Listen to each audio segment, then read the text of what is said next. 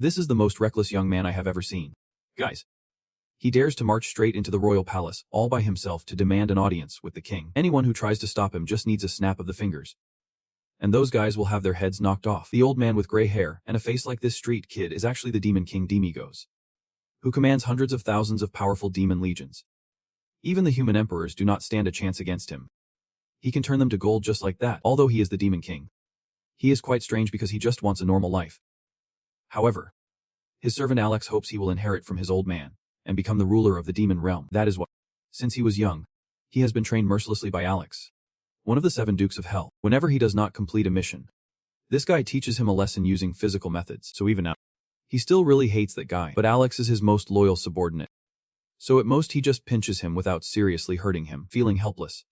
Alex says if he does not want to be the demon king, then his son can take over instead. Since there is still a princess in the tower, just leave a kid here and go wherever you want. In 20 years, Alex will train him to become the next demon king. Honestly, looking at the beautiful princess in front of him makes Demigos quite moved, but then he remembers that he just had her old man logged out a few minutes ago, and in 20 years, if that kid wants to take revenge on his dad for his grandfather, that would be something. Thankfully, Demigos is quite sharp and good-looking, so he avoided that tragic father-son scenario, not wanting to be the demon king anymore.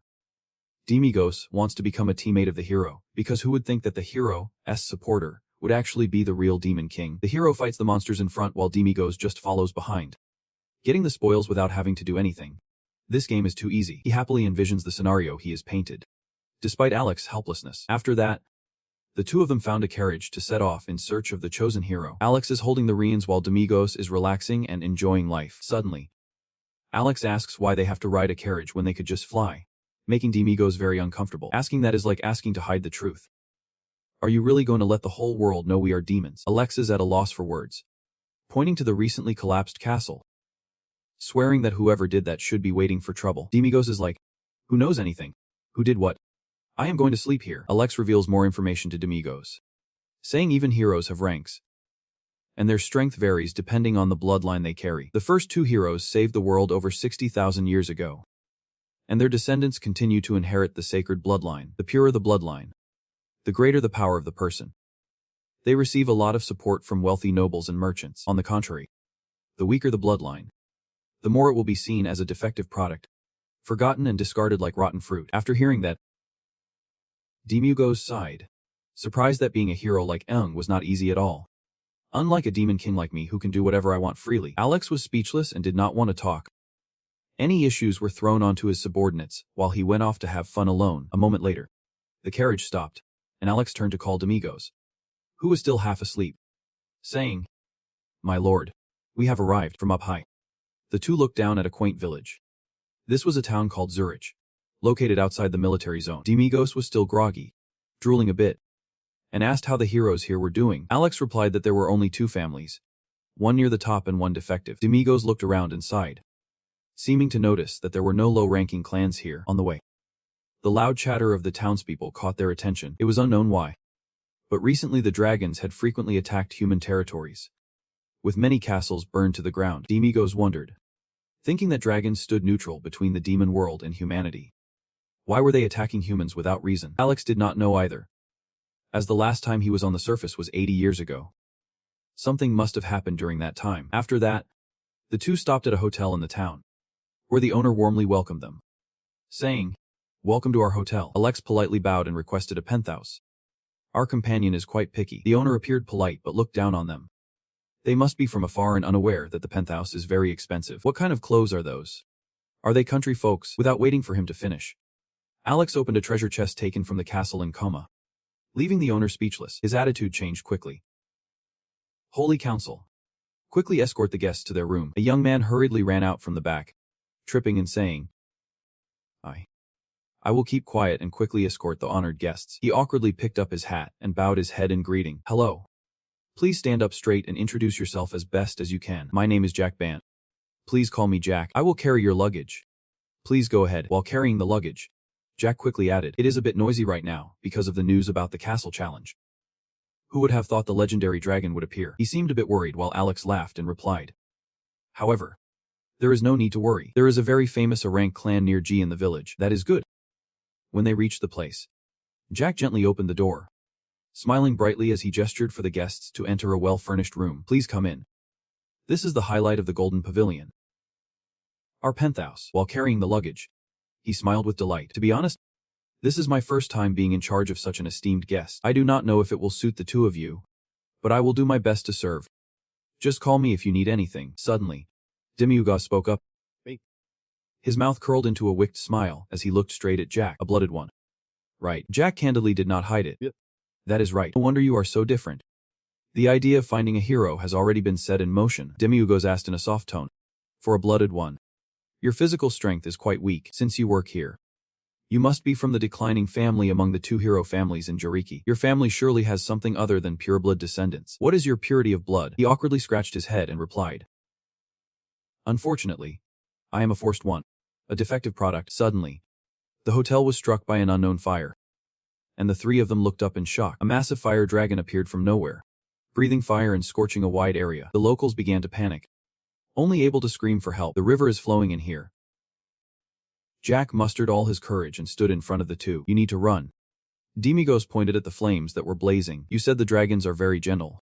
I am not so sure anymore. Jack was even more confused by his words. It is, Jack, Holy Big said, his eyes flickering red with that smile. I will become your supporter. So become a hero. His gaze, once kind, now felt unpredictable. After all, I am looking for a hero. It must be fate. Jack listened to those words without fear. Accept my offer, and I will grant you the wealth and fame you desire. I will erase your label of being useless. He looked straight into Jack's eyes. You can live a life of waste, or accept my offer and change your fate. Jack's kind eyes were also starting to flicker with intense inner struggle. This is the one chance of a lifetime. He remembered his suffering siblings when everyone had abandoned them. Why did they even have kids? In the end, they are just failures. It is lucky enough that the useless thing did not starve to death. Brother, where have Dad and Mom gone? I am so hungry. An opportunity. Just thinking about that, Jack was determined to kneel down. He bowed his head before Demiugos. Please, grant me your favor. I am just a mere mortal, but I will give my all.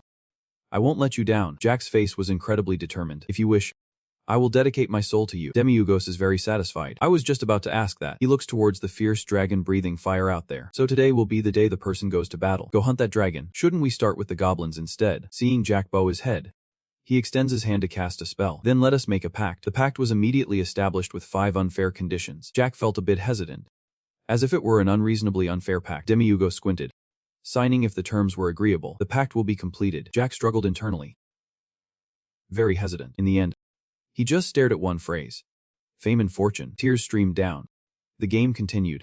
He accepted and shouted his name. Jack of the Holy Big.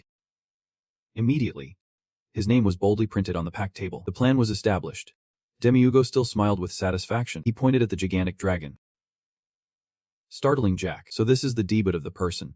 Go kill that dragon. What? Alex then spoke up to explain. Master, humans can't kill a dragon. You know. He raised his finger with a knowing look. I know. He just needs to pretend to kill it, and I will be the one to actually do it. He outlined a seemingly easy plan. First, Alex will come and greet the dragon, then drop it in front of the defective product. At that moment, the defective product will swing its sword as the dragon falls. Finally, everyone will cheer as Jack stands with his foot on the dragon. After his plan was presented, both were bewildered. That defective product came and killed the attacking dragon. Alex pointed out the flaw in the plan, but people would be suspicious if a low-tier guy like Jack suddenly killed a dragon. Moreover, would not having a low-tier hero as a partner make you too prominent to live peacefully? Demiugos said nothing, just turned to Jack with a look of disdain. Why are you suddenly looking at me like that? Jack asked awkwardly. Without hesitation, Demiugos swiftly tore off his outer garment. At that moment, Demiugos conveniently grabbed a large pot nearby. He placed it on Jack's head and used a laser to carve 2 holes in the pot, turning it into a mask to cover his avatar. As a result, Jack looked incredibly ridiculous, with the highlight being his underwear.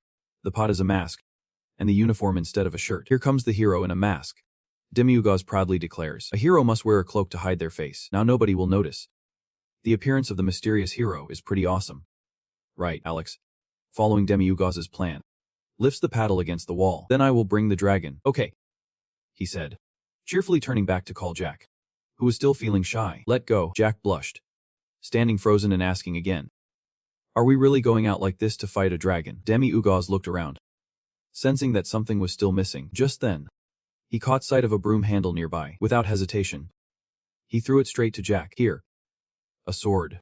Demiugos. Jack reached out to catch it, but his whole body trembled. because he could not believe his bizarre weapon. Demiurgo's face turned serious, standing still and holding the broom, even with the dragon in front of them. After that, we will give you fame and fortune beyond what you can use. Jack was sweating profusely, but his eyes were incredibly determined. He felt a strange sensation, as if everything was beyond his understanding. The next moment, an invisible power surged in his mind, making his hand clench as if it could destroy anything in its path. Every cell in Jack's body felt intensely alive, an overwhelming desire rising. Threads of light flickered in his pupils, as if the hero's instinct that had always slept in his blood was awakening. The figure in front of Jack was a demon king with a sinister smile, but he felt no fear. For some reason, Jack's eyes suddenly lit up, and he burst out laughing. Seeing the look in your eyes, I started to gain courage, as if I could achieve fame and fortune. Jack told himself. Demiurge was equally decisive, pointing and commanding like a war god. Go on, my servant. Yep. Outside, the fire dragon rampaged, causing the people to suffer, and only able to call for help from some hero. Help me. The desperate cries echoed everywhere. The gigantic dragon did not stop, continuing to breathe fire, burning the village down. Almost the entire village was engulfed in flames. The sky was also filled with red fire, spreading everywhere. The dragon spread its wings, flying everywhere, breathing fire down. Alex stepped out of the barrier, standing firm on the holy cross, his eyes following the fire dragon as it rained fire down on the village. Though he did not want to get involved, he had to act. Without hesitation, Alex laughed as he removed his cloak, revealing dozens of spiky arms growing from his back. With a terrifying calmness, he held tight to his hat and charged straight at the dragon. In the blink of an eye, Alex approached and firmly sat on its back. The gentle expression on his face vanished, replaced by determination. Alex's spiny arms lifted high and then plunged straight down, piercing through the dragon's tough scales, moving deep inside, gradually reaching its heart. The magical arms wrapped tightly around the dragon's heart, but the dragon seemed unfazed. I have seized your heart. You should not resist my command. I will ask you this first. Why are you here? Wasn't there a pact between dragons and humans? Suddenly, Alex's calm gaze turned to shock. On the dragon's body, a strange purple substance began to appear, leaving even Alex bewildered. What is this? This dragon is definitely not normal, he muttered. The dragon began to emit strange sounds, a language Alex had never heard before. His expression grew more serious than ever. How does a dragon like you know that filthy language? What exactly are you? Is something wrong here? Fiery bursts erupted as the dragon began to scatter, flying wildly. On the ground, Zek stood there patiently observing. He gripped the spear tightly, his face blank as if he could not believe his eyes. Suddenly, whispers erupted from behind. What is that? Two kids peeked out from the house to look at Zeke. Who is that? Why is not he running away? More and more eyes focused on Zeke, making him break out in a cold sweat. Is he planning to fight the dragon alone? Is he a hero? The whispers made Zeke uneasy. He covered his ears, trying not to hear. Isn't it because his appearance is a bit weird? Or is he just a creep?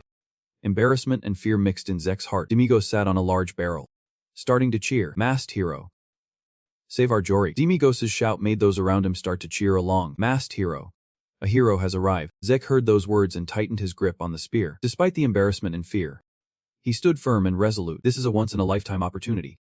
It can't be missed. The thought echoed in Zek's mind. Fame and fortune. The dragon thrashed wildly, its tail whipping hard and then diving straight down. Its roar echoed through the space as if losing control in the raging sea of fire. Alex began to feel exhausted. Controlling the dragon seemed impossible in this situation. All of Alex's remaining arms reached up once again. This time hundreds of thorny arms gripped tightly onto the dragon's body, piercing through its flesh. He decided to use the high-level containment to finish it off. 100 kneeling enemies. Hundreds of thorny arms clawed and clung tightly to the dragon's body, even hooking into its eyes like a prison. Still, the dragon continued to thrash and breathe fire. Alex lowered his face, looking serious. Realizing this was the final blow, his thorny arms pierced deep into its body, stabbing straight into the heart. The dragon howled in pain within its own sea of fire. Suddenly, Alex stopped, sensing something unusual. A purple tendril from the dragon's body spread to his hand, and its eyes suddenly appeared more. Alex was confused as the dragon spoke, preparing to leave. In excruciating pain, it uttered a mysterious sentence. Surely someone has seen the one they thought was dead. He has returned. Its eyes suddenly turned a lifeless gray. The purple tendril unexpectedly shot up, clinging tightly to Alex's face. His eyes sensed something despite being almost completely covered by cells. So that is it, Alex muttered. Demiurge sat below, watching Alex struggle with the dragon, letting out a sigh. What is going on? Alex, hurry up. The audience is waiting. He yawned, turning his nose up. Teasing. Are you trying to create a dragon? Why does it take so long to kill one? What kind of dragon is this? Its roar is as if its body has been completely overtaken by the purple tendril. Its eyes became lifeless, a cold gray color. Alex's thorny arms still clung stubbornly to its body. The sky seemed to turn into a sea of fire as the dragon dove down. He pointed at the dragon, and Rick looked along with him. Get ready.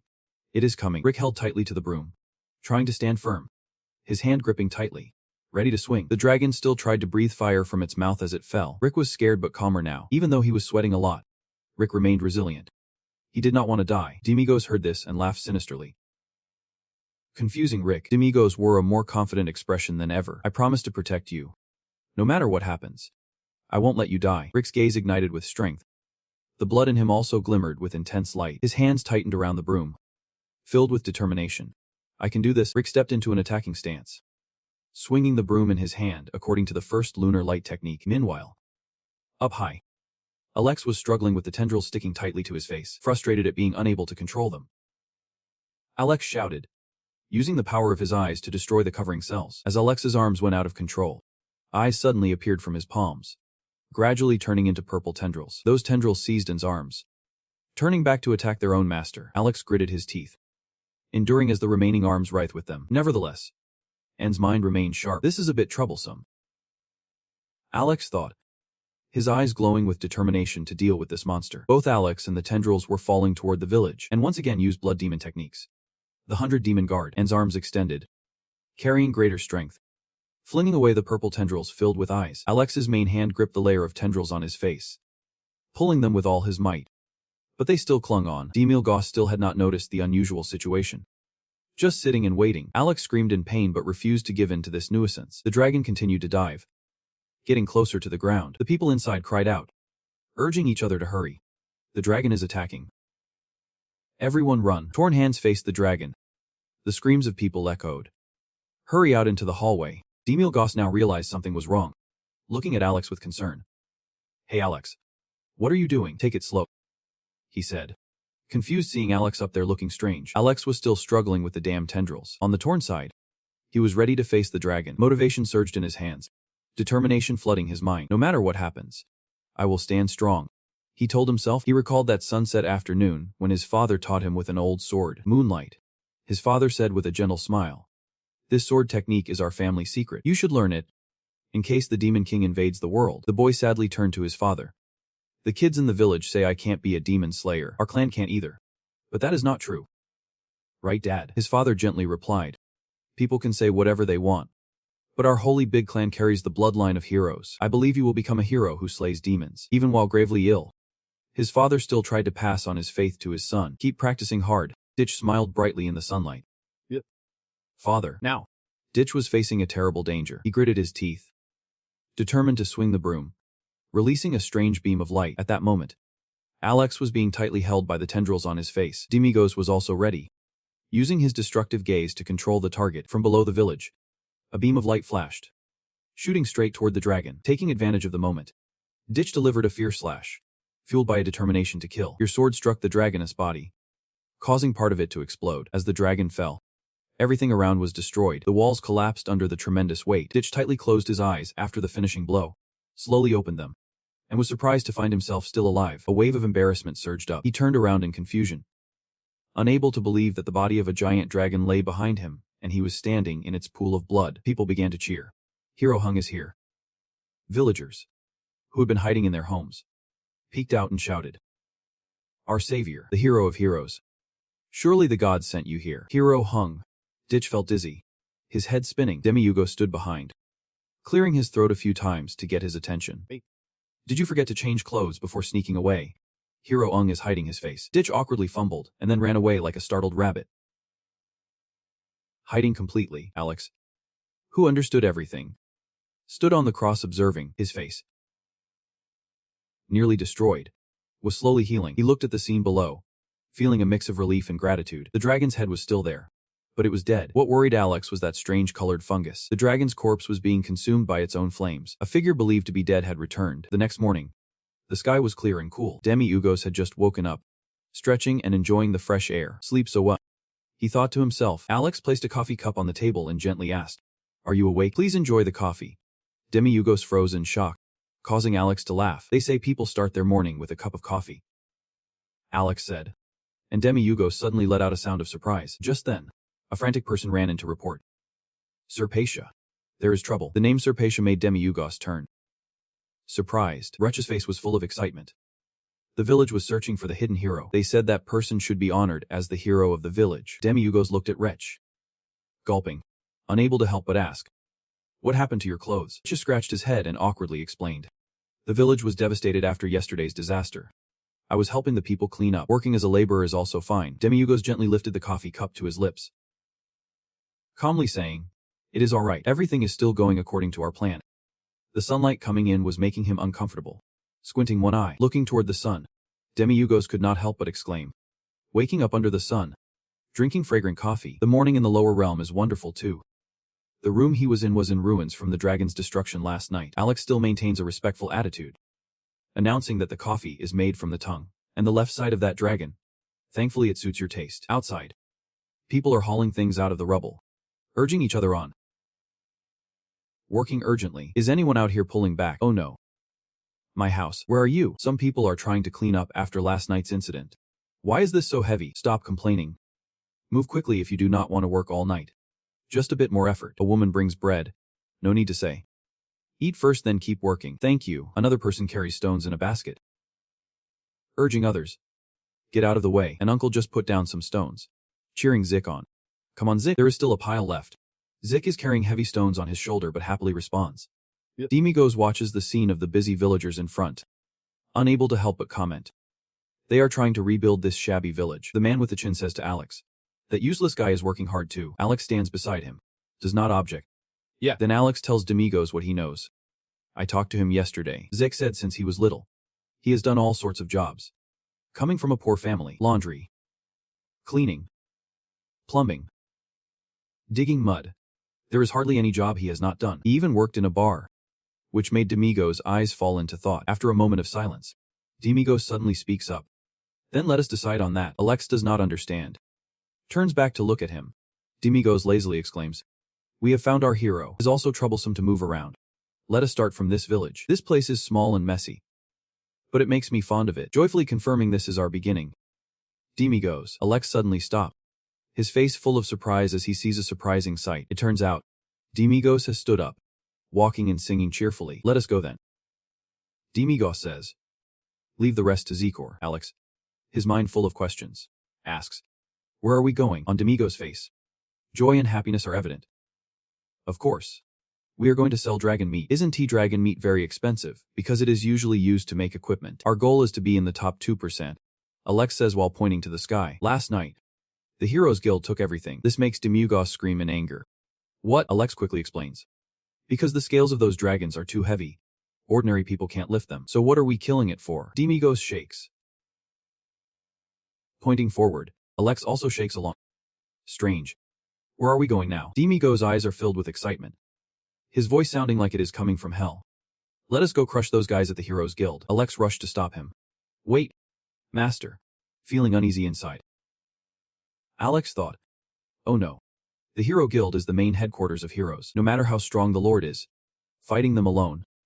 And if they find out the Demon King is not in the demon realm, then it is over." Alex forced a smile. "Master, you said you would stand by the heroes. So why?" Alex quickly explained. "In the human realm, you have to register with the Hero Guild to be a hero. If the Hero Guild disappears, who will not be recognized as a hero?" Hearing that, Demiurgos froze, momentarily speechless. Then he turned around, raised his hand.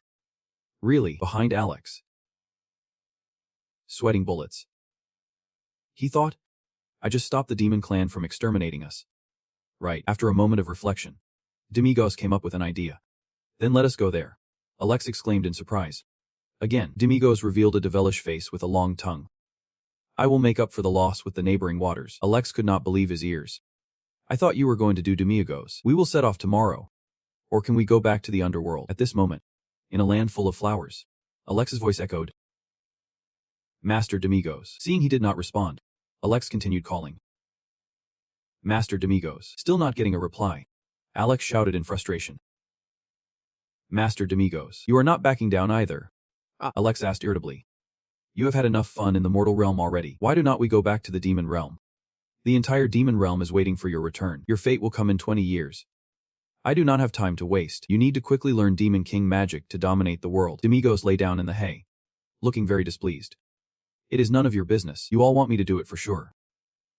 Alex replied. That is ridiculous. 665 Demon Kings before the day. Both the demon realm and humanity accepted it as the norm. He enjoyed the breeze and thought, if everything goes your way, then what is the point of having gods? I am just letting you know. Think about it and accept it. There is no more Demon King. Hearing that, Alex quickly turned around and gave a suggestion. Then you should get a wife. At least you should give birth to Demon King number 666. Anyone will do. Demigos immediately reacted. Anyone will do. How dare you say that to me? You really are a demon. Get lost. Alex refused to back down and replied, unless you hand over your successor to us, I won't leave. Demigos did not refute. Just closed his eyes and smiled comfortably. Fine. You can stay here and be my attendant forever if you like. Alex did not give up, continuing to bring up the old issue. How about I find a wife for you? What about a woman who suits you? Demigos snapped. Anyone who brings up marriage. I will personally destroy the demon down there. Knowing I could not convince him, Alex remained silent and focused on driving. Suddenly, Demigos asked, is that possible? Made Alex feel confused. What are you talking about? Demigos' face turned red, embarrassed to mention the princess from before. Alex could not recall and asked back, which princess? At that moment, Demigos turned even redder, deliberately looking away, struggling to speak. Well, Alex showed clear confusion. Strange. Seeing Alex still not understanding, Demigos lost patience, slammed his hand down, growled.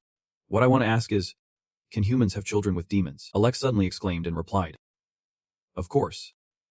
They can. Hearing that, Demigos' eyes lit up with excitement. Alex cheerfully explained, humans and demons reproduce in exactly the same way. Normally, a man's sperm will create sperm cells. When the sperm meets a woman's egg, it forms an embryo. The child will be born after 37 to 42 weeks. Demigos listened, his patience wearing thin, putting his hand over Alex's mouth to avoid mentioning anything explicit. Alex's expression suddenly changed. And besides, if you want, you can transfer demon traits into another person's body as well. So if they mate, they will get pregnant. Even a deep kiss can have a 50% chance of pregnancy. A light kiss 25%. Hearing this information, Demigos was completely shocked. What? A light kiss can also lead to pregnancy. Alex continued to raise a finger, smiling broadly. Just holding hands can get someone pregnant, let alone anything else. Demigos suddenly fell down, leaving him puzzled. What is wrong with this body? Talking about demons, I almost got into trouble. This body feels like it is made to maintain such speech. Damn it. The purpose of this body is so clear. To reproduce and give birth to offspring. The more I know, the more I hate it. Alex seriously looked at his master behind him. This body is blessed. You are the hope and savior of our demon realm. This perfect body is a gift from the gods to you. But Demigos disagreed, rebutting, bless my ass. I am just one of the demons born every 100 years. Demigos looked up at the sky, exclaiming, I do not like feeling this kind of expectation. What about my opinion? Suddenly, a shout interrupted, causing both Alex and Demigos to look over there. A girl was running toward them, followed by a group of people chasing her. The group behind looked extremely fierce, riding horses and laughing maliciously. Hurry up. Catch her. The exhausted girl, tears streaming down her face, desperately cries for help. Help me. I am being chased by bandits. Alex sees this and speaks up to Demigos. There is a beautiful lady in danger over there. We have to help her. Demigos, suspicious, retorts, why should we? You do not understand. What if it is a trap? Don't you find it suspicious? Alex, confused, asks, what do you mean? Demigos coolly analyzes. She suddenly stopped running towards us for help. A damsel in distress is the classic trope in fantasy. Is there a problem with that? Demigos continues to share his observations. There is nowhere to hide around here. So where did they come from? Even if they were in the forest, it is quite far from here. The atmosphere grows serious as Demigos states the crux of the matter. More importantly, do you think they did not notice us while chasing that girl? Neither of us saw them. Demigos squints at Alex, suspiciously. It was you who set this up, was not it? Using that girl to lure me into producing an heir. Alex turns back, sneering. What do you think I am? The greatest strategist of the demon world. I would never think of something so vile. The girl being chased has run up to their carriage, startling Demigos. She clings to the side of the carriage, staring at Demigos with a tear-streaked, pitiful face. Hero, I am being chased by bandits. Please save me. Demigos coldly replies, I am not a hero. I am just a guardian of heroes. The girl looks upset but soon starts crying loudly. Guardian of heroes, please save me.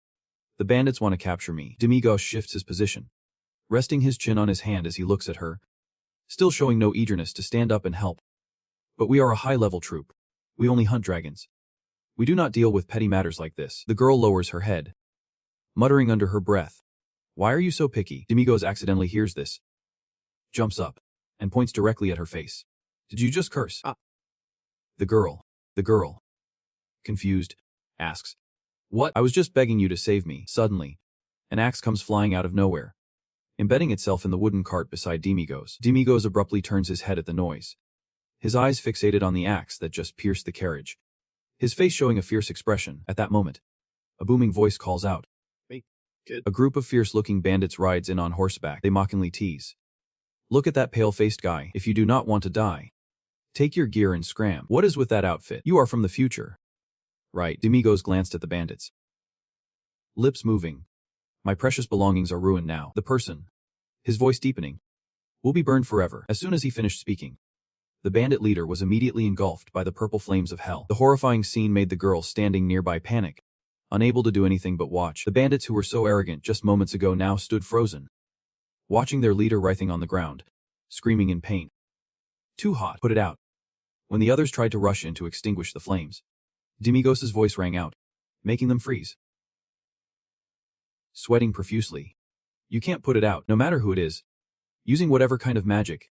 This fire will never go out. You can't die either. You will just burn like this until the end of days. Is there anyone else who wants to be cremated with him? The bandits immediately panicked, scrambling to flee. Please spare me. It is a demon. Run fast. Seeing the bandits disappear, the girl could not hide her delighted smile. Demigos glanced at her, impatiently urging, that is enough, go ahead. The girl hurriedly stopped him, feeling hesitant to help. The bandits are still occupying our temple. All the nuns have been captured as slaves. The holy relics have also disappeared. Please, you must expel them and save the temple. In response to her plea, Demigos picked his nose and flatly refused. I am not doing that.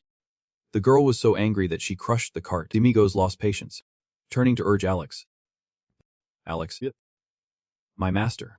Seeing them preparing to leave, the girl quickly stopped them. Wait, she was sweating, trying to hold them back. You just mentioned the lineage. Right. Could it be that you are the teammate of that suffering hero? The temple occupied by the bandits is the shrine of the dragon god, the supreme golden dragon. If you drive them away, we will reward you with the golden dragon's helmet. Hearing this, Demigos stopped, a glint of interest in his eyes.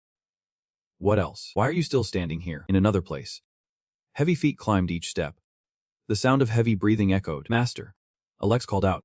Demigos was standing on Alex's back, casually asking, what? Alex, exhausted and breathless, said, can't we just fly there? Come on. How can we fly? I am not the Demon King, Alex shouted in despair.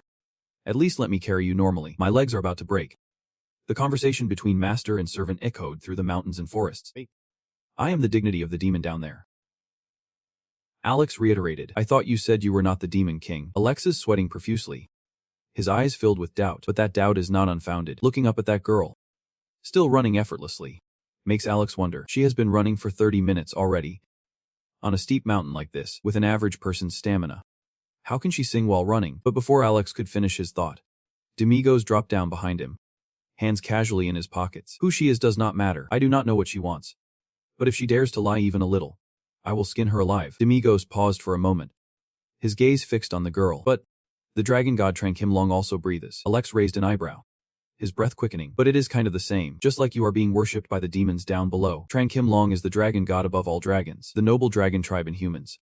All beings in this world have only one true god, the creator who birthed this world. Hearing that, Demigos kept staring up but said nothing, the sunlight shining down on his head. After a moment, Demigos sighed. Then the god must love humans a lot. Demons and dragons are just supporting characters. Alex immediately denied it. Do not doubt the divine. The god is the only truth. Perfect love. We capture Hassan, the place illuminated by the god's light. We too will be favored. Demigos did not say anything more. His gaze seemed to sink into thought for a moment before he concluded. A strange way to express love. As for... He did not waver, continuing his mission. When he reached the mountain peak, Alex exclaimed, I made it. Then completely collapsed. Demigos casually stepped on his head, saying, that is what happens to the weak. Poor Alex, trampled underfoot, could only groan. Next, Demigos' gaze shifted forward, an ancient temple appearing before them. Demigos calmly walked in, tossing a remark back to Alex. still lying on the ground. You will have to carry me down. The two pushed open the stone door, calling out, "There is the priestess." Demigos looked excitedly inside. "Where are the bandits with the dragon armor? Get them out here, master." "Be careful. Something feels off." Just as Alex had predicted, the stone door behind them suddenly slammed shut. Everything went dark, and a pair of lazy red eyes appeared. The powerful blonde girl staring at the two. "Looks like the journey was tough. Seems like your subordinates are sneakier than you." Demigos remained unfazed, a bright smile still on his face. "You are no different from a mountain bandit occupying this temple.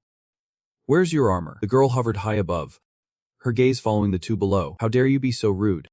Don't you realize your situation? Get down on your knees." Standing in front of you is the dragon god, the ruler of the dragon clan, the mother of all dragons, the only golden dragon, true golden dragon. Upon hearing this, Demigos' expression changed from calm to astonished, his eyes wide and mouth agape. Alex, standing behind, was equally shocked, exclaiming, "The dragon god, true golden dragon, the supreme lord.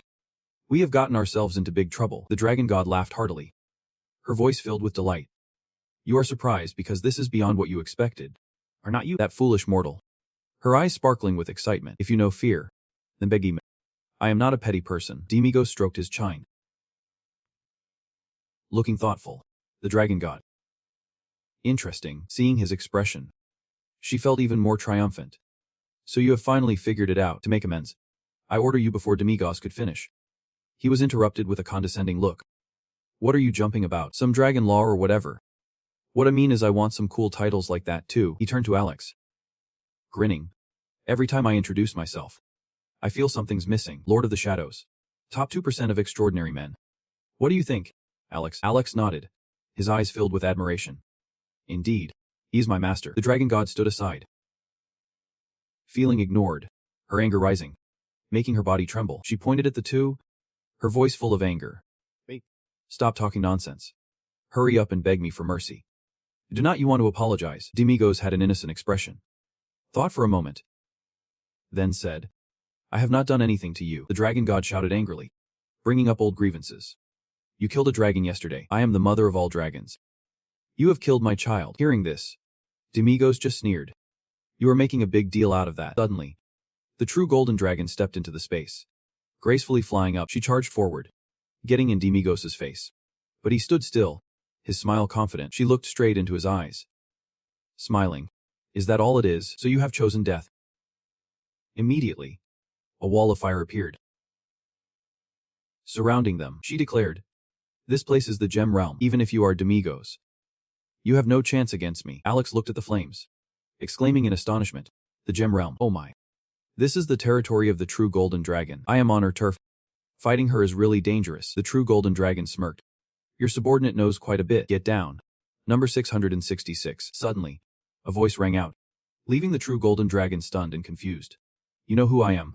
Yet you still do this. If you are the true golden dragon, then I could just skin you for your face. Right, get ready. I am about to peel you." Hearing that, the golden dragon's eyes sparkled with a challenging glint. Watching the person, Demigos raised a finger, covering her mouth, then spoke. "But first, you do not want to apologize for disappointing me, do you?" The golden dragon's head was full of question marks, angrily shouting, "What the hell are you talking about?" Demigos immediately denied the accusations. "I really did not come down to cause trouble. I just wanted to come to the village quietly and make friends with the hero. But your son appeared, breathing fire and destroying everything. What am I supposed to do? That was just self-defense. But when your son causes trouble, you do not show up to stop him. And now you are luring us here to demand revenge. You tricked us by pretending to be a sorcerer, and then suddenly declared you were a dragon god, apologizing to you. You think I am going to kneel down and say please forgive us this time? You think just because you are a dragon god, you can do anything? Is that how all of your kind are?" Alex, standing next to Demigos, agreed. "He is right. It is really arrogant of you to think you are always right just because you have power. When people resist, you label them as wrong. What does that mean? Furthermore, your kind forgot about the peace treaty with humans and broke it first. This is when you should seek forgiveness." Demigos sighed and looked straight at her. "Fine. As a dragon god, do you plan to apologize to the people of Rossi village for the sins your son caused?" Her attitude made Demigos frustrated. "Look at that. It is the child is spoiled by the parent." Alex continued questioning. "You are not their mother, But is this how you avoid responsibility? You do not want to take responsibility and keep blaming us. The dragon god was questioned. Angrily shouted. Do you even have any shame left? Just because the kids are bad does not mean their parents have problems. Do not you know that, you see? Those who know nothing about their children do not care about them. But when their child causes trouble, they say, he is so well behaved at home. It is people like that who make other parents get scolded. This is not a matter that can be overlooked. As a representative of the dragon kind, the dragon god, you must apologize for violating the peace treaty. Because of a spoiled dragon, you have to take responsibility and resign. Right. Demiugaz and Alex were exchanging barbs, causing the dragon god's face to turn red with anger. She scratched her head hesitantly. It is not that serious, is it? Why do I feel like I did something wrong? Demiugaz took this opportunity to turn and leave. That is right. You did wrong. So can you let us out of here? Wait. The dragon god proactively made a proposal. You have come all this way. Can you listen to one request of mine? Demiugaz looked at her calmly. Request? You apologize first. Hearing that, the dragon god was so angry that she could not say a word. Demiugaz immediately turned away, coldly saying, if you do not like it, then forget it. Apologizing won't cost you anything. Seeing him leave, she hurriedly called out, wait, wait. This made Demiugaz's eyes clearly show satisfaction. The golden dragon hesitated and then said, I. Suddenly, Demiugaz reached out and rubbed the golden dragon's head, leaving her confused about what was happening. Demiugaz scoffed, pretending to be the good guy. Come on. I do not really like doing this, but since you apologized, I will accept it. The golden dragon's face twitched, sweating, mumbling, a bit strange, but I will let it go because I am a generous person. Receiving the answer, Demiugaz smiled in satisfaction and asked, so what do you want? Divine dragon. The golden dragon raised an eyebrow, her tone becoming serious. To tell Demiugaz gradually is to summon dragons. After a moment of silence, Demiugaz, looking at her with disdain, the golden dragon, truly a divine dragon, is the law, is the mother. So many of us. Demon King. Going to summon your dragon offspring. You think I am stupid enough to believe that nonsense? This is clearly a trap. You are out of your mind. You foolish dragon. Alex, who was standing beside, spoke up. It is because of that purple parasite. The golden dragon recalled the moment she fought that dragon. Something like a parasite clinging to its body. Perhaps that very thing drove the dragons crazy. The golden dragon did not deny what Alex said, admitting, that is right. Something is definitely off. The headliners refuse peace. The dragon from yesterday was also one of the victims of the headliner. Speaking of which, her gaze became distant, lost in thought. After a moment, she continued, the headliner is a group that has been harmed by humans, like losing wives and children to humans. These dragons cannot escape, but they are blinded by anger. They attack villages by infecting the innocent children living in peace with a strange and powerful magic that I have never seen before, aimed at reigniting the war between humans and dragons once again. She looked seriously at the two. So you must catch them first, so that innocent children no longer have to die painfully as a tool of war. Hearing that, Demiugaz broke into a wicked smile. I understand what you are saying now. It is called going hunting. But the problem is the headliners are manipulating the peace-loving dragons, but driving them mad and making reckless attacks on humans. And you want me to catch them before they are killed by humans? Right. The golden dragon did not deny it. Demiugaz responded bluntly. So what are you going to give me? His eyes flashed cold, while the smile remained on his lips. Where's my service fee? There must be. Right. The golden dragon frowned, her tone full of doubt. What do you want? Immediately, Demiugaz raised 5 fingers, stating the clear condition.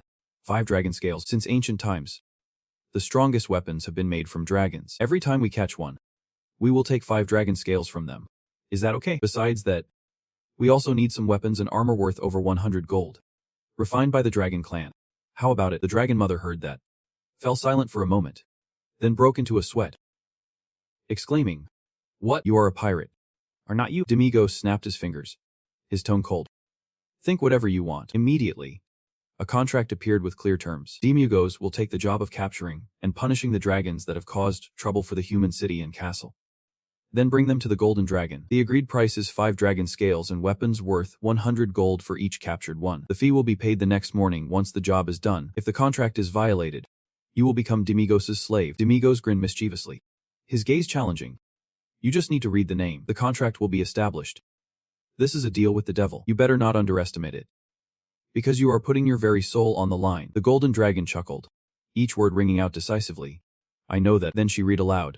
The golden dragon god. As she spoke, the contract instantly turned smoky purple, signifying that the pact had been established. Seeing the deal done, Demigos smiled with satisfaction, looking straight at the golden dragon and declaring, "The contract is signed." He and Alex turned to leave, urging, "Open the door. I will handle it in a few days." But suddenly, the golden dragon called back, "Demon." Demigos stopped, turned around to wait for her to continue. The golden dragon looked at him, her eyes pleading, "Please, capture them alive.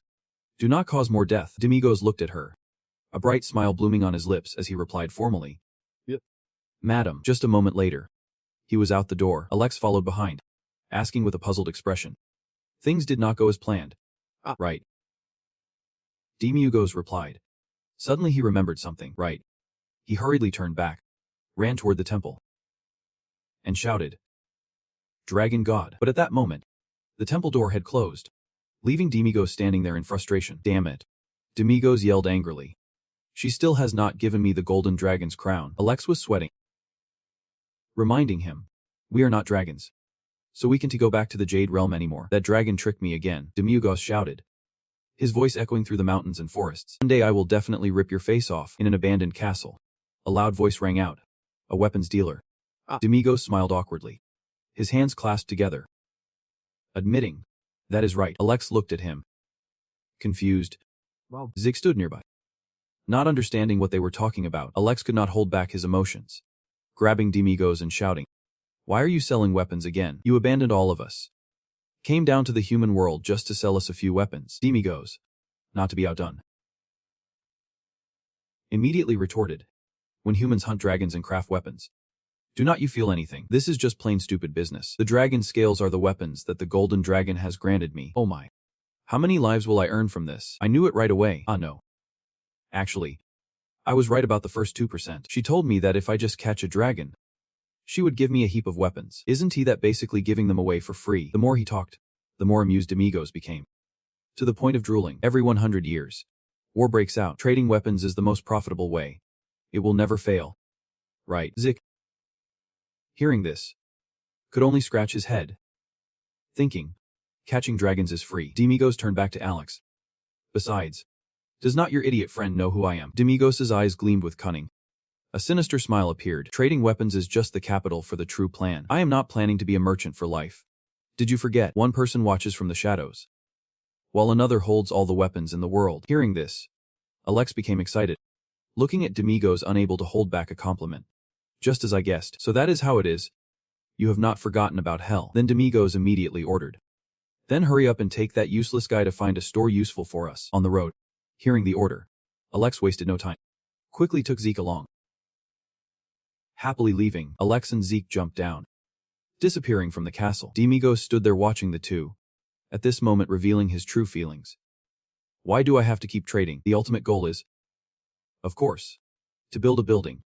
To own the best building in the fantasy world." "I am glad you are such an idiot, Alex." After a while, Demigos comfortably lay on the bed, swinging his legs, quietly smiling as if he was pondering something. Outside, the sun had risen to its peak, shining bright rays down to the ground. Demigos still lay there quietly, calmly looking up at the sky, smiling softly. Recalled the memories of when he first met Zeke. My rank is only I am just a useless guy." And then the image of them fighting that dragon. Everything was like a slow-motion film in Demigos' memory. Then, he remembered the image of the golden dragon pleading with him. "You have to capture them to avoid more bloodshed." Remembering these things, Demigos silently smiled, his eyes half closed. The bright sunlight shone on the top of the old building. Demigos sighed. "Now I have created a stable source of income and saved that foolish hero, so it is done. I just need to sit still and I can become rich. But what is this feeling of emptiness, blood and slaughter?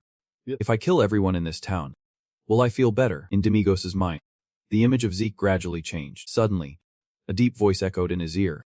"Just kill them all." The space around him was engulfed by a cold air, causing Demigos to look in confusion in one direction. That voice spoke again. "Destroy this world." In Demigos' mind, the image of the demon army from years ago appeared clearly. "Make humanity your slaves. Turn the human world into hell. Only then can you end the cycle of rebirth and death." Underground, where the sunlight no longer reaches every 100 years, Demigos still stood there, emotionless, staring into the void. Then he closed his eyes and coldly uttered, "Be silent and disappear." Evening fell. The red sunset blanketed the sky. A footstep stopped, and a voice rang out. "Here it is, a new weapon shop. Its owner perished in the invasion of the Horde. And this shop was bought at a low price. Demigos shrugged. Yawned. Not too bad. You found it quickly. I did not even get a chance to sleep. Alex covered his face. Shyly said. Once I hear the real plan, I will be so amused I won't be able to sleep, right? Let us strive together for that plan. Alex looked at the shop in front. Calculating. If we get Zik to help, this place could become a pretty good shop. Can Zik fix houses? Demigos nodded. Yeah. He used to be a carpenter. Alex continued. Really? A kid that skilled?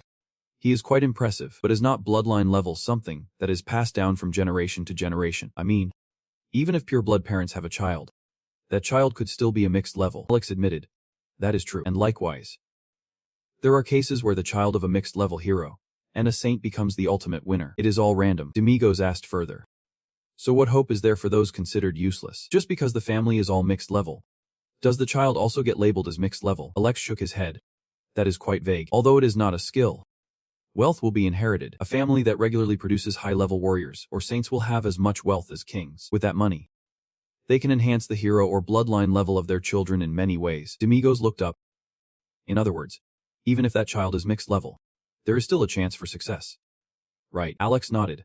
That is right. But since Jake considers himself a top tier, he is probably ranked as a hero now. Suddenly, Demigos erupted in fury, screaming in rage. Are those pathetic people really using money to decide their own heroism? Why do we demons keep losing to scum like them? Why you bastards? Mumbled an apology and let go of Alex.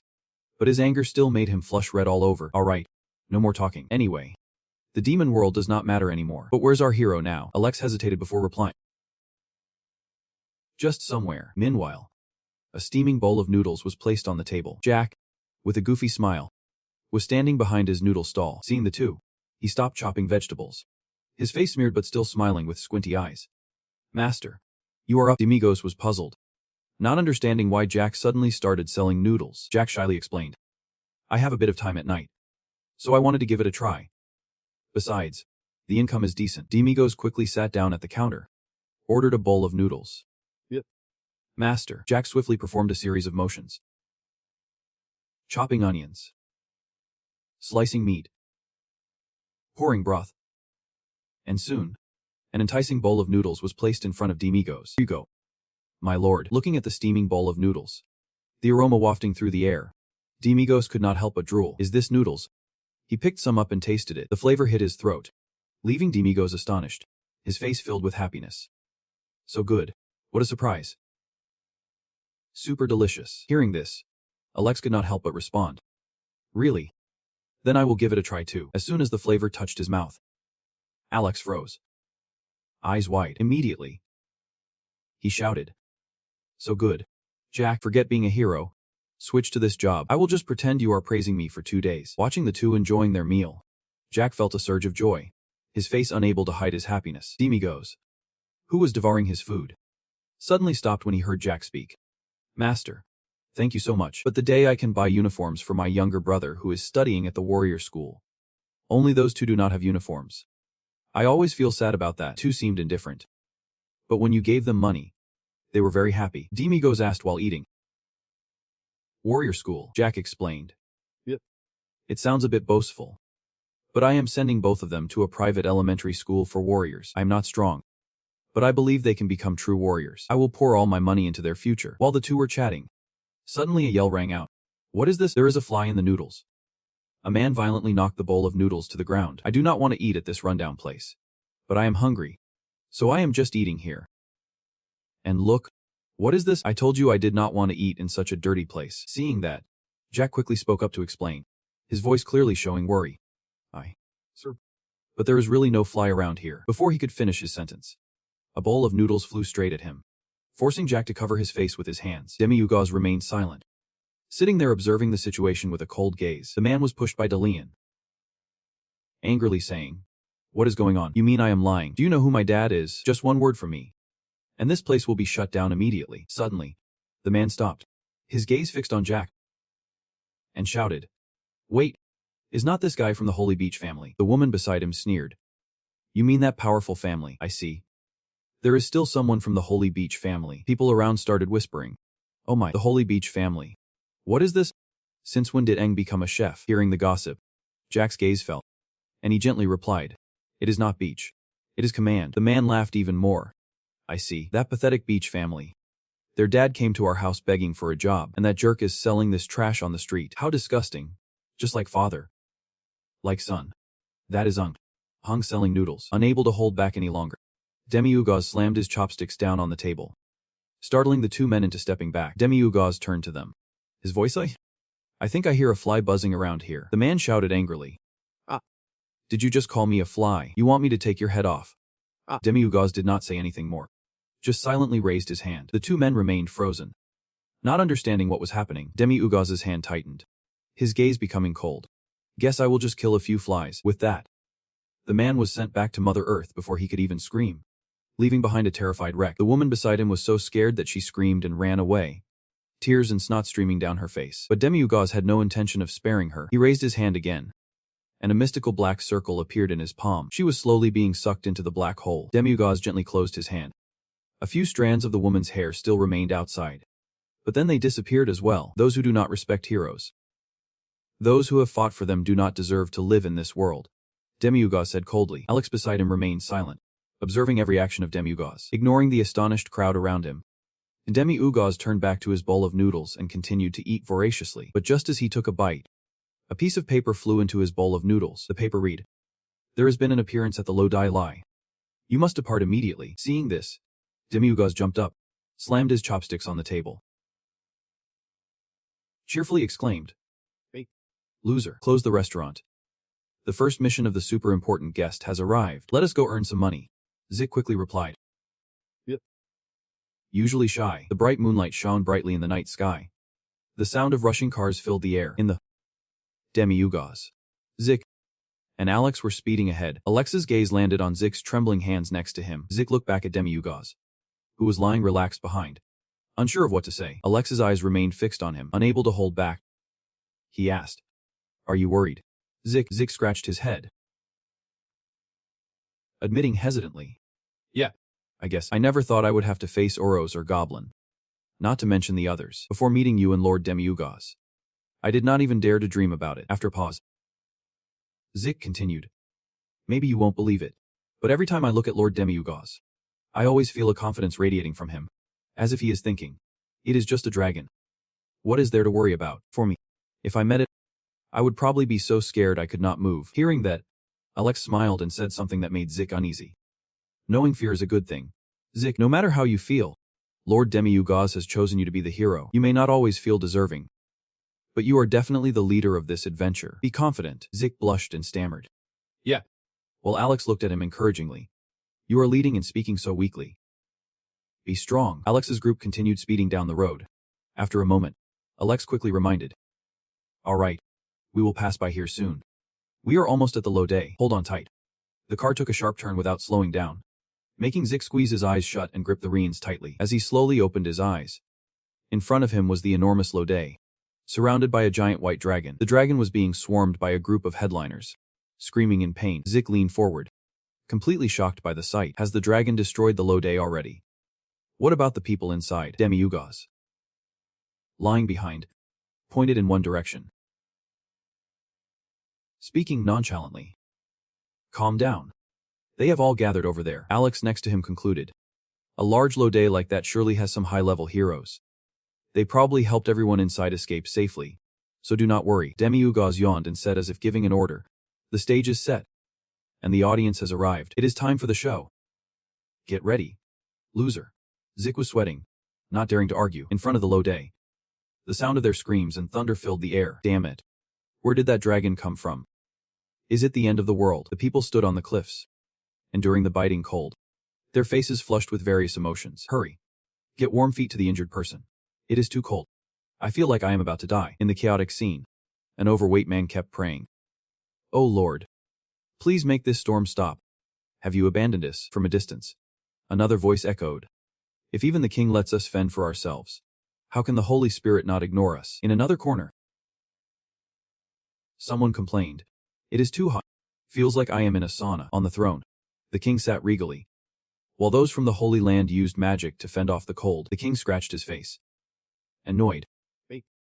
Where did those heroes who went to find the dragon go? Oh man, it is too hot. We have to go back to the castle right now." An old priest stepped out, reporting. They might have been killed by the dragon. Can't get in touch with any of them. The king, furious, shouted.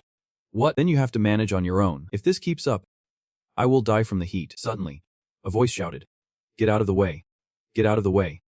And the king jumped, stopping in shock. Jack appeared heroically on a carriage driven by Alex. The crowd cheered.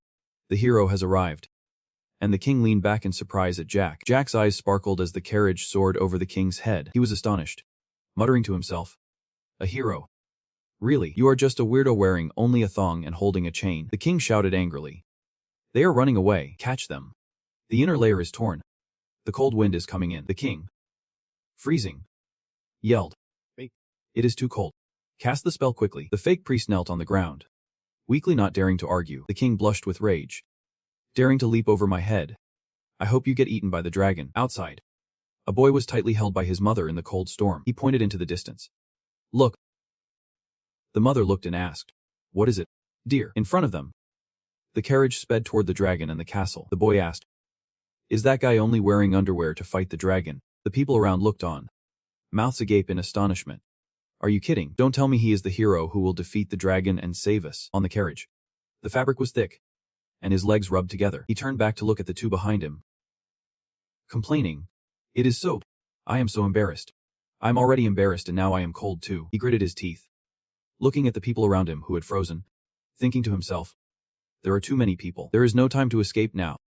They are all dead. He looked up, realizing something noteworthy. Their group was getting close, just a short distance from the dragon. Just then, Demigo spoke up.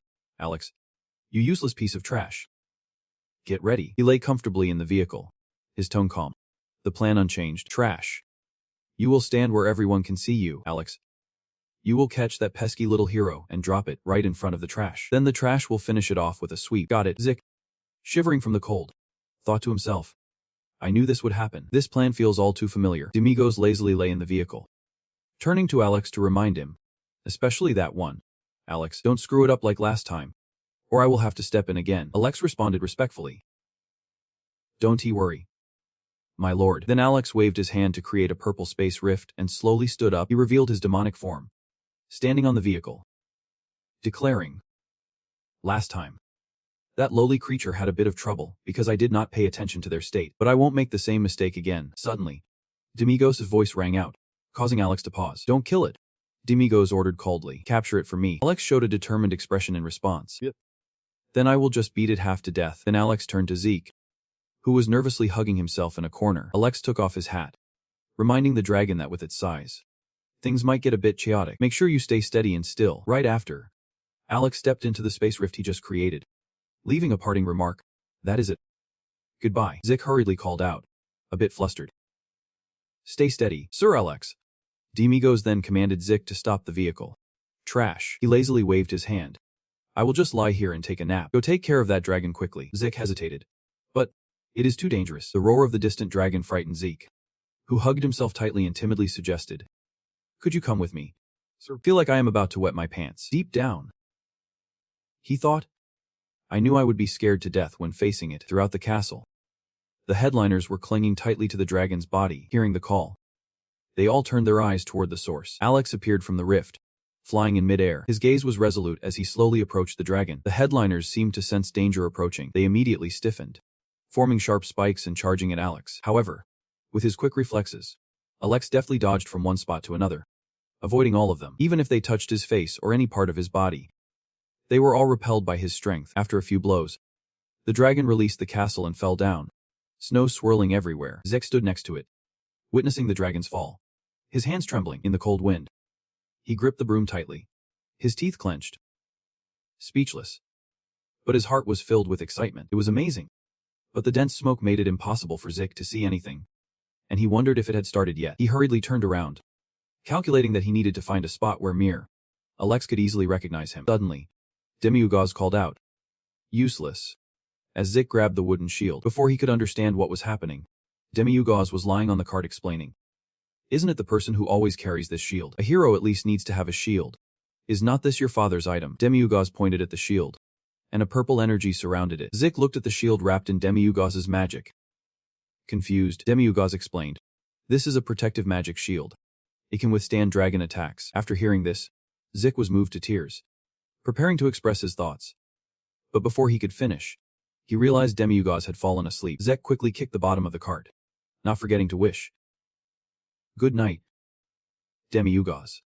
I will definitely do well this time. He needed to quickly get to the right spot so that Alex would not have to wait. He looked around, searching for a recognizable, high, and central place. Very quickly, he found a spot that met the requirements.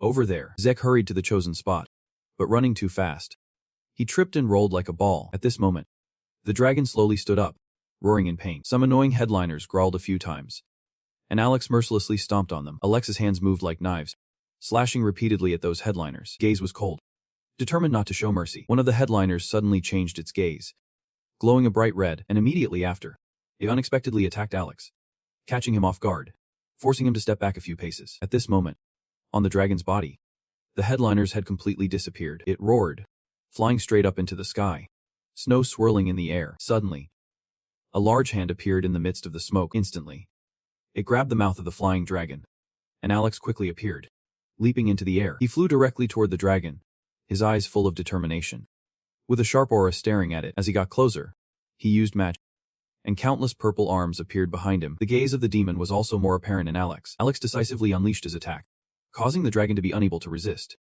falling straight from the sky, creating a series of shocks. Hit by a strong force, it cried out in pain. Alex, with a deformed arm, slowly approached the dragon. Recovery is really fast, he murmured. Could it be because of the size of the person? The dragon still roared as if trying to respond. Without hesitation, Alex raised his hand. Let us finish this, he decided. From a distance, Zik witnessed Alex defeat the dragon and felt amazed. Incredible, Zik whispered, standing on the cliff observing. It is really scary here. Sir Alex is facing the dragon all by himself. Suddenly, Zek's eyes widened. Is that a low-class hunter? He looked back at the townspeople cheering with joy. The hero has saved us, Zek said in confusion. Is he winning? We are saved now, goat. Hero, the Lord has heard our prayers. All the townspeople are cheering, moved to tears. Sir Hero. Hearing the cheers, Zek felt extremely surprised. Everyone is cheering for me. He realized the cheers grew louder. He could do it. Move forward, as Alex is the true hero, unlike me, who is trembling while standing here. Zik told himself, I am so jealous. I also want to be a hero like that day, helping everyone and bringing hope. In the pouring rain, Zek suddenly heard a cry for help. Please save me. He quickly turned his gaze toward the source of the cry. A person about to be frozen, only half of his face visible, was pleading for help. Please save me, Sir Hero. On the other side, the dragon's tail struck hard, causing Alex to fly away to avoid it. The dragon's tail hit an ice block, shattering it. Zek heard the noise and quickly turned his head toward the battle. Ice blocks fell toward Alex, forcing him to dodge. Alex, with an unhappy expression, mumbled something as the dragon's foot slammed down. Snowdust rising, the dragon roared, shaking the entire area. Then it emitted an untranslatable language. Alex stared at the dragon. So the person can recover infinitely as long as the host does not die. Is it due to parasitism? Alex coldly assessed. The person looks like a living dragon. The dragon's huge foot touched the ground. It changed direction, screaming in pain. Headliners began appearing all over the dragon. Alex realized, so they can replicate countless times when taken out of the host. Indeed, a living dragon.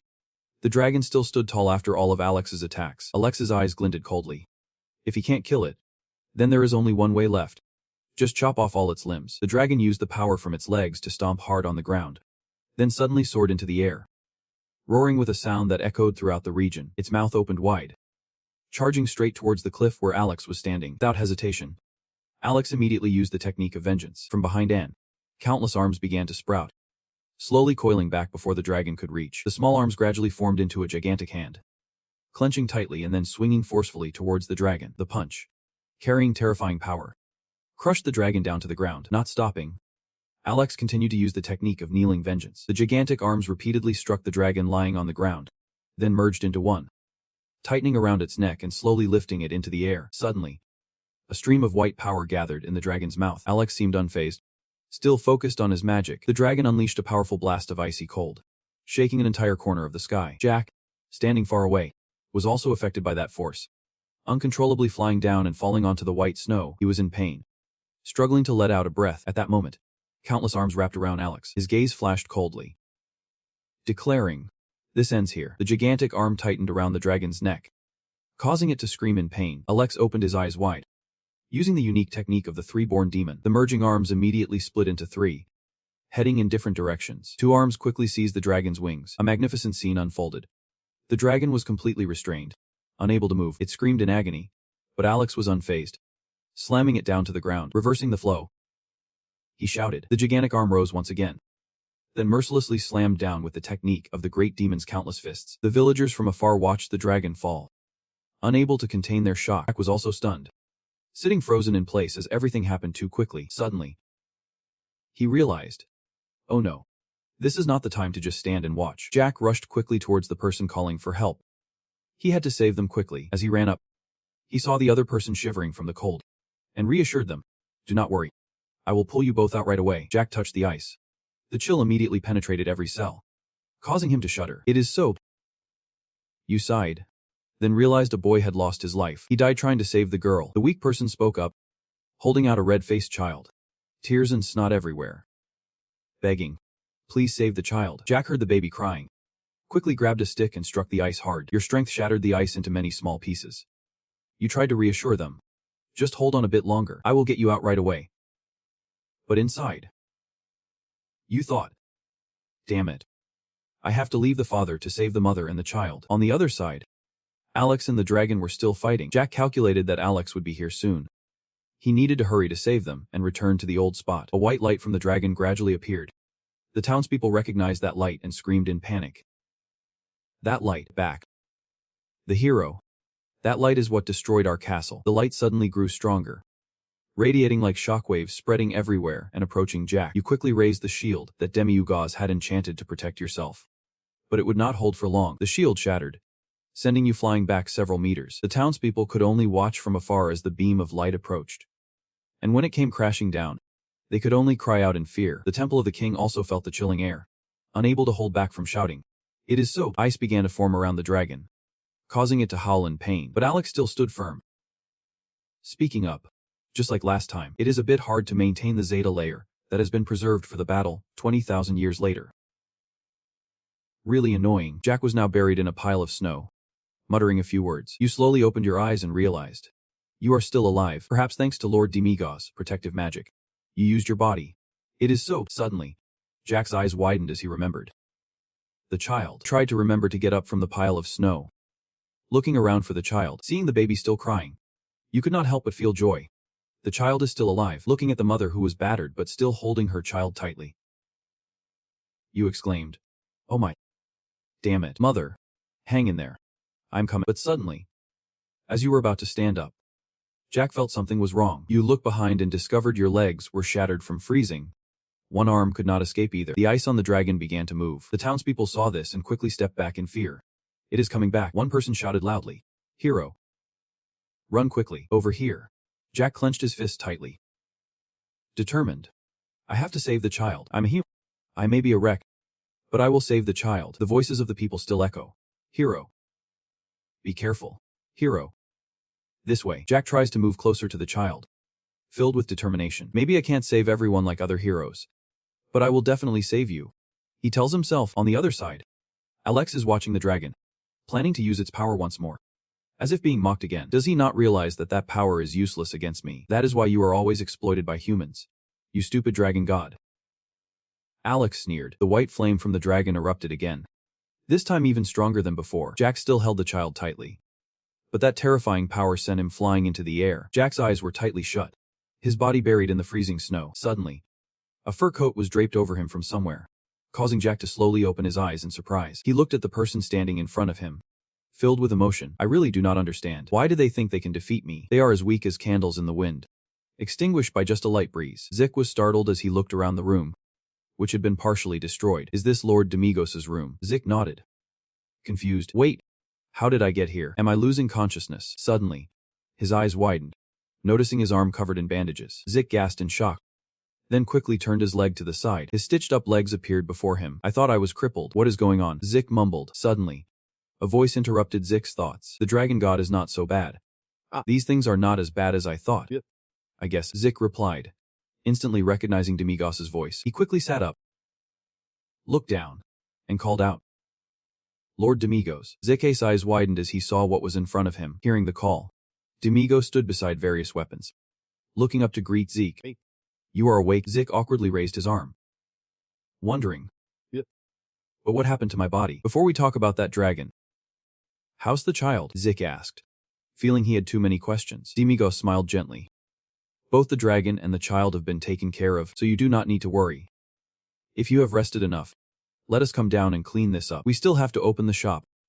Right. Hearing those words, Zeke's expression suddenly changed. Behind him, he smiled happily, thinking.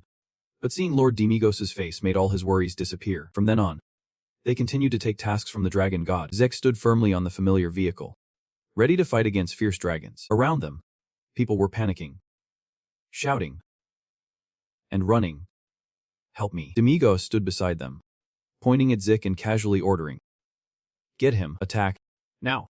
Zeke shouted towards Alex. Alex. Fire me. Alex was flying in the air from the magic circle, diving down to attack the dragon in front of him with lightning speed.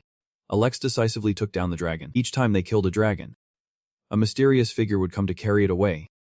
Though no one knew how they did it. From the ground, Zeke called up, Master. Demigos just woke up, rubbed his eyes, and looked down in confusion. While he was tilting his head, a sword fell from the sky in front of him, followed by a series of other weapons that made Demigos look up. He suddenly realized that Zeke was happily carrying new gear. The next morning, after killing the dragon right in front of the house, a mountain of weapons appeared. Seeing Zeke's actions, Demigos gave a thumbs up to show he was pleased, and just like that, they continued their journey. A colorful dragon appeared in front of Zeke. Familiar with situations like this, Zeke stood firm, looking straight ahead and choosing the right spot to shout. Alex. Hearing the call, Alex leaped into the air, and with one blow, sent the dragon back to the earth. Meanwhile, Demigos was still lazily sleeping, unconcerned about his surroundings. Weapons continued to appear, and the cart was still trotting along the road. During a snow dragon hunt, Demigos gently dropped a light bomb, easily killing the dragon. Everything continued like that. One dragon killed, and weapons appeared again. Cart sped along, while Demigos remained lazy, sleeping and ignoring everything. Weapons still appeared in front of the house the next day. When sunset afternoon, the sky was a fiery red in one corner, and Zeke was still busy selling noodles to the locals. In front of the stall, Demigos and Alex were engrossed in devouring noodles. Seeing that scene, Zeke could not help but smile happily. Just as Demigos was focused on eating, a piece of paper fell right into his bowl, stating that a new dragon had appeared. With his mouth still full of noodles, Demigos stood up and shouted. They immediately hopped onto the cart and headed towards the new dragon. As usual, Demigos was lazily sleeping, unconcerned about his surroundings. Suddenly, his eyes shot wide open and he commanded, Attack. In a dramatic battle, Zeke faced the fierce dragon, which was tightly clamped by the headliners, its mouth wide open as if to swallow him whole. Not stopping there, Zeke also had to deal with a terrifying fire dragon. With speed and skill, Zeke jumped high, using the Demon King's technique, delivering a fatal blow that left the dragon no time to react, only able to scream in despair before collapsing. By one, the dragons fell to Zeke, unable to resist, only enduring the relentless attacks. After the fierce battle, Zeke collected countless valuable weapons. With his legs still bandaged, he stepped off the battlefield, covered in blood. Behind him lay the corpse of a dragon that had just fallen, motionless. Suddenly, a voice rang out, causing Zeke to turn and look at the crowd cheering. Look, it is the Dragon Slayer. The Lord must have sent him here. The Dragon Slayer saved Doria Castle, and now he is here to save our village. How cool is that? Meanwhile, Demi-Ugo stood to the side, watching Zeke approach slowly, praising him. You did great, warrior. Zeke high-fived Demi-Ugos, breaking into a cheerful smile. Zeke's reputation and his teams quickly spread, becoming the most famous team in the area. The three of them, Alex, Demi-Ugos, and Zeke, all looked in the same direction. Alex spoke. Is it finally done? This is the first branch of the Demon Weapons store, and so, the store officially opened for business. In the magnificent space, thousands of gleaming weapons were displayed on the shelves. Zeke could not help but exclaim. It looks so lavish here. What a surprise. Demi-Ugos. Demi-Ugo stuffed his hands into his pockets and turned to Alex, praising. I never expected the inside to be this beautiful. You must have put in a lot of effort. No weapon store in the area can compare. Not even the big guilds. Demi-Ugos flashed a sly smile. Oh really? After all, you guys will be managing this store. Alex and Zeke were surprised. What about you? Demi-Ugos placed his hands behind his head, smirking. Have you ever seen a boss who works personally? I just want to sit back and count money. If you are still unsure, let me say it clearly. You guys are the ones excited to manage the store, not me, right? After hearing these words, Demi-Ugos relaxed and laughed joyfully. So that is settled then. You all work hard to grow this store. he said. Just then, a voice rang out. What about you? Demi-Ugos. Demi-Ugos stopped laughing, turned to Zik, who was scratching his head awkwardly, and asked, Can I keep working back home after I am done here? I still need to earn money to pay for my twin siblings' tuition. Demi-Ugos replied immediately. Sure. Do whatever you want. Then he turned to Alex, commanding, Alex, go get what I asked for. In the afternoon at the weapons store, the sunset stained the sky red, and the three gathered to observe the items that had just been brought in. Zik could not contain his amazement, exclaiming, The items in the tray are radiating dark purple energy. This is incredible, Zik whispered as Demi-Ugos stepped forward, lifting the shield. As his hand touched the shield, several purple sparks flickered. He held the shield up and turned to Alex. Read it. Alex began to introduce it in a monotone voice. Doom slogan, crafted from scales of a dragon obtained in the dragon's reward, combined with emeralds and rubies, along with superb crafting techniques. This is an S-level shield only worthy of heroes. It was crafted by Hamlet, the #1 craftsman in the underground world. Alex continued. This thing can withstand 3 to 4 attacks from the Demon King, even block their strikes. Indeed, the dwarves are the master craftsmen as rumored. In fact, the underground world Alex mentioned refers to the demon realm, but Zik misunderstood it as the dwarf tribe. Zik struggled to catch the shield that Demi-Ugos threw over. Hey, you useless one. Hold it tight. Demi-Ugos? Suddenly, a purple light flashed in front of him, causing Zik to squint. When his vision cleared, Zik panicked as he realized he was in a dark space, with no beginning or end. Where is this? Zik was sweating, frantically searching and calling. Lord Demio. A deep voice echoed. Is it a human? Is it you who called me? Zik turned around in panic, looking towards the voice. A gigantic, blood-red eye appeared behind him, exactly like the one on the shield. The eye slowly introduced itself. My name is Doomslagan. I will accept you as my master until the day my flame of life turns to ash. Zik stood there in shock, unable to believe his ears. My master. Without waiting for him to calm down, the eye emitted blinding lightning, causing Zik to quickly cover his face with his hands. When he opened his eyes, he realized he had returned to the weapon shop, making him stop and look around, coldly reminding him, It is coming. Stop it. Zik still stood there, looking confused, not understanding what was happening. Suddenly, Demi-Ugos waved his hand gently, and a massive force surged straight towards Zik. Zik panicked, his face pale, hurriedly raising the shield to defend himself. The eye on the shield immediately lit up, blocking the attack, but the force was too great, pushing Zik backward through the brick wall, shattering it. Alex stood beside, watching the scene, and yelled, Oh my. What kind of master would demolish a newly built shop? Demi-Ugos just shrugged, casually saying, Come on.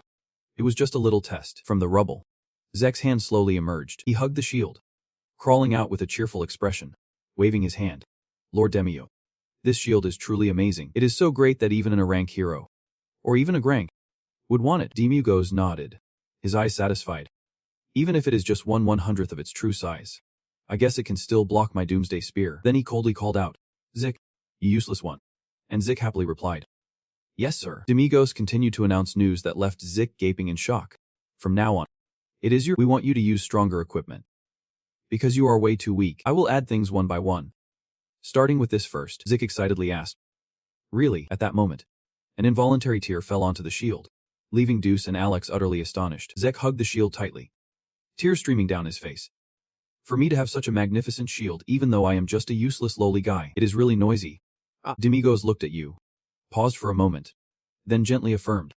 Yeah. Those words made Zik even more emotional, tears still flowing. You hugged the shield like a treasure, your nose running, cherishing it, even if you gave me 1,000,000 more years.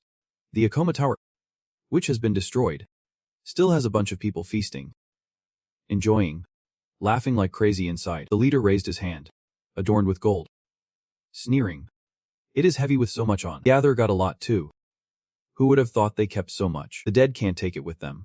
That old man has no conscience at all. Then he leaned down to look at Princess Abro, lying still on the ground, full of disdain. I right. Maybe they beat each other. With that said, he sat on the throne,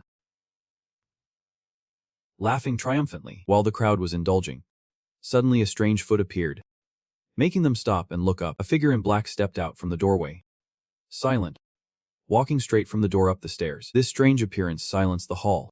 All eyes followed. He moved swiftly, sniffing and glancing around, from this corner to that, then continued up to the second floor. Muttering, Not this place. He returned to the main hall, his footsteps light, causing those who were eating and drinking to stop. Intently observing his strange actions, he always weaved through the people sprawled on the ground, then stopped in the middle of the hall. Knelt down, one hand touching the ground as if sensing something. The distance from the city gate to here showed no signs of a battle. The dark leader on the throne looked down, asking arrogantly, "Who are you?" His face was revealed, smiling as he replied, "Don't mind me. Just continue as before." With that, he jumped up suddenly, landing right in front of the dark leader, leaving him so scared he could not close his mouth. He bent down, his hand touching the ground, his eyes flashing with a green light. Then spoke, "Here." Just from an explosion. Suddenly he stood up, looking straight at the dark leader. The mountains seemed to be cut in half under the full moon, making him wonder if a human could do such a thing. The dark leader, frightened, gritted his teeth to say something, then yelled, "Get this bastard out of here." The soldiers shouted in unison, "Understood," and the guy turned back, waving his hand in warning. "Don't move. It is very dangerous. Your lives are still precious." But the soldiers still charged forward. He pointed up, shaking his index finger. "God's creations should not be treated like that." Immediately, a light like a spear swept through, causing those who rushed forward to lose their legs. Too fast to react, he pointed at the remaining people. "You all stay still if you do not want to end up like him." The leader pointed at him, voice trembling. "Magic. What is happening? Who are you?" The mysterious one kept a radiant smile. "The superior is very worried about what is happening here. A terrible thing has happened. So I was sent to investigate. Who is willing to cooperate?" "Superior." The leader nodded. Yep. The evil tower shimmered. "I am the representative of the Lord. And CD, the leader, considered the most sacred Zing Sitho, is now so frightened that he is frozen in fear." The other one approached with a threatening smile, saying, "If you already know, then I do not need to say much more. Why do not you just confess? What happened that day? What and why did it happen?" The rapid-fire questions filled the leader's eyes with fear. He could not utter a word. The other one did not wait for an answer. Continuing, "Destroying the evil tower, one of the largest fortresses. Just a guess." Then vanished without a trace. Cleverly, the leader bit his lip, struggling to speak. "I know nothing at all. I only overheard from the merchants in town that he had white hair. That morning they said they saw a suspicious white-haired guy coming in and out of the city gate. Shortly after, they heard screams. And then the tower suddenly exploded." Hearing that, the mysterious one's eyes sparkled with green flashes, making the leader even more frightened. "I only know that much. Only the Lord knows what happened next, because everyone in the tower is dead." Suddenly the mysterious one broke into an inscrutable smile. As if he realized something, he turned and left, saying, "Thank you for the answer." The leader suddenly screamed, "He is the savior of this place. You would not understand. Akuma is the largest fortress in the world, built with the blood and tears of the oppressed people. That white-haired teenager is the savior the Lord sent to kill the tyrant and help us reclaim what is ours. He is the true savior, more capable than that bastard, who only knows how to exploit the divine to live in luxury." The other one turned back, eyes full of danger, saying, "Well said. However, we will see if he is truly sent by the Lord or just a fluke." He raised his hand adorned with rings. Continuing, "There is more." Without hesitation, he snapped his fingers, instantly slicing the thief in half. "How dare you insult him?" The scene shifted to another place. Familiar feet stepping on the hardliners. "There you are, you damn parasite," a voice boomed.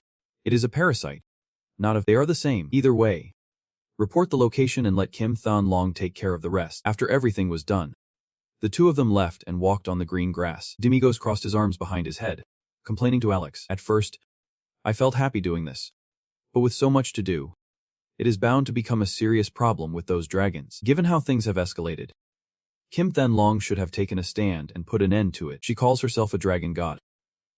After all, Alex began to explain that the reason she can't take care of herself might stem from existing in the form of a mortal. I am not entirely sure, but I think she is connected to the records in the time-space library. That is where the history of the world is kept, recognized by the gods long ago. While memories and ordinary texts can easily be manipulated by magic, records in the time-space library, once documented, cannot be altered. They become undeniable, solid evidence. Hearing this, the demigods began to understand why Kim Thun Long acted that way. She is afraid of the records in the time-space library. Perhaps her presence here is a secret that should not be made public. Demigods wondered, how can an ordinary person like me understand the personal issues of dragon gods? Is that adult stuff? As they approached the carriage, Demiuga saw Zeke with his eyes closed, leaning against the carriage, bitterly muttering, "Is this loser asleep again?" Alex smiled gently, Maybe he is just tired. Demiugaz looked at Alex in confusion. When she saw blood all over Zik, Alex explained that he acted like nothing happened, but facing a dragon that even a S-ranked hero struggles to deal with. Maybe only he can handle it. He has learned how to defend himself and confront that dragon. Suddenly, Demiugaz noticed something and exclaimed, "Look at that shield next to him. Why is it covered in scales?" A gentle breeze blew, and Alex's steady voice echoed, saying he always treasured that shield because it was very important. He plans to pass it on to his younger brother when he becomes a hero. That idiot keeps saying he should just take it off and use it, then buy another one for his brother. Demiugaz calmly walked ahead and urged, "Let us move on. Just toss him on the carriage and let him sleep." The sun was high, and they continued their journey. Suddenly, Demiugaz spoke up, breaking the peaceful atmosphere. "It has not exploded yet, has it?" Demiugaz turned to look at Dick, who was sleeping soundly. The bandages on his arms and legs were still intact, and he was tightly holding onto the shield. Alex said, "I thought those doctors were half-hearted, but it seems they worked diligently. If they dare to cut, they should know how to stitch it back up. I guess they have done that many times before." Demiugaz smiled curiously, wondering if he thought that if the kid had a better starting point, he would become a great hero. But his sense of responsibility is very high. If given the chance, he would definitely succeed. Alex burst out laughing, rebutting, "Donnie talk nonsense like that. If it were really like that, in just 20 years, the two would turn into enemies." Demiugaz pointed at himself and asked, "Why would I do that to that idiot?" "Because you have to follow the path of the Demon King. Right. What are you talking about? Can't you see at a glance that I look more like a hero as faithful companion than a demon kingus?" But then Demiugaz wondered, if that is really the case, could Ditch become humanity's hero? Alex immediately replied, "That is impossible because he does not belong to Generation O." Alex's gaze sharpened. "That is the natural law of this world. A hero must ultimately be born into the 5th generation. An average person has a child at 20, and then their child has a child at 20. And it continues like that. By the time the 5th generation child turns 20, exactly a century will have passed, which is also the year the Demon King falls. That child will declare war on us. And then the cycle of Generation O continues. In Generation, only one person has the potential to become a hero. A 4th generation kid like Jack definitely can become a hero. Only his child might have a chance." Demiugaz laughed loudly, leaving Alex confused. He looked up at the darkening sky, thinking, every century, when the Demon King wants to invade humanity, a hero is born. That is the law of this world. The moon rose high, and Demiugaz's laughter became clearer, full of sarcasm. It was ridiculous. In this game, Alex could not say a word, just sat silently watching. After a while, he spoke. "Your Grace, can you now tell me why you left and do not want to become the Demon King?" Demiugaz avoided Alex's gaze, feigning innocence. "Haven't I said yet? Not all." He raised his hand near his mouth, pretending to think. "Really? I am also wondering why I have not said it. How would I know?" Then Demiugaz glanced away, saying, "It is nothing. I do not want to become the Demon King because..." Before he could finish, something exploded in the sky, flying over their heads, illuminating the entire area. Demiugaz looked in that direction and discovered, "Isn't that a spaceship? It must belong to the Royal Noble clan." Alex saw a red dragon flying around the ship and quickly reported, "It is being attacked by a dragon." Demiugaz was surprised. "Another dragon? Are dragons that easy to find in this world?" Suddenly, Alex's face went pale, exclaiming, "How is that possible?" "That is the fire burning the emblem on the ship." But it did not escape Alex's sharp eyes. "That symbol is the holy cedar tree, the emblem of the pureblood dragon. It is a renowned family, known for producing hundreds of heroes with the noblest pureblood dragons. I still do not understand why two species that have been allies for thousands of years are now tearing each other apart. Things have been so strange lately." Suddenly, Demiugaz called out, "Hey Alex." He jumped and turned back. "What is it?" Demiugaz pointed towards the mountain where the spaceship had just crashed and excitedly said, "Let us go check it out." The ship hanging on the cliff suddenly exploded. Below, a squad of dozens was trying to pull the huge vehicle. "Be careful. It might catch fire. Hurry up. Damn it. Why is this thing so heavy?" one person shouted, as the soldiers simultaneously threw their shields over their shoulders and pulled the rope with all their might. Suddenly, a loud bang hit. The rope snapped, and rocks and dirt flew everywhere from the cliff. The bandit turned around, his face flushed. "You idiots. I told you to be careful. Do not mess that up." The soldiers fell to the ground, not daring to argue back. "Yeah."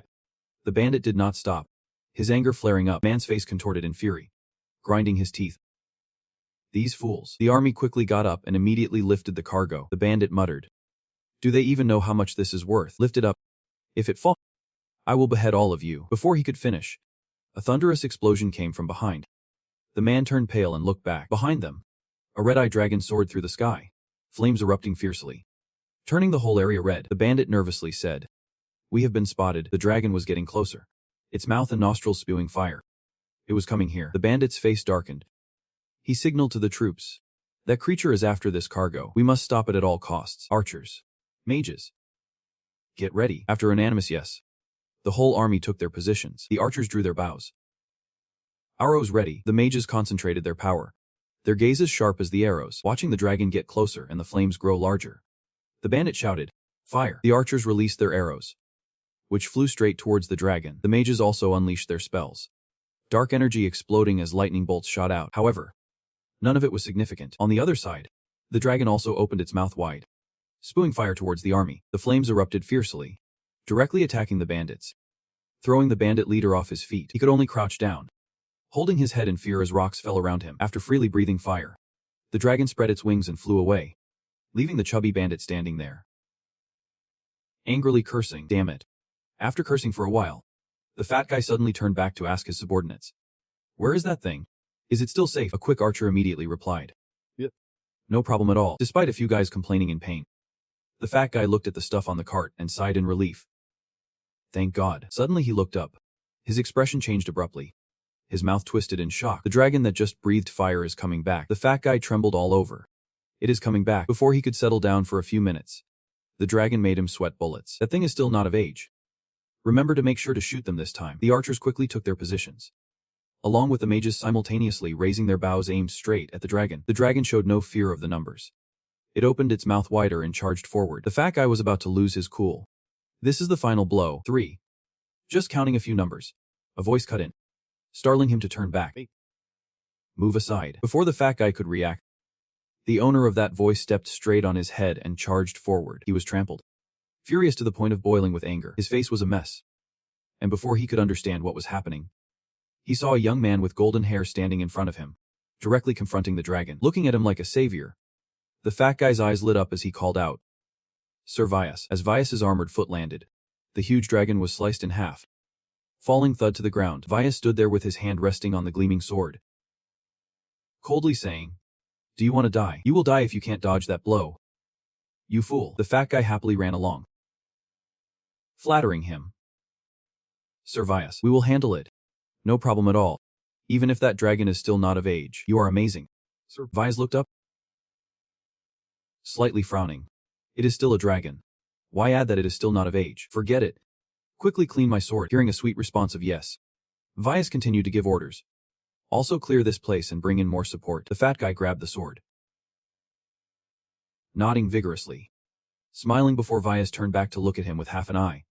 "If that thing gets exposed, no matter the reason, your head won't be on your neck anymore." A trembling yes rang out. The fat guy bowed respectfully. "You can rest assured 100%. Huh. Vyas suddenly stood upright, his voice deep and low. "Is this what you were talking about?" Below, Demigos and Alex had long since thrown off their robes, the flames roaring up behind them, shocking the team of archers. The skinny guy craned his neck to ask, "Who are you?" Demigos stepped forward, his long slender leg kicking hard, causing the tarp to burst open, his eyes glowing red as he looked inside. "What is this?" "The thing you mentioned is an item. Turns out it is another dragon." The growling of the dragon startled Dews, but he still stared straight into its eyes. There are still normal dragons that are not infected with parasites. He turned back to see Alex standing right behind him. "So that is why the little dragon was chasing after, to save its mother." Alex nodded. "I believe that is the case." Demigos sighed, his eyes also glowing red. "Were not you all planning to fight the dragon? You are part of the hero clan. Why do I smell a scheme here?" Vyas looked up at Demigos with a look of hatred. "Tenza has to clean up a few more bodies now." His disdain made Demigos enjoy it. Alex curiously asked, "My lord, why hesitate to provoke him?" Demigos chuckled softly. "Are not you curious about the abilities of a direct descendant?" Vyas turned away, leaving a comment, "Deal with them." The words made the fat Demigos sniff, but right after that, he regained his composure, becoming arrogant. "I do not know who you are, but you have seen things you should not have. You guys, take them down." His army is immediately ready. Just one command. They launched an attack. Demigos watched Vyas leave, feeling disappointed. "That is it. He just walks away. I had high hopes for a direct descendant like him. So boring, Alex. Kill them all." Still no signs of movement. Alex said something that confused Demigos, but feeling sorry for Demigos. Are not we playing the role of the hero's teammates? Demigos pouted. What does that have to do with anything? Alex suddenly asked. Is not it bad to fight a direct descendant while being teammates with a hero? Demigos nodded. Now that you mention it, I see. Thinking back. Is he a holy like Zeke? Alex followed Vias with his eyes. Yep. The hero clan is always holy. Plus the name of a tree. Showing they have been blessed. Demigos grew more curious. Was the first hero a tree or something? Why do they like using tree names? Alex patiently explained. They use names of trees that are widely grown in the territory, but Demigos still looked confused. What does that mean? It is not like they just plant trees or anything. Really, seeing the two not making any move. The fat man got angry. Those bastards are looking down on us. What are you doing? Hurry up and kill them. The mages immediately cast spells. The archers drew their bows aiming at Demigos. 3 huge forces combined together. The attack had not reached yet. But the soldiers and mages were surprised and looked back. Demigos casually chatted. They are attacking us. Right, fix them quickly. They might wake up the ditches. The fat man and the others shouted in unison. What? When did they come out there? Over here. Alex is still explaining to Demigos. Killing them is not hard. But is it really okay? Demigos frowns. Why do you keep asking that? Alex shakes his head. Looking around at the crowd. Did not I already say that? Aren't you supposed to be the hero's teammate? Demigos is so angry his face turns as red as a tomato. Shouting. So you want us to bow down and beg for forgiveness and let them free me? Alex remains. Pointing at the dragon. It might be too late to ask for forgiveness now. We have seen a secret this big after all. Demigos gapes. Unable to control his anger. Yelling right in Alex's face. So what do you want me to do? Such a nuisance. Alex still insists that they should run. But Demigos just responds with a mocking question. Are you afraid of them? Turning to the chubby guy. Hearing the two still joking around. He gets so angry that veins pop out on his face. That huge tomato is steaming. You bastards. How long are you going to keep destroying things? The fat old man shouts from a high platform. Kill them right now. Below. The entire army responds in unison. Yep. Alex casually watches the wizard charging towards him. I do not want to get involved with the hero's family. But it seems unavoidable now. In Alex's sharp gaze, a massive beam of light shoots forward. On the other side of the mountain, the scenery is still beautiful. The sky is bright red with thunderous explosions. But it does not affect the horses, who are still sound asleep. Alex and Demigos stand boldly in front of the encircling army. Neither of them is backing down. The sound of clattering footsteps is heard, followed by an impressive leap from the wizard. He points at Demigos, shouting, Fire Fist. Alex immediately shoots a furious glance over. One soldier disintegrates into black shards. And then another clueless one charges straight ahead. Alex just needs to use his sharp gaze once more. Those soldiers are like flies wanting to eat Alex. Just as he turns away, that guy loses his head too. The rest of the army stops in fear, taking a step back. But Alex is not giving them a chance to regret it. One after another, they charge in. But the only outcome is losing their heads. In the chaotic scene, behind Alex, a sharpshooter has been aiming for a long time. Seeing Alex not moving, he puts all his strength into releasing the shot. A jagged spear. Reacting quickly, Alex dodges the attack, grabbing the sharpshooter's arm tightly, causing him pain. Just finishing off one, another one rushes in. Another spear. Alex is not interested in playing around with them. He positions his hands like a camera, purses his lips, and immediately, 2 dark circles appear. The spell from that wizard was sucked into the black hole and rebounded against him, making him bear the force of his own power. A loud explosion echoed, accompanied by blinding flashes of lightning. Alex gently licked the blood off his hand.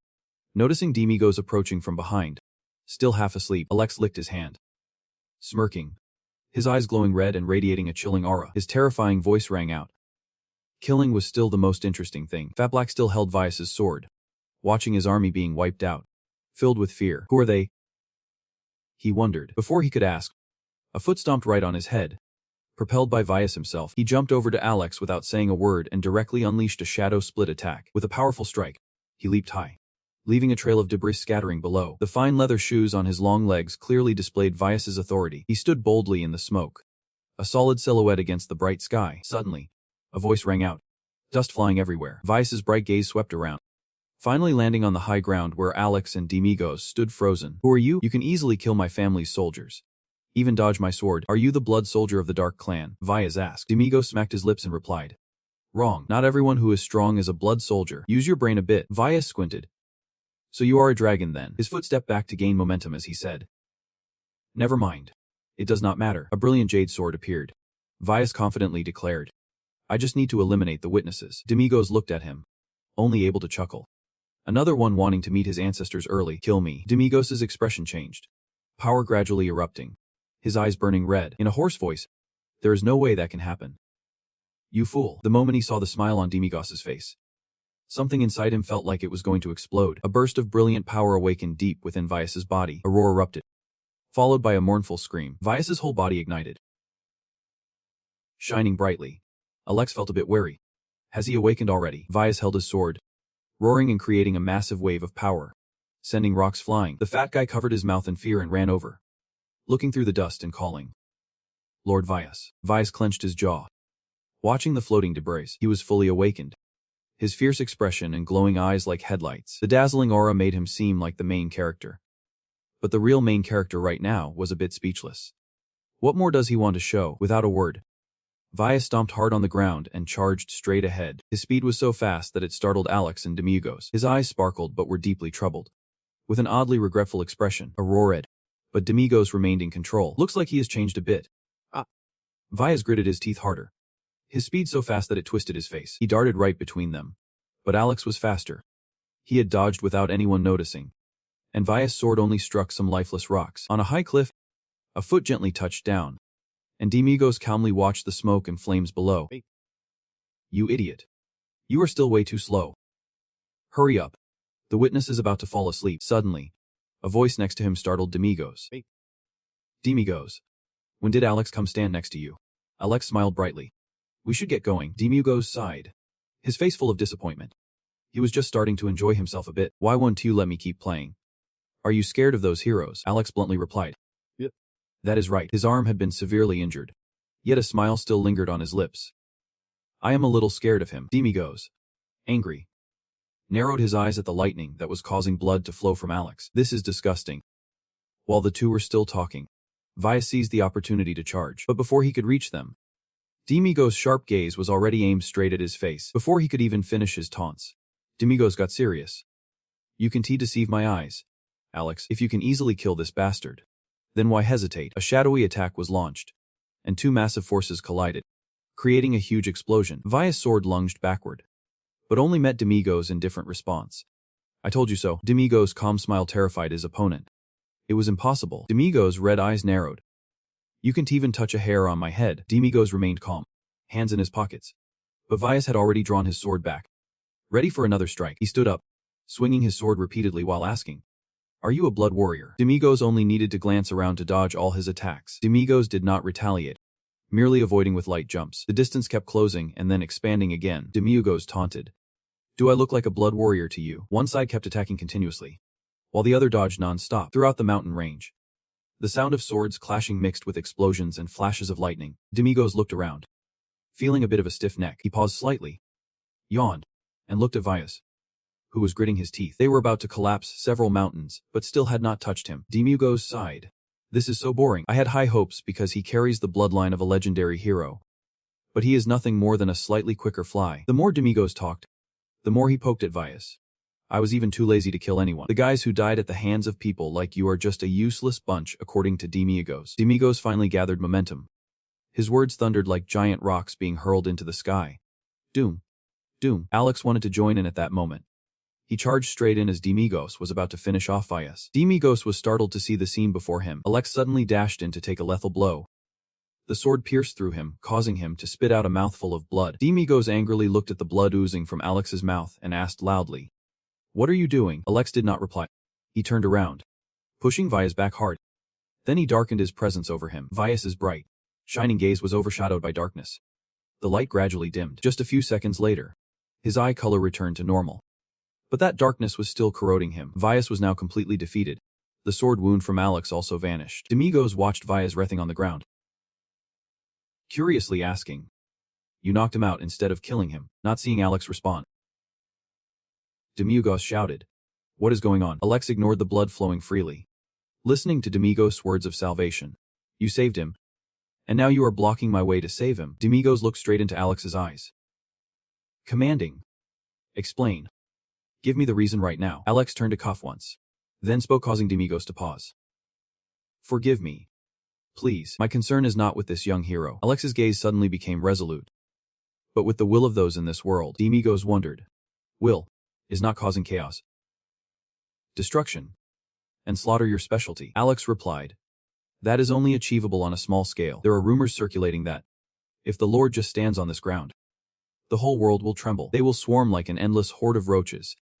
Even a baby in a crib will crawl over with a knife. Humans are just like that. Demigos still did not understand. Let that horde come as much as they want. I will burn them all down. I have thought about this for a long time, but I still can't figure anything out. Looking at Vias beneath his feet, Demigos confidently said, how could these weaklings possibly defeat me? It is absurd. Suddenly Demigos's expression turned stunned. At that moment, Alex just smiled brightly, leaving him utterly confused. Something flickered in Demigos's mind. His face looked truly divine as he stared at Alex and asked, so there are other things? Something I do not know yet. Alex just squinted and smiled without answering. Demigos stood amidst the scattered stones. The anger from earlier calmed down. And I will only find that out in another 20 years. Alex kept his bright smile, finally answering. Yep. Demigos gently relaxed his eyelids. You won't say anything even if I ask? Will you, at most? It would just be some nonsense about the will of the world or something. Right. Alex just kept smiling the whole time. You guessed it right. Demigos nodded. So let us just go back. Suddenly, an angry laugh rang out.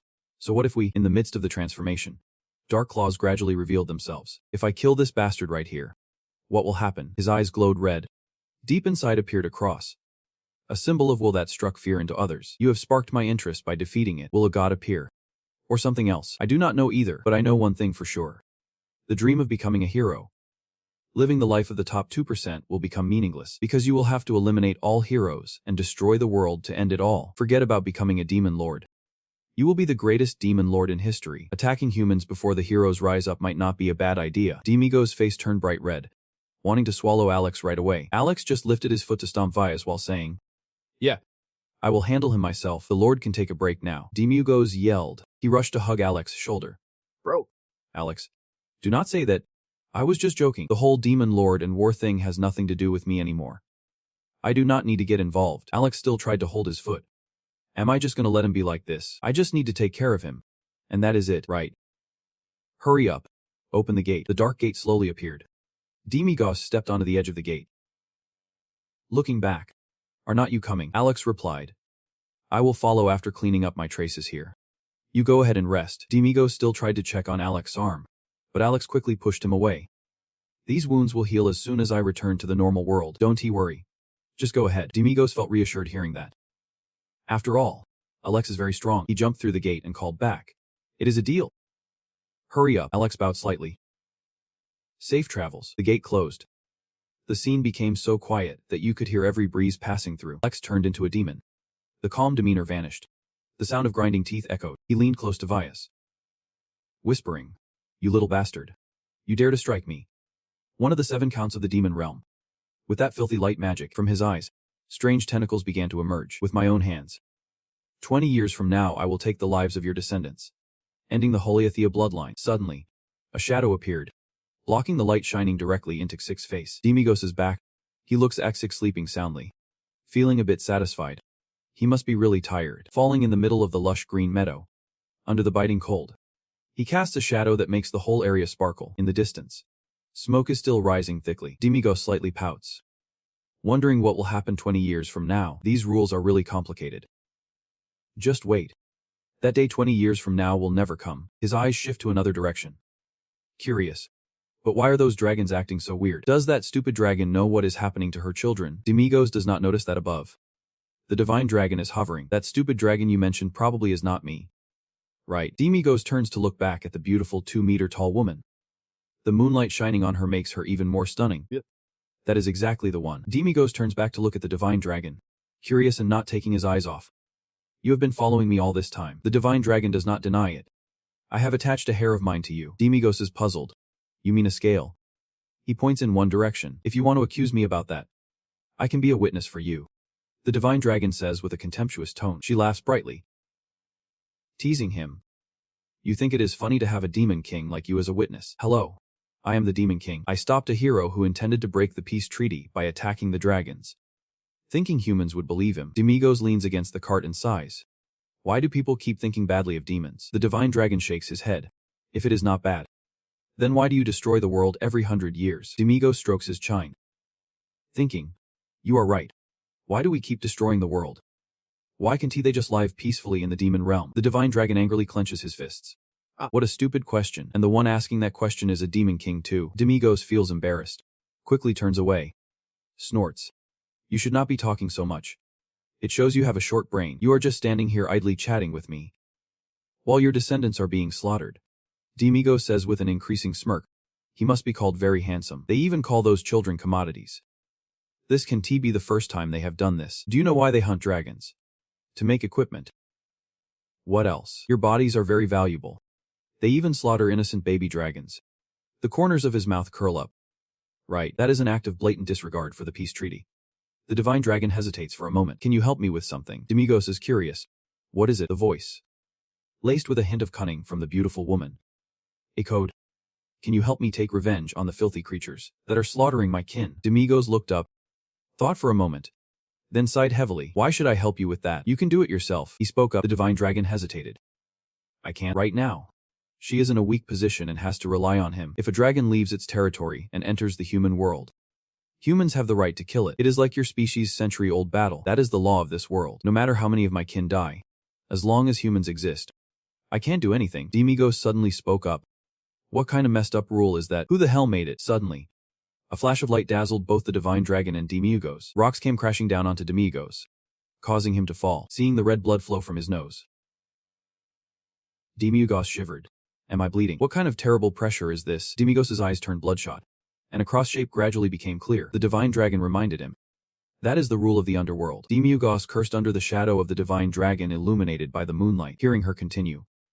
The constraints of the dimension where you and I exist. Demigos slowly stood up, first laying down absurd laws, and then punishing him when he spoke up. The divine dragon's eyes lit up, and Demigos sprang up, resisting the overwhelming force against him. Enough already. You bastard. If you feel righteous and superior, then set your own rules in your world and live there. Why impose rules in our place and force us to follow them unconditionally? The divine dragon witnessed the amusing scene, laughing loudly. Ha! Great. Can you endure the punishment with a mortal body? You look a bit dim-witted. But after all, you are the demon king. Demigos smirked at her. Watch your mouth, or you might end up with a short brain. Suddenly, the divine dragon curiously asked. Why do not you want to be the demon king? Her round eyes were fixed on him. You know, I am really excited about this. You are the first person to refuse the title of demon king in the past 666 centuries. I bet that heavenly principle will have a headache over your defiance of its rules. Demigos felt confused. Why is she so happy? He regained his cold demeanor, straightened his back, hands in pocket. Deep down, he also wanted to eliminate that rule long ago, did not he? The divine dragon was taken aback. What are you saying? You fool. I am just curious because you are the first one brave enough to stir this up. That is right. Be careful of the heavenly principle. It may be safe for now, but in 20 years, that day will come, and they will want to eliminate humans. Demigos wonders. Do they want to erase us? Do you think I am afraid of his petty tricks? If they want, I will welcome them anytime. The dragon hesitated.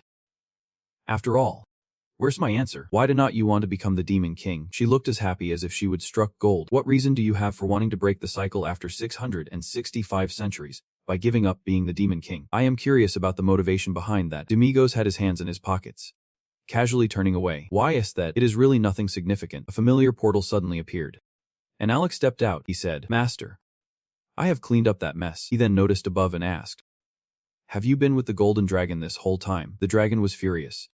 Why did not you come early or late, but show up right at this crucial moment? Alex hesitated. Are you okay, noble dragon? Demigos interrupted unpleasantly. Enough talk. Open the portal to get me home quickly. Alex immediately complied, but the dragon hurriedly called out to Demigos. Wait. Tell me more before you go. Give me a reason. Demigos lay flat in the carriage, waving his hand. I will be stoned if I keep this conversation going with her. Another time. The dragon grumbled. What the hell are you talking about? Demigos closed his eyes, still waving. Get going. Hurry up. But just as he closed his eyes, the dragon was right beside him. Hey, Demon King. She looked straight into his face. If you can take revenge for me, at least expose them. Let them know how many heroes were involved and how many innocent children were brutally killed, even in the human world. If they keep acting like this, they will violate the treaty. And there will be other organizations and races that hate humans to deal with them. Demigos raised 3 fingers. 3 times the amount. The dragon was stunned. What the hell? Demiurgo smirked. Since your case is quite difficult, I have to charge 3 times the usual amount. The dragon was surprised. What the hell? You really are a crafty bastard. Demiurgo closed his eyes, turning back to snuggle up. Yeah. Because I am a demon. You can choose not to hire me. Let the kids live in fear every day of losing something or having no way out. The dragon reluctantly agreed. Fine. I will pay 3 times. Is that okay? Demiurgo immediately changed his attitude. Thank you. Dear client, the dragon raised a glowing finger. Take this. Demiurgo jumped up, his whole body glowing. What is this aura? The dragon explained. It is a spell that can help you hide your demonic aura. Heroes or blood warriors all react to the demonic aura of the person. But you do not have to worry about that anymore. Demiurgo lies back down. Get it? You can go now. Alex. Alex quickly drives the carriage through the door, leaving the divine dragon behind. Secretly thinking he is a loser, the door disappears, leaving the divine dragon hovering alone. She shines under the moonlight. A sigh escapes her lips. She wonders if she is doing the right thing. Time will tell. Scene change. All 3 of them. Demiurgos. Alex are peeking at something. It is the golden emblem on the city wall.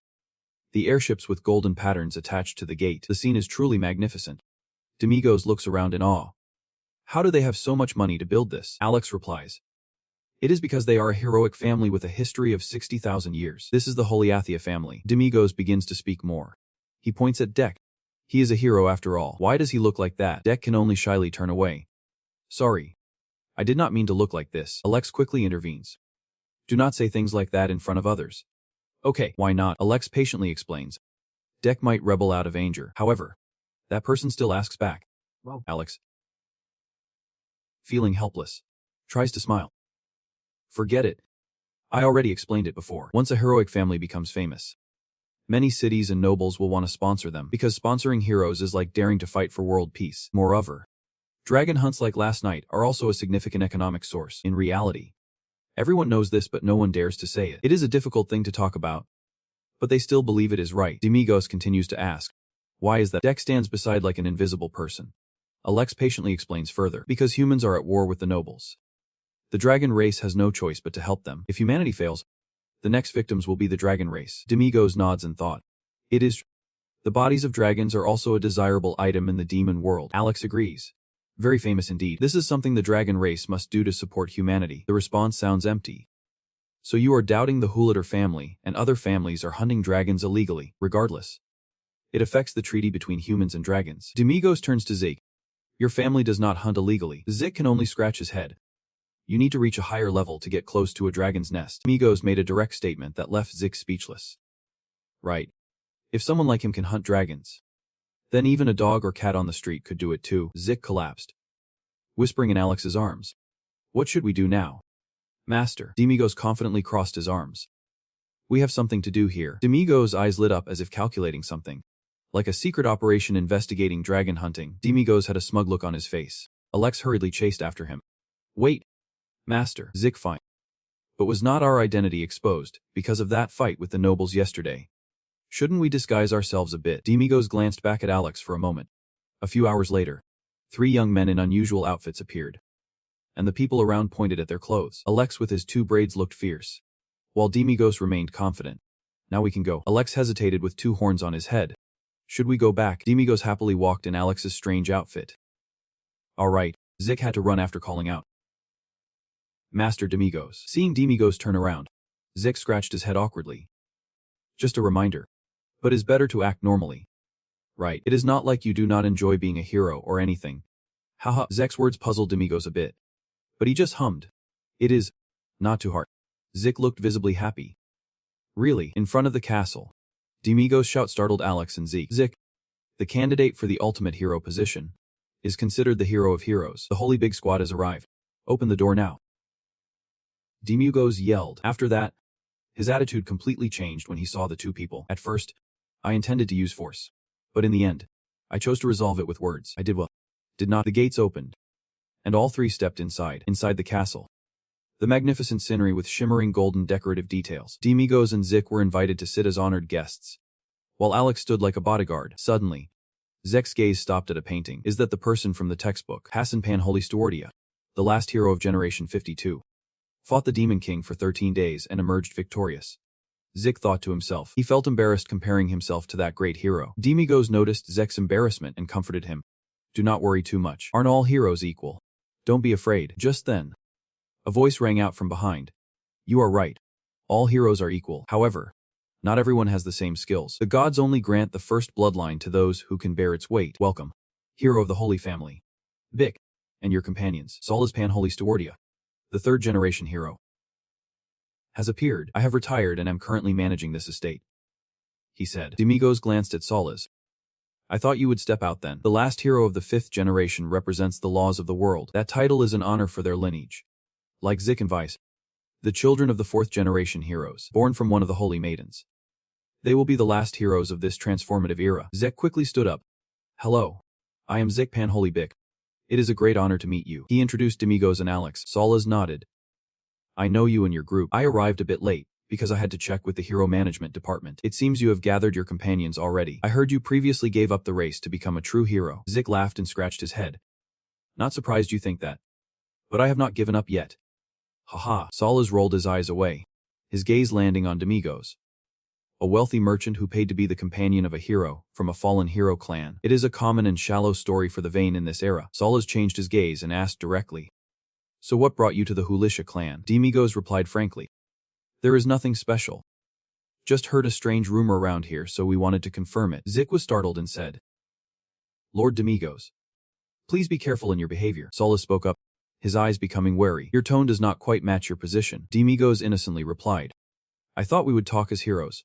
Would not we? Do you want to be treated like a noble who is no longer in power? Zek sighed softly, just hoping Demigos would stop. Laughter erupted from the other side. Solas cheerfully said, You are really straightforward. I used to be like you, unaware of my position, acting on my own without considering anyone else, as if I could defeat the Demon King alone. But you should be careful, no matter the time. There are always higher mountains. Zek quickly added a savaging comment. Haha. Of course. Everyone knows Lord Solas' reputation. D-class hero. Solas continued. So what is the rumor you mentioned about this young hero's companion? Demigos comfortably rested his feet on the chair and replied. The rumor I heard is that you have high-quality materials here. Some of those things are what we are looking for. Solas laughed loudly. You might have money, but I am not sure if you have enough for what you are looking for. The Holiathia clan only deal in top-quality materials. Solas' voice rang out clearly, his gaze exuding the presence of a leader, like Singing Stone, the skin of the red lizard, or the marrow of the king's spirit in the Heron War, or things like the heart of the white-headed giant from the Hoga Mountains. In his mind, Solas thought smugly. Little buddy, are you scared yet? Demigos replied bluntly. I do not need those trivial things. Suddenly, I heard him say there is something superior to the heart of the giant. Solas broke out in a cold sweat. There is only one thing that is superior to the heart of the giant, and that is the dragon species. Demigos tossed the bag of coins onto the stunned Solas' table. That is right. Our hero is still a newbie, so he needs an item to strengthen his power. The brown leather bag opened, revealing sparkling gemstones inside. We are trying to create armor made from parts of the dragon species. Solas was once again dumbfounded. This is bloodstone from the demon realm. How could he have such a rare item? Bloodstone is a common stone found in the volcanic regions of the demon realm. Solas asked cautiously. Do you know how? Solas' question made Demigos look up, his expression wary. Currently, the dragon species and humans have signed a peace treaty. Hunting dragon parts not only violates the law but also breaks that agreement. Our Holiathia clan does not partake in such illegal activities. Instead, we possess other rare items. So why do not you try making armor from those? As soon as Solas finished speaking, Demigos immediately turned to call Alex. It seems this place does not have what we need. Demigos' voice was hollow, but his eyes held suspicion. I see soldiers still transporting dragons by hot air balloon. I am sure I saw the crest of the Holiathia clan on it. Solas stiffened, looking at all three of them with a bewildered expression. His face changed completely. You saw something, did not you? Demigos did not deny it, merely replied. We are rushing to join the hero race as newcomers, starting later than others. While searching for items, we accidentally witnessed things we should not have seen. Solas frowned. Is that? Unfortunately, you should have been more careful. The two sides faced each other, their gazes tense. Demigos looked straight at Solas.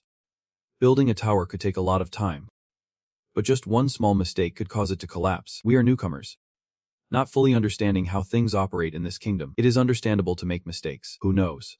In a bad mood, I might spread the word that powerful clans are hoarding the good things regardless of the law. At least the day should have something to stop this mouth. Right, Zik? standing next to him, nervously apologized. But Solace spoke up to lighten the mood. Haha. Then this time I will ask the question. His voice became hoarse. Have you ever heard of a masked hero who suddenly appeared and defeated countless dragons? Demigos remained calm. So what? Zik turned pale. His mouth stiff. Solace grinned. I do not know if it is a coincidence or not, but the Sala gun you are carrying is made from materials from the blue and black dragons, the ones that hero defeated. Demigo started to get interested.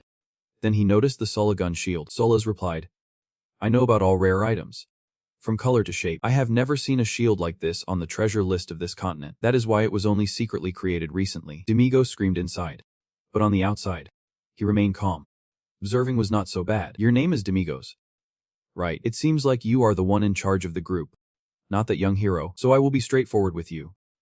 I do not know what your relationship with the masked hero is, but if you happen to see him, let me know, because he has destroyed many dragons, affecting the main income of some powerful people. Demigos remained silent, just listening intently. Solace continued.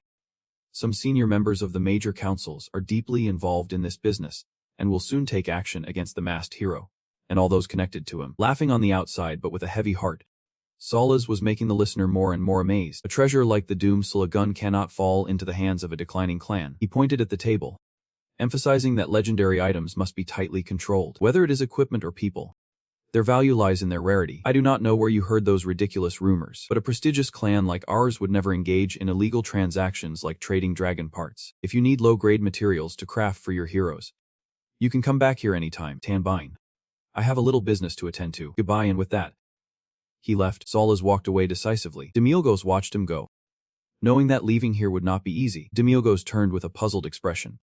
Are all heroes like this? He seemed annoyed. Hearing this from me might sound strange, but is he an idiot? Aha. Brother Tremeshu thought for a moment, then turned towards the large castle. In summary, they decided to cooperate to hunt dragons and monopolize their resources. Defeat all merchants not aligned with the alliance to monopolize that trade. Exactly. The most important thing for a hero is their equipment. It seems they have controlled the supply of crafting materials, thereby controlling other heroes as well. That might be why most clans go through a decline, while a few wealthy clans with rich merchants still endure through the ages. It is possible that all the famous clans are involved in this organization. That is a reasonable assumption. Face palming. Disappointed. Sir Solace.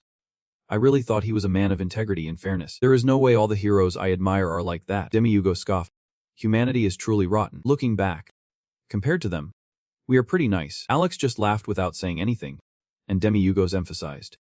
It is no surprise they won 665 times against us. Alex felt so confused he was sweating. He hurriedly put on his coat and exclaimed, well, congratulations. You have achieved your goal. Alex repeated Solace's words, saying that the higher-ups of that organization are actively looking for the masked hero. The bug shouted in panic. Right. They all probably come from D-tier clans. What should I do now? Sir Demigo, if I get caught, it is all over for me. If they bring the whole gang, it won't be a big deal for me, but it would still be very annoying. Just focus on business. Our store will be flooded with weapons. Demiugos continued to outline the rest of the plan, which surprised Zek quite a bit. So we will let the masked hero hide for a while so they can't find him? Zek asked in surprise. What? Demiugos snapped his fingers. Let us finish up the last thing tonight. Zek worriedly asked back. Tonight. Demiugos smiled a creepy smile that made Zek tremble. There are a few things we need to finish. Eliminate the corrupt noble family Holy Steliatia and the dragon poaching gang. We will tear them apart into many pieces. The moon was high as the sky darkened. Demiugos looked a bit surprised at the scenery around him. He and Zek were walking on a large cliff. The Holy Steliatia clan's lake in this castle was truly enviable. Suddenly Zek waved his hand. Sir Demigo. He is still wearing that super cool hero outfit. I have a little question. Demiugos asked back. What is it? Zek looked confused. What are we doing here? Are you planning to secretly infiltrate this place and bring out a dragon corpse hidden somewhere in the castle as evidence of their theft? Demiugos proudly replied. That is right. Very smart. Zek raised his hand higher. What else? The two of them were standing right in the middle of that big family courtyard. It is like we are sneaking into the castle.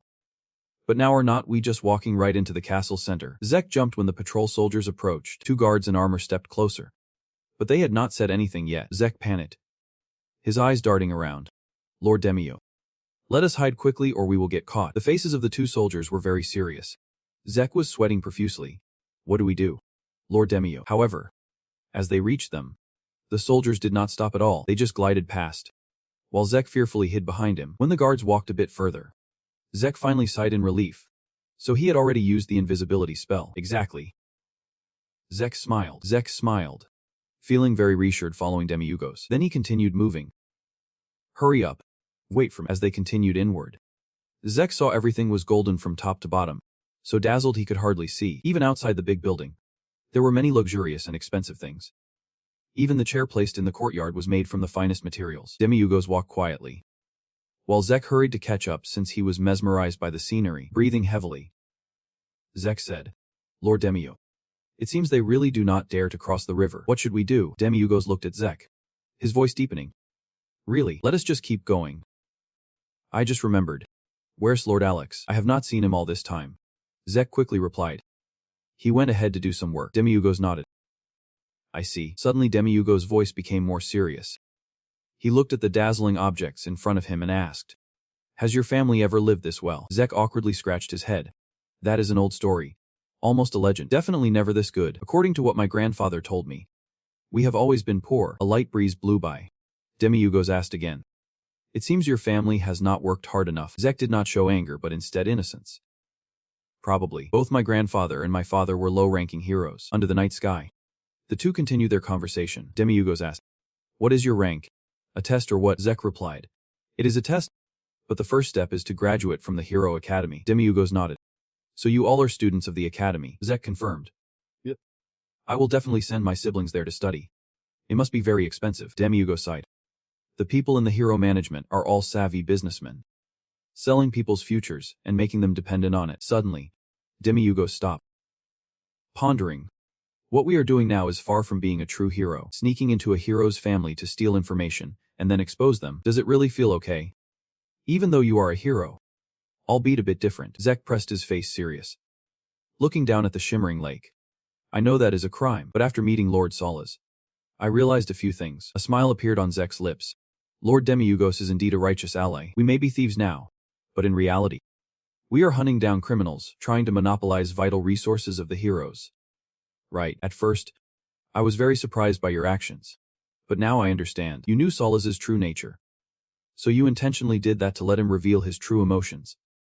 Right. Demiurgos blushed and scratched his face. I did not think that deeply. You can think however you want. Zek looked straight into Demiurgos' eyes and asked, do you remember what you told me when we first met? This is an opportunity. Zek raised his calloused hand. In fact, even though I can't say it, I have almost given up on becoming a hero. How can someone like me become a hero? Zek's cheeks flushed with happiness. Even though this is not the best situation I ever dreamed of, I have the chance to meet a low-level hero. Something I never thought I would see. He thought about the rotten past, often associated with his family. And this beautiful shield is entirely thanks to Lord Demiurgos. I know I've not done anything worthy to receive these, but the determination in your heart is reflected in your words. Take it. Your eyes show no fear but full of confidence. I just need my siblings to grow up well. I want to ensure at least they won't be called failures. A fierce will shone in his eyes. I promise to not let anyone inherit this wretched poverty. Demiurgos pondered as he listened to Zek's words. I will definitely raise them to be heroes, even if they won't go to the front lines in the battle against the Demon King in 20 years. Zek felt emotional thinking about the picture he saw this afternoon, but at least they will participate in the war supporting from behind. Then I can watch the picture of my siblings. That picture depicts the resilient portrait of a warrior, fighting gallantly like the painting we saw in Lord Solas's room. It will be passed down from generation to generation like a family heirloom. Zek's hands clenched tightly as he spoke of the vision in his head. The Holy Big Clan will join the 666th battle against the Demon King as support. He smiled up at the sky.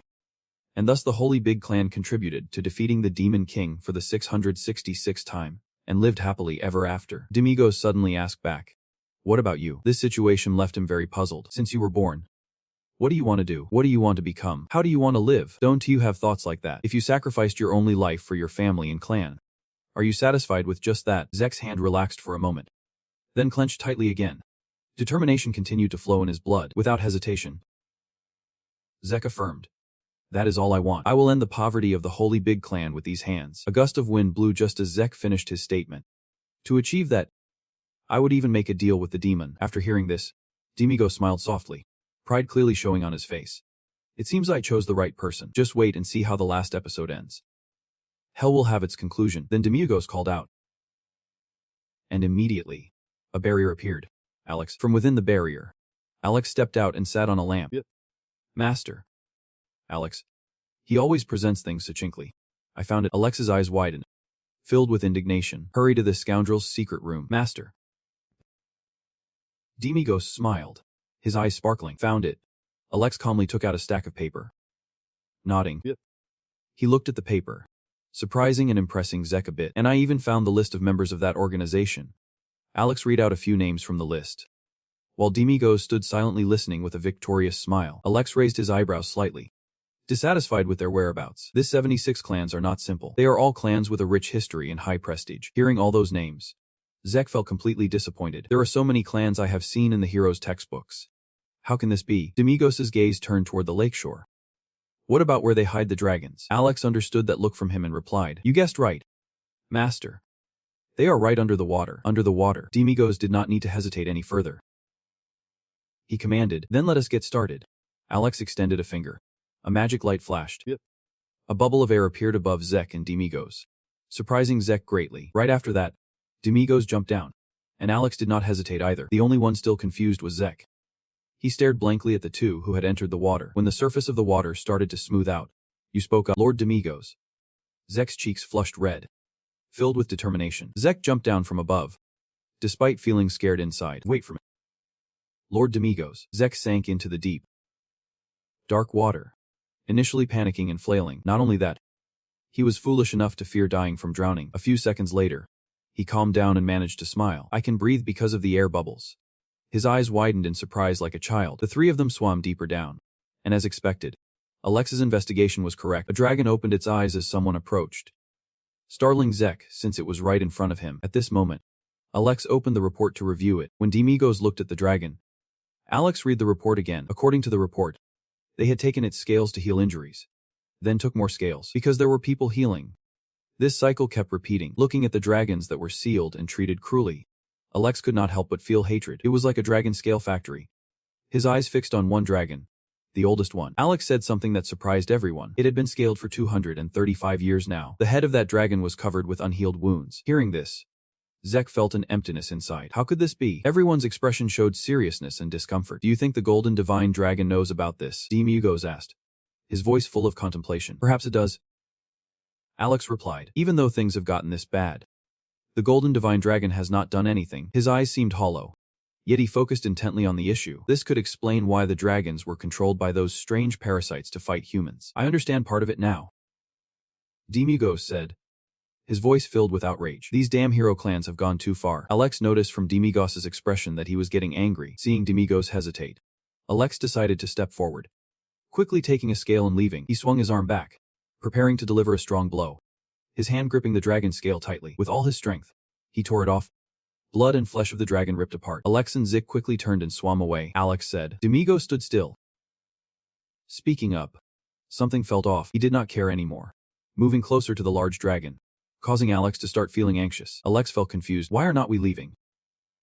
Demigos said, feeling extremely uncomfortable inside. It does not suit my style at all, Demigos said and then delivered a powerful kick, completely snapping the thickest chains. Zik and Alex were shocked, their eyes wide and mouths agape. Demigos said nothing, just calmly activated his power. To the astonishment of his two teammates, he unleashed energy from his eyes, incinerating all the chains that bound the dragon. The dragons, no longer chained, rose up powerfully, breaking free from the spell. The strongest dragon, having been imprisoned for hundreds of years, let out a thunderous roar. One by one, more dragons broke free. The largest dragon flapped its massive wings, escaping the chains and seals. It let out another roar, the surface of the water rippling violently. Alex did not stop him and even approved of Demigos' actions. The surface of the water moved rapidly. The imprisoned dragons flew up in front of the two guards. The two guards stood frozen, not understanding what was happening. The giant dragons stared at them with their bright, glaring eyes. A few seconds later, the two guards snapped back to reality, shouting that the dragons had escaped. The dragon was aware and extremely furious. Its mouth had longed to breathe fire,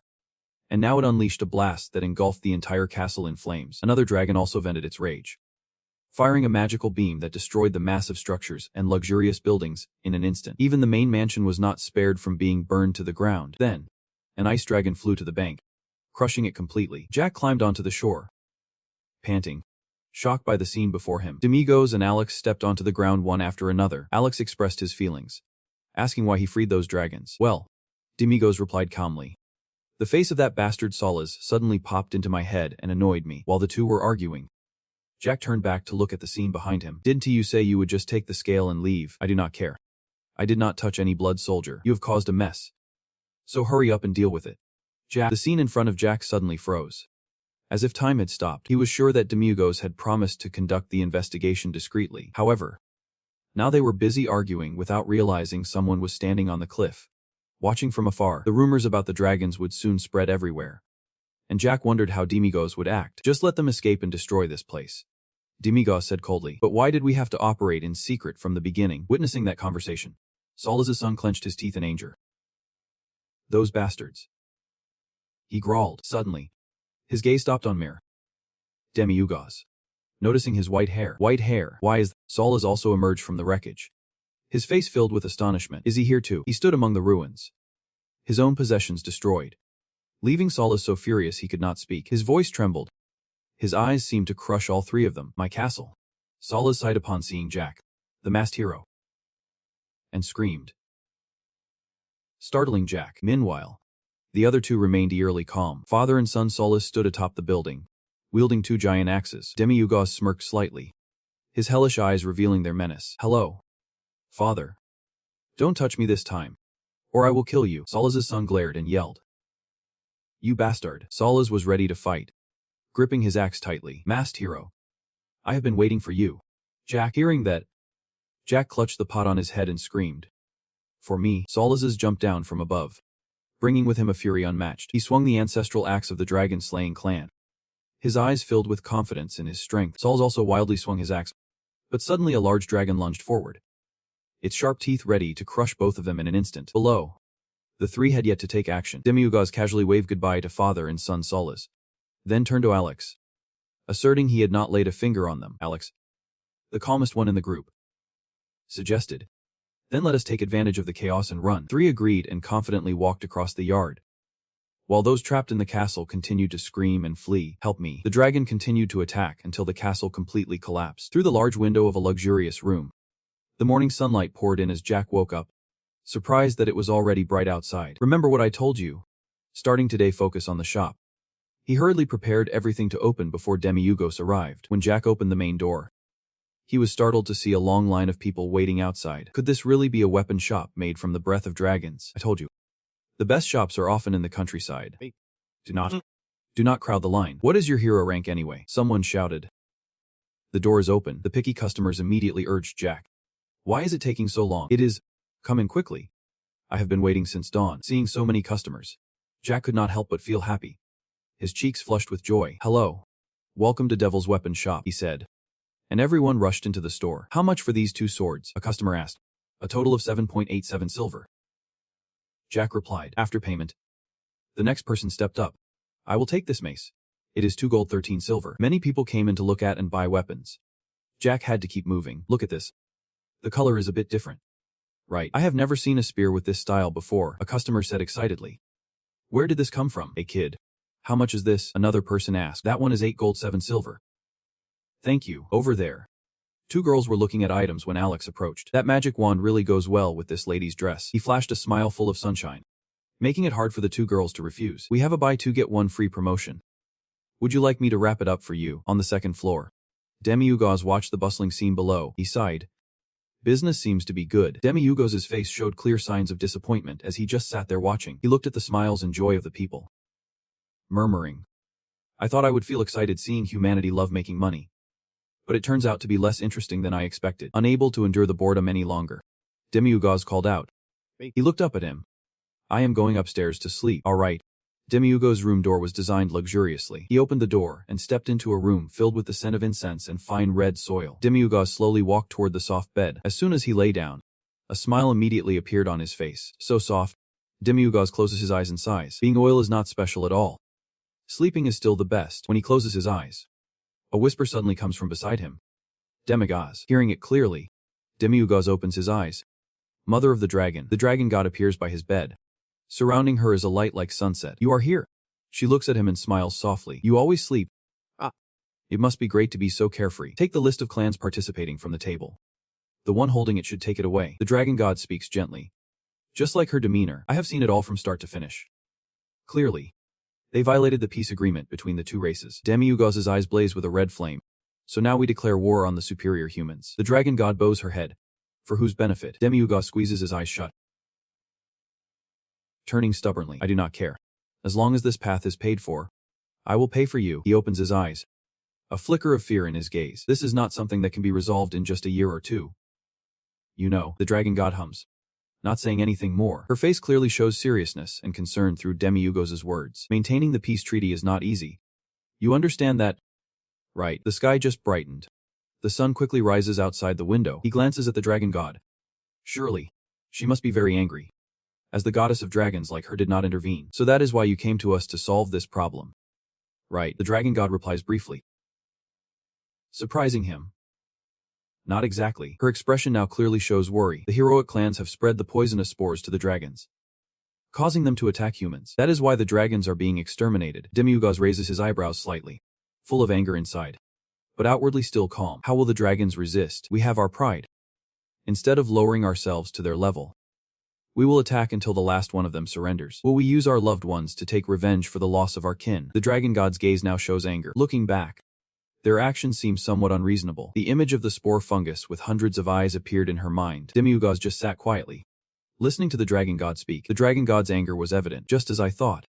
This spore is very strange. There is no way humanity could create something as terrifying and bizarre as a curse like that. Who put that filthy weapon in the hands of the heroic clans? A spark of fire lit up in her eyes. Someone is exploiting our children's anger and the heroic clans for their own benefit. Demiugaz erupted in anger, leaping up to grab the dragon god's collar, shouting, "Everyone knows those little brats in your clan like to cause trouble, besides their parents. Who would believe they are innocent? You are only good at causing trouble for this realm." Demiugaz leaned close to the dragon god, leaving her feeling helpless and sweating. Just call them back here and give each one a good beating. That'll solve everything without bothering others. The dragon god had been silent until now, managing to say a few words, but Demiugaz cut him off. I will just crawl back inside then. Why do you complicate things when the rules are simple? Are you all sick of being complicated? Demiugaz, frustrated, returned to her spot but still grumbled. Don't you get a headache living under this regime all the time? Just break the rules and live peacefully, like me, living so freely and comfortably. No one can do anything to me. The dragon god said nothing, suddenly chuckling, making Demiugaz turn in confusion.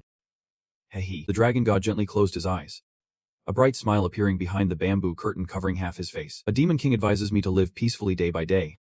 You are really something. Seeing the mocking, smiling face of the dragon god, Demiugaz blushed, awkwardly turning away, only raising a finger as a friendly gesture. Leave me alone. Hehe. Demiugaz yawned and added, why do not you all think a little? Just gather together and attack the humans. There is no way we would not win. Dragon god spoke, causing Demiugaz to widen her eyes in surprise. That is impossible. The dragon god said slowly. You are shining with the beauty of your bloodline. It is all because of humanity's bloodline. We can defeat them. Demiugaz looked at the dragon god with a dazed expression, mixed with some confusion. Why do you and Alex both act weird when it comes to bloodlines? The dragon god saw Demiugaz did not understand, so he seriously explained that she had never witnessed that day. The day humanity rose up.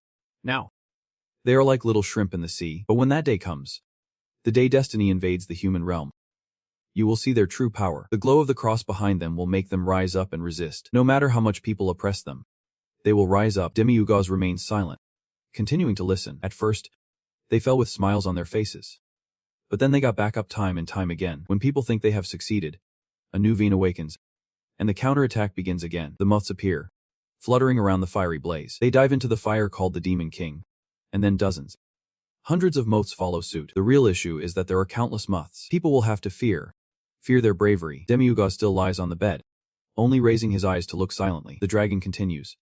Humanity's belief in the hero will be the great enemy you will face in 20 years. Her gaze gradually becomes fascinated. 20 years after the day you officially confront the great enemy, then you will have to face a human. You will don the armor of light. Amazed by their strength, the endless courage of the dragon has helped humanity win for over 66,000 years. Demiugaz does not care about the dragon story anymore, just turns to lie in another direction. Chuckling softly. Hi. He turns and shows a sharp fang, responding, thinking about how funny it would be to fight with the real thing. Then Demiugaz jumps up, spewing out a stream that surprises the dragon a bit. And wait. Why do not we just kill the third and fourth generations? The final hero was born in the 100th year. Right, if we attack and kill the third generation now, then the final hero won't be able to appear, and we will win. Demiugaz furrows his brow, coming up with a new plan. Otherwise, just wait 30 more years until the final hero dies of old age. Why does it have to be exactly 100 years? That is just stupid. The divine dragon furrowed his brow, his eyes filled with anger directed at Demiugaz, who was pretending to be innocent. Why are you asking me? You are the demon king. You should have the authority to decide. I do not know anything since birth. We have never done anything like that. So I think there must be some special reason. Demiugaz looked at the divine dragon with a curious expression. When I asked, everyone responded that they did not know. Things have always been like this. It seems like there must be some reason behind it, Demiugaz murmured, looking perplexed, then suddenly spoke loudly. Why do we have to fight? What is a demon? What is a hero? The divine dragon frowned, his eyes filled with suspicion. What nonsense are you asking? In Demiugaz's eyes, calmness gradually returned. Do not you see how strange this world is? Demiugaz continued, his tone thoughtful. Demons still live peacefully in their own world. It has been almost 70,000 years, and the demon world has been stable. Why do we have to expend effort to invade the human world? The disagreement between the two sides is becoming more apparent. The divine dragon spoke up. Because the human world is blessed, while the demon world is cursed. Demiugaz remained firm in his opinion. If the divine only blesses the human world, then why create the demon world? If he had not done that, we would not have to kill each other. The divine dragon lightly touched his face, shaking his head, leaving Demiugaz feeling a bit confused. Yeah, you mentioned it, and I just noticed, but I must have my own reasons. Whatever those reasons are. And what is the divine? The divine dragon's eyes suddenly brightened, breaking into a smile as if he had just realized something. What do you mean? The divine is an entity with absolute power, having created everything. Demiugaz's attitude suddenly became serious. Then why does he let us kill each other? The divine dragon, angry, grabbed Demiugaz by the collar. I do not know that reason. Maybe he is having a midlife crisis at 80. Or he has gone crazy, Demiugaz yelled, then quickly lay down on the pillow. My head hurts too much. Am I the only one who notices this strange point? Demiugaz turned over, waved his hand, making the divine dragon helplessly sigh. Because you are a stupid demon king. I do not know. I do not know. If you do not want to be hit by an idiot, then get out. I want to sleep. The divine dragon suddenly laughed, leaving Demiugaz feeling a bit confused. The divine dragon added before leaving, ignoring Demiugaz's silent expression. I am feeling really down. But hearing the nonsense from that person makes me a little happier. Every time I look at people, I think about the meaning of everything. Demiugaz stays silent, then says, it is time to clock out. Please leave the game. The dragon god listens and just looks at Demiugaz with a gentle gaze. I have one last request before I leave. Please find out who poisoned our kids. Demiugaz closes his eyes tightly, but his mouth keeps moving. That is a top secret issue for the higher-ups of humanity. If you, a dragon god, can't find out, how the dragon god notices that Demiugaz is not very interested and continues with the story. Perhaps you have heard about the demon duke who came with me thousands of years ago, during the Great War 540. Over 10,000 years ago, a demon duke destroyed hundreds of dragons, causing a genocide that nearly wiped out dragons from this world. With a cold gaze and a cunning smile, he spoke of the power of the legendary strategist, Duke Alex. Hearing the familiar name, Demiugaz glanced but remained silent. Demiugaz suddenly remembers when Alex laughed and asked him, what do you think of me? I am the best strategist down here among the demons. So he was telling the truth. Dragon god turned towards the portal ahead, easily able to invade others' minds. I am leaving now. As the dragon god's footsteps touched the portal, Demiugaz stayed still. The dragon god added, maybe you are right. The dragon god turned to look at Demiugaz. This world is really strange. Then her entire body disappeared along with the portal. Suddenly, Alex appeared at the door, looking flustered, startling Demiugaz. Master, we have got a big problem. Damn it. I was trying to sleep. Alex quickly pulled out a small vial and held it up in front of Demiugaz. Look, inside is a strange purple object. This is called Hell Scarecrow Mushroom. After studying it in the bodies of the dragons, I found this. Demiugaz could barely contain his anger. His eyes turned fierce. The mind control effect of this thing has been amplified 100 times. As Alex spoke, Demiugaz suddenly realized something. It is a type of mushroom that only grows in our demon realm. Alex continued, his gaze serious, and only one person can freely manipulate this. According to my account, that person is Daros, one of the 7 dukes, the embodiment of disease and poison, the plague lord Daros, with a sharp gaze and immense power, along with extraordinary intelligence. Daros is one of the 7 dukes of the demon realm. Alex seriously looked at Demiugaz and asked, should we cover it up? Demiugaz, sitting dazed on the bed, suddenly rushed in front of Alex and shouted, are you trying to make it famous? It is the 100-year-old dragon that caused all this chaos. Alex coldly replied, actually, it is a dragon that is over 66,580 years old. Demiugaz quickly retracted his anger, scratching his head in confusion. making Alex helplessly sigh. Damn it. In the end, we are still the culprits. There is no evidence that proves we are the hardliners. You need to know, my is what led the dragons to discover Daros. Not him. Demiugos nodded. Of course it is those demons. Who else benefits from the war? A civil war between humans and dragons is happening again. Right after saying that, Demiugos suddenly recalled and repeated. Civil war. Demiugos then changed his attitude, pointing at Alex, who was still confused. Hey. Do you realize you are the one who started this civil war? I heard you are an expert at causing internal conflict. Alex quickly regained his composure, saying, I have a sophisticated, elegant style. I use psychology, not that wet, sticky fungus or whatever. Besides, if it were me, would not I have told you already? Demiugos went back to the bed, sitting down and thinking, causing Alex to sigh in relief. That makes sense. Demiugos calmed down, glanced at Alex in front of him, and asked, but why did you do that? Alex was startled, sweating coldly, and replied clumsily. Demiugos realized Alex did not understand his question, so he explained further, using mium to make humans attack. Wow. Alex did not want to go into detail, so he answered vaguely. Haven't you said it already? To make humans and dragons fight each other. Demiugos remained silent on the bed, quietly listening as Alex continued. Right, if you want them to attack each other, you should use poison or curses that humans usually use. Just a little investigation would make it clear that this action is definitely caused by those demons. Demiugos glanced at Alex, intentionally asking, you know about the golden dragon of Daros?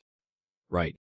You recognized it immediately when we first met, did not you? Alex's gaze turned cold, and he nodded. Of course. Then he recounted how hundreds of years ago, the demons fought against humans, leaving Demiugos to listen in silence. How many times over 665 centuries have we faced humans on the front lines? Alex stood in front, looking at Demiugos still sitting on the bed, continuing to ponder. Is there something wrong? There must be something hidden here. Demiugos could not maintain his seriousness for long, immediately changing his attitude, angrily cracking his knuckles. Alex stood behind, feeling helpless and sighed. Fine. Just call Daros. It is time to use the torture techniques from the demon lord that we have learned since we were kids. Alex sensed the tension and spoke up, surprising Demiugos a bit. I have come to fix Daros. Alex seriously recounted what he had done while he was there. I searched all over the demon realm but found no trace of him. He has gone missing.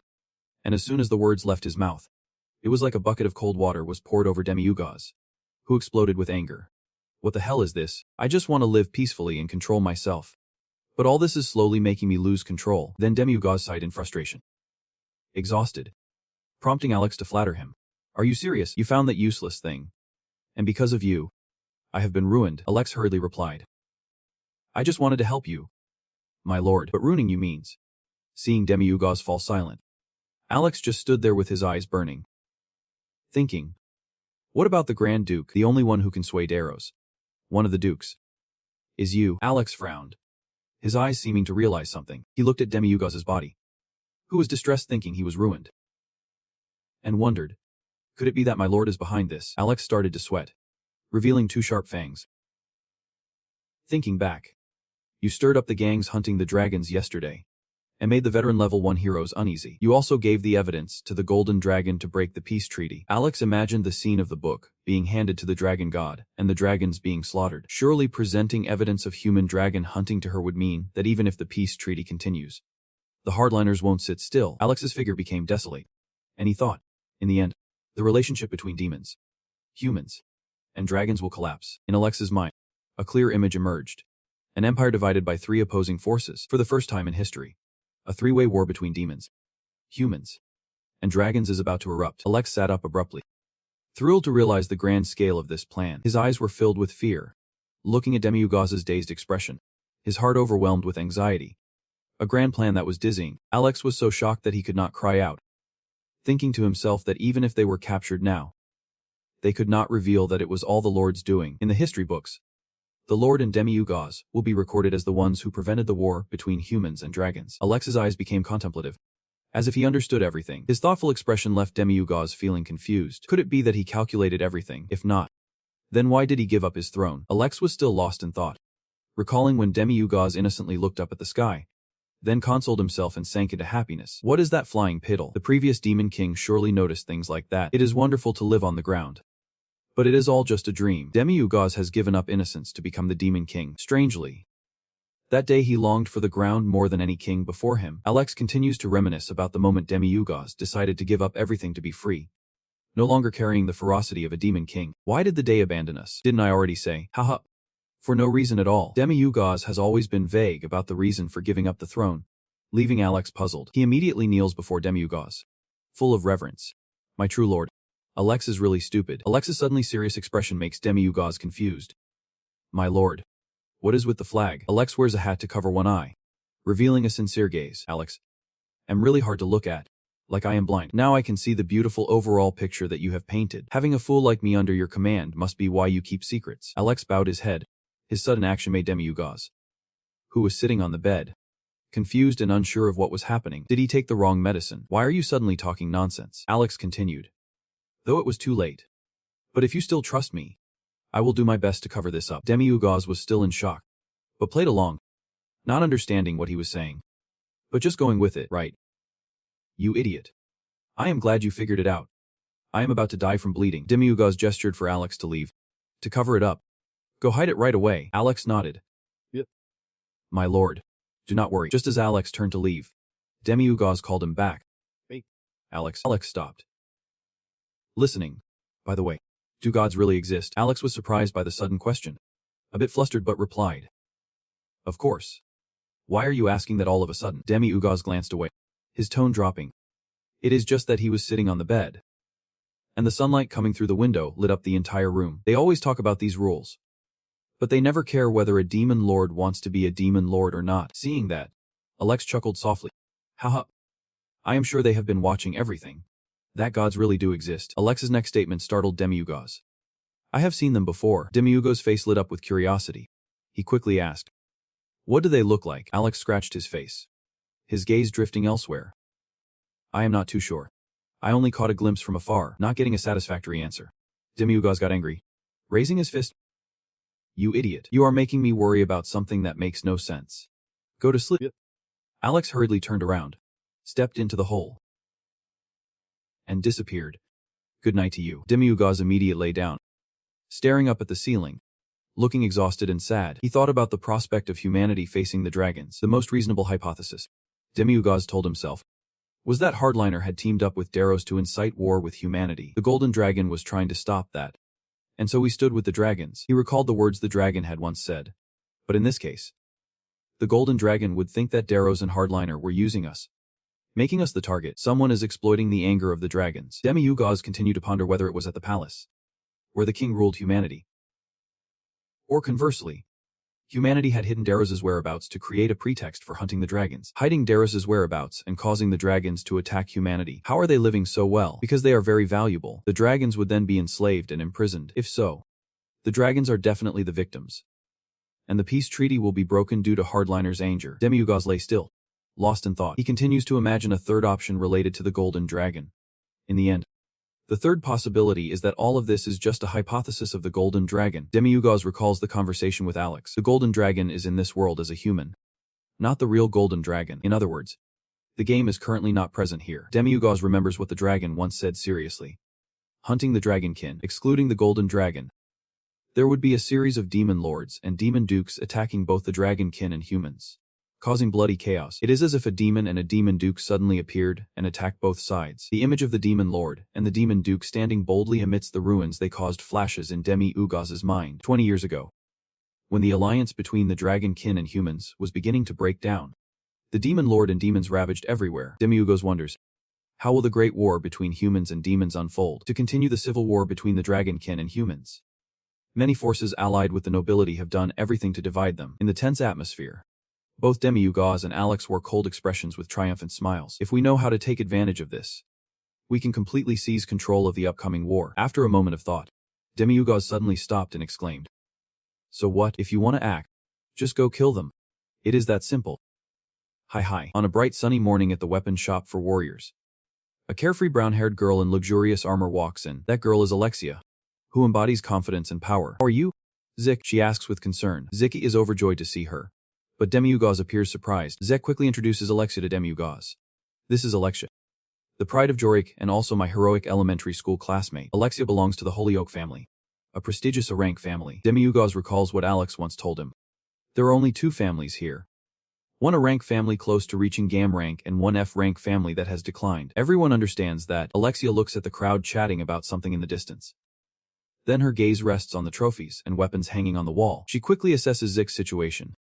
Hearing that he has found Azu pretty impressive, Zek humbly replies, "Thank you, Senior." Alexa looks at Demiugaz, who is sitting comfortably with his legs crossed, then provocatively says, "Why do you keep staring like that?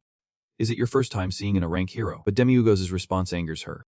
If she isn't a rank hero, then why is not she showing her face during the attacks? Alexia, with the pride of an A rank family, refuses to back down. Really reckless. Our family has been fighting as G-level heroes in the Great War of 665. Surely you are not familiar with this world. That line is only for D-level heroes. Zek quickly spoke up to calm things down. Of course. If anyone could catch that line, everyone would be D-level heroes. But why did you come here? Alexia deliberately made a loud noise to draw attention. But the person she wanted to ask was Zik. We heard that you can find the dinosaur relic near the magnificent castle. So it is the Align. Zik, I am still curious. What kind of guardian would choose an F-level person instead of an A-level hero like me? She did not miss the chance to provoke Zik with sharp words, but Demigos remained calm. You are just a spoiled kid who does not respect heroes, and does not even know what appreciation is. No wonder you did not recognize the Hot Liech family. Zik tried to be modest. I am just lucky. If the master had met Elder Alexia first, he would have chosen you. Alexia would not back down. Before being chosen, you need to know some manners first. Who would want to protect a hero family that does not even show up when the attack line is drawn? Alexia was so embarrassed that she got angry and wanted to challenge Demigos right away. Fortunately, Zik managed to stop her just in time, basically forcing her to. Perhaps the Demon King only sees them as flies. But there seems to be something different between the two. Enough. Do not bother me anymore. Just go away. However, Alexia was so provoked that she left, and I did not meet this strange guardian. She said to Zeke, "Sorry, Elder. Goodbye. Next time if you are not buying anything, do not come again." But everything is not over yet. Before leaving, Alexia reminded Zik that now he has a guardian, he should at least take the bloodline level test. You still do not have a ranking. Demigos jumped up in surprise, shocked to learn that the person he was protecting still did not have a clear level. Didn't you say you were F level? You still have not taken the test. Zik chuckled. But Alexia still insisted on advising him to take the test because it is too expensive. But my F level is clear. Still, you should try. Who knows? You might get lucky. Demigos felt like collapsing. Even just the test costs money. What kind of crazy place is this? He realized that basic hero classes were free. But here, nothing was easy. Just that is not enough to keep up. So everyone joins hero academies and hires tutors, Alexia explained.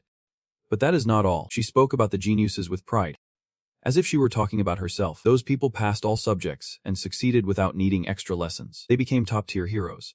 Level and above. Demigos realized the hidden meaning behind her words. She meant natural selection. Right. Alexia continues to explain the truth about the hero world. Equal opportunity only diminishes talent. Only the top 5% of heroes protect this world, while the lower-tier heroes have to give up everything. Demigos gradually realizes the shortcomings in the ranking system. As she said, it seems that this is what determines a hero's ranking. Even bloodline tests cost money. Alexia believes Demigos has misunderstood the issue.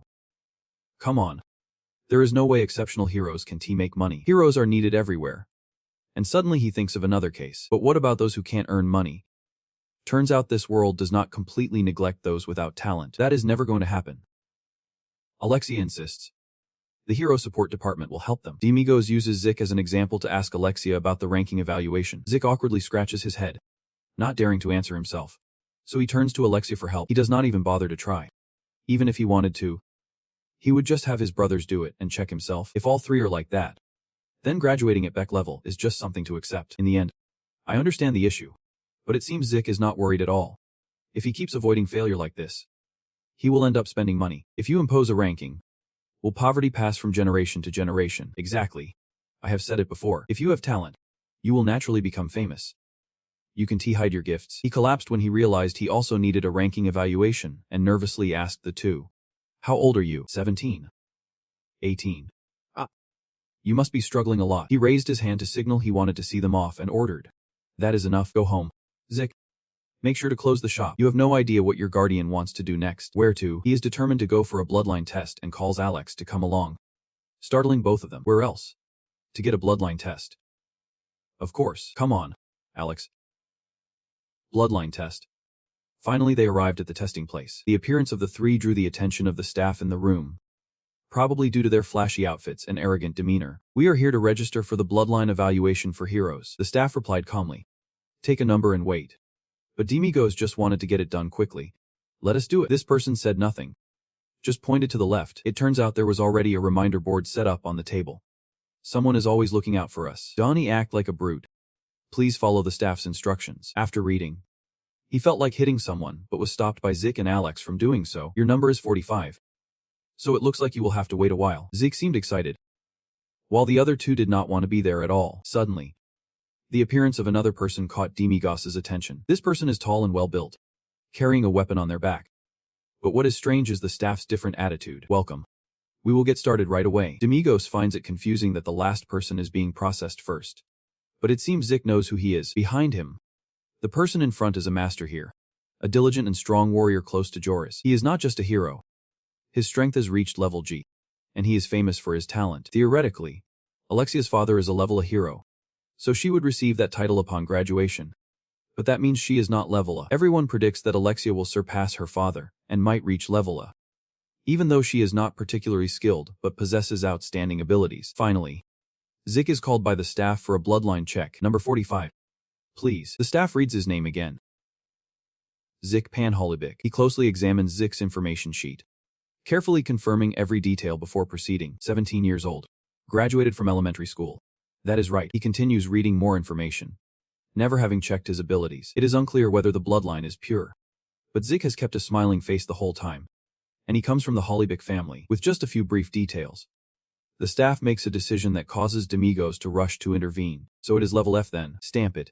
Demigos is angry about the unfair evaluation. "Don't you determine hierarchy based on appearance and ability assessments? This ranking will decide that kid's entire life.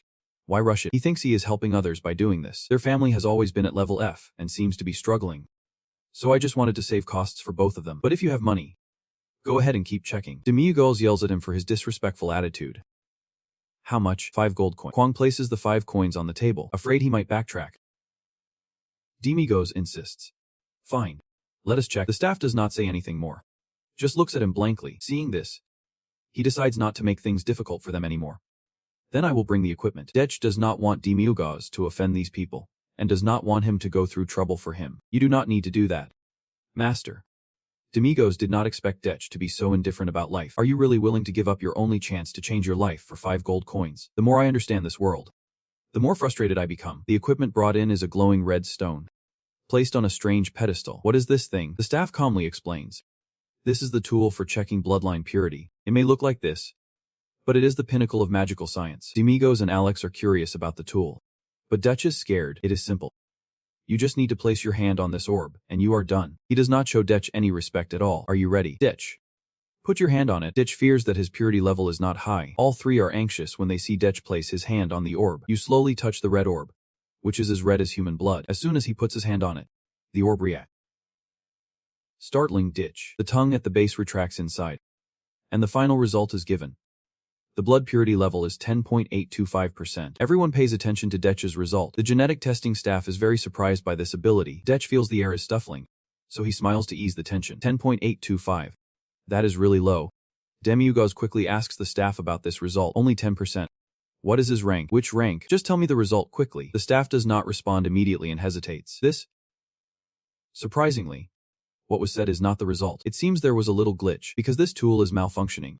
If you want to retest, please give me another 5 gold coins. Ditch does not want to bother Demigos any further, so he decides to stop here. He feels that spending 10 gold coins on this is not worth it, as the result remains the same as before. Ditch thinks Demigos should rank him F, because Demigos can't accept his sudden and ridiculous change. Ditch reminds then, "Hey old man, I have paid, so you need to follow through. Why do you keep avoiding it?" The score is 10.825. So give me a deserving rank. 5 gold coins is not a small amount, so the evaluation must be fair. He appears worried and scared, knowing that the person in front of him is not easily angered. He tries to explain why he thinks the orb is faulty, but his reasoning is just simple excuses. Ditch belongs to the 4th generation of heroes, right? He asks. But Ditch does not understand what he means. He continues. It is your generation that makes me doubt this result, even if it is the 5th generation. The purity level only reached 9%. No one in history has ever reached 10%. That number only exists in dreams. But his ultimate goal is just to get Detch to pay another 5 gold coins to be ranked higher. The usual rank is compared to a line. The score at that level is 6%. This tool must be broken. Either you pay an additional 5 gold coins, or we conclude the result as rank. He declares. Demiugos does not care about his request, only focusing on the level. Record him as rank, or rank. Demiugos orders. However, he still tries to convince Demiugos that the tool is faulty. Level B is already pretty high. It is not something you can just get. A 10% figure is ridiculous. This tool is definitely broken. Demiugos slammed the table hard as a warning, saying, "Let us check again. If the result is still 10%, you have to pay them 5 gold coins. What do you think?" He began to steer the conversation, acting like he understood everything. "I know the relationship between the two of them quite well. You are probably the type who likes to find heroes in the countryside, treating them like lottery tickets. If you do not get a good result, you will just kick them to the curb and look for someone new, assuming the next person is the same. You will toss them aside too," he said. He continued to assert that his assumptions were correct. "Sure, you are helping poor heroes, but your words are becoming increasingly manipulative, making Zik worried. But imposing your desires and forcing me to assign an inappropriate rank is fraud. The rank will determine your mission," he said, causing the whole room to fall silent. "Are you done talking?" Demiugos asked, his voice full of menace. "Now it is your turn to be scared by my words. Why are you talking so much? I refuse to let Zik become a low rank. Do you want to try again and bet 5 gold coins with me? Or will you accept him at a higher rank?" Demiugos boldly expressed his request to him, not hiding his dissatisfaction with having to assign Zik a low rank. He was sweating and trembling in response to the threats he just heard, growing more suspicious of the faulty testing machines. What if Zik hits 10% again? There is no way. 10% is too rare. But what if it is 1%? I know the person protecting Zik. 5 gold coins mean nothing to Zik, but for him, that is 3 months' salary. Zik is just a useless person when he is away from his wealthy family's support. He stared intently at the 3 people in front of him, deciding to send them away and assign Zik to level C. He did not want to be bothered and lose money unnecessarily, so he settled on level C. "I know you want a higher rank, but this is not a joke. I am doing this because I genuinely care for Zik. A low-level hero fighting a level B monster is too dangerous. He could die instantly," he urged, causing Zik and the staff to be horrified. "Finalize level C before he changes his mind. Stamp it quickly." He immediately stamped the decision. This time it was real, not fake. He even held up the decision and loudly read Zik's name. Zik Banholabik. Officially recognized as a level C hero. Zik could not believe his hands. The Hero Management Council finished this just as it was getting late. Demiugos and Alex walked ahead, feeling relaxed. That old man dared to extort 10 gold coins from me for 5 years.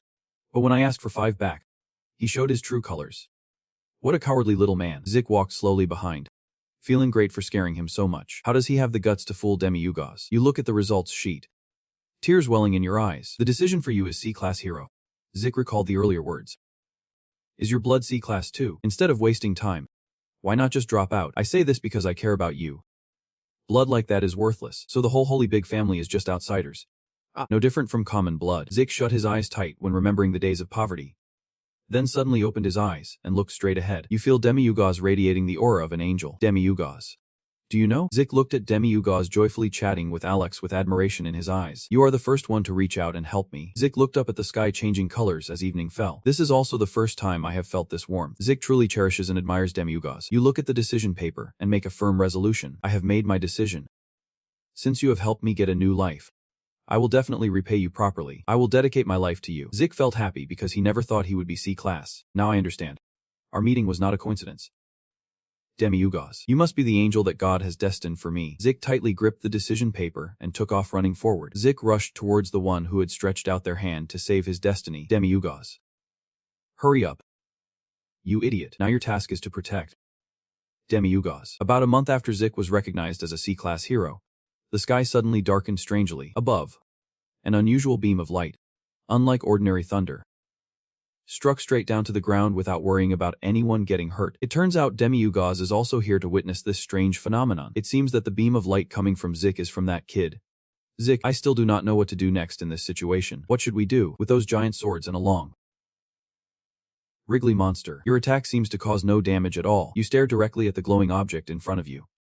One of the 4 guardian gods. The one who destroyed the old world, the Red Phoenix.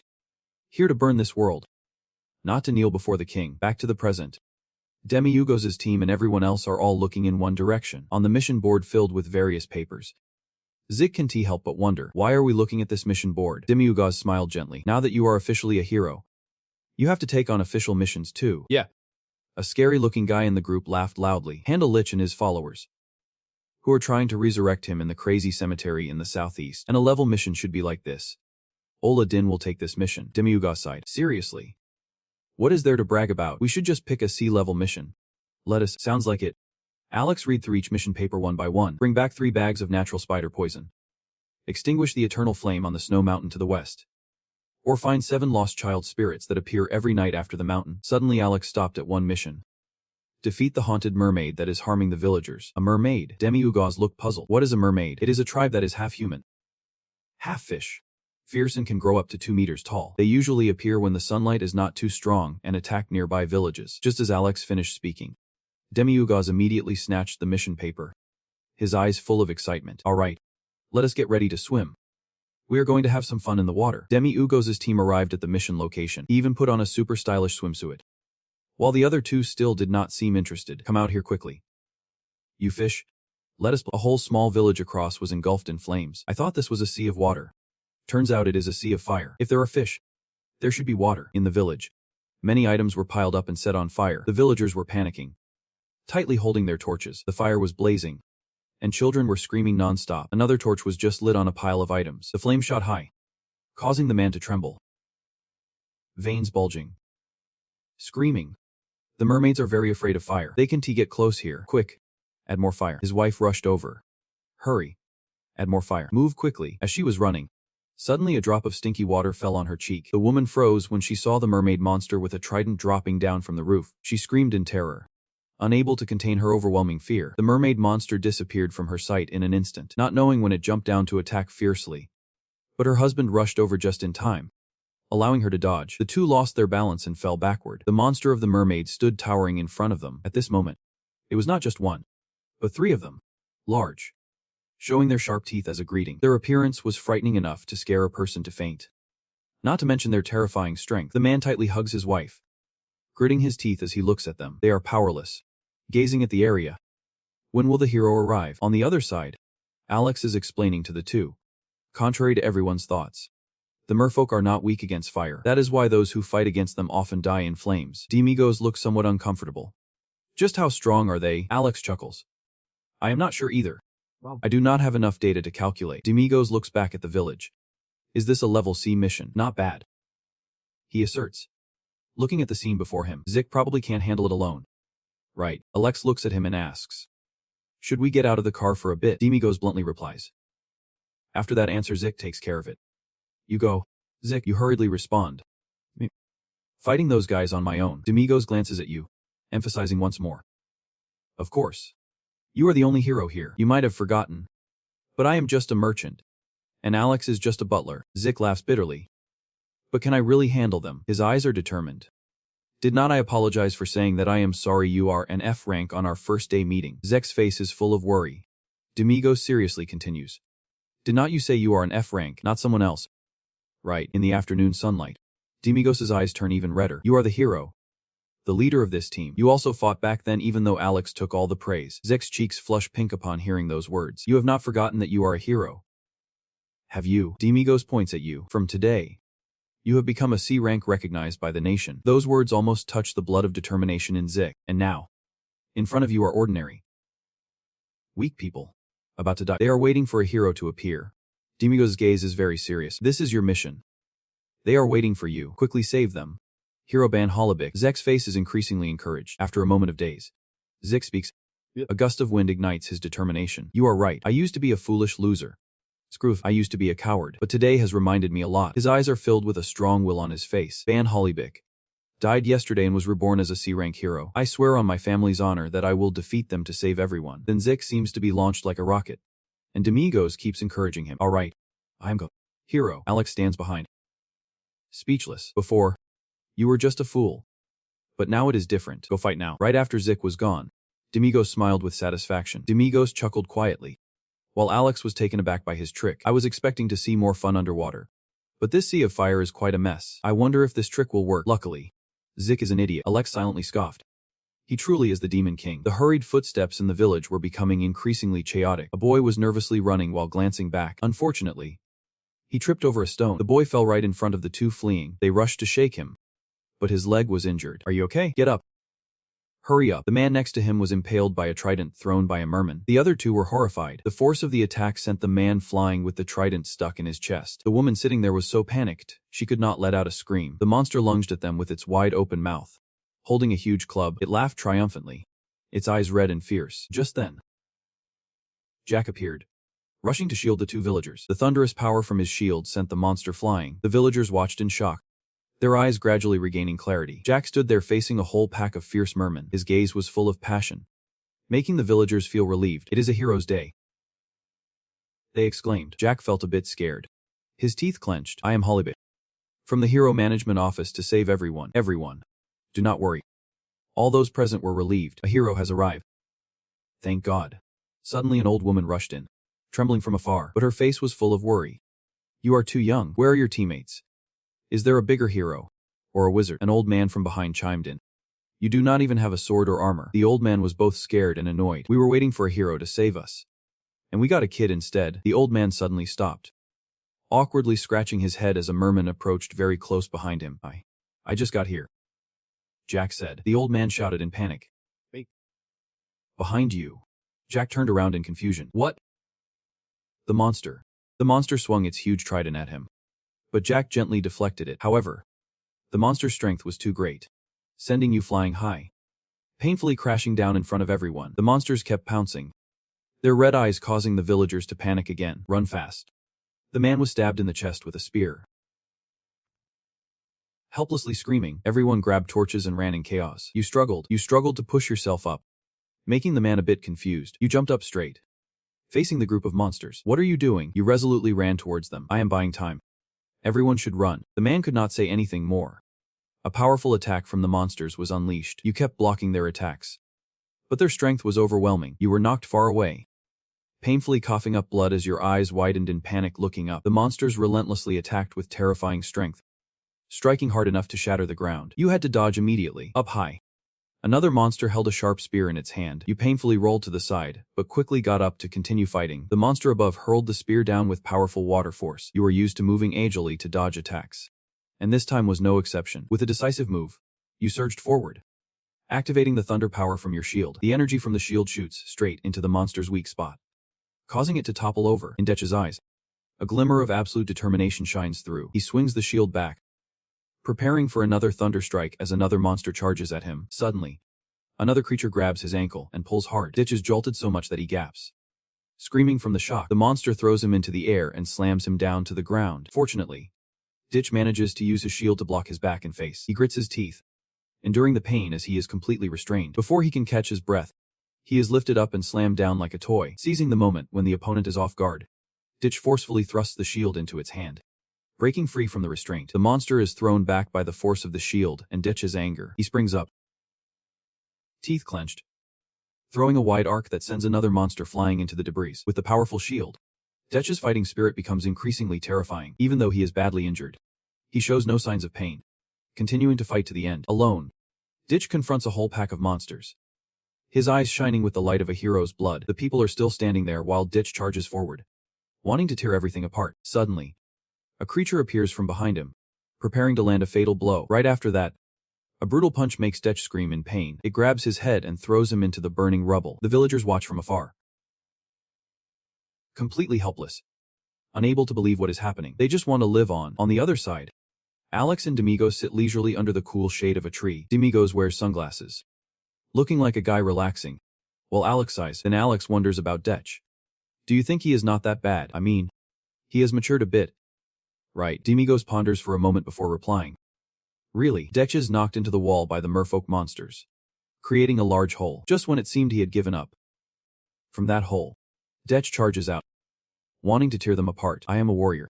The merfolk surround me, but Ditch still has time to strike one of them. His movements become increasingly quick, blocking countless deadly attacks from them. When facing the monster's deadly punch, Ditch's strength is running low. His legs have to strain to the maximum. The monster continues to throw a punch like a thunderbolt. Its strength is too great, causing Ditch to scream in agony, standing against the vicious monsters. Your strong will has never been extinguished. You threw a monster aside and chopped off its arm with a Laguna shield. I am a warrior.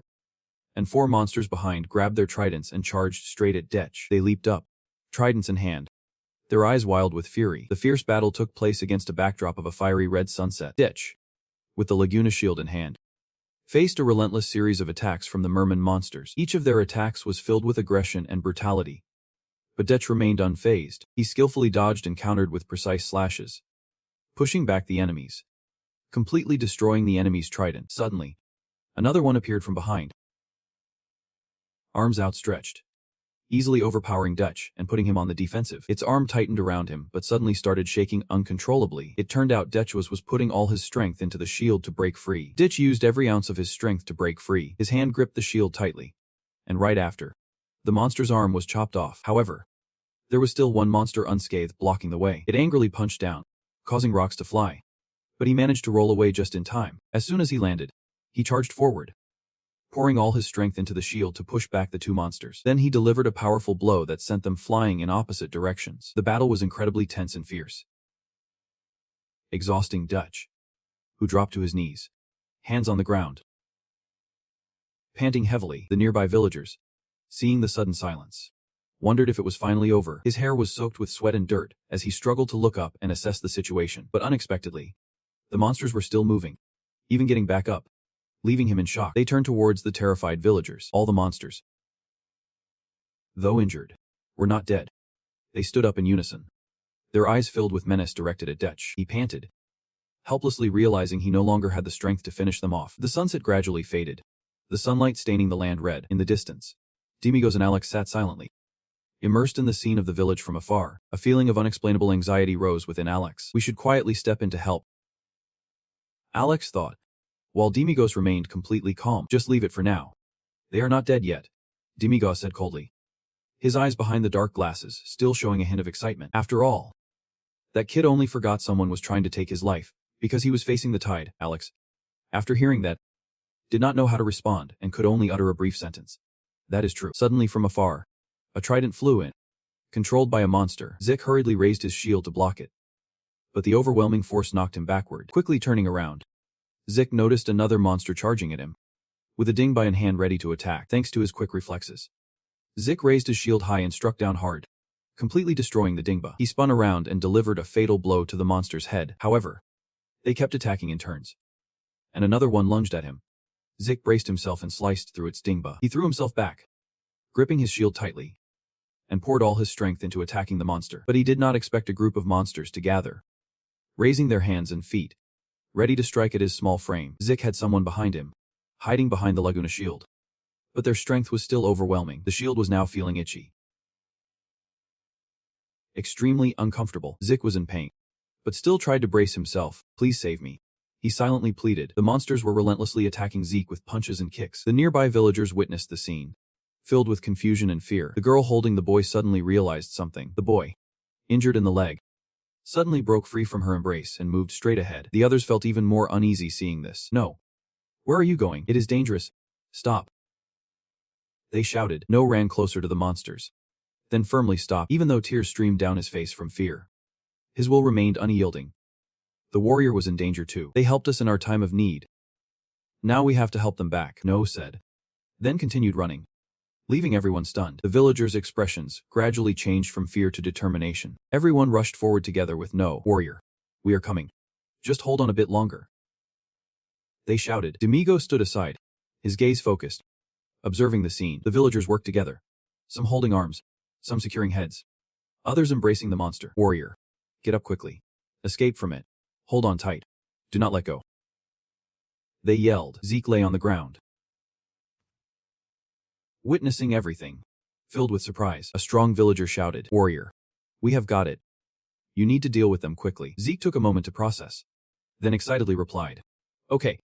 It is all thanks to you guys. He slammed his hands on the ground, stood up, gathered his strength, and prepared to deliver a fatal blow to the monster being held tight. But suddenly, the powerful monster threw the villagers aside and struck Zeke with a blow. Its strength caused everything around to collapse. Zeke let out a gasp, then swung a blow that sent all the monsters flying away. He turned to check the situation behind him, and saw the monster had grabbed an old man's neck, lifting him up and squeezing tightly. Zeke thought frantically.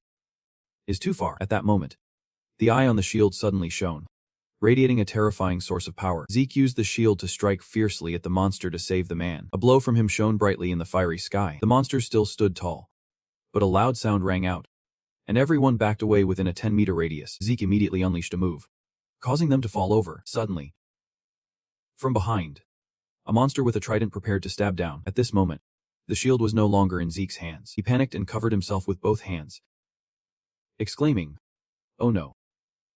The shield. Suddenly, the shield shot forward, blocking the trident from the monster, leaving Zeke stunned. The monster did not give up, aiming its teeth to stab the trident down, attacking Zeke with all 3 arms, but the shield had split into 3 pieces, excellently blocking this attack from the monster. Then the shield flew up, slicing straight into the monster, causing it to fall back. It shone brightly in the sky, suddenly shooting a beam of light upwards. Zeke frowned, grabbed the shield, and opened his eyes to look around. Instead of the monster, there was only a pile of remains scattered on the ground. He joyfully shouted inside. Did it? The shield suddenly attached itself to Zeke's arm, surprising him. The eye in the center still radiated a mystical feeling. Zeke happily embraced it, exclaiming, "Laguna.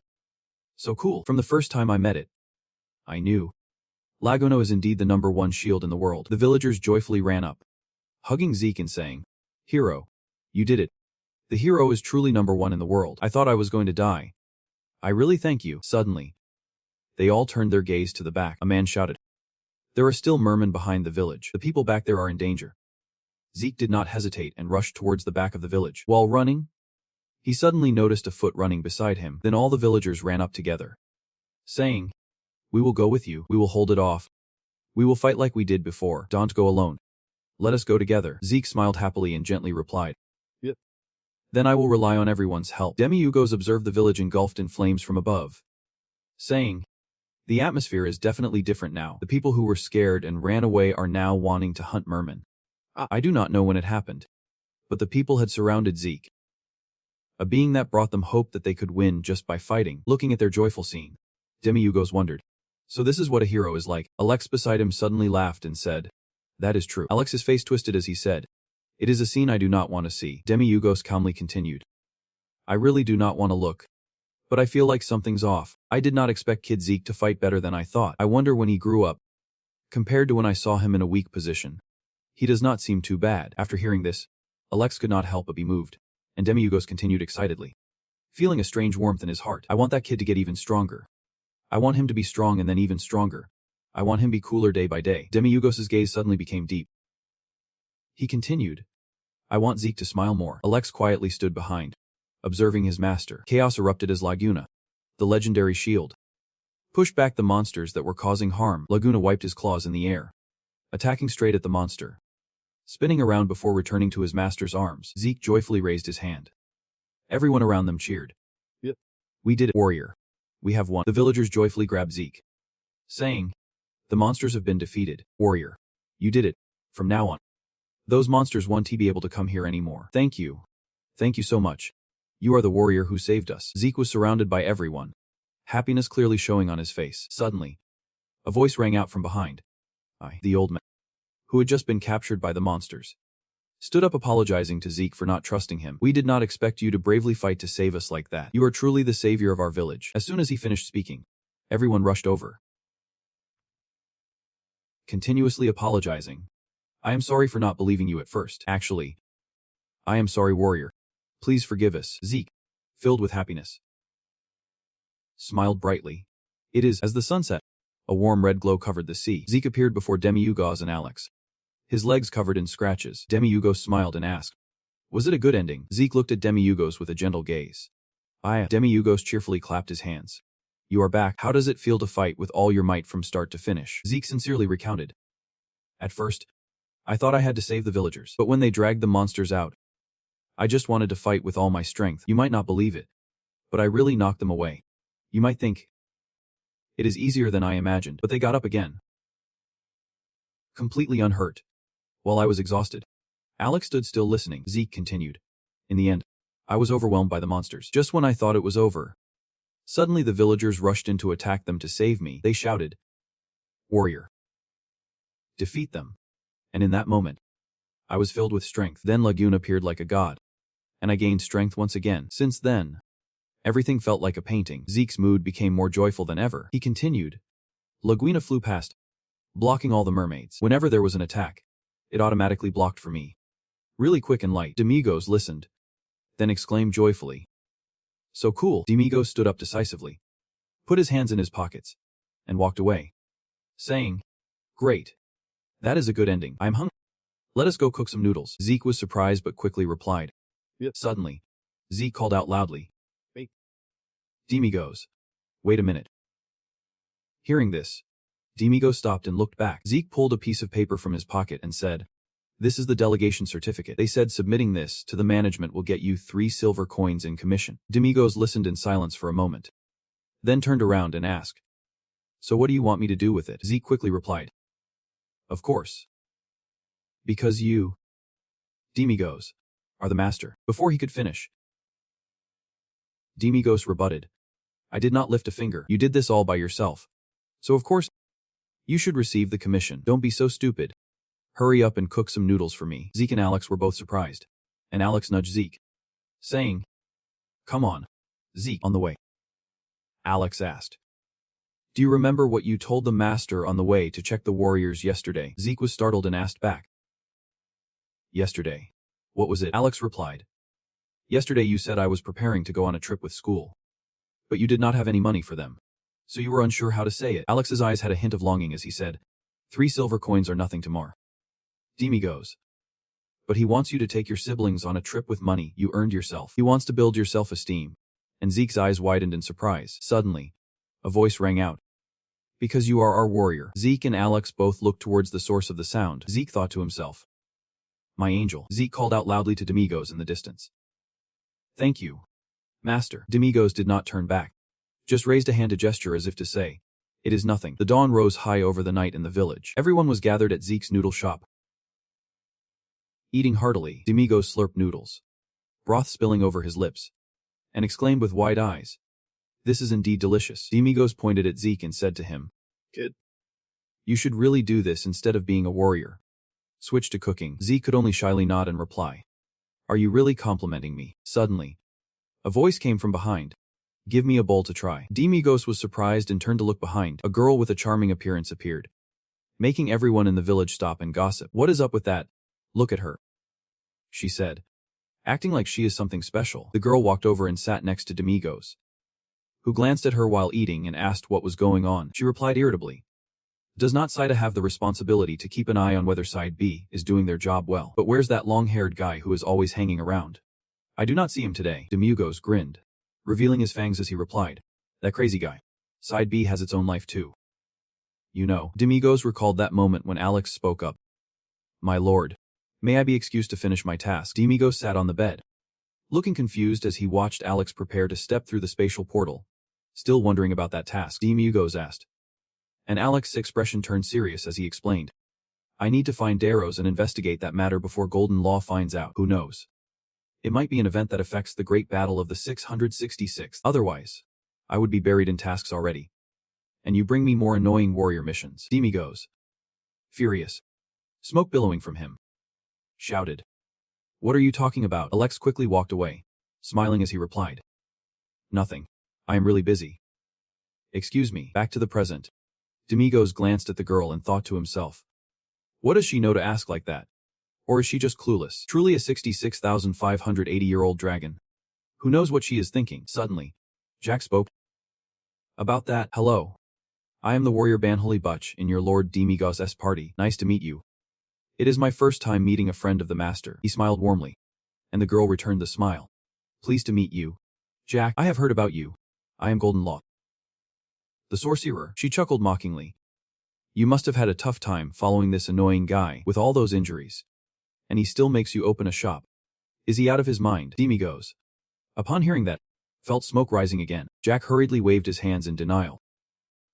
I opened the shop because I wanted to make money, not because Demigos forced me. Jack cheerfully smiled and remarked, Indeed. You two are real friends. You act just alike. After hearing that, they exchanged loving glances and whispered. He said we are friends. Friends for life. At that moment, Jack placed a bowl of noodles in front of the girl and said, "Here's the noodles you ordered. Enjoy your meal." The girl quickly took a few bites and exclaimed, "What is this? It is really delicious." "Jack, do not follow that guy anymore. You should go out and open a shop," Jack shyly asked. "Really? You think it is good?" Demigos quickly added. "It is actually really good," the girl asked while eating.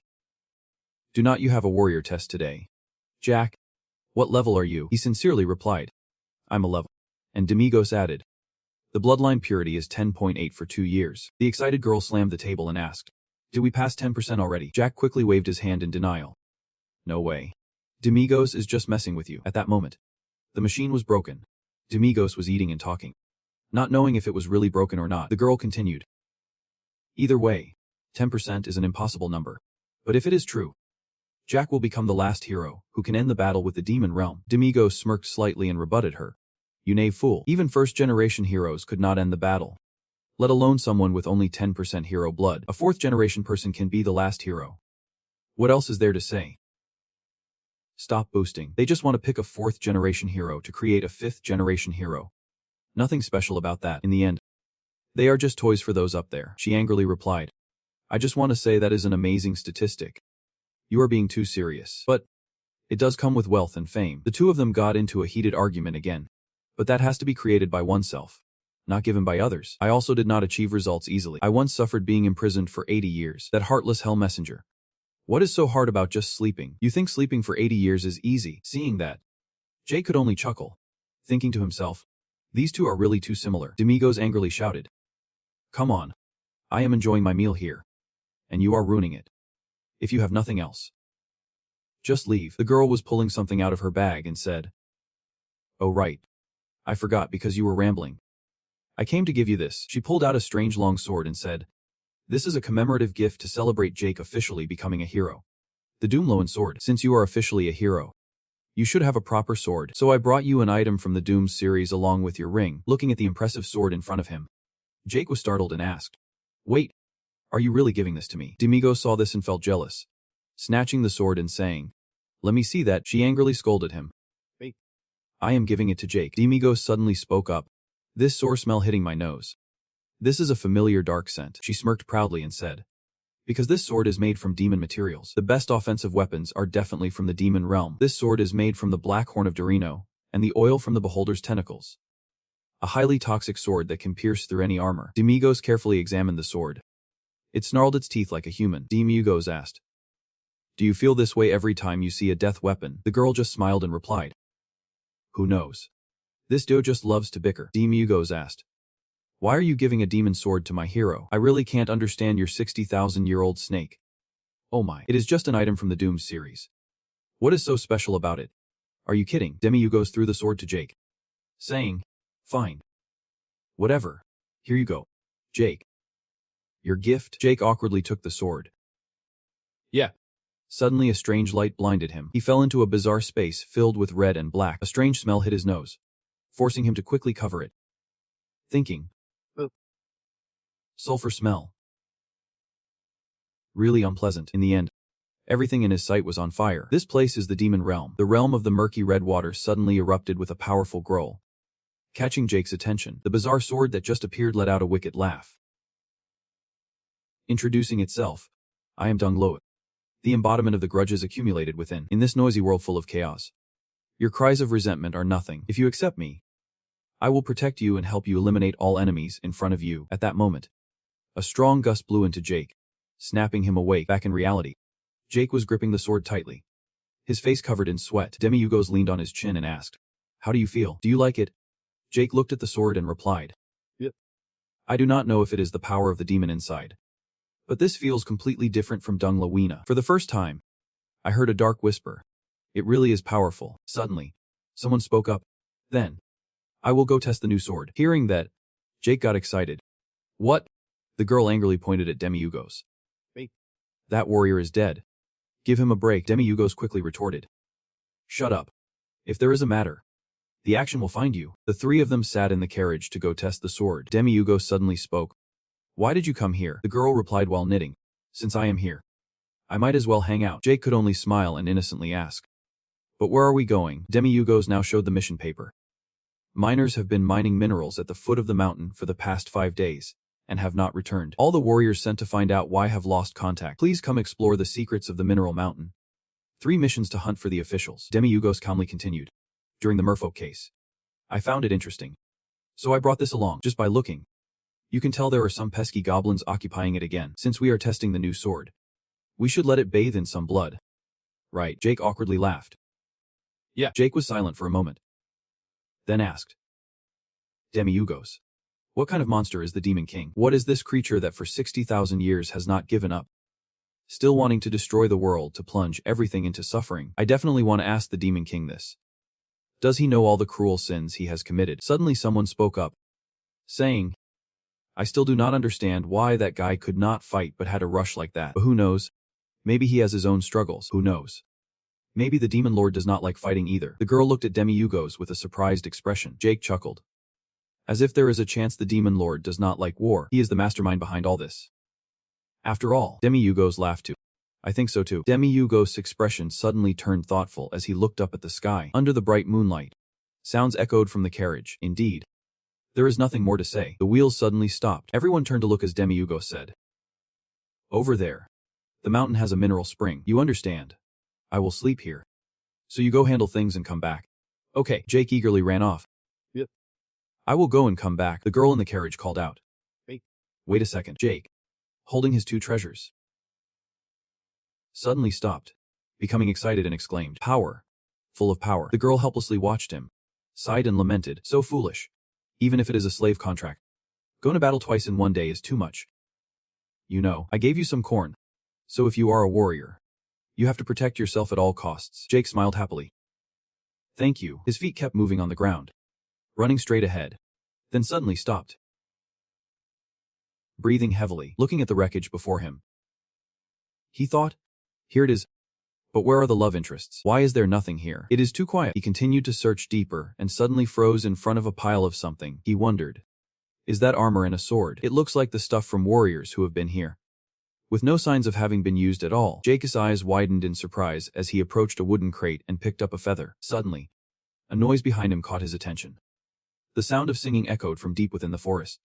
And he looked deep inside. He could not control his curiosity any longer. His feet ran really fast. The girl's song was not far away. Just close, with a very anxious expression. I wonder if the song will gradually attract the love interests. It is too dangerous. I have to hurry. The song kept ringing, pulling closer step by step. And he thought, but why is there a woman deep in the forest at night? His feet suddenly stopped, his eyes wide in astonishment at the scene before him.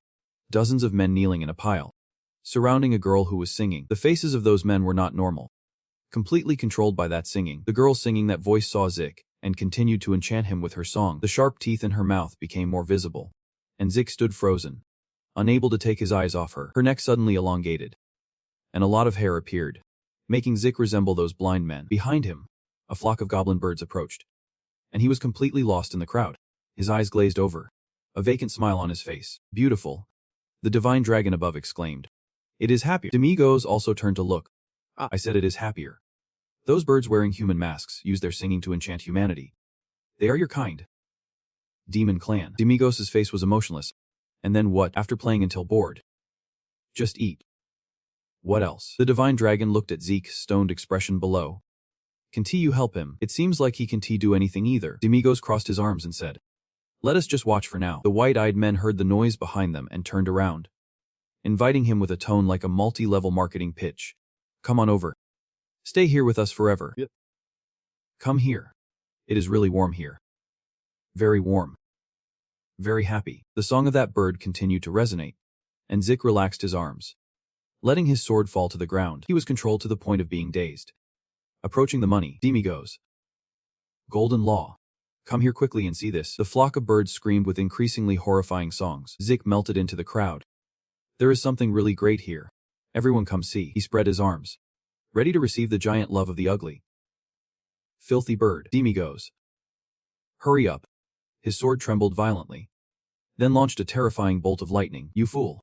The largest bird was controlling the men, and the lightning from the sword sliced through their heads, missing their necks. The song faded as his mind gradually regained clarity after the shock of the horrifying scene, and the sword from the bird quickly flew towards Zeke. The sword seemed filled with rage, And Zik realized the problem. Loin, with terrifying power, suddenly charged straight at him. While Zik was still stunned by the song, Loin returned to his hands, and the sword's furious anger weighed heavily on him. A being that dares to use me and belittle me. Don't let those lowly demon clan fool you. Kill them. Chop at their necks. The filthy, pathetic birds charged angrily, opening their mouths with sharp teeth, producing a horrific melody to control Loin. But the sword was not easily defeated.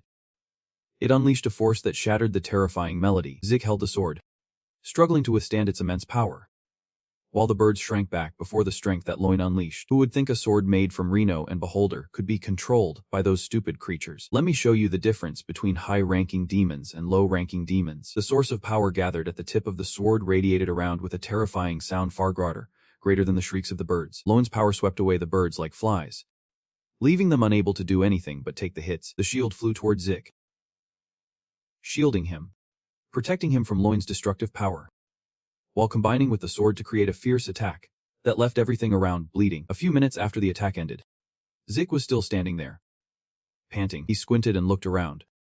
The birds were long gone without a trace. The power of the sword still echoed in the distance. Zik could not believe his eyes when he saw Loin in his hands. His spirit gradually returned, his expression still astonished and terrified. The men were still bowing their heads, having been controlled for a long time. A few seconds later, they regained their senses and looked at their own hands. What is this? I can move now. They noticed Zik holding the sword up to the sky. There.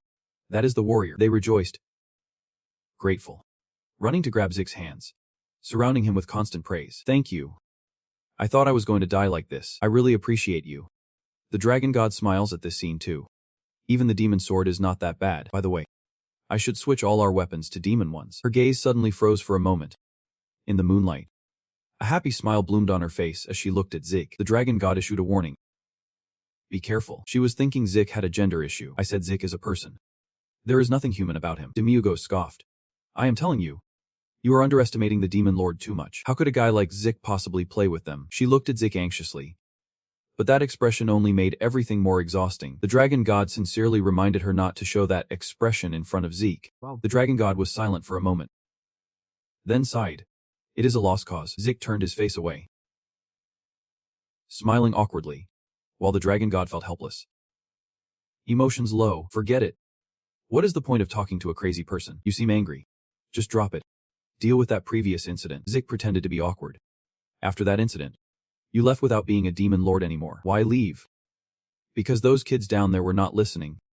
Or do you want to rest for a while? There must be some reason. What is it? Demigos replied nonchalantly. I already told you back then. The girl seemed so annoyed that she wanted to punch him a few times. What are you talking about? You said to let me know next time. Then just drop it. Is that it? Demigos knew she was very frustrated, so he intentionally teased her more. Fine. It is too much trouble. I will keep my secret. The dragon god won't stubbornly argue with you anymore. Do whatever you want, anyway. If you do say something, it will probably just be a completely unreasonable excuse. Thanks for understanding. The dragon god continued the story with an amused tone. But anyway, thanks to you, getting to talk to the demon king is not so bad. She looked up at the night sky, wondering why the demon king was sitting in that position. I have always been curious about the reason. Her gaze suddenly sparkled with deep thought. The night sky tonight sparkled with countless stars alongside the ethereal full moon. Even though they are opposing forces, that position is also equivalent to mine. There must be many issues over there. Right, I just wanted to ask that. Then she turned to look at him. Did the demon kings before you, the 665th generation, also have similar personalities to yours? Demigos did not answer right away, thinking for a moment, then sighed. I do not know. I rarely talked to them. Since 80 years ago, back when I was just a kid in that area, I was already a weak soul, but perhaps it is not the same. I remember he was quite conservative. The dragon god laughed loudly. Well, with a personality like a human, one is enough. She unconsciously sighed, causing Demigos' gaze to change towards her. If the previous demon lords were like humans, her face was filled with hope. Maybe the war would have ended long ago. I am really tired of all this. Demigos laughed and clapped. Congratulating, he stood up, stepped onto the chair he was sitting on, arms wide open with an excited expression. From now on, there will be no more demon lords. Completely a relic of the old era, now only existing in fairy tales. His clear voice made the smile on the dragon god's lips fade. From now on, say goodbye to those boring battles. The long-awaited era of peace is finally here. The dragon god felt the sincerity in Demigos' words. So let us seize this atmosphere and get up and come here. The strong wind blowing through only intensified his determination. Let us enjoy life by dancing and singing as this body Both the demon lord and the war are no longer present in this world. Suddenly the dragon god could not hold back anymore. Because of laughter, she asked a question that caught him off guard. Is this also within the realm of possibility? The realm of possibility. She is talking about all these distant things. Do you really not know? Do you think about why you could be here? This is setting up a scenario. Otherwise, there must be some calculations going on. Demigos completely did not understand what the dragon god was saying, setting up a scenario. Calculations. What are you talking about? She looked directly into his eyes. I do not know. All my thoughts seem to be infected by your stupid virus. I am starting to get curious about all this nonsense. The dragon god is indeed a cunning girl, moving forward and backward in life. Demigos was furious but could not do anything. I am going ahead. Just answer me first then go. It is the same. You did not tell me either. Come on. She called him a name that could not be cuter. Crazy Black. She smiled. I do not know how far your realm of possibility extends. But I will honestly say this, you probably do not remember. But for the past 66,580 years, we have really fought until we were sick of it. It is the first time chatting like this together. Her voice was gradually reaching into Demigos's soul. Chatting with you is actually quite fun. On the familiar carriage, the dragon god spoke with a heartfelt tone. You will leave after 20 more years. While I will definitely continue to live in this world until its demise. But right now, I think today will definitely be a day I occasionally remember. Demigos placed one foot on the armrest. An action that caught the dragon god's attention. He looked straight into her sparkling eyes and said, You fool. I told you. Even if the gods drown this world in flames, I won't. Just wait and see. I won't become the demon king. Nor will I die. I will keep showing you this face until I am sick of it. The dragon god's cheeks flushed pink. She replied, All right. You idiot. Remember that, then I will hold out a bit longer. Both for eternity in this ridiculous script. While the two were engrossed in conversation, suddenly a voice called from afar. Lord Demigos. Come here. Detch hurriedly waved. The mission is complete. Your second leg has returned. Dragon God. Open the barrier. I really have to go now. She also handed Demigos a red scarf, adding, Wear this. Demigos was surprised. What is this? The dragon god's expression was gentle as she explained. It is a scarf. That thing around your neck looks very tacky. So I thought I would cover it up. Demigos was taken aback, pointing at the tight choker around his neck. The dragon god stepped into the barrier without saying another word. Demigos mumbled. How is this tacky? The barrier disappeared, and Ditch rushed over. He was both anxious and nervous. Look, these recent jobs got us silver rewards. That is like 5 months of selling noodles. Where did the dragon god go? Demigos looked at the scarf in his hand, puzzled, and after a long pause, he finally spoke. It is weird. Come on. Is late. Let us hurry back to sleep. Ditch nodded. Ditch drove the carriage back over the cool, peaceful green grass. He felt very happy after completing the mission. While Demigos lay in the carriage, gazing at the beautiful sky, the two of them returned home peacefully, the carriage leisurely rolling along the long road. After a while, Ditch brought Demigos to the shop's door. Saying goodbye, Demigos walked step by step up the stairs, returning to his beloved room, gently opening the door, lying down on the soft bed, and sighed. Indeed, the bed is true love. His eyes opened. Suddenly thinking of something, he took out and examined the red scarf that the dragon god had just given him. Suddenly, a barrier appeared in the room, and it was Alex, looking extremely angry. Demigos calmly said, I am about to sleep. Come back tomorrow. He looked at the scarf, sighed. I said come back tomorrow. Alex said seriously. Dara's just died. Demigos, who was looking at the scarf, had to stop. Alex continued, his tone tense. He said I can't disclose it, but I feel pressured because I made the Lord feel burdened. Then he committed suicide in front of me with poison. And now we are left with the failure of a title. Alex's voice grew more and more intense. Even though we argued, for the past 665 centuries, we have always fought together wholeheartedly for the demon realm. Please tell me, what have you and Dairos been up to that you have not shared with me? That matter led to Dairos' tragic death. In Alex's eyes, there was rage that had to be restrained. If not, what in this world could make a duke take his own life? The only one with the power to do that, besides the monarch, is just one person. Alex bitterly mentioned her name. The body of the dragon. The golden divine dragon. Demigos' eyes lit up, affirming that it was not her. She has always been with me until just now. Alex remained unyielding. It is rumored that the divine dragon has up to 10,000 clones, which is why she could live for 66,580 years. Far surpassing any other monarch. Are you sure that the person next to you is her original self? His hand tightened around the scarf. Then he suddenly stood up and walked straight toward the barrier. What about Darius' funeral? Is it ready yet? His face grew serious. Prepare the black attire. darker than the darkest night and deeper than the abyss, in a desolate land, filled with fire and blood. The city of 1,000 black towers appeared before us. At the end of the world, the demon realm Eidos, from a distance. The sound of marching soldiers echoed closer. A warm, sorrowful voice rose. Lamenting. O warriors born from darkness. The flags flying high in the wind. We are simply returning to where we were born. So do not be afraid. A mighty army with eyes glowing red like fresh blood stepped forward. Death is our origin. Our friends are ourselves. A flickering black flame in the wind, releasing a strange red smoke. Leading that fierce army is Demigos's group. They stepped silently forward, their faces cold and emotionless, treading upon the towers built from the corpses of enemies. In the end, we will take the land of blessings. The face of the person in the painting radiated a cold aura. You all. Demigos's expression is not any better. His eyes flashed with a gloomy glimmer. Witness our victory in the darkness. A line of people stretching thousands of meters was slowly approaching a bubbling lava pit, looking at the blazing lava before us. As the time of endurance passes, we will have to lie in the arms of death. The sunlight is like a seal tightly held in hand. Weak arms were holding the coffin, slowly raising it high before letting go. I will descend to where you live. Just as the prayer ended, the coffin fell into the scorching lava. The bubbling lava slowly erodes the coffin, swallowing it without a hint of mercy. In an instant, the coffin has disappeared without a trace. The darkness will vanish, and the light within us will last forever. The funeral finally concluded, and suddenly a red spark streaked quickly across the sky. That spark caught the attention of someone in the room.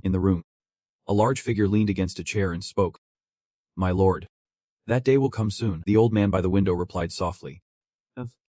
Just left without a word. That is outrageous. He glanced over and continued. There is Alex. How is it that my lord has to go out like that? Hiding a close subordinate this much is too much. What should we do now? The one who just spoke was the king of fire and truth, Duke Ifri, king of the demons and succubi. Duke Satan listened to Ifri, casting a cold glance. Duke of Fire seems to have quite a bit of dissatisfaction with the 666 generation. So soon to be displeased. In the chaotic world of the demon realm, that young demon lord goes to the surface every day, but no one knows why. One of the dukes has been trailing him to the point of losing contact. Another suddenly lost all will to live. Ifri voiced his annoyance. There is only 20 years left until the war, and everything is already in disarray. If this continues, not only will we fail, but the demon realm will be in danger as well. Just as he finished speaking, a clattering sound suddenly rang out, drawing Ifri's attention. It was the king of nightmares, the monster that feeds on human desires. Duke Rook. Santina laughed coldly, her tone full of mockery.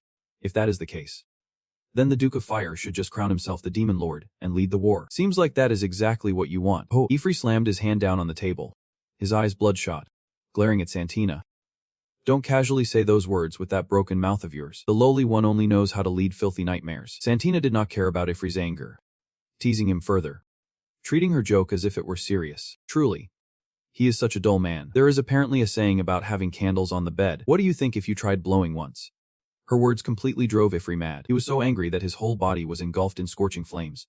His face darkened, his voice coldly warning. Even if it were not the case, it is still annoying to see the two of you sitting together and being so boring. But everything is still going well. Choose one.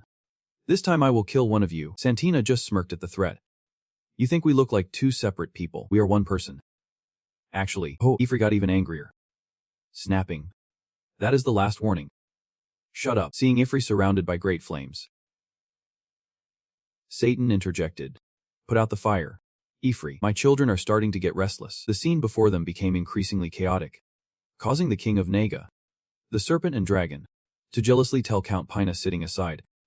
Just kill each other quickly, please. Haha. You idiot. Candy. At that moment, another figure sitting next to Pina aggressively slammed his bowl down on the table, his eyes flashing with a cold iron glare. That fierce man was the king of beastmen, the beast-headed races. Count Osiris, he sighed in delight, leaning back in his chair, saying, this soup here is really delicious. Osiris's reckless behavior briefly attracted the attention of the others, interrupting the fight that had just begun. In the quiet field, in the stillness of the night, a small house could be seen from afar.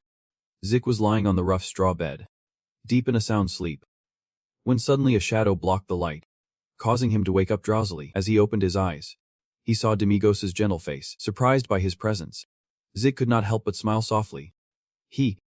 What brings you to this remote place? Just as he was about to sit up, Demigos stopped him with a hand, gently pushing him back down onto the bed. Therefore, he obediently listened. Not resisting when Demigos carefully pulled the blanket over him, he blushed slightly and replied. Yep. Suddenly, his gaze caught the bandage wrapped around Demigos's arm, and he asked, "Someone must have just passed away." Right. Demigos smiled faintly, his gaze distant. Always the one sitting alone in the corner, playing strange games with mushrooms and grass. He rarely spoke, so he almost never conversed. But he was reliable in his own way. The more Demigos spoke, the more passionately he became, his voice carrying a hint of gentleness. Millions wanted to kill him, but none could. He was not someone to be easily dealt with. But today, he died in vain. Looking at Demigos's face when mentioning the deceased, it was undeniable that it was heartbreaking. He softly spoke, "What a pity." Suddenly, Demigos's expression darkened, his eyes flashing with ominous light. His voice turned cold. Though a few could kill him, the one who could corner him into suicide, no matter how you think about it, was just one person. Thinking of one person's face, Demigos's eyes could not hide their coldness. His voice carried a sense of resentment. All clues pointed straight to that bastard. I should have realized it the moment she suddenly appeared and handed over the unbelievable tasks. Watching Demigos's increasingly bad expression, Jake gently spoke. Instead of doubting, "Let us talk. That is what my father always said." Hearing this soothing remark, the corners of Demigos's mouth slightly curled up. He turned around, laughed coldly. "That phase is over. The dead one come back. I did not know. But perhaps I also had quite strong family feelings." Demigos's eyes flashed with a cold light, his voice deep with intensity. "Touch my family." Right as he finished, he gently called out, "Jake, you lay on the bed." Startled, "Yep." Demigos looked into the distance. Speaking deeply, "I will be absent for a few days. During that time, someone will help Jake at the store." Jake obediently replied. Yep. But Demigos spoke again, making you confused. If Demigos looked at Jake with blood-red eyes, "If I do not return, the store will belong to you." Finishing his words, he turned to leave. This unclear statement shocked Jake, who hurriedly jumped out of bed to chase after him. Yep. "What do you mean, sir?" You called out loudly. Demigos. Before you could say more, your eyes widened in shock. Demigos smiled faintly, raised a hand to silence you, then walked quickly outside. Jake chased after him, but it was already too late. All he could do was helplessly call out loudly, "Demigos." Demigos moved swiftly through the quiet night, his eyes filled with intensity. Looking at the scene before him, Demigos slightly curled his lips in a cold smile. In his mind, memories of the divine dragon flashed by. Innocent children turned into tools of war and died miserably. Then came the image of a beautiful girl in a flowing dress, a bright smile on her face. That was the rule of this world. Do you know how much I actually looked forward to this? You are the first in 665 centuries to give up before the Demon King. Even at the very last moment, she still kindly advised. That scarf around your neck does not look good. Cover it up. All the beautiful memories of that girl were burned away with the coffin containing his friend's body. As he watched the coffin slowly sink into the sea of flames, Demigos felt empty inside. Alex spoke up from behind, his other self definitely lacking power. If the Lord takes action himself, the golden dragon will have to reveal its true form. My lord.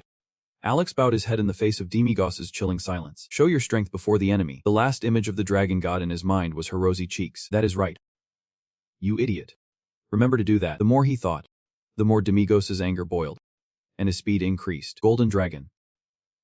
You bastard. A knight below was startled as he felt the overwhelming power rush past his head. What was that terrifying energy? Along the same path, another blood soldier also noticed and looked up to the sky. What is that? Then another blood soldier.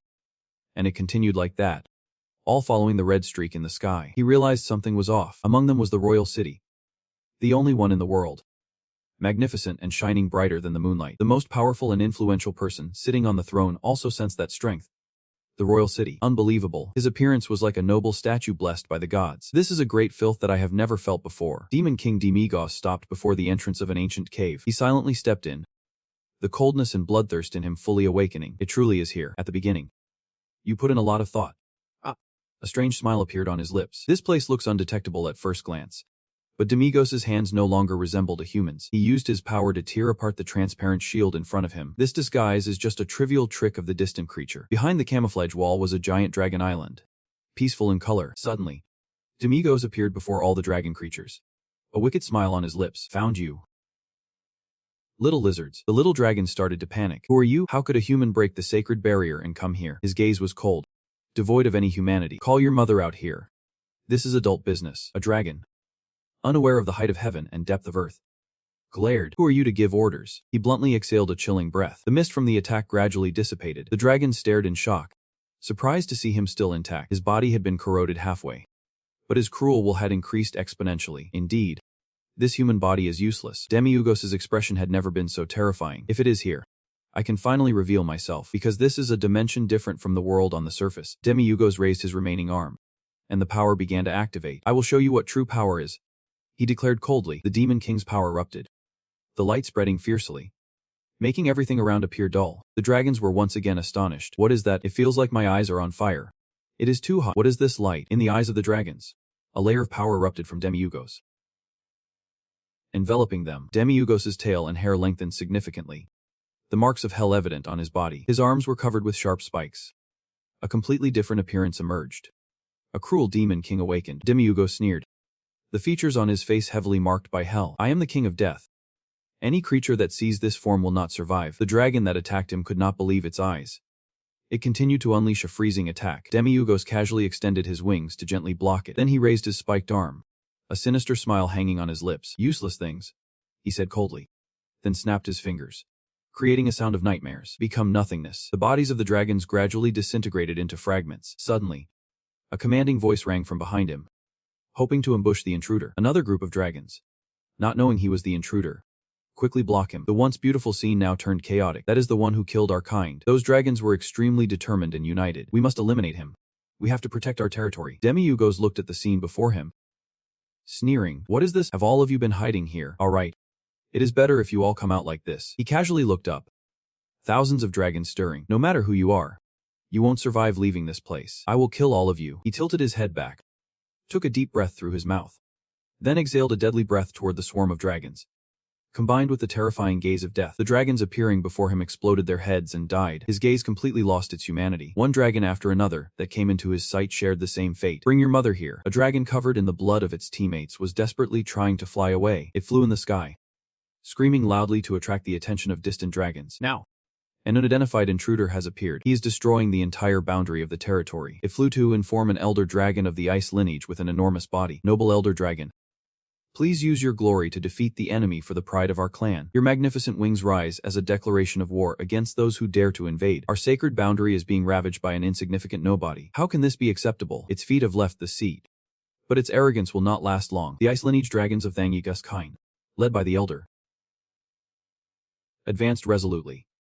With no one looking back, they are ready to fight to protect the boundary, not letting the enemy invade. A fire dragon, its body covered in the blood of teammates, hurriedly flew towards the elder dragon's hiding place. It cannot overlook the chaos unfolding. A similar scene called for the ice lineage companions, the fierce warriors of Inkai. They are the guardians of the territory, warriors who never yield to the enemy. Our territory has been defiled, and now is the time to show the wrath of the dragons. The elder dragon's hand opens, like a warning to anyone who dares to step dirty feet on this sacred land. When that hand closes, a magical sword appears, and from it, a torrent of fire dragons bursts forth. The filth of the enemy will pay with death. In the distance, another dragon flew back to its lair, calling for support from the sages of Buch Enguchi Kun. A noble dragon opened its eyes, ready to join the battle. The intruder, with legs full of jewels, reached out, but could not escape punishment. It spread its wings and flew away in anger, calling to unlock mana for more power. After a while of slaughtering, Demiurgos still stood still. Behind him the sound of threats rang out, full of disrespect. The elder dragon and thousands of other dragons advanced together, unable to accept the violation of their holy ground. The dragons, once praised as divine protectors, will not allow the enemy to bring blood and death here. Demiurgos sneered, full of disdain.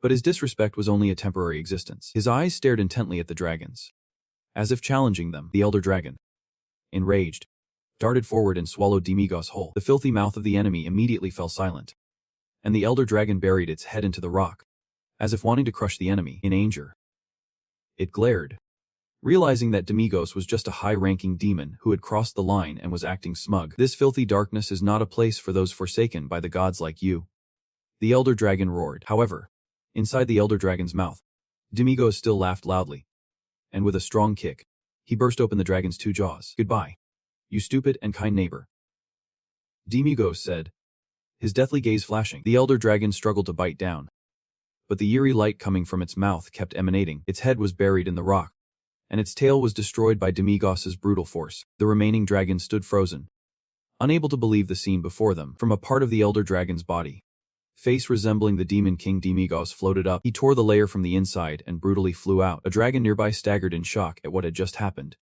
But Demigos had no intention of letting it go. He raised his hand and gently snapped his fingers. The dragon's head was split in two. Its body was torn apart mercilessly. And the fire dragons could no longer stand by and watch. They gripped their spells tightly and all threw them at Demigos. Don't pollute the magic anymore, they chanted, but Demigos used the body of the dragon he had just split in two as a shield. Absorbing all the spells, Demigos coldly pointed a finger. Flicked lightly. And the corpse of the dead elder dragon suddenly flew up from the large rock. He gestured again. Its body was chopped into pieces. Another dragon stood aside, trembling in fear. Witnessing the tragic scene of its kind, it screamed, "Demon!" Demigos squinted,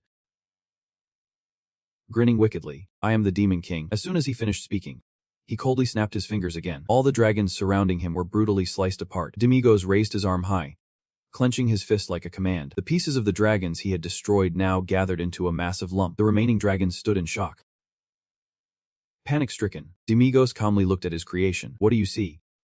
"The strongest dragon in the world has been completed." His face was the embodiment of a ruthless demon. "So now I am your god." That was a statement that left the remaining dragons frozen, angry but speechless. Then they flew away in panic, shouting, "He is a demon. Run." Demigos pointed and commanded. And suddenly the elder dragon moved again. The elder dragon fell under his control, opening its mouth to gather an attack. Hundreds of heads from that mass of bodies launched a powerful attack all at once. Suddenly, a divine dragon's aura flew in, gently blocking its attack. The divine dragon timely saved the fleeing dragons from danger. After the recent destruction, Demigos was pleased to see the person he had been searching for. The legs of the divine dragon appeared beneath the flowing robe. Her appearance was in a very serious state. "Such a troublesome person. So I will eliminate you." Golden Dragon. Demigos became a true demon king as his face transformed completely. "Your mother has appeared." The golden dragon frowned, darkening at the desolate scene around, grumbling, "You have been chasing that mushroom all day. So you must have it crawling into your brain by now, and you have turned this place into this." The dark dragons lowered their heads, and the voice of the golden dragon immediately made them raise their heads in response. One of the black dragons extended its long claws, tightening its grip, looking at her with resentment. The voice carried a sob, mixed with angry defiance. Rising loudly, "What have you done out there that has led us to this state? It is all your fault. You hate. Please die quickly for the sake of the Lord." He stood to the side, listening to these words, the smile on his lips growing increasingly smug. The golden dragon stood quietly to the side, silently listening to the taunts. Suddenly, she raised her hand. A stream of golden light quickly concentrated in her palm. That light rushed straight towards the dragons, incinerating them into dust in an instant. Demigos watched the scene, a cold smile spreading on his lips, his gaze full of mockery. "Oh ho. You know how to handle death too." The golden dragon fell silent, bowing her head in silence. Amidst Demigos' mockery and the departure of the dragons, she hovered in midair, her heart torn, exclaiming, "My children, you fought bravely against the demon lord and sacrificed yourselves. May you attain liberation." Demigos remained coldly standing in the sky, his eyes glowing red, radiating coldness, a mocking smile on his face. Who are you praying to? That god is far away now." His taunts made the golden dragon furious, her gaze cold, filled with murderous intent. "You dare to mock my children? You have crossed the line." Her warning made Demigos laugh derisively. "What is wrong with you? You were the one who ended me before." Those words made the golden dragon's expression darken for a moment, her brows knitting in confusion. Demigos continued to laugh lightly, his voice full of challenge. "After all, if you know how to handle death, then I must act justly. Eye for an eye, tooth for a tooth. A blood debt must be repaid in blood." The anger inside Demigos erupted. A surge of red power shot straight toward the golden dragon. She flinched, quickly leaning aside to dodge the attack. The surge of power brushed past her, striking the sky and causing a huge explosion that caught her attention. The purple smoke gradually dissipated, revealing a large hole in the barrier, attracting the attention of several other dragons. The scene before her left the golden dragon stunned. "A hole in the barrier. If I hit them this way, will I still be okay?" she muttered, realizing the terrifying power of Demigos. The golden dragon turned to look at Demigos, her eyes filled with rage. If that is the case, then she widened her eyes, a brilliant golden light radiating, her voice filled with furious determination. "Come here. We will change the location." Immersed in the light of these eyes, in the blink of an eye, Demigos was transported to a strange space. He looked around, a cold smile spreading across his lips. "Where is this place?" The warm voice of the golden dragon echoed from behind. "In my mind." She glared at Demigos, her voice full of warning. "Outside, the damage is too severe. But here, one can do anything comfortably. Don't cause any more trouble, Only one of us will survive and get out. Demigos heard this, a cold smile reappearing on his lips. Wonderful. The Golden Dragon. The Golden Dragon looked at Demigos and said, "No demon lord has ever dared to invade this territory alone." Demigos was startled, looking up at the Golden Dragon floating high above, her gaze like that of a superior looking down. "I see you as nothing more than an insignificant speck." Her warm voice rang out. "I admit, I have been too careless. I thought we had become a bit closer." After saying that, she raised an eyebrow, her gaze disdainfully examining Demigos. "I thought I had lived long enough. But perhaps I am still too childish. I am not qualified to be a deity." Those words reached Demigos' ears, making him scoff in contempt and laugh derisively. "Nonsense." He coldly glanced at the Golden Dragon's fake expression. "Don't pretend to be a victim with such a phony face. Who will be next, Alex?" "Perhaps." The Golden Dragon coldly looked at him, her voice full of suspicion. "What are you even talking about?" This made Demigos unable to hold back and burst into maniacal laughter. He raised his hand, preparing to strike at the Golden Dragon, snapping angrily, "I know for sure you won't admit it. You can't fool me with that pathetic act anymore." After saying that, he angrily shot a cold glance, immediately swinging a strike toward her. Dark Vortex. Seeing the cold attack rush toward him, Hong Kim Long quickly moved his feet and dodged. That is right. After all, the Demon Clan and the Dragon Clan have been enemies for a long time. After dodging the attack, she glared angrily and rushed toward Demigos, shouting loudly, "Let us see how strong this Generation 666 really is." The cold piece of fabric rushed toward Demigos, and he raised his hand coldly. His ironclad hand swept quickly across the fabric, carrying a cold power that emitted a blood-red light, swiftly slicing through the large piece of fabric. As soon as he cut through the fabric, thousands of other layers rushed to attack Demigos, wrapping around his body like a giant cocoon. Hong Kim Long raised her hand slightly. A flash of light appeared at her fingertips, and she coldly shouted, "Golden Dragon, break the jade." A large flame erupted within that cocoon. The large cocoon trembled from the intense heat of the flame, and then was quickly shattered by Demigos. He could not contain the anger burning inside, roaring in frustration, "Damn it. I am so annoyed." Seeing Demigos in a mad state, Hong Kim Long frowned, slightly raising her brows. "What a lunatic. He can break my technique." Demigos scowled, coldly glancing at Hong Kim Long, his eyes flashing with a bright red light, and said, "What a hassle. I will end this with just one blow." With that, he roared loudly, his whole body radiating a powerful pressure, a soul-shattering force that compressed the surrounding space. That force rushed toward her, and Hong Kim Long quickly leaned to dodge the attack, using the force to quickly glare and shout, "Golden Dragon, strike." With that, a powerful force emitting brilliant golden light mixed with the cold purple light created by Demigos. Two forces, one gold and one purple, intermingled with black light, clashed against each other. It was a stalemate, but very quickly, her brilliant golden force was swallowed by Demigos' dark storm. Facing that massive storm, she could not avoid getting hurt.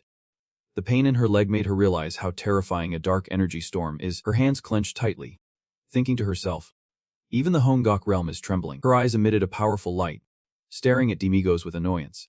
Generation 666 is really strong. Standing in that powerful dark storm, she struggled to take each step toward Demigos, but we are gradually getting closer. The whole body of Hong Kim Long radiated brilliant light. She rushed quickly toward him, her gaze radiating a fierce power. Remember this well.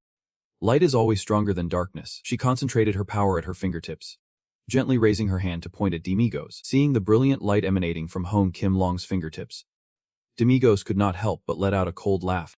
He was laughing uncontrollably. Try to avoid every single one of the hundreds of millions of hidden blades in the darkness, because just a light touch can rot your soul and take your life. Watching the Golden Dragon's finger inch closer to Demigos, he thought to himself, "It is clear that the words of the Divine Dragon are not lies. At this point, you must think you can defeat me." But just as that thought crossed her mind, Demigos shot her a cold, piercing look. A deep voice rose, "I will show you true darkness, the kind that even light must be swallowed by." With those words, he focused his power and unleashed a blow, a soul-shattering dark vortex. The attack carried thousands of skulls emanating a chilling aura, racing towards the Golden Dragon. This unexpected scene startled her, causing her to widen her eyes. At that moment, outside in the high sky, a powerful explosion occurred unexpectedly, shocking the surrounding dragons. They let out aggressive roars, staring ahead as the smoke gradually cleared, revealing a cold foot. Upon seeing the figure appear before them, the dragons could not help but widen their eyes in shock. Demigos coldly stepped out from the large puddle in mid-air, his icy gaze sweeping over the aggressive dragons before him, holding tightly onto the now lifeless arm of the Golden Dragon. The dragons glanced at the cold hand of their kin in his grip. The aggressive dragons, looking at that cold hand, cried out in despair. Golden Divine Dragon. Demigos glanced at them and coldly spoke. No one is allowed to touch my family. With that, he coldly threw the Golden Dragon's arm to the ground. The dragons, aggressive as ever, rushed to pick up the cold arm of the Golden Dragon. Reverently, Demigos completely ignored the coldness and the raised arms of the dragons. He simply waved his hand, and immediately a spatial door opened, taking him back home. As Demigos prepared to step through, the furious shouts of the dragons caught his attention, and he coldly glanced at them. But King, it is not you. They roared. You are just a cursed being. Their eyes full of rage, they fixed their gaze on Demigos, their tone aggressive. The dragons will never forget this day. Whether it is 10,000 years or a billion years.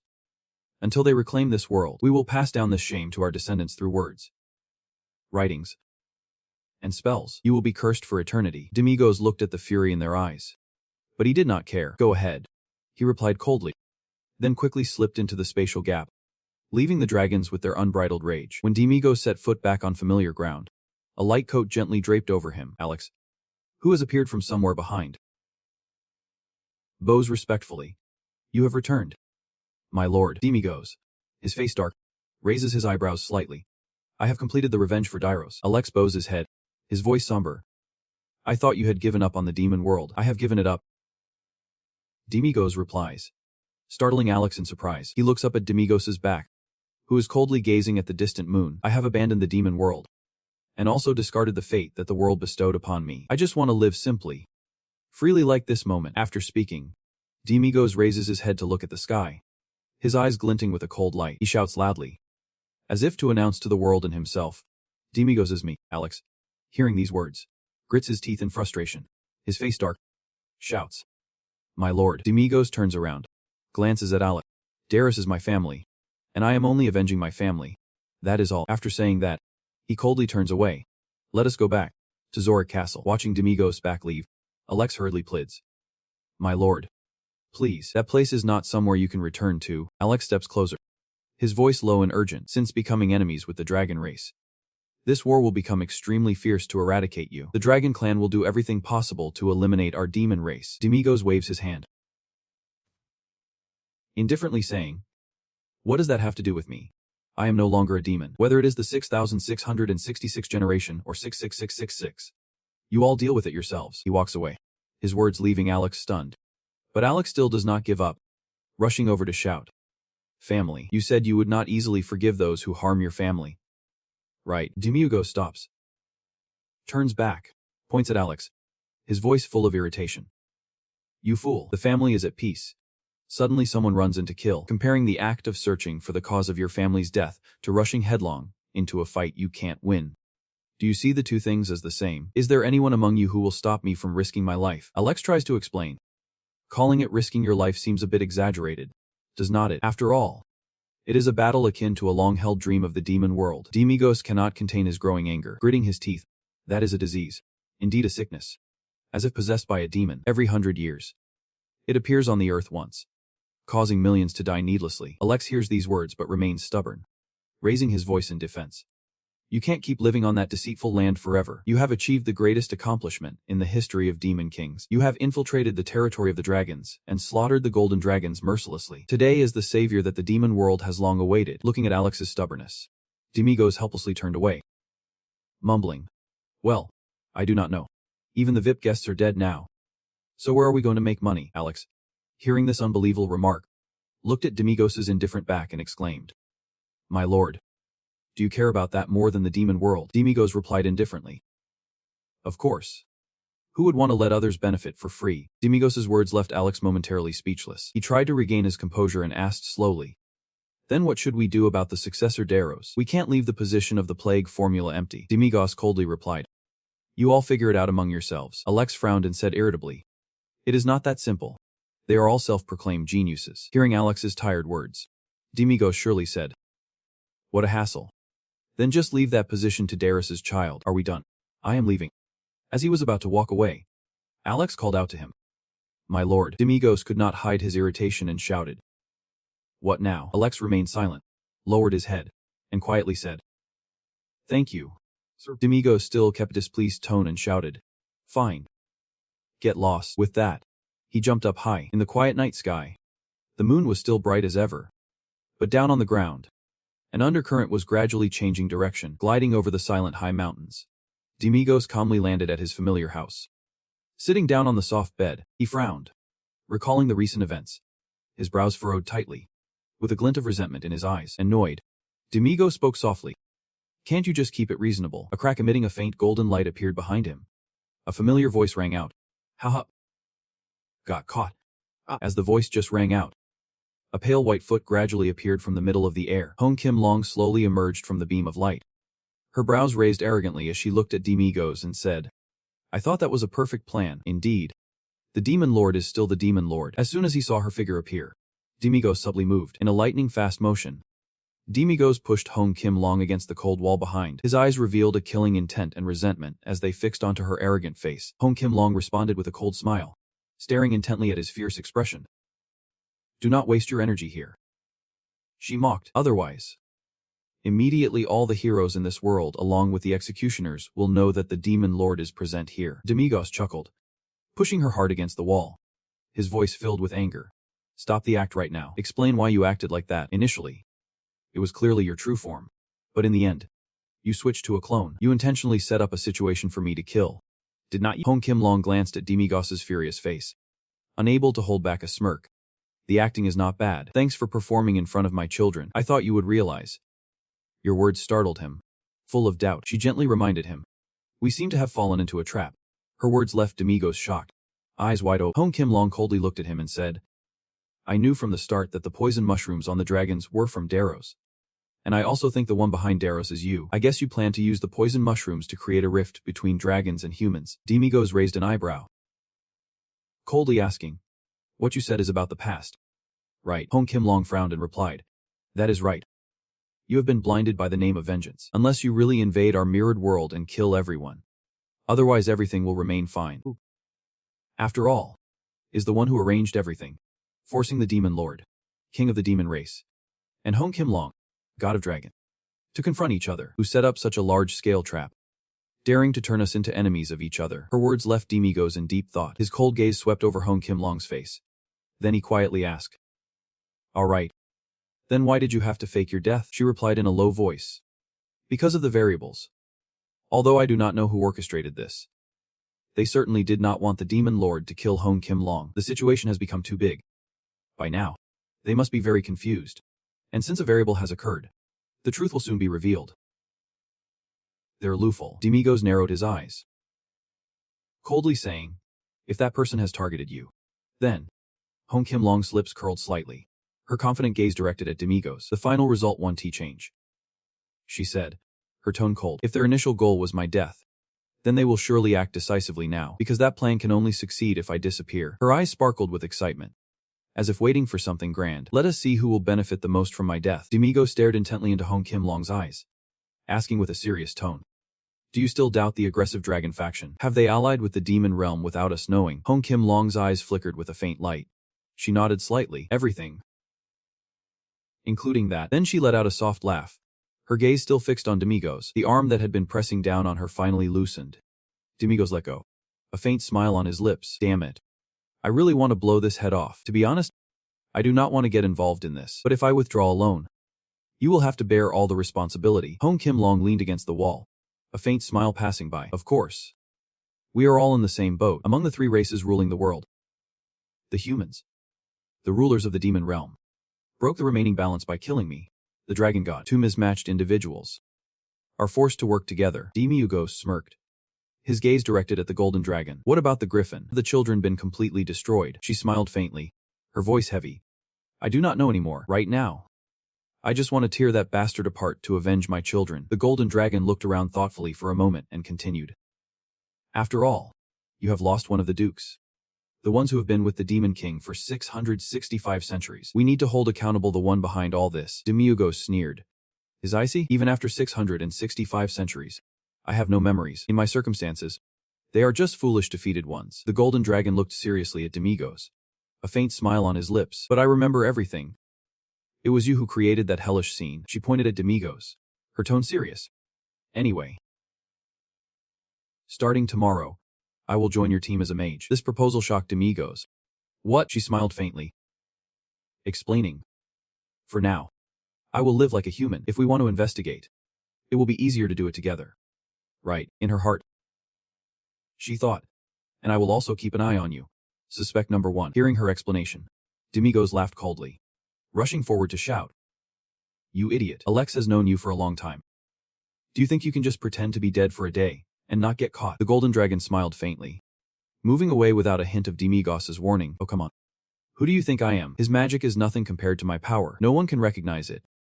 Not even the whole world. Seeing the confident and smug demeanor of the golden dragon, Demigos silently chuckled. So he wants to keep tabs on me 24/7, you slippery snake.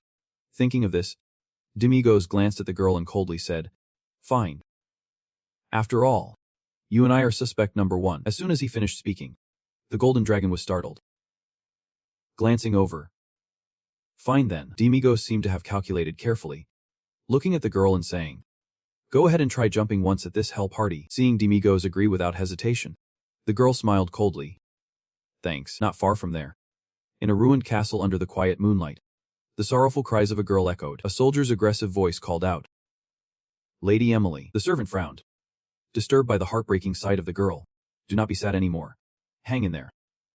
Lady Emily. Emily's red eyes, filled with pain, looked at the green cloth lying among the rubble.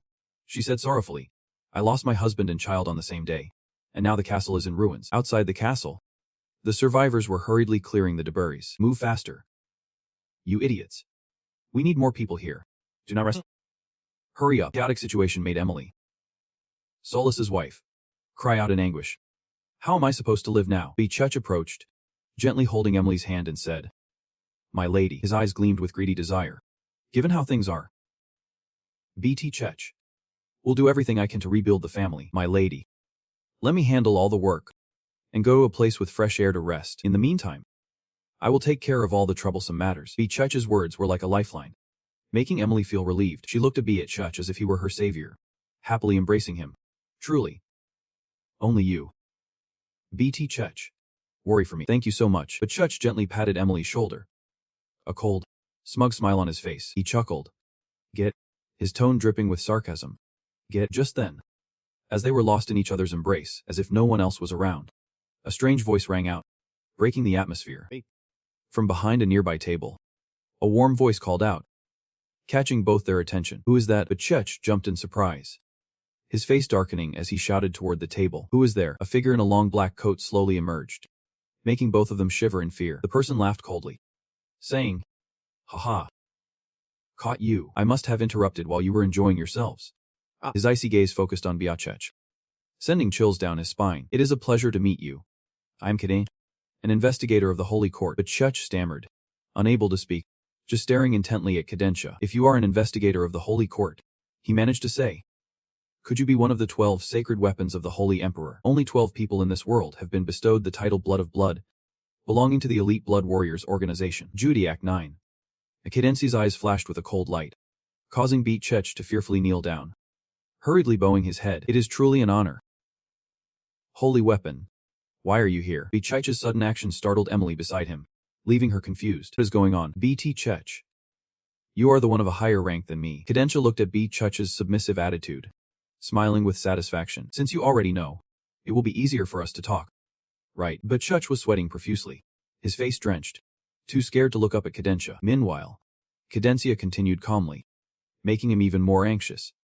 Let me explain further. Cadencia's voice suddenly dropped, cold enough to make the listener tremble. Surely you know, the Akoma Castle, a massive fortress, collapsed in an instant due to an unknown source of power, and coincidentally, from then on, strange rumors began to spread throughout the villages about a twisted lineage hunter wearing a mask. Recently, the lineage has appeared everywhere, but only one hunter has managed to wipe them out completely. It is hard to believe, but no matter how much we search, we still can't identify the hunter's identity, a person with such incredible power.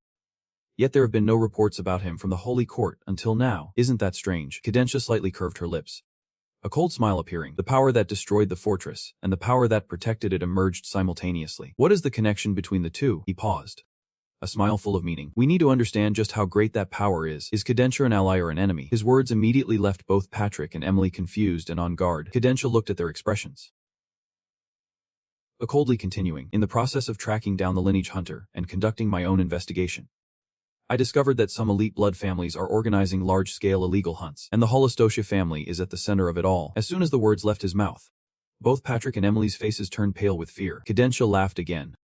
But this time the smile was chillingly terrifying. Cadentia said, his voice growing lower, causing both of them to shudder in fear. Right at that moment, the castle fell into this state. Patrick, drenched in sweat from fear, stammered and struggled to respond. That is not true. That matter. Cadencia, unfazed by Patrick's fear, turned to Emily with a cold smile, her voice making her flinch. My lady.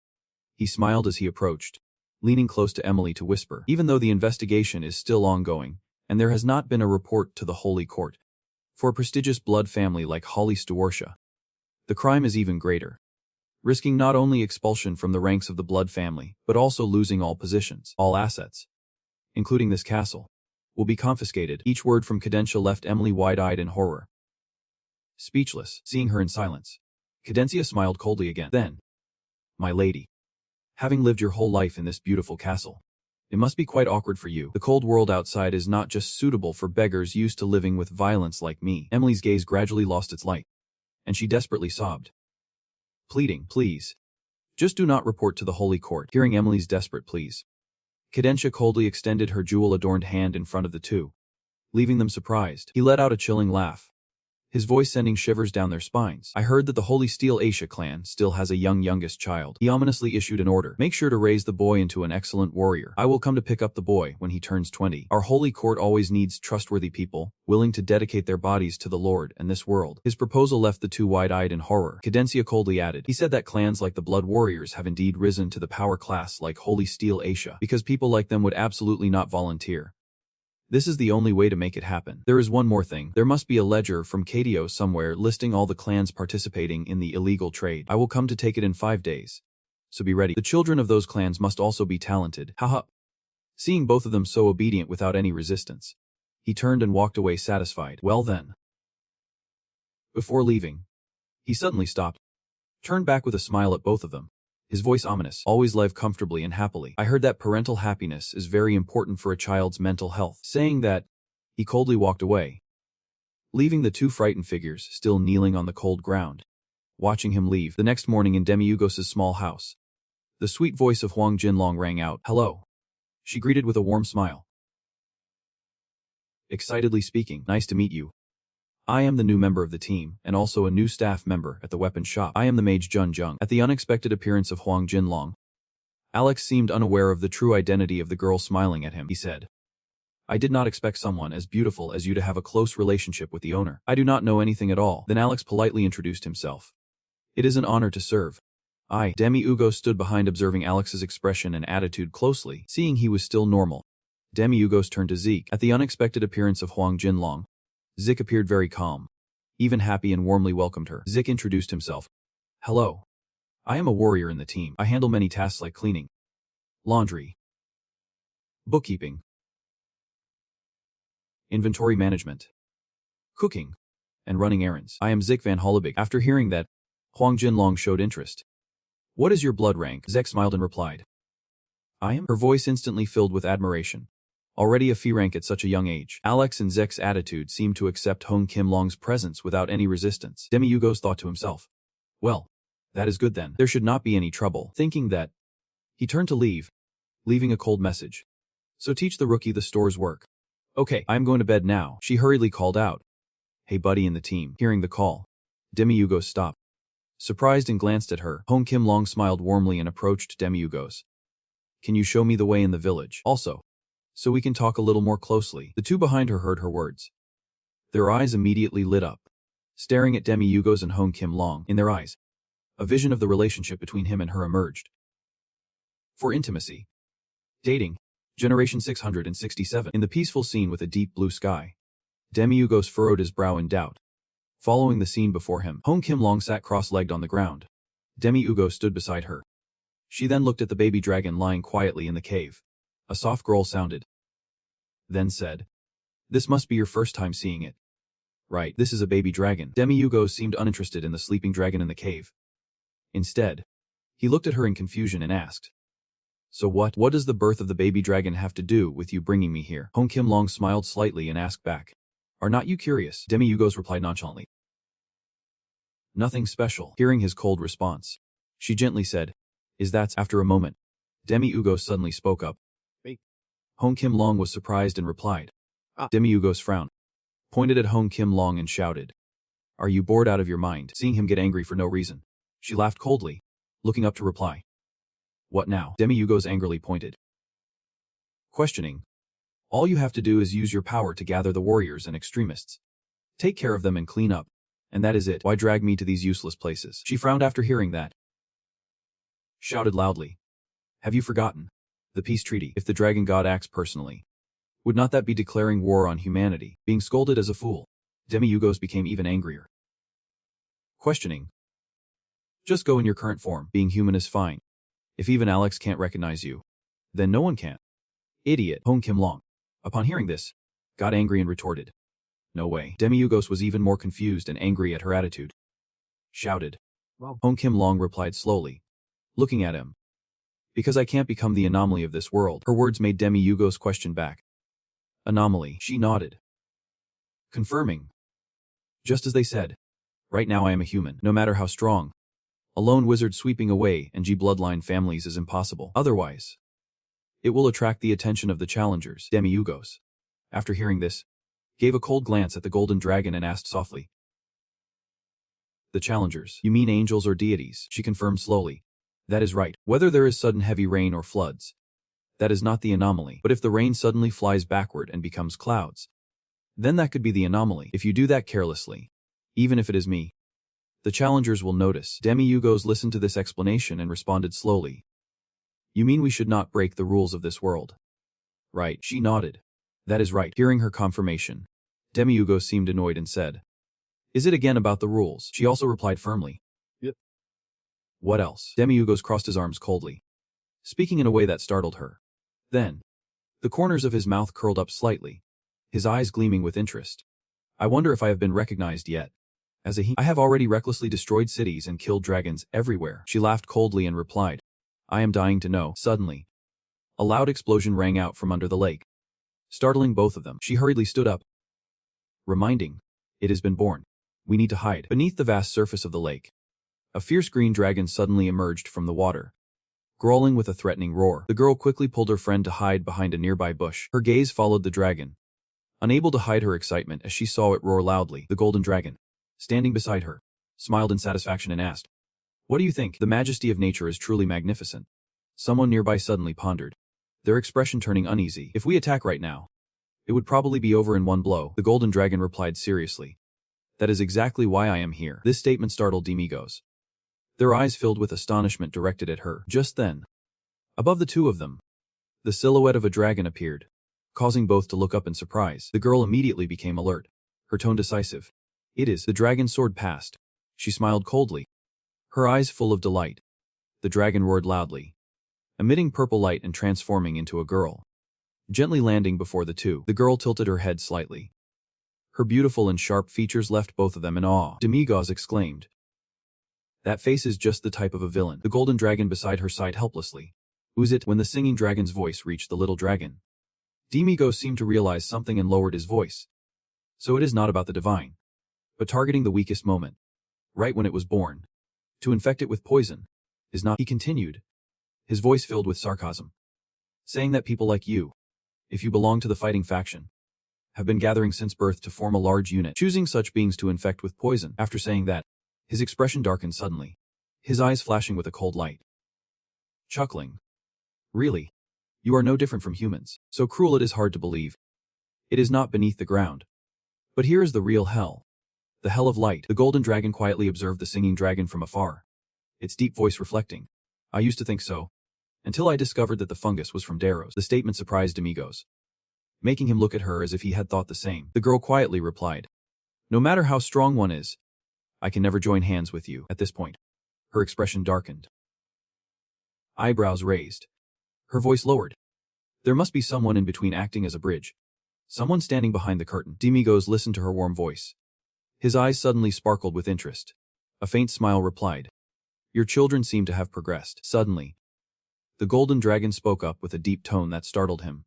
"Here we go again." A strong gust of wind rushed down from above Demi-Ugos and she looked up at the sky, Shocked to see two gigantic dragons charging towards them, they quickly transformed into human forms.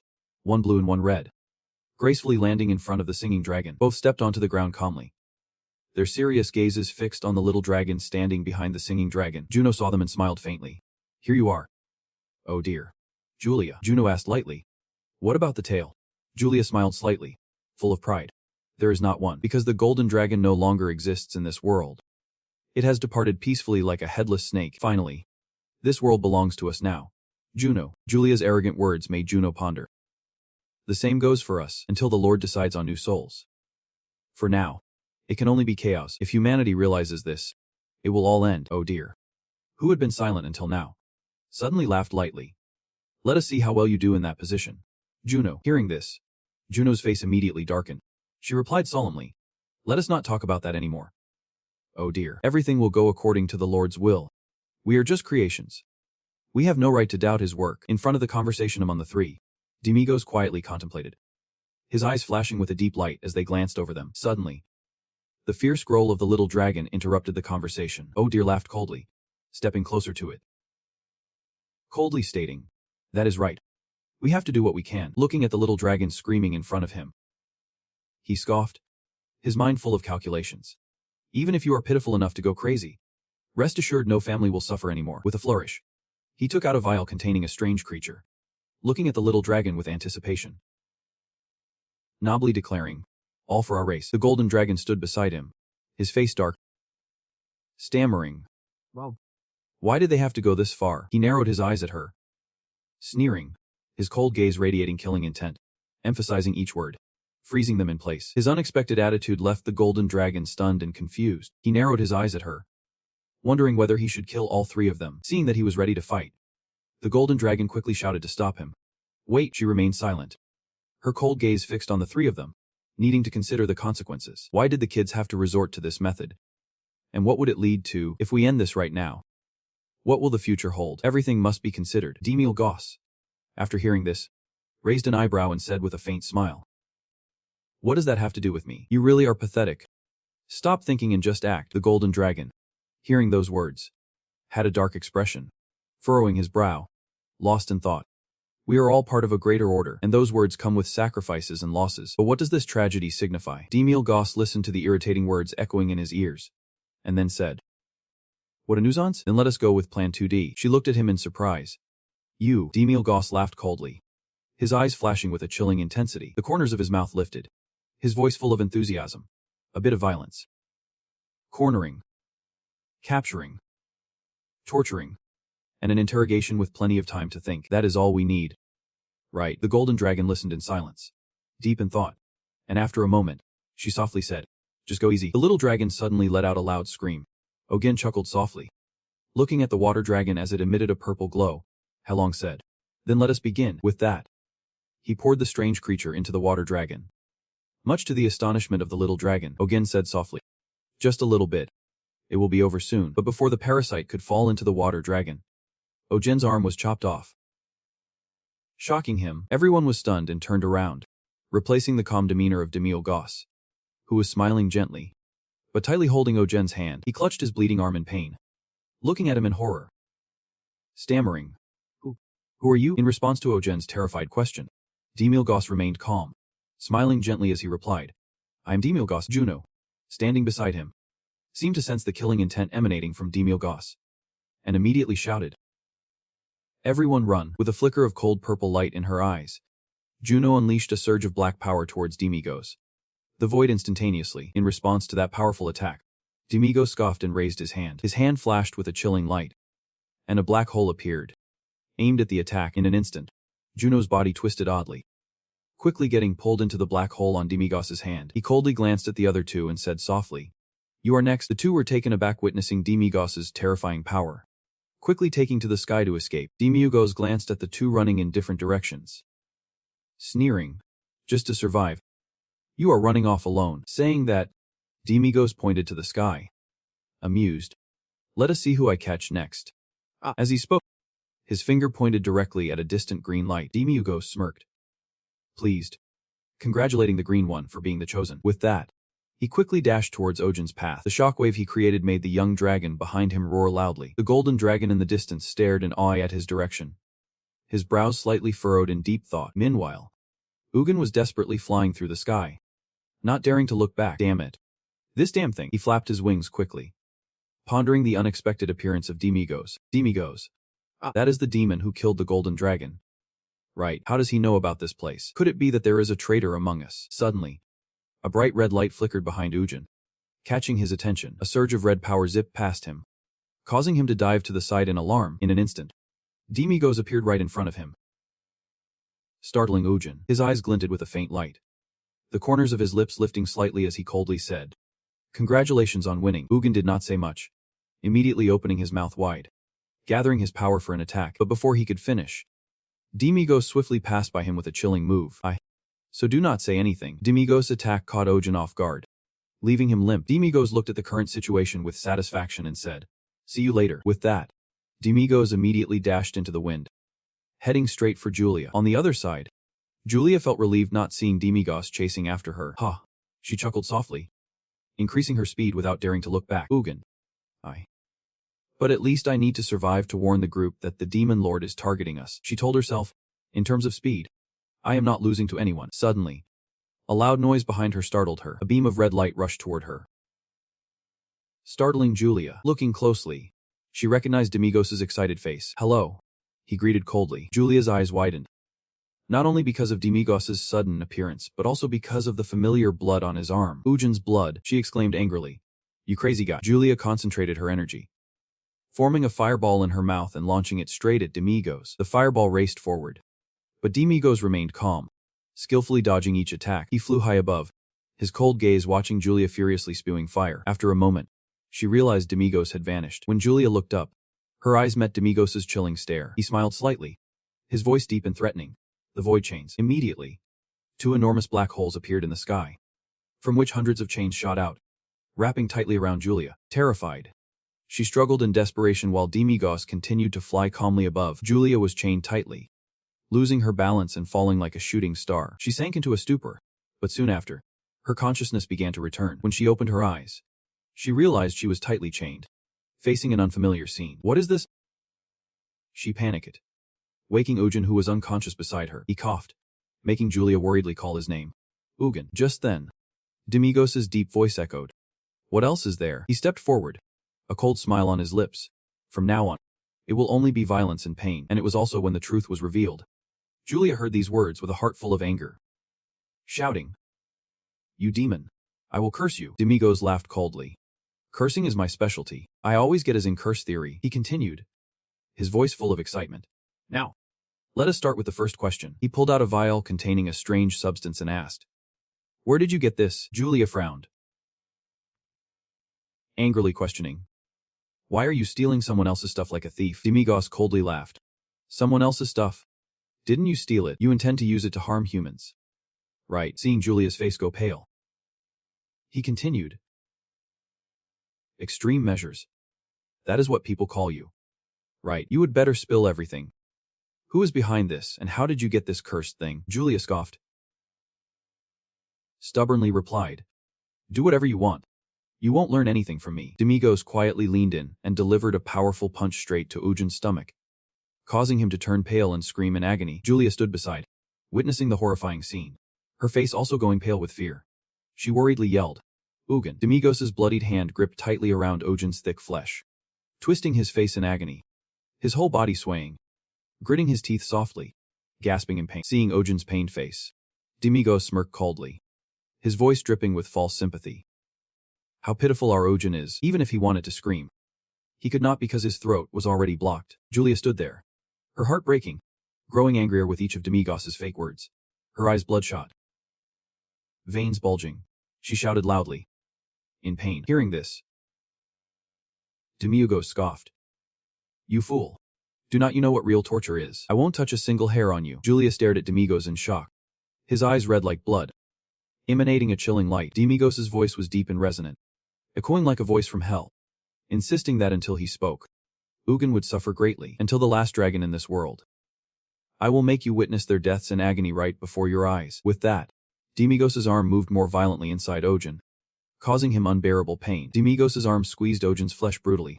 The pain surged, making him unable to hold back. His eyes rolled back as he screamed. Julia's heart ached, and she finally could not hold back any longer and shouted, "There is no one behind us. We are doing this on our own." Demigos heard this and chuckled, glancing at Julia, softly saying, "Given your intelligence and thorough preparation, there is no way you do not have a leader. So who is the leader? Surely you must have a leader." "Right." Julia's face went pale. Stammering, "It is." Demigos raised an eyebrow, intrigued. "Is it the black sword that I am currently drawing in? Then capturing the leader will be easier. Now we just need to catch the remaining extremists and deal with them." "Right." Julia quickly raised her voice.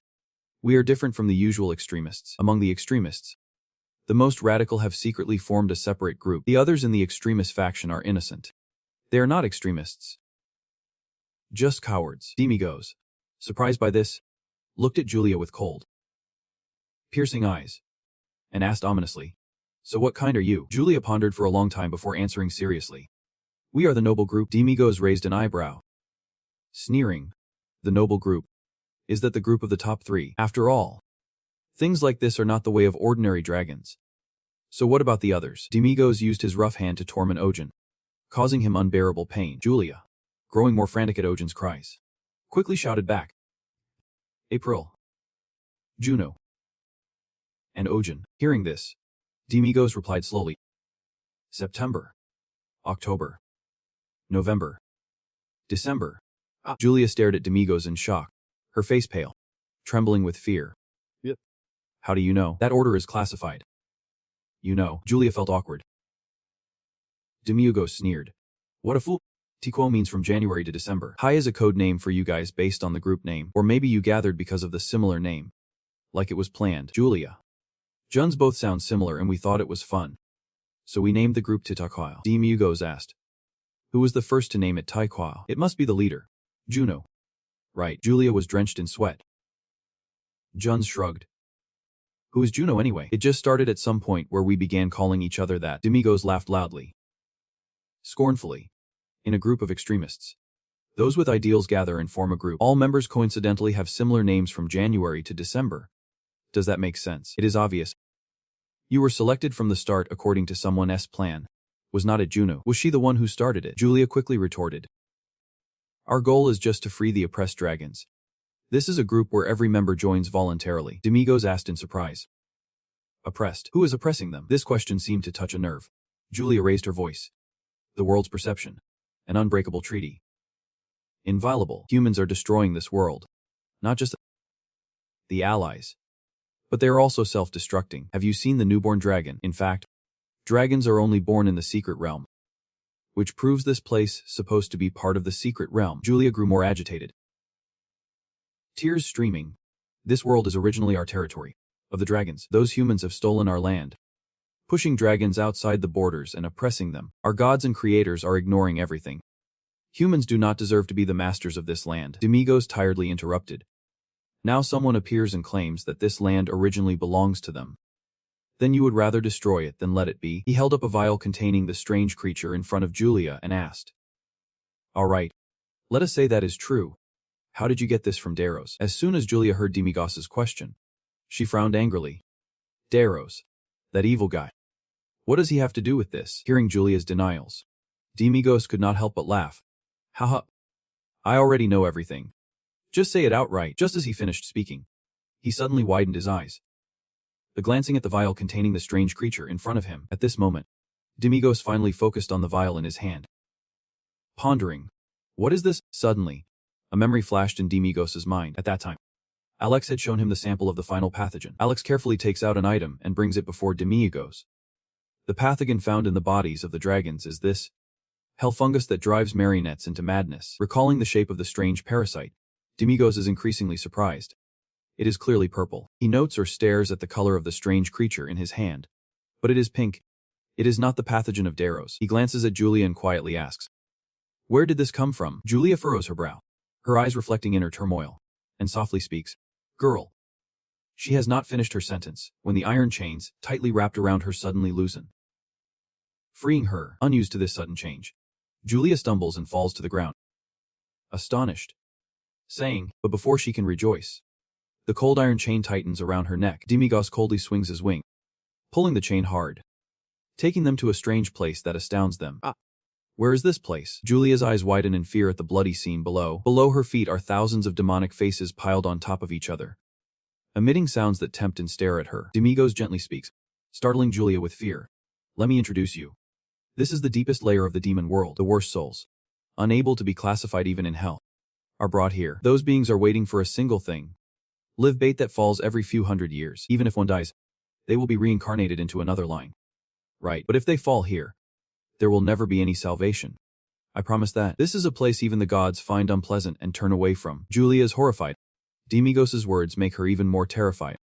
Does anyone remember the promise? Julia glances at Demigos' face, which is smiling like a demon, and trembles. He coldly says, "You will not be harmed. Not even a hair." Without giving her a chance to say more, Demigos releases the cold black chain that is tightly wrapped around Ujin's neck, adding, "The one who suffers is this guy." At that moment, Ugin falls into the hungry demon crowd before them. Julia witnesses the horrifying scene before her and can't help but scream. "Ugin," she cries out, losing her composure, admitting, "I bought him from the spies of the Buri tribe in the south." Just as she finishes speaking, the terrifying scene vanishes in an instant, and both of them stumble and fall to the cold ground. At that moment, the golden dragon slowly approaches. His voice is cold as ice. "Julia, stop lying." Seeing the golden dragon standing next to Demigos unscathed, Julia stammers in shock. Golden dragon. Are you still alive?" The golden dragon coldly looks at her, his gaze sharp. "Too naive. I am sure you innocent children are being used by others. In the end, the one who harmed the dragon is actually the dragon." Her eyes were filled with a mix of excitement and disappointment, her voice low. "I did not expect you all to team up with the demon prince to harm your own kind, no matter how much you hate humans. As dragons have crossed the line." Julia knelt on the ground, her eyes red, shouting, "We teamed up with the demon prince. Do you even know who you are standing next to say such things? Aren't you the one who has been shaking hands with the devil?" Julia's desperate questioning made the golden dragon unable to contain his anger. "Too much. Just say the truth. This poison definitely belongs to Daros, right?" Before Julia could retort, Demigos swung his hand, a large black hole in his palm sucking in the two of them, watching their shadows gradually disappear. The golden dragon said slowly, "What are you doing? We need to find out more." Demigos pulled out a vial containing a strange substance, lightly reminding, "The poison of Daros is slightly different from this one." The golden dragon was shocked, taking the vial, observing closely. "If you look carefully, the color and shape of the eye inside are slightly different." She held the vial, filled with doubt. "Then whose is this?" Demigos said quietly. "The dragons bought it from the dwarves in the south." The golden dragon could not believe her ears, blushing as she retorted, "That is not right. The dwarves are experts in stone. This kind of chemical concoction is ridiculous." Demigos nodded in agreement. "What you just said. I agree." She pondered over the vial, doubtful. "So that means there is a type of poison different from Daros's that is also circulating." Demigos frowned, his eyes fixed on the vial in front of him, shaking his head in disagreement. "It can be in this world. Besides Daros, no one else can create such a poison." His words made Golden Dragon briefly agree. She nodded lightly. "That is right. I think so too. But Daros is dead. If this is not his, then where did it come from? Could that kid be lying? Maybe due to urgency. Something had to happen." Hearing that, Demigos immediately protested. "You saw it yourself. That is what someone says when they are cornered. So it must be the truth." After hearing this, the golden dragon's face darkened, her brows furrowed, her deep golden eyes fixed on the vial in her hand. The truth before her was once again turned upside down, leaving her in a state of contemplation. Her voice trembled slightly. "Could there really be a second Daros? He can't be? What on earth is happening?" "I do not know either." The golden dragon fell silent, then softly spoke. "And now." Her gentle call surprised Demigos, who glanced over. She said with a serious expression, her sharp gaze directed at him, "Do you think we misunderstood from the very first step? Daros, you must really be dead." Demigos heard that. His eyes flashed coldly. He pondered for a moment and replied darkly, "Do you think he faked his death?" She raised an eyebrow and continued in a serious tone, "The world's greatest toxin expert committing suicide with his own poison. Do not you find that strange?" Demigos shrugged nonchalantly and replied, "That is your theory to write about, but do not think it will move the readers. I attended his funeral directly." Hong Kim Long coldly pointed at the vial in his hand and questioned, "So what exactly is all this about?" Demigos shrugged slightly and replied, "I do not know either." She seriously contemplated the recent events, her brows furrowing slightly. She pondered, what is the common goal of the council and the demon world? Demigos. Hearing that, let his cold gaze slide over Hong Kim Long's somber face, and said softly, the destruction of the human realm. She shook her head. The enemy of my enemy is my ally. Right, you are right. This is very strange. Reflecting on recent events, Demigos fell silent and thought, rarity. That is the value. Just endure a little longer. Everything will be over soon. Thinking that, he continued darkly, the benefactor and the executor, the one who suffers. Each is different. Hong Kim Long listened and let her eyelashes droop slightly. Falling silent in thought, she spoke after a vision appeared in her mind. Not to mention now it also involves the dwarves. She darkly took the vial, glancing at it carefully. Who benefits from this?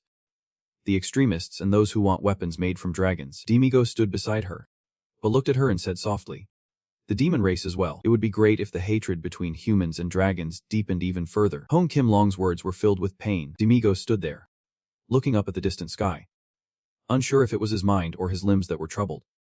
But his eyes still followed the peaceful blue sky. His voice dropped as he spoke. Why do I feel like it is just you and me who are not involved at all? Hong Kim Long, standing next to him, nodded in agreement and replied softly, that is right. At this point, Demigos suddenly leaned forward, looking tired as he said, well, at least I have caught the leader. From the perspective of the council, their 3 members are missing, so the others definitely won't dare to act immediately. During this time, let us hurry up. Hong Kim Long, hearing that, raised her eyebrows in surprise and asked, where to? Demigos pointed coldly to the sky, sneering, his voice full of aggression, which startled the golden dragon.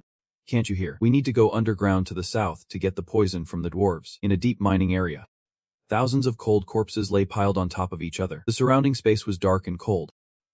This is the prison of the dwarves from the Berry tribe in the south. In front of the prison, the figures of Demigos, the golden dragon, Alex, and Zik appeared, their eyes darkly peering inside. Alex cautiously observed his surroundings and said softly, from then until now, this has been the territory of the dwarves. Hearing this, Demigos replied in a low voice, you can tell just by looking. The 4 of them carefully stepped deeper into the prison. Zik led with a torch. Glancing around, the silence was eerily strange, making everyone feel awkward. At this moment, Alex still had not spoken up. Just a merchant, a steward, a warrior, and a wizard. Now our team is quite complete, is not? Zik, walking ahead, laughed loudly in agreement. That is right. Demigos misses you. Wondering and asking, is that really true? Kim Long laughs loudly from behind. Ha. It must be because of me. Demigos glances around coldly and steps forward to ask Alex. Alex, when did you get the poison you gave me back then? Alex chuckles softly and replies, whom? I have had it from that dragon since the very first time. Demigos looks surprised and glances at Alex. Did you get it from that dragon recently too? Alex smiles. You do not need to take everything. Right, since I was at Zorif, I have collected from 4 to 5 dragons already. Demigos furrows his brow and asks, so that means you have not taken any recently? Alex smiles in surprise. Yep. Why do you ask? Hong Kim Long listens to their conversation from behind, deep in thought. Demigos strokes his chin and replies softly, I was just asking. Suddenly Zik, who is beside Demigos, gently speaks up. Sir Demigos. Demigos is startled and turns to look at Zik, who smiles gently. Until now, I have only been quietly following what you instructed. Sir Demigos, if you tell me to do something, I will do it. That must be something someone like me, a low-ranking soldier, should not know. Right. He raises an eyebrow and speaks up. What is that? If there is something you want to say, just say it directly. Zik just smiles faintly and asks, what are we looking for? Sir Demigos glances at Zik with a cold gaze and replies, I already explained that briefly when we set out. The dragons in the other faction are trading with the demon tribe. We are monitoring everything related to that. Zik smiles and continues. On the first day I met you, Sir Demigos. Is this related to the dragon that attacked? Demigos looks up thoughtfully and nods in confirmation. Yeah. That dragon was also poisoned by the demon tribe's toxin. Zik tightens the straps of his bag and says, so it is true. This action catches Demigos' attention, and he looks at Zik in surprise. Zek's face darkens. His brow furrows in anger. At that time, Tony next door. Emma downstairs. Many people were injured. There was a peace agreement between dragons and humans.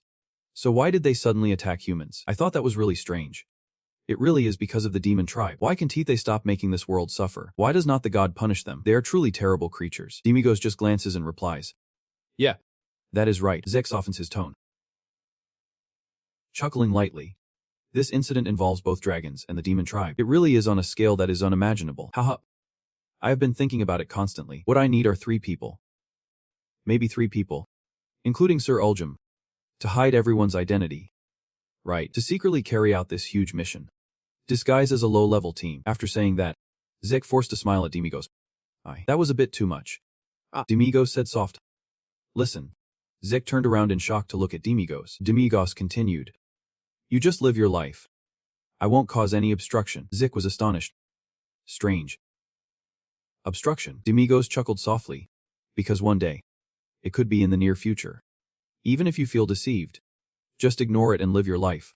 Like you always do. These words horrified Zeke. His eyes wide open. Drenched in sweat. Face flushed. He forced a dry laugh. Of course. How could I dare? Just for what you, Demigos, have done for me until now. I think I could never repay your kindness in this lifetime. So what I mean is, Demigos raised an eyebrow. Then smiled. It is just that, I will say it for now. And later you will understand. Zik replied softly. Yep. Yes, sir. The Golden Heart quietly listened to those words from behind. Then slowly turned to look at the calm scene before her. A glowing ball of light appeared in her hand. Together with the group, she cautiously took steps forward. However, each step was gradually exhausting them. Their bodies bending down, Zik and out. The 2 leading the way were also gradually losing strength. They breathed heavily. Each step was heavy. And suddenly both collapsed to the ground, leaving Demigos extremely surprised. He shouted loudly. Alex, panting and forcing a smile, looked at Demigos and replied. I do not know either. Someone who spends all day digging in the ground. So even they can easily get lost in their own kingdom. Some even say this place is 1,000 times more complex than the Minotaur's labyrinth. Hearing this, Demigos angrily grabbed Alex by the collar, shouting, Why are you just saying it now? Alex hurriedly forced a smile and replied, If I had said it earlier, you would definitely have been furious, and just wanted to burn everything down. Alex's excuses only made Demigos angrier. He shouted, You are really something. I will burn you too. While Demigos and Alex were arguing fiercely, the Golden Heart quietly looked around, then said softly, That is strange. The movements of the dwarves are already complicated. But the quiet path we just passed makes me even more suspicious. Why is not there a single dwarf around? Hearing that, Demigos angrily spat fire, shouting loudly, If I see those dwarves, I will pluck every hair off them. Before Demigos' volcanic rage, Alex broke out in a cold sweat, forcing a smile to help Zeke up and said, Zik, it seems you have been walking for too long. Wake up. Looking at Zek's pale face and ragged breath, Alex suddenly realized something and worriedly said, Zik, calling out repeatedly without getting a response from Zik. Alex's face darkened, his eyes flashing with cold light. He was startled when he saw the scene before him. A pile of corpses lying on top of each other. Alex screamed in horror. This is poison. Listening to Alex, Demigos hurriedly turned to look at the strange green smoke rising, unable to hide his shock. Wait, are not dwarves immune to poison? The golden dragon's expression darkened. He approached and glanced at Alex sitting on the ground, coldly reminding him, If it is Darius's poison, then it is different. Hearing this, Alex's face darkened. His cold gaze shot at the golden dragon. Demigos still could not believe his eyes. He confusedly wondered, what on earth is happening? The golden dragon used his power towards the dwarf who was unconscious in Alex's arms. First, he needed to save the dwarf. His whole body was enveloped in a shimmering golden light, and his spirit became clear again. The golden dragon smiled and said to him, You will be fine in a moment. The dwarf stood up straight, bowed his head gratefully. Thanking her, Alex was quite surprised by her abilities and praised her. With magic like this that is immune to toxins, even Darrow knows she truly is an extraordinary sorceress. The golden dragon was very pleased to be praised like that. Oh my. You are exaggerating. Just then, a loud explosion sounded beside them. Rocks and dirt flying from the direction. A group of dwarves rushed out from the explosion with weapons in hand. The leader shouted loudly, It is you guys. The dwarf immediately raised Dum Sluin and Dum Slagan in a defensive stance, warily asking, Who are you? The leader of the dwarves shouted excitedly, You are the demons who are detoxifying throughout the Berry tribe in the south. Right. Demigos leaned his head on his hand against the earthen wall and calmly asked, Yep.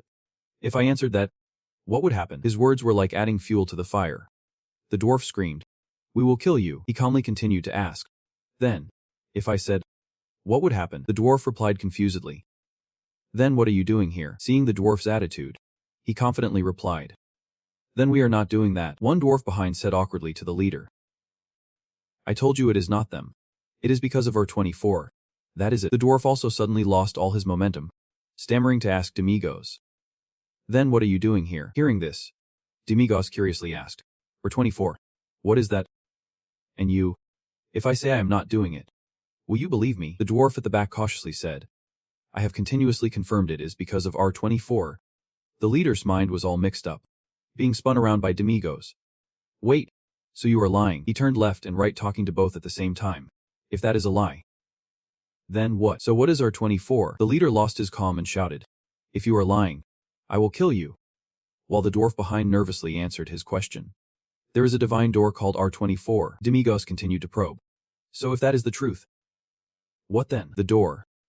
What does that have to do with the poison? Both of those guys shouted in unison. So what are you all doing here? The Berry tribe people from the south have touched that door, seeing the three people tugging back and forth without success. Hong Kim Long laughed and punched all three into the air, saying, let us take this one step at a time, you stupid idiots. The little people sat up straight, and the leader began to recount everything. We are the Berry tribe from the west. We heard that something happened with the southern Berry tribe, so we rushed to send someone here to see what was going on. When we arrived, it was all poison everywhere. And everyone had died while trying to figure out the cause. And that is when we met you. Demil got thought for a month, and then replied, that makes sense. We also came here to find out who is behind this poison. But we found everyone dead. Damn it. He smiled. The one behind this.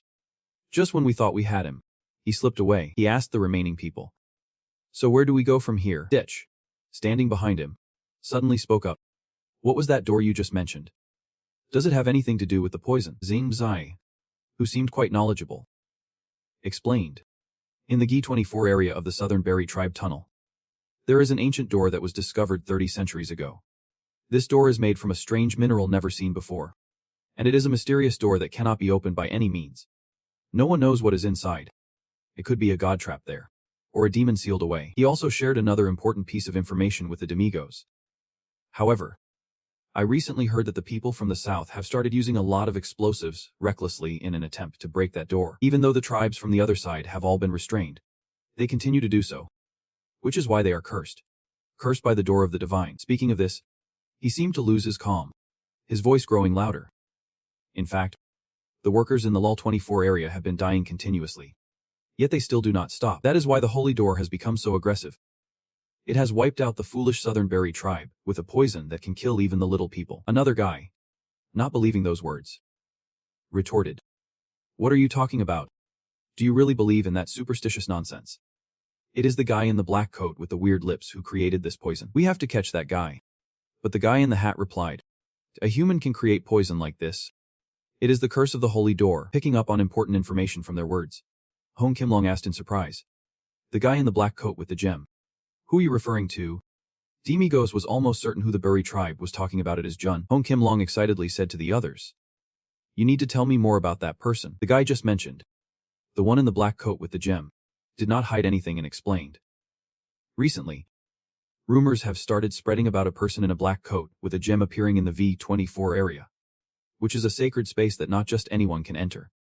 For someone to sneak in there, it must be him spreading the poison. After hearing that, Demigos stepped forward and made a decision that shocked the whole Berry tribe. He slipped his hands into his coat pockets, a look of excitement on his face as he said to them, take me to the V-24 area. All the clues lead to it. The leader did not dare risk sacrificing the lives of his tribe and himself, so he handed him the map and withdrew from this matter. The poison there is the strongest. Even our gas masks can't withstand it. So instead, I will give you the map. The four of them, Demigos and his group, fearlessly ventured deeper into the cave to find the V-24 door. With only toxic gas all around, Hong Kim Long used his power to create a small ball of light to illuminate the way for everyone. She thought to herself, the closer it gets to hour 24, the stronger the poison becomes. At this level, even the poison line can withstand it. It really is a horrifying way to detoxify. As if there is something that must be hidden and not allowed to be revealed. Jack was feeling weak again, panting as he struggled to stand up. His face turned pale from inhaling the toxic gas. Hong Kim Long leaned down and advised him, just take it easy and stay back. Indeed, it is Darrow's poison project. It seems even my magic can't overcome it, let alone a human body. Knowing he had done his best, Dujang smiled at him and said, you have worked hard. From here on, we will handle it ourselves. Jack, go back to where the others were earlier to avoid danger. You can't continue anymore. Jack forced a smile, sweat dripping down his face as he said to Darrows, sorry for not being able to draw anything. Really? Doing these level 2 missions together is not easy. Demiugaz looked at him and asked, "Do you know the way back?" He struggled, saying, "Yep," after letting Jack rest for a bit in the back. The other three continued deeper to find Dix. The toxic gas grew thicker, but they did not hesitate to move forward. "Here it is, or 24. Demiugaz looked at what was in front of him, astonished. "What is that?" That thing looked like a large machine buried in the ground. Hong Kim Long looked up and exclaimed, "Those little people were hiding this. It must have been hard to conceal it." Demiugaz curiously asked, "What is that?" She replied, "I do not know either. You are even more curious. But why do people say we are having difficulties?" She calmly answered, "Because they do not know." He suddenly realized something strange. Wait, does not she know about that door? The door was just discovered 30 centuries ago. Yet someone who has lived for more than 665 centuries does not know. Just as he looked up, he noticed a figure lurking nearby. The person on the other side, realizing they had been spotted, immediately turned around. He pointed and shouted, "That guy is running away." He shouted an order, "Alex, catch him." Both of their eyes turned red. He shot ahead in response. Alex jumped from the ground to that spot, quickly chasing after that guy from earlier. He turned to Hong Kim Long, just in time to see her moving closer to that machine. Is that guy the one behind everything? Finally, the clues are becoming clearer. She gently placed her hand on it, using her insight to see inside. Demiugaz, standing behind, curiously asked her, "If a person has lived for 665 centuries but does not know, could it be an object from the previous era?" He ventured a guess. "Maybe from the Silver Age. I learned about it when I was young, before this world began." "There was another world." Hong Kim Long smiled gently and confidently replied, "Even before that world." His eyes widened, seemingly in disbelief at what he had just heard. Could it be the Golden Age? Her sparkling eyes, like precious gems, looked straight at him. Yep. The age when neither the elves nor the demons had appeared. Only humans ruled this world. She could imagine the scene of great ships soaring through the dark galaxy. They used massive flames to cross the skies and journey through the sea of stars. Ultimately, that was the first world to challenge the gods. She had glimpsed the tragic past by touching the body of that ship. The Golden Age. Hong Kim Long utilized her knowledge and looked back at the past from the ship. She began to tell. Once upon a time, in the first world, the Lord created the heavens and the earth, and that created humans living there. It was a joyful day. The masters of the world, humanity, humans began to multiply like other animals. Only they were the top of the food chain. They built a powerful empire, developed science and technology to strengthen their position, and even due to excessive ambition, they harmed themselves. The most prosperous era they reached was the Golden Age. Without needing magic, they could still communicate with each other across the world. The towers of their achievements reached endlessly, reaching the sky's pinnacle. They had enough power to leave this world and cross the ocean of stars. Ultimately, they self-destructed with the very weapons they created. The world seemed to turn into hell. Flames burned the earth, causing the land to boil. Even the seawater had evaporated. The war plunged the world into darkness. The sea covered the sky, becoming a rain mixed with toxins for 1,000 days, and fell down. All creatures, including humans, were wiped out in that disaster. The Almighty wept at the destruction of a once bright era. For that, all life came to an end, and God was greatly saddened. Hong Kim Long recounted everything as if she had experienced that event in the past. Demiugaz looked at her, then hesitated for a moment. Then she continued to tell about the development of the world, how God created humans once again, and then he took away technology and science, what had destroyed humanity, and instead, he granted humans magic, quickly building a magnificent magical civilization. That was the second world, the Silver Age, where with just a small staff, one could control water, fire, and earth at will, creating countless materials and flying in the sky, turning silver into gold, creating rain and wind, reviving the dead. However, such a beautiful civilization did not last long. Humans, with their greed, sought to grasp ultimate power and turned against each other over the ownership of the magic stone, the source of magic. A war broke out and lasted for 500 years, leading to their extinction once again. And God mourned once more. At this point, she paused briefly, her voice even as she continued, finally reaching the present world, the chaotic era, where we, the demon tribe and dragon tribe, were born. She dug into her memories of the formation of the current era. God created the world once again, but this time he only granted humans one continent. The world was divided among 3 major races. And underground, the burrowers had excavated and taken possession of it. You demon tribe have settled in the desolate hell. On the other side of the boundary of the magical era and the dark war, where I was born, is also where the dragon tribe reigns. Demiugaz looked at her and replied, "That is right. Before being trapped in the eggshell, I learned those things when I was a child. Back then, I barely paid attention. But now that I think back, it is truly an unbelievable story. He smirked as if mocking, saying that the Golden Age only lasted 80 centuries before its demise. And the Silver Age was even shorter. It only lasted 20 centuries before being destroyed. After all, the current chaotic age is the most dangerous era for humanity. Yet humans have endured the longest. He sank into thought, despite no longer having the ability to traverse the ocean of stars above the sky, or having lost the power to control everything with magic. Hong Kim Long concluded what he was about to say. Perhaps it is for the best, because humans are truly foolish. God has shed many tears for humanity. Suddenly, Hong Kim Long uttered a strange word that made Demiurgos stare at her in confusion.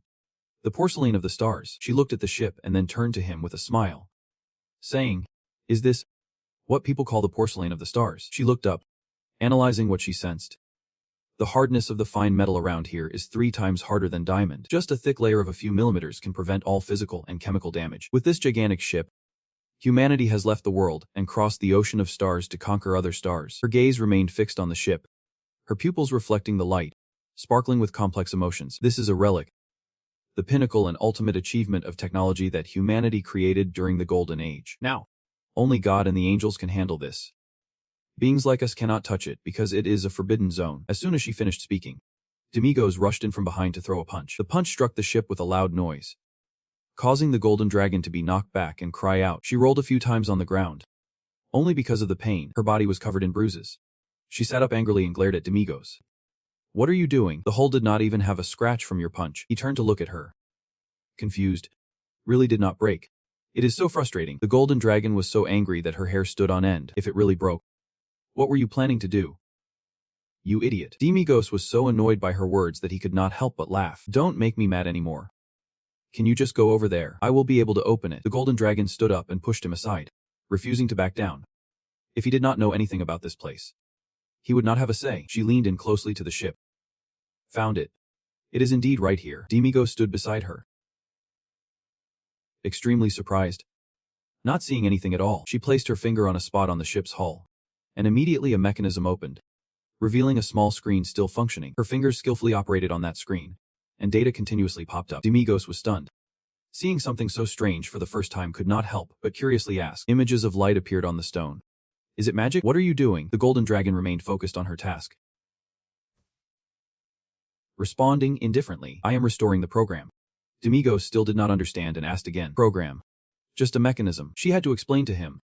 "This is technology from the Golden Age. Behind this stone, huge lightning cables are connecting, creating light images." She guessed it was a man. A man. A man. A man. "This is technology from the Golden Age. Behind this stone, huge lightning cables are connecting, creating an effect like magic." She continued scrolling through the screen, decoding each piece of data. Currently, this technology has disappeared. He saw her so skilled and asked, "Do you know everything?" Hong Kim Long replied, "I only know the basics. Although I do not understand the principles, I have learned how to decode it." Hearing this, Demiurgos asked her rapidly, "Who did you learn from?" "Have you met the Golden Tribe?" She said seriously. "The Golden Age, the Silver Age. Although they have all perished, the legacy of each era has not completely vanished, in my opinion. The clan of the people has inherited the legacy of the Golden Age." Her eyes remained fixed on the screen in front of her as she calmly continued, "Worshipping fire and using power to dominate the world. That is the ideology." Demiurgos still could not quite understand. "The ceramics of the stars or whatever that program was, why do we know nothing about that?" She calmly responded. "Who knows? Maybe one day people will create it." Demiurgos looked up at the entire ship, deep in thought. Suddenly, he seemed to understand something and asked curiously, "So the Long clan must have inherited the legacy of the Silver Age?" "Right." The Golden Dragon immediately affirmed. "That is right. The Long clan live off magic. Without magic, we probably would not be able to fly." You are surprised by what she said. Are not you? Don't you fly with wings? The Golden Dragon was not too surprised by his reaction, calmly replied, "Have you ever seen a bird that big? And there are dragons without wings, too." Demiurgos was surprised again, his voice carrying a hint of delight. "I did not expect that." The screen suddenly emitted an ancient language, and the Golden Dragon exclaimed joyfully, "It is." A door immediately opened, and the two of them peered inside. Before them was a vast space filled with technological machinery from the world's first era. Demiurgos was overwhelmed by the sight before him. "What is this? It is really a strange boat." Seeing him still standing outside the door, the Golden Dragon whistled for him to step inside first. "If you are not going in, then step aside," Demiurgos awkwardly warned her. That is a relic from the Golden Age. If you go in like that, won't you end up in trouble? She did not pay any attention to his words. It is not your words. It is not her words. She did not bat an eye at his words. Firmly stated. It is. There probably is not anything serious. He could not help but ask loudly. How do you know? She quickly moved to the center of the cabin, mocking him. It is written on the floor. It is just a dry food storage. What is there to be afraid of? You coward. Hearing her say that, Demigos mustered all his courage to follow her inside. He stomped his foot on the ground, holding on to the food for 1,000 eras. What kind of monsters could there be? Jia here will eliminate them all. While the golden dragon pressed a button on a screen in front of her, immediately, a strange diagram appeared, surprising her greatly. Her eyes scanned the map, reading each name on it. Keter, Bina, Kakam Datakamagavura. From that, she learned the name of this ship. It is Manhwa. Demigos moves closer to her, curiously asking, what is this? She calmly replies, the last ship of the Golden Age. Looking at that map, she briefly explains to him. There are 10 ships created by humanity on the verge of extinction to escape from this star. The project. The trees of Sephiroth. She has a guess. This block seems to be a food storage among those ships. Probably because they were in such a hurry. They could not take off and stayed here. She mutters to herself, unaware of Demigos' changing gaze behind her. This has nothing to do with the poison. It is probably because this is a place that the Lund people value. So few come here. They probably thought no one would come. So they chose this spot for the fungal outbreak. He coldly asks her. The Lund's ignorance seems to be a region. It seems to be a region of reason. She has a guess. This block seems to be a food storage among those ships. Probably because they were in such a hurry. They could not take off and stayed here. He coldly asks her. The Lund's ignorance seems to be a region. It seems to be a food storage among those ships. Probably because they were in such a hurry.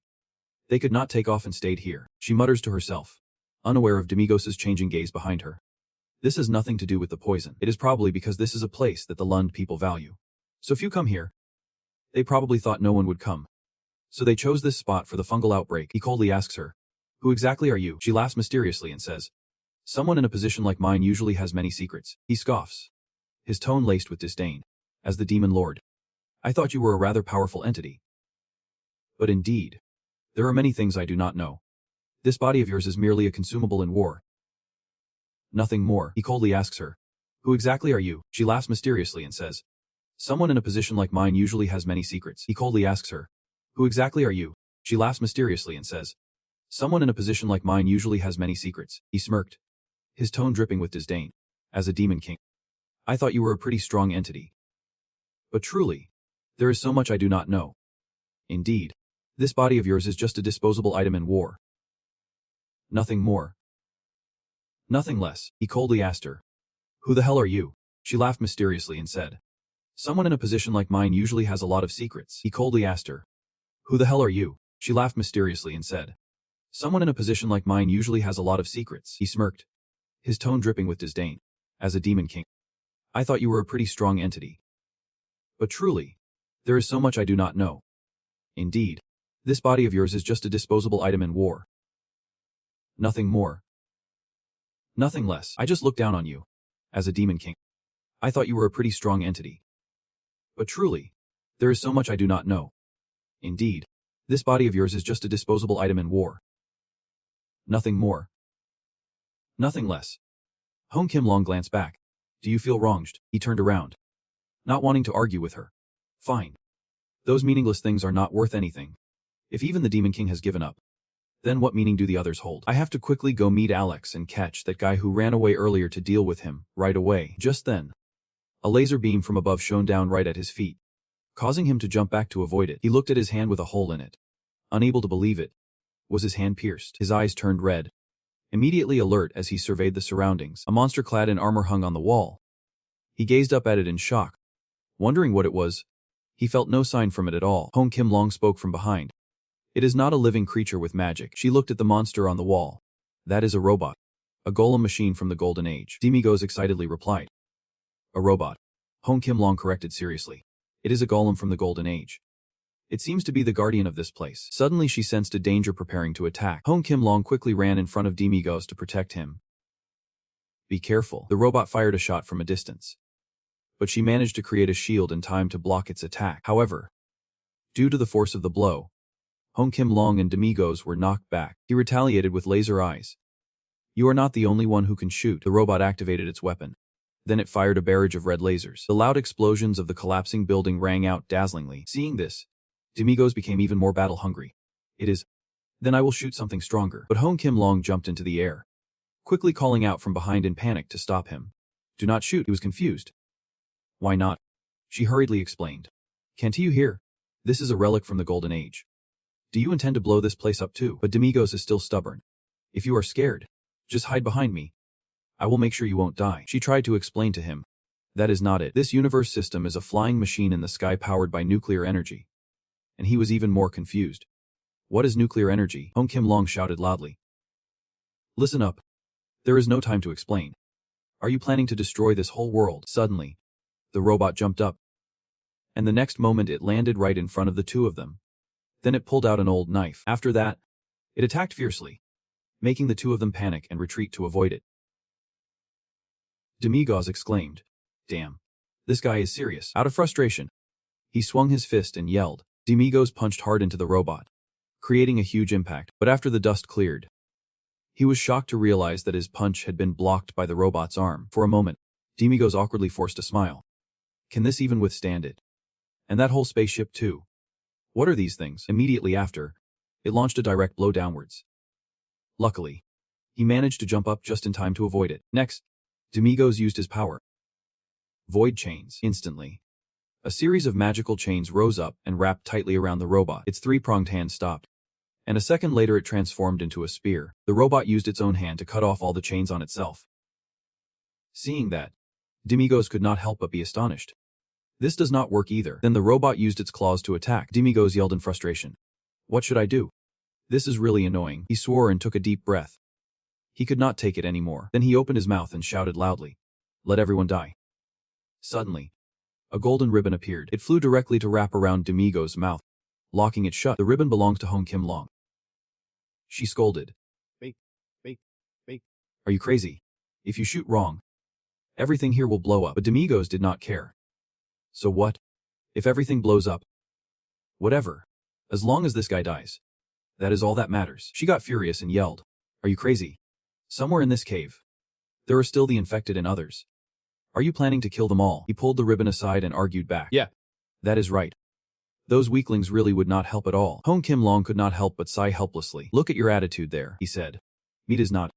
It is this guy who will destroy everything. She also chimed in. We have to do something to stop him. Demigos was anxious. The two of them were arguing. What should we do? I do not know. I am still thinking. Suddenly, the robot fired several grenades. The projectiles flew quickly forward. Demigos stood his ground to counter and defend. This guy really knows how to mess things up. Meanwhile, Hong Kim Long was panicking, clutching his head and screaming. It was too chaotic. Demigos gritted his teeth and fought. Memories of past battles suddenly flashing before him, making him flinch. He hurriedly asked Hong Kim Long. Last time you blocked all our combined magic with that cloth. You still have not caught up with the issues. Why are you suddenly bringing that up? He signaled, using his power to wrap this entire area with that cloth. Wrap this place like a wall to protect those outside. Just keep us in your space, completely separate from this area. At that moment she understood the plan clearly, replying, okay. Then she unleashed countless pieces of cloth flying everywhere. They gradually scattered and covered everything. Suddenly, Demigos reminded the robot. Hey, you metal can. You should set up a barrier too. Then he opened his mouth wide, releasing magic. Take this. Breath of the Demon Lord. Finally, the protective shield of the robot was broken. At this moment outside, corpses were lying everywhere. Inside where the two were fighting, the robot had completely turned into a pile of ashes. Demigos let out a soft sigh. Done. Suddenly, Alex transmitted a message. Master, I have caught that guy. He turned to inform Hong Kim Long. Alex has caught that guy. But she calmly replied. You go ahead. I will interrogate him and follow. I think I need to clean this place up before leaving. I have a few things to confirm. He silently looked at her, and after a while, instructed. Hurry up and come back here. At that moment, on the other side, Alex was launching his spinning blades to control the person in front. No matter who they were, just give up, or you will die painfully. Suddenly, someone appeared. Alex spoke. Hello. You came right on time. Demigos awkwardly stepped over his spinning blades. Oh boy. He stepped in front of the controlled enemy, smiling. Finally, I am about to find out the true face of the one behind this. Saying that, He reached out to grab the hood that was covering the person's face. The moment the face of the pink-haired Marquis was revealed, he panicked and exclaimed, Your Majesty. Demigos was suspicious. A shape-shifting wizard. Pink-haired Marquis. Why are you here in the human realm? He lowered his head and honestly reported, Sir, I am just following the orders of the Duke of Greed. The Duke ordered me to keep this a secret from everyone, he threatened. Orders? What are they? Speak everything, or I won't spare you. Then the pink-haired Marquis spoke to clarify, making the heroes turn against each other, causing the dragons to rebel and break the alliance between both sides in the 666 war. This is a big plan. So while I was on a mission there, I transformed into a dwarf to spy on your Lord Daros and some extreme dragons because I was discovered by the dwarves. I had to blow up the poison and hide, waiting for the next order. You are surprised. Did we really give such orders? Could it be that Daros planned everything himself? That guy is anxious to explain, because the demon lord has left the demon realm, and he said he must do everything he wants by any means. But for some reason, no matter how many newspapers I sent, he has not replied. And I am still waiting here indefinitely. You added a line that left him speechless. Of course. Because Daros is dead. He suddenly committed suicide. The Marquis is panicking. How could this be? Lord Daros is absolutely not that kind of person. Surely His Majesty has been deceived by someone. Demigos stood with his hands on his hips, bored, saying, That is why we want to know the truth. That is why we came here. I thought you had the answers. But you do not know as much as we do. Suddenly, his voice trembled. If so, it can only be that guy. Actually, besides Lord Daros, there is another person involved in this plan. I have always had my doubts about him, he shouted. The first person to propose this plan is the only descendant who met Lord Daros directly. The leader of the extremists. It must be that guy. He has definitely done something shady. Your expression darkened. If it is the leader of the extremists, then it is Jun Sao. That guy has been caught. Baron Kim Hong hurriedly interjected. It is not that person. Your Majesty. The real leader of the extremists always stays hidden, so even they do not know. It is the White Dragon. The guy confidently stated. He must have said that back then, at that time. Baron Kim Hong asked Jun Jae. Are you Baron Kim Hong? That guy arrogantly replied without a coat, a dragon daring to meet me. What do you want? What are you plotting? He seems to be a female. That person leaned in and whispered to him. Listen carefully, I have a great idea. To eliminate those despicable humans, the dragons and the demon realm should team up in this 666 battle. Wipe humanity off this world, so let me meet Daros. Demigos asked next. And then what? Baron Kim Hong detailed the report. I reported that to Lord Daros. And shortly after, he secretly met with the White Dragon alone. I do not know what they talked about. After returning, Lord Daros ordered me to turn into a dwarf and deliver the mushroom poison to the members of the Qual Society. He instructed that besides the White Dragon, even they should not know about the demon realm's involvement in this plan. After hearing that, Demigos suddenly asked, What about the other mushroom poisons? You pressed further. Recently I managed to find the leader of the Qual Society, and their mushroom poison is somewhat different from Daros's. Where did that come from? He immediately became flustered. That is impossible. Although they definitely have not come to collect the mushroom poison lately. But it is impossible to have another mushroom poison. The mushroom is the pinnacle of poison crafting in the demon realm. No one can replicate it. At that moment, the golden dragon suddenly appeared. So the conclusion is that nobody knows for sure. In the end, the one behind the Qual Society is their anonymous leader. Even the extremists. How to find out? Demigos was about to speak. I mean, there is a stranger. Baron Kim Hong stammered. Who's this? He replied. Do not worry. This is someone from my group. The guy was surprised. A member of your Majesty's group. Suddenly, Ada anxiously said. I know they're heady out. Initially they had trouble controlling the mushroom poison. I had been to the hideout to help them. A guy at a gourd. That is their base. You quickly asked. A guy at a gourd. Where is that? At this moment, the golden dragon spoke up. The tome of the early dragon clan. For dragons. This place is very sacred. Not everyone is allowed to enter. Damn it. I fell for their trick. It is on the other side. After passing Zorik, hearing that, he turned away casually and replied. Then let us go home. She felt a bit taken aback and asked. What about the Agayata Canyon? Demigos shrugged and replied nonchalantly. We are heading in the same direction anyway. Let us go home and rest a bit. Prepare properly before we set out. When we get home, we will have a bowl of noodles before going to sleep. Seeing Hong Kim Long's nonchalant attitude, she lightly scolded. Rest. We should just go right away. He turned around and reminded her. Do not you remember? We came here and did not even know this place was dangerous and almost died. Their base will definitely be much more dangerous. From now on, there won't be any adventures like that again. We need to let that rest for a moment. Hong Kim Long did not know what to say. Then she suddenly blurted out. So that means that has become your mother now. He lightly scolded her. Do you want to die? Suddenly, Alex called out. Master, what about Count Kim Hong? He said. You have been through a lot. Now you can go back. Go on. Live your own way. From now on, you are free. 7 hours later, in Zora Village, Hong Kim Long slammed her empty beer mug down on the table with a thud. Her voice was slurred with the effects of alcohol. Today has been rough. Give me another drink. I have had enough advice. I am already too drunk. Drinking more will harm my health, she retorted. It is. Those brats have really pissed me off. You do not understand the feelings of a parent. Hearing that, he hesitated. I did not know you had kids. She seemed to realize she had misspoken and stammered. That is not what I meant. Demigo, sitting beside her, glanced at her and told him. Just go along with it. What is the harm? She is just destroying her own body anyway. Besides, you can still sell her. Is not that great? If she gets drunk, then do something with the bill. He chuckled. Master Demigos really is something. Alex leaned closer to him and whispered. Just follow his lead. If you do well, there might be a little Demigos born tonight. He was surprised. Really, he immediately turned to warn Alex with a bit of magic to distort his appearance. Stop talking nonsense. Alex quickly begged for forgiveness. I am sorry. He changed the subject and asked Zik. So how was your tour? He replied. Thanks to Master Demigos. We set off smoothly. Thank you. Master, Demigos casually asked. How old are those kids now? Zik replied. My sister is 15. And my brother is 9. Demigos said. 9 years old. And yet he is in the dormitory. He smiled and explained. Yep. Prestigious families have their kids living in dormitories and receiving concentrated educations since elementary school, he advised. It is tough. Next time something like this happens, just say it right away. Do not keep it inside and hurt yourself, Zik replied. Yep. Hearing the previous conversation, Hong Kim Long could not help but feel angry and jealous. Why do you only show affection to Zeke, but with me? You take money even for just cooking a plate of food, he answered defiantly. Because I want to. Suddenly, she asked. Wait. You do not like Zeke? Do you? Demigos hesitated. Are you crazy?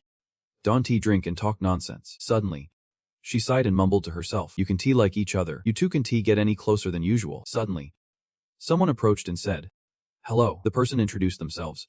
I am an investigator from the Holy Court. Cardencia. Zik was surprised. The Holy Court. Hello. I am. Cardencia smiled and said. I know. You are Zik Ban Holibik. I am here to meet you. You recently achieved level C. Right. I am here because I have a few things to clarify regarding that. Zik felt a bit anxious. What is the matter with that? Is there a problem? Cardencia calmly explained. It is nothing serious. Just a special case. I heard that the Holy Big family does not have enough to spend 5 gold coins. During the ranking evaluation, you surprisingly reached level C, which is quite good. I have a reasonable suspicion that there might be some scandal going on, Zik replied. There is no scandal, Cardencia said. That is something that needs to be investigated. Even if it is not a scandal, there is definitely something off, Demigos called out. Wait. Investigator or whatever, Cardencia responded. Yep. Demigos. You are surprised. You know me? He smiled and replied. That is right. A strange merchant suddenly appears and takes the name of an ancient deity. The woman fainting next to you is Miss Junjum. And the gentleman over there is Butler Alex. Demigos had a not-so-good attitude. If you know that, then good. Just leave. Do not disturb business anymore. But he persisted. Well, can I be a customer? I just happened to need a dagger for my travels. A few days ago, when the dragons were released in the Holly Stelacia territory, I lost my weapon. He cautiously asked. Were you there too? He replied. Yep. I was also present in many other places. So I have a question. What percentage of pure blood is Zik? Demigos replied blandly. There must be some report that has been submitted. Just check that, Cardencia probed further. Yep. It has been submitted. So I am asking what percentage it is. But you just casually answered. I do not know. I do not remember at this point. He turned to Zik. Zik. Do not you remember either? Zik stammered. Cardencia reminded him. Just be honest. The report says 4.2%. That is really hard to believe. Zik hastily replied. Yep. It is 4.2% at this point. Cardencia exposed his lie. Wrong. It is actually a lowered report. It states 3.62%. Now Domingos is finally speaking up. He is a 17-year-old boy from a family of a low-ranking warrior, with no parents, regardless of power or money. If the bloodline is too pure, it is hard to survive. I tried to tone it down a bit. But if there is an issue, just go ask the reporter. Cardentia was surprised. Is that? He simply replied. Believe it or not, if you understand. Can you just leave? He smiled friendly. No need to be so confrontational. I am here to help Zeke. Domingos did not give him a good face and responded directly. I have not seen anyone like that actually help. If they really wanted to, then just withdraw secretly. If you send about 10 gold coins anonymously each month, maybe Zeke's life will change. Right. Suddenly, the Golden Dragon spoke up. Just take it easy. If you are an investigator from the Holy Court, then you have high authority. You could immediately strip Zeke of his warrior rights. Here, even the village general of Zorix can't be treated so casually, Cadencia stated bluntly. Even so, I am just here to ensure that Zeke receives the treatment he deserves today. According to various investigations, Zeke seems to be at least a rank E warrior or possibly rank D. Cases like this are quite rare, especially since he is only 17 and still in the development stage. It really is something special. He did not care. It is really troublesome. All thanks to the weapons I spent a lot of money to create. This kid's body does not have that capability. Suddenly, Cadencia exclaimed. How strange. Most guardians of warriors hope their warriors will be promoted. But you want the opposite. Domingos did not fall for it. If his rank increases too much, it will be hard for me to take advantage of him. He was a bit surprised. What is that about? Domingos said. You know, Zeke is a warrior with no power or money. Without help, he can't even participate in the rank assessment. When he graduates high school, they will give him one free assessment. Right. But Zeke could not finish high school. So he will definitely have to do an external assessment and live his whole life with a low rank. On the contrary, I have a lot of money but no status. The fastest way to advance is to become a teammate of a warrior. Just being a little famous is enough. But if I become too famous, I will also be exposed to the light. And I do not like that. Hearing that, Cardentia commented. What a selfish mindset. He was also straightforward. Zeke needs money. And I need a reasonable warrior teammate status. Both benefit. Right. So do not hold back anymore. But he still would not let go. For Zeke, it would only be a loss. If he is a rank D warrior, that is equivalent to high nobility. Support from the royal palace is also significant. And he will have opportunities to do noble things for the world and the gods. You are just using Zeke, he asserted. If Zeke's rank does not meet expectations, what do you plan to do? Finally, when evaluated, if the result is still a C level like now, or even lower, F, what will you do? Cardentia smirked slightly. Insisting that would not happen, Cardentia looked at Zeke and said, From what I have investigated, Zeke is the masked warrior. Hearing that, Domingos asked directly. According to your investigation, without evidence, there is nothing certain. It is just your guess. Right. What if the test shows it is not a level 6 or D? He questioned. Or maybe last time was just luck. On the contrary, if the result is even lower, showing F, what will you do? Will you still treat them like those at level G or D? Cardentia replied. If that happens, he has to live according to that rank. But that won't happen. Domingos put down his chopsticks and leaned on the table. Wow. Because you have investigated. So you are just going to trust your investigation and stake G's future and life on it. You are from a wealthy family. Right. Cardentia wondered. What does that have to do with anything? Domingos explained. You think you can do everything just by your own efforts. No matter how many times you fail, if you do not give up and keep trying, you will eventually succeed. You probably think stories like that are obvious. That is why you, the younger generation, can't do it. His tone dropped slightly. Are you mocking effort? Domingos retorted. I am not mocking effort. Your continuous failures are fine. But it is funny that you can avoid difficulties with help from others yet refuse to do so. He launched into a tirade. Effort and failure are the mother of success. Zeke lived a life where just one failure meant the end. But no. On the contrary, he chose failure for his siblings. Fearing that even that choice could fail, so he had to live a life full of fear. Carefully stepping one slow step at a time. Everyone shook their heads at Zeke, saying do not live like that. Each time, Zeke could only apologize and keep living. Regardless of those who did not understand anything. Are you saying that all of this is because Zeke did not try and did not challenge himself? So he has to live like this. You are looking down on his current life. But how did Zeke achieve this failure? What did he have to sacrifice to achieve this failure? You are telling him to try. To challenge himself. To prove your so-called great research. What if he can't? You tell him to pick up the chopsticks again and conclude. I will take care of Zik. Do not worry anymore. Just order 2 bowls of noodles and go. That is the only way you can help Zeke. Cardentia reminded. High-level warriors are a valuable asset to humanity. He did not care. Then you should manage it properly from the start. How can a warrior be at a low level and do heavy lifting and cleaning work to the point of not being able to go to school? He smiled slightly. Your resistance is stronger than I thought. I will be back later. Zik, think it over. Demigos is unpleasant. I told you not to come. Zik could only awkwardly reply. Yeah. And then he turned and left. That is it. Goodbye. Suddenly Demigos called back. Hey. He pointed upwards as a reminder. We need to deal with this first before leaving. Cardentia glanced over. A transparent thread appeared on her clothes. And then the area around Demigos also began to show clearly. Zik did not understand what was happening and asked. What are you talking about? Sir. Nothing at all, he said. They have been working non-stop until now. Everyone is still eating and drinking happily. Lost in their own party. Suddenly, transparent threads like silk appeared, connecting everyone together, all originating from Cardentia's hand. He raised his hand full of gems, shooting out threads with a slight smile. Sorry. I forgot. In an instant, those threads began to twist and escape from everyone. He gradually pulled in the threads. Cardentia raised her hand to reel them back. He bowed politely. Then I will take my leave. Zik replied politely. Thank you for coming. Wish you a safe journey. Cardentia turned and walked away. His expression darkened as he thought. Even ordinary leveled hunters can't see this. Yet he noticed. These people need to be investigated thoroughly. Zik gently called. Demigos. He smiled sincerely and said. Thank you. He mumbled with a mouth full of food. You idiot. I am just using you. The night darkened, setting the stage for the bright round moon. At the barracks, Demigos carried the golden dragon, who was unconscious, and kicked the door open. Oh my. I told you to drink. And you actually drank until you collapsed. Thinking back to how those two avoided him earlier. I have things to do, so I will leave first. I still have to clean up the shop, he grumbled. Damn it.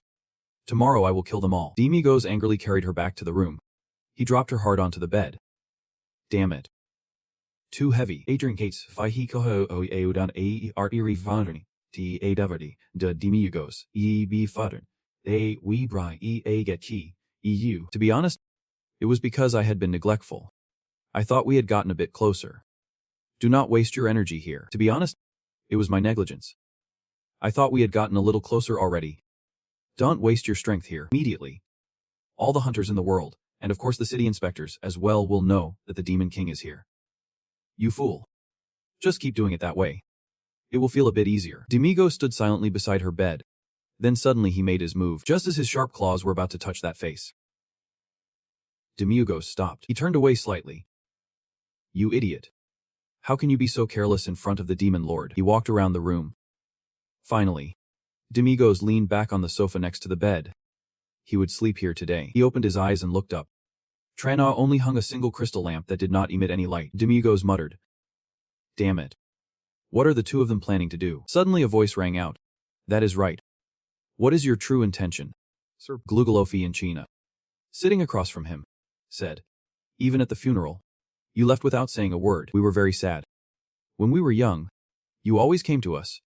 Have you forgotten everything now? He was surprised. Why are you here? She asked. How long do you plan on doing things like this? He wondered. Things like this? Glugalofi and Tina chimed in. Just playing this hero thing.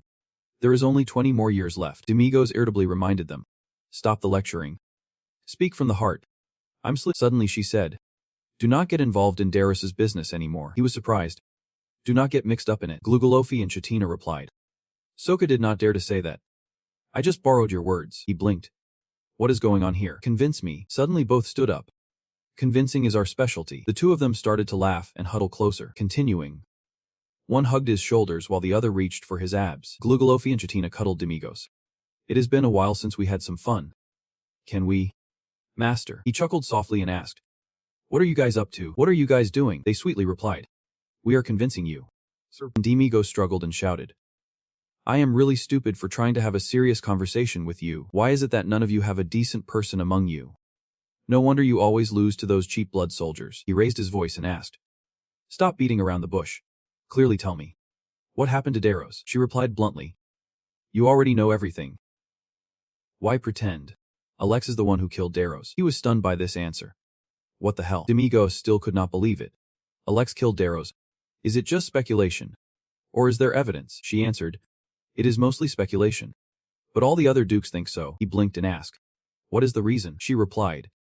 We really want to ask you. Why did you stop Darrows? Demi goes. As if hearing something absurd. Scoffed. Stop him. Why should I do that? The other one added. We know everything.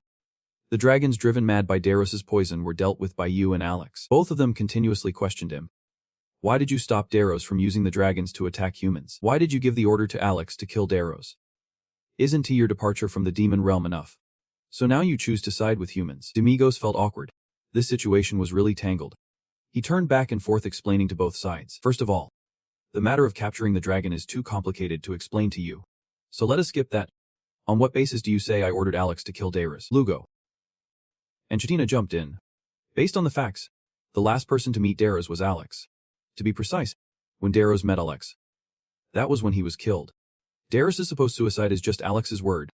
No one knows how he actually died, and right now, Alex is the closest servant to the Lord. He retorted. Who is the servant? He just clings to me on his own, she asked. So that means it was not the Lord's order. Right. He crossed his arms confidently. Of course. Then she exclaimed. This is a lie. Demigos shot a glance. So you have been watching me and Alex all this time. Lugo. Phi replied. That is right. But honestly, from what I have observed since then, it seems like the Lord lives without any special thoughts at all. His voice trembled a bit. Well, you are right. Chatina said. I am here to clarify if Alex did everything by himself or not. He asked. So Alex betrayed the demon race. She laughed and confirmed. That is right. Hearing that, Demigos chuckled wickedly. Really managed to ruin a good relationship.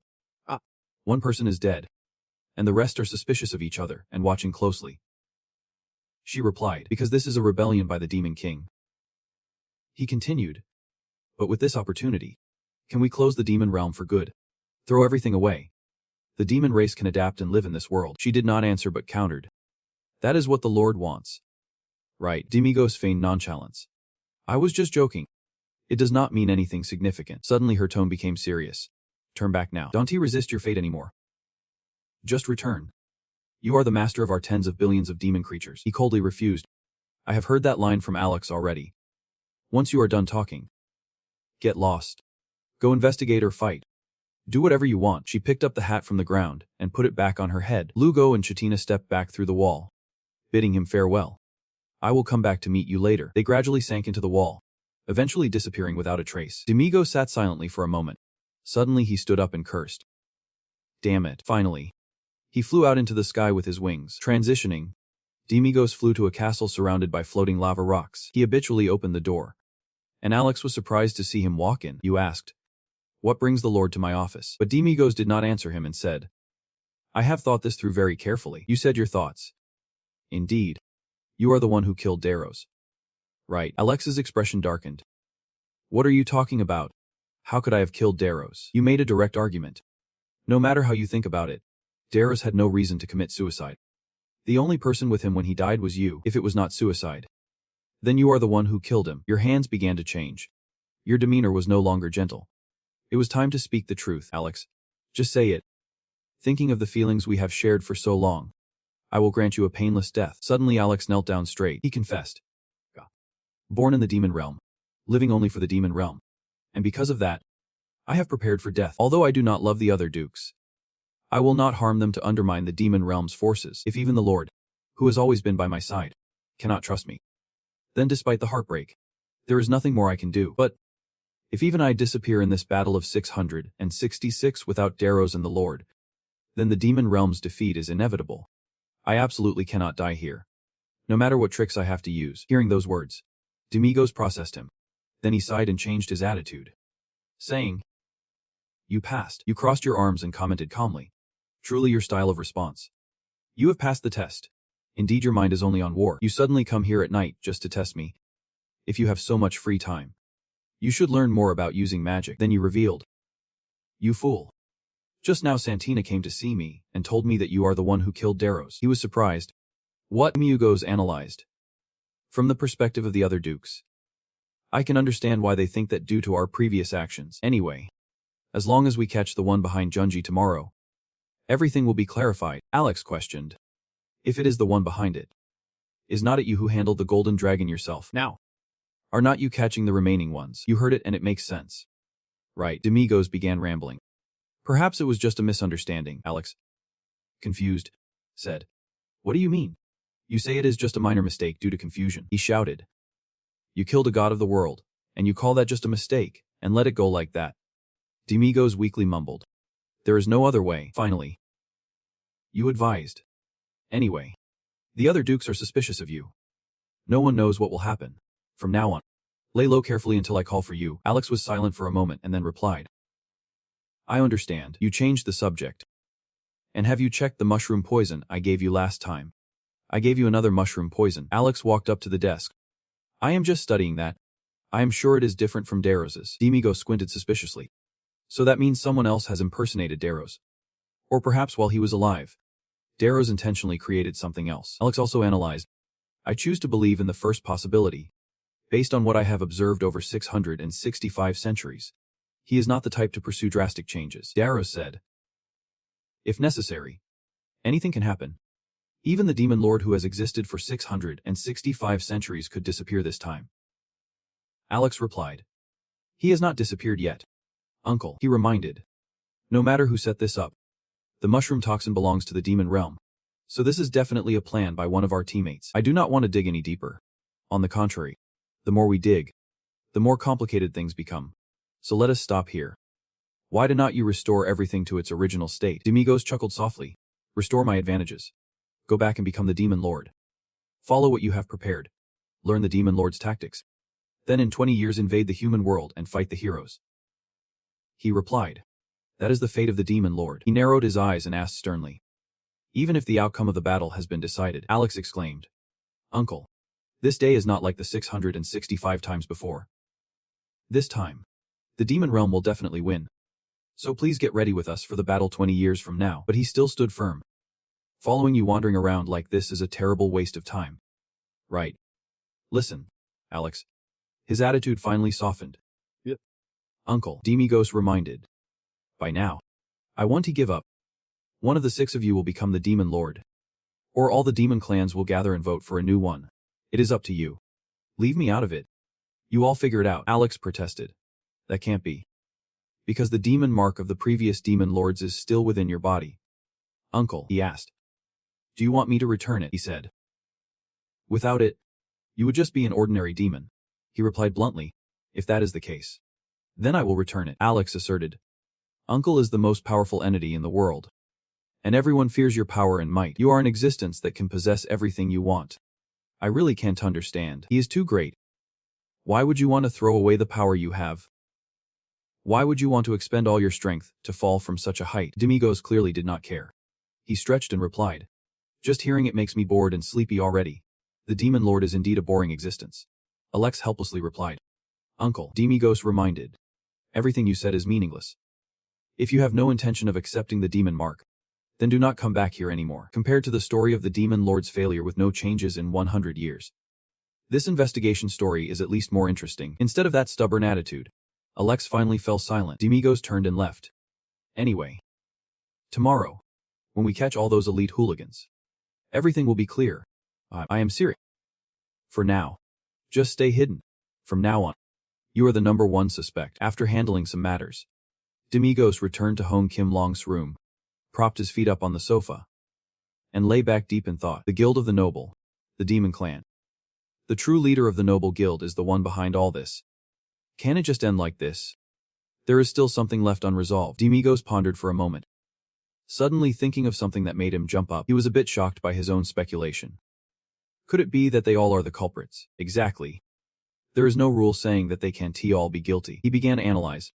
Darrow's used mushroom poison to create a rift between the clans and humans, and the Noble Guild spread it among their kin, following the schedule set by Darrow's. When the demon clans attacked first, the warriors eagerly hunted them down to gather wealth and weapons. All of this. Could it be that someone has orchestrated it? Everything is just for the benefit of each side fitting together like gears. Then what? He frowned. Then again, there is no focus, and it is impossible to catch any leads if that strange mastermind is also vague. He fell silent for a moment. The contradicting clues made Demigos hold his head and sigh. Then why did Darrow's have to die? No matter what, this does not make any sense. Why did that guy have to die, and then leave his mind in such a state? He got off the chair. Damn it. Demigos approached and gently called to Hong Kim Long. Wait. You are still a bit tipsy. I was sleeping well. What is it? He did not answer.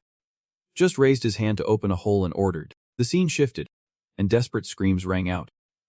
Help me. Let me. It hurts too much. Hong Kim Long stood frozen, watching the scene before him. Please let me go. I would rather die. The emaciated people locked up were screaming as if they were living in hell. Let me up. Please save me. Please, please. Give me some food. Just give me anything. There is a flying monster. It is a flying monster. The sounds of guards and prisoners echoed continuously. Newcomer. Come here and see. Help me. When will you let me out? I have been here too long. Hong Kim Long asked softly. Is this a prison inside a person's body? You probably do not care much about the human rights of the prisoners. Right, he replied calmly. I am taking good care of them. They are still alive, are not they? Besides, even if they wanted to die, they could not without my permission, she asked. Where are we going? He moved forward and answered. Just keep going and you will find out before attacking the main base of the Noble Guild. I have one last thing I want to check. Demi-Ugaz reached for the closed door in front of him. Here. That person. I have specially locked up in a separate cell. Hong Kim Long wondered. Who exactly is it? Demi-Ugaz opened the door and smiled. How are you? Still alive. Right. Hong Kim Long stood there stunned, in front of a woman bound tightly in chains, leaving only a bit of skin visible. She listens to Demi-Ugaz calling that person. She. Get up. Just come here and kill me. Suddenly her eyes widen. Demi-Ugaz leisurely says. I really want to kill someone right now. But things are not over yet. The most important thing is that the person beside me here is strongly opposed. Jun is shocked. You are not dead. Hong Kim Long. Suddenly, her spirit becomes frantic as she screams. That is right. The Demon King knows about our actions. Have you really abandoned us? How could you make us suffer by colluding with the demon race? It is unbelievable. Hong Kim Long responds fiercely. Even if I stand with the humans. For the hatred I bear. You poisoned the bodies of the children of the clan. Then pushed them into the human city. With just that action, you deserve to be eradicated. You are no longer one of Long's people, if haunted. Mutters. I did everything for the Long clan. My hands are already stained. She is too much. Humans, just a few centuries ago, fought alongside us against the demon race. Once thinking we could be good allies. But what was the result? Whenever they get the chance, they kill our parents, siblings, and children, then wear them like accessories. Even our mother, who is also our goddess. Yet you only told us to endure. How hollow have we become over time? Demi-Ugaz reads. So you sacrificed your kind to achieve your goals. She screams in justification. Not just, but everyone desires that. It is just that there has not been an event significant enough to make a decision. The first spark, we have seen them make that a reality. Did it? Soon. Countless furious allies will ignite the war. She suddenly softens. Worm. I understand your sorrow from deep within your heart. I know. You lost both your beloved husband and child to the humans. Your husband's gentle touch has become their spear. The eyes of your child have become the earrings of a noble. I did not stop you from opposing the peace treaty with the humans. Even when you gathered a larger group to plead with me, I still silently listened, but clearly, she does not want to understand what Hong Kim Long is saying. Just listening is not enough. She screams like a madwoman. O mother of ours. O divine being. Hong Kim Long. Noble dragon god. Why did you sign the treaty with the humans? They are too greedy. Right now. Somewhere. They are still targeting our dragon race's bodies. Today, they will use my flesh to make a shield. And tomorrow, they will use my husband's right arm bone to forge a sword. And the day after tomorrow, with those weapons, they will find ways to harm our other children. Until the last dragon. They are just demons. Why would anyone make a pact with them? O divine one. Suddenly, Hong Kim Long turned and left. Finally, Demi-Ugaz and she stepped out of that room. He looked towards the screams of the prisoners and softly said, just as you said. When we gaze into the abyss of the monster, the abyss will gaze back at us. Save me. Is it not this? He asked her. Have your children become the embodiment of wrath? But at that moment, tears began to well up on that beautiful face. Demi-Ugaz continued. They probably just want to take revenge on humanity. With no other purpose.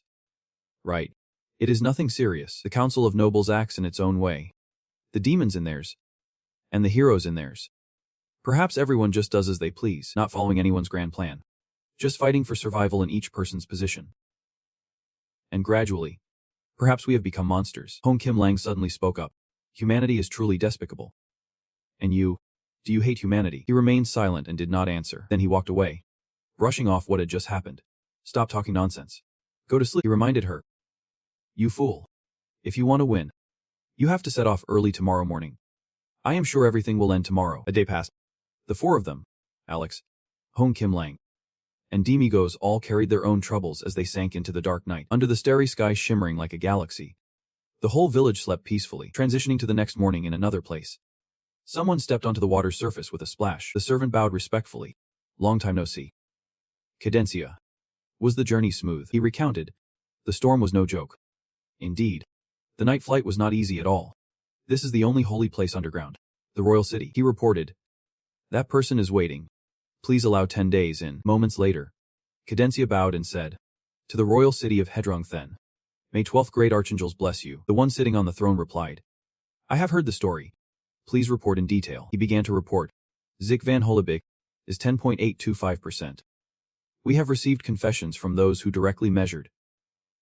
Dear Royal, he softly said. After all, this is an unprecedented occurrence. Cadencia offered his opinion. We must bring that person to the royal city. If we let him lead the troops and prepare for this 666 battle, then I believe we can completely destroy the demon realm. He coldly replied. I have heard about the significance of dukes long ago. He continued to commit. Dear Royal, I can fight even after 20 more years. All D and G level heroes share the same determination. In the past, even though we had the strength, we still stopped at the gateway to the demon realm. We can't let this history repeat itself. That person fell silent after hearing this. An image of hands reaching up from the pile of ashes appeared. Always the hero who dies last in the battle with the demon lord. Cadencia was sure. This time would be different. If he could lead the team of warriors, achieving a different outcome from before would be possible. If in the next 20 years, I teach him combat tactics and magic, he will become a talent close to the last hero. Alongside him, 20 years later, when combined with the last hero of the 5th generation, we will be able to eliminate the demon realm thanks to the 2 last heroes. In the vast hallway, the priest initiated the conversation. No matter how busy he is, I always feel small in front of his efforts for the world and for justice. Cadencia laughed in response. Haha, you flatter me. Since my mind is not that smart, at least I have to try to act with my body. The priest replied politely. You have completed all subjects with excellent results. Why be so modest? Haha, at that moment, Cadencia suddenly noticed a group of people chatting excitedly nearby. The priest quickly explained. This is a group of future warriors and holy maidens from the next generation coming to visit. For those children, seeing a sacred place like this directly will be great for inspiring faith, pride, and loyalty, Slow said. They are the 5th generation. Who knows what will happen? Among the children here now, there might be the last hero emerging. Over here, that group also noticed Cadencia. The holy maiden saw and joyfully exclaimed. Oh my. It is Cadencia from Jodi Aglis. While the holy maiden was seriously introducing, the warriors could not help but rush toward Cadencia. Let us greet her, everyone. This is Cadencia from Jodi Aglis, the one with the strongest voice in the world and the sword of the city lord. The sudden enthusiasm of everyone made him feel shy and only able to smile. Very honored to meet you. Hello.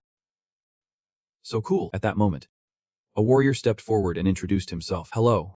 I am Chaos von Holleroast from the Holleroast clan. My grandfather was also a member of Jodi Aglis, so I have heard many stories about you, Senior. Just as he finished speaking, a girl rudely shoved Chaos aside. Hello. I am from the Holy Cypress clan, which trained the very first last holy maiden. My name is Alira van Holy Cypress. Cadencia smiled politely and said, hello. Nice to meet you. Then a boy with golden hair shouted loudly. My mom said our clan has trained 3 last holy maidens. Cadencia was flustered and sweating, having to respond. Oh really? That is amazing. So all the warriors keep arguing non-stop.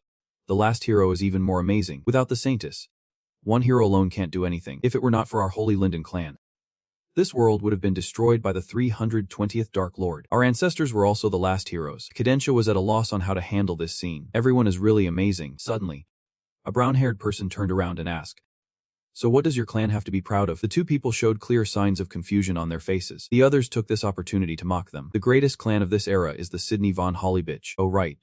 There is also the Hollybitch clan here. Haha. You know there is nothing and still ask so cruelly. Jake's sister, Sydney von Hollybitch, forced a laugh and spoke up. Well, our clan has nothing at all. Haha. As soon as she finished speaking, the mocking laughter rang out. Of course. It is. Why do you ask? But Jake's brother, Rijin von Hollybitch, could not hold back and immediately retorted, "My brother is a ranked warrior. And he has achieved it this time." Sydney was surprised by her brother's action and exclaimed, "Regine." Upon hearing this, the others immediately turned to look, but that did not stop them from teasing the two sisters. The laughter from the other warriors was even louder. Now they are talking about the last hero and the saintess. Those ranked warriors dare to argue. How amazing. That is right. In a ranked F clan, a ranked warrior is already very excellent. Haha. They just keep getting carried away, a fierce white-haired girl said. I heard your brother also joined the Nameless Servants and bought his rank with money. Right. The brown-haired boy immediately exclaimed upon hearing it. That is really pitiful. The others chimed in with them. People like that should have their ranks stripped away. A prestigious clan like ours also gets tainted by this. Don't worry about it. Anyway, no one knows who that is. At this moment, a girl with 2 braids draped her arm over Sydney and said, Fake. Do not tease them too much. After all, when the mood is low, just looking at Sydney and Regine can brighten things up right away. It is really good for changing emotions. Everything has its role. Some people also cheered along. That is right. That is right. Haha, the girl just knew to respond warmly. Ha, really? That is great. Cardentia suddenly approached to chat with the two sisters. Sydney, leaving everyone speechless in shock. Are you two Zik siblings? The girl could not believe it and asked again. Do you know my brother? He smiled naturally and replied, Of course I do. Aren't we just close friends? Sydney and Regine. Right. Sydney politely responded. Yep. That is right. Cardentia smiled and continued. Zik has mentioned you to me before. I am a regular at his place. Sydney blushed shyly. So that is why I know him. I am really surprised that someone as great as you would call my brother a friend. Haha, Regine said with a proud tone. My brother is a business genius. He makes a lot of money and uses it to send me and my sister to school here. He is not just good at carrying heavy things. He is also great at washing dishes and driving. There is nothing he can do. Suddenly, Cardentia squatted down. It turns out he did that to make it easier to talk to Regine. She must really admire her brother. He quickly replied. Yep. He is the best person in the world. Cardentia did not hold back on praising Zik either. He made a very straightforward comment. Sydney, Regine, Zik is a very strong warrior, strong enough to be a great source of strength for us, those in Zodiac Knight. So you should always be proud of your brother. He squinted his eyes. Who knows? Cardentia confidently stated, leaving everyone else stunned. He might become more famous than any family here. Seeing the situation getting a bit tense, Dan stepped up and said, Sir, could you give these children a blessing today? Cardentia stood up and spoke loudly. Heroes are not the main characters. The real main characters are those who survive in the world after the Zero era. Warriors are simply supporting characters. A stepping stone for them. Suddenly, something crossed his mind because Cardentia knew exactly what he was saying. But that was the noblest stepping stone in the world. He smiled brightly and reminded. Make sure to remember that. The young warriors were left speechless.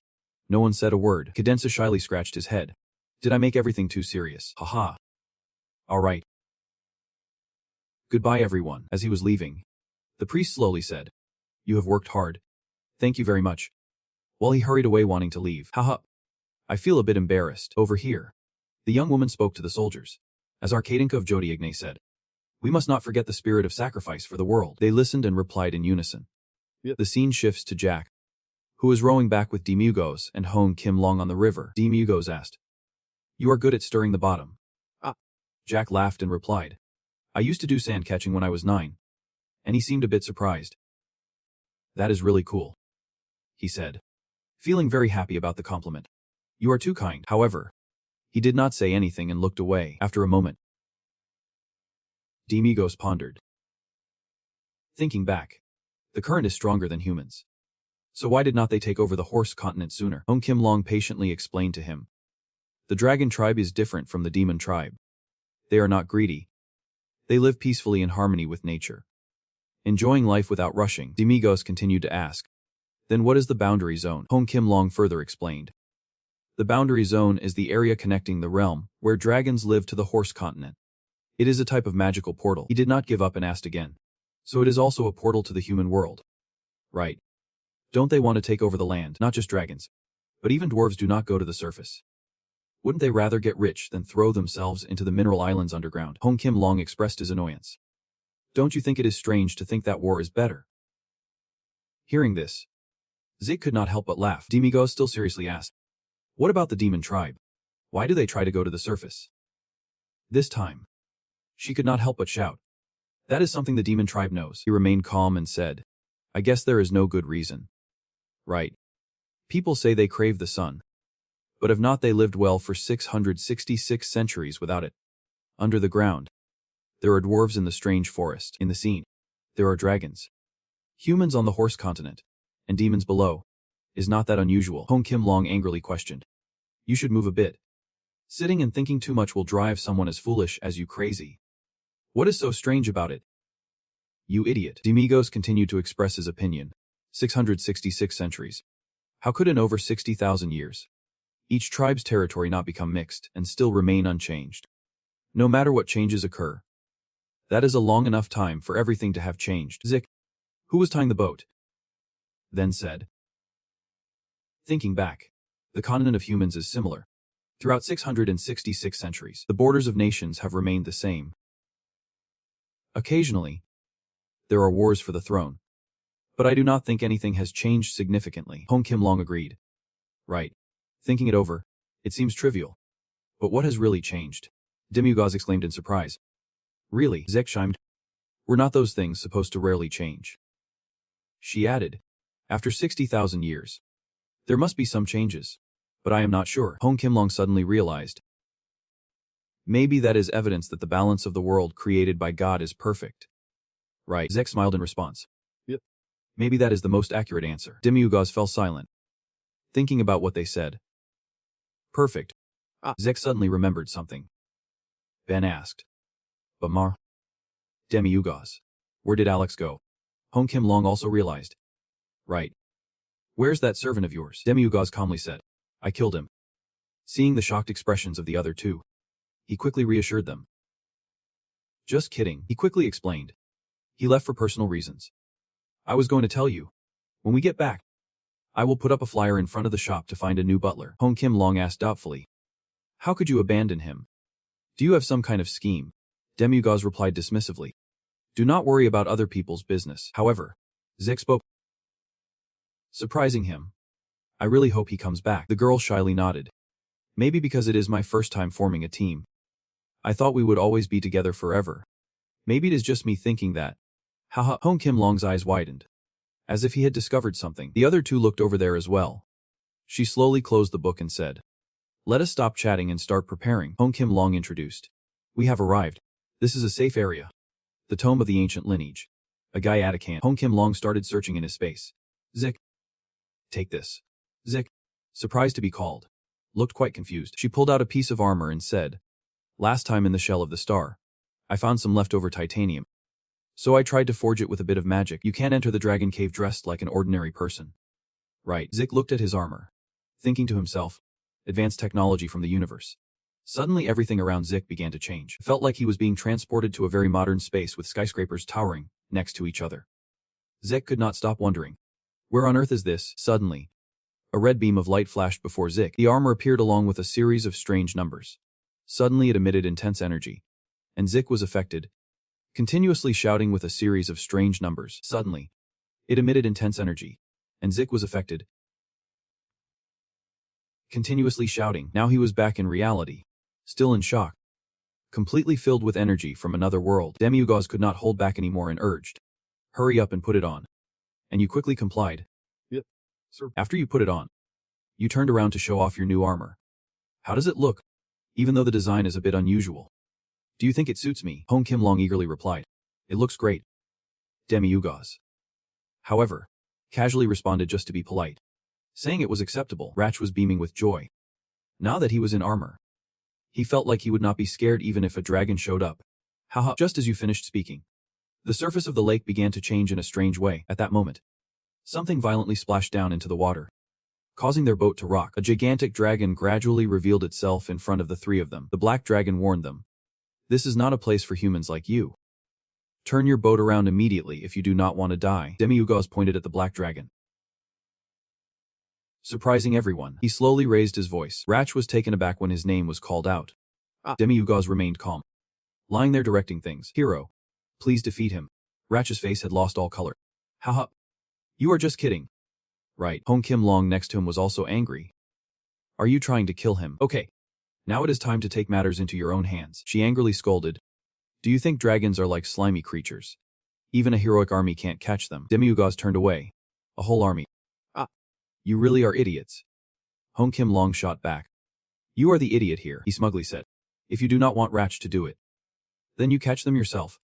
She questioned back. Don't you think it is odd for us to catch a dragon? Demigos started to taunt. Well, let me catch it. That dragon is too weak. If it can't handle its own strength, that is not my fault. Hong Kim Long was so irritated by his words that he gritted his teeth. Sep nearby saw they were not doing anything and shouted, "What are you doing? Hurry up and get out of here." Seeing this, Hong Kim Long took matters into his own hands. "I do not know who you are. Ratch. Take this." You quickly felt a surge of power flowing into you. This overwhelming strength. She anxiously looked at you and continued, "All high-level buffs have been activated. With this, we can easily destroy a small fortress." Hong Kim Long added, "Ratch, please do not kill that child." Ratch shyly replied, "Is that a child? I would die more easily than him." A moment later, Demi-Ugaz unexpectedly grabbed you and threw you toward the dragon. He shouted with all his might, "Ratch! Super buff! Attack!" But Ratch, not mentally prepared, screamed in horror during the flight. You charged straight at the dragon. It saw you rushing toward it and braced itself with all its strength. His mouth unleashed a powerful ice energy. Along with a burst of energy, Ratch quickly took out his shield to brace for the attack. The shield helped him slip through the attack from the black figure.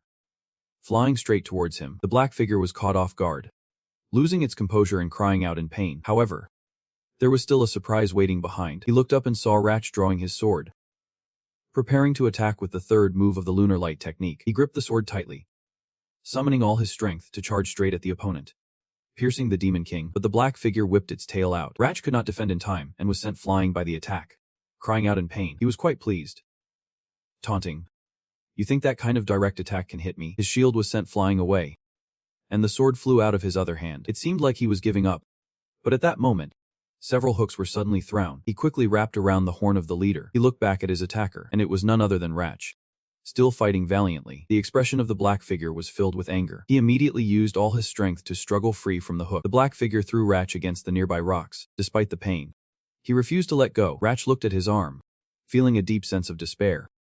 His hands were now covered in blood. Despite being injured, Ratch was determined to take down the leader. Both Lord Demigos and Lord Alex have fought hard for everyone, so I absolutely cannot give up. Ratch began rummaging for something, thinking to himself, "I have dropped a Kalyun. I need something that can be a weapon." At that moment, he found something and was immediately filled with joy. It was something. Pulling it out, he realized he had grabbed a frying pan. Ratch did not know whether to be happy or sad. Damn it.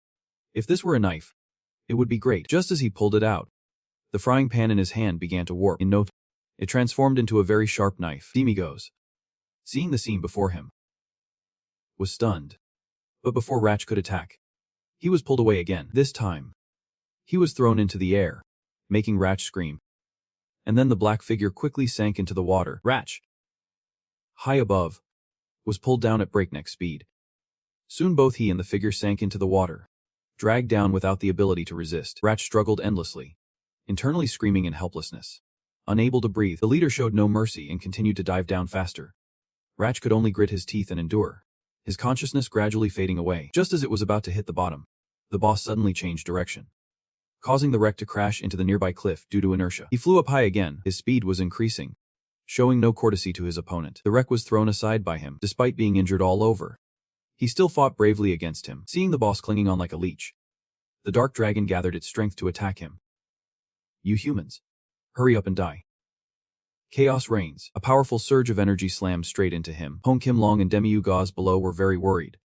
She could not help but shout, "Boss!" However, behind her gaze had turned to astonishment. It turned out that the titanium armor had created a solid layer of defense protecting the boss. The armor emitted a strange series of signals without pause. The bag on his back had been removed by him. The function at the back of the armor was also quickly activating. In an instant, the boss's back shot out missiles towards him. He witnessed this scene and immediately became panicked. Before he could react, he was hit by several projectiles fired by the boss. Not stopping there, the armor continued to launch another attack, but the dark dragon had no chance to react. The armor hit him hard again. The powerful energy waves even caused the water surface to ripple, almost capsizing their boat. Hong Kim Long watched the boss endure a relentless barrage and could not help but be stunned. Immediately after, he lost all his strength and fell into the water, and Hong Kim Long hurriedly looked on. However, in the end, he still refused to give up and struggled to fight back. The dark dragon rose again, aiming straight at the boss. At this moment, he was also seriously injured but gritted his teeth to keep fighting. The boss shouted with all his strength, "Fall back!" Instantly, a sword emitting red light quickly appeared from the water. It then pierced through the dark dragon effortlessly, causing it to scream in pain. The sword, full of sharp energy, surged up and quickly reached the boss's hands. He slowly said, "Once again. Moonlight. Third form." Immediately, the armor's back fired off missiles once again. He held the sword as if he had gone mad, yelling at his opponent, "All of you, pierce the Demon King." The boss plunged the sword straight into the body of the dark dragon, accompanied by a continuous attack of missiles. It gradually lost its fighting capacity, and then collapsed against the cliff nearby. Hong Fei Long witnessed this scene in shock. He could not let those weapons completely detach from the hero's skills. "I do not know why, but Zig seems to have gotten much stronger." "Right," Demiugaz satisfiedly said. "Getting stronger is good, is not. Hurry up and treat him. Because we still have to catch the next dragon." She looked at him and thought to herself, "With this guy, there is nothing important besides strength. He really is a demon lord." I do not know how much time has passed, but the black dragon that Zik defeated has returned to human form. That person slowly opened their eyes upon hearing someone call, "Hey, are you awake?" The boss, being bright and confused, shouted out, "What is happening?" Demiugaz replied with a bright smile, "What is happening? That is the person our hero defeated." But he still did not believe it and insisted, "You are lying. A dragon that can determine the prosperity and downfall of the empire lost to an ordinary guy. How could that be?" He did not say much and opened a vial of medicine. The boss was immediately affected by it. Demiugaz relentlessly threatened, "Answer my question, or I will shove the poison you like into your eyes." The boss gradually became panicked. "How did you get that?" Demiugaz calmly replied, "I know everything you have done, using your teammates to attack humans with this." "Why did you do such things?" The boss shouted. "We will rebuild our kingdom on this blessed land, then drive humanity out, and the dragons will rule this world." Demiugaz looked at him with a smile. "You are just repeating those words like a parrot. You have only established a small kingdom, and already want to dominate the world. Is your mind as small as a bird's? You are all just delusional idiots." "Haha." The boss was angered by his words. "Are you human? How could 3 out of 9 people just disappear? You are the culprit. What did you do to Jun, Julia, and Oren?" However, at this moment, he thought of something. "Could it be?" the boss suspiciously asked. "Could you be angels?" He continued. "You are trying to stop us from up there, are not you? But we have no intention of violating your rules. Please understand that we only wish to receive the blessings and choices of the creative forces." However, Demiugaz's words surprised. "Sorry, but it is the opposite." The smile on his lips gradually turned cunning. "The nightmare of everyone in the world. I am the demon lord." Demiugaz could no longer be patient to talk to the boss, so he decided to deal with him right away. Just a fool with meaningless delusions. "You should be with your friends now." He slowly walked toward the golden dragon, who had treated the boss's wounds. "Did you hear that? It is all the same words." In conclusion, I have resolved an unprecedented event. When the cruel dragons were trying to come to the surface, even if I could not do it well, I still had to receive 10 times the previous payment. Dear customers, at this moment, he did not hear any noise, so he felt suspicious. Demiugaz watched Hong Kim Long silently focused on treating Sexef, as if he understood something. Seeing Hong Kim Long not say a word, he turned to leave and reminded Ixixi to wake up. "We have to catch the remaining 8 quickly." Hong Kim Long replied tersely.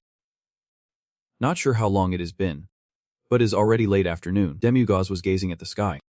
Seemingly lost in thought, he looked at the scenery before him and could not help but exclaim, "This is beautiful. Must be what they call sunset." Zykili took heavy steps and said, "Ha! Who would have thought that you, Demiugaz, could be so emotional at times?" He carried Demiugaz on his back without a complaint. "The only person in the world who was not worried about entering the lair of the lion must be you, Demiugaz." He immediately asked back, "Really?" Sex suggested further, "But can we take a short break?" "Ha!" Hearing this, Demiugaz teased, "Hey, our hero is really tired here. Give me some corn."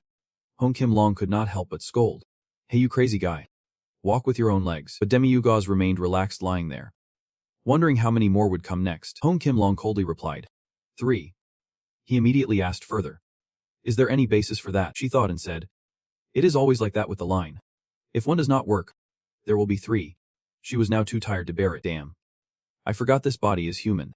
So I used up all the magic on the corn and healing sex." Demiugaz asked again. "So there are 12 of them," she seriously explained. "The number 12 has many meanings. There are 12 archangels and a year has 12 months." Demiugaz calmly continued. "All right. The wizard has wagered 1 gold for 3.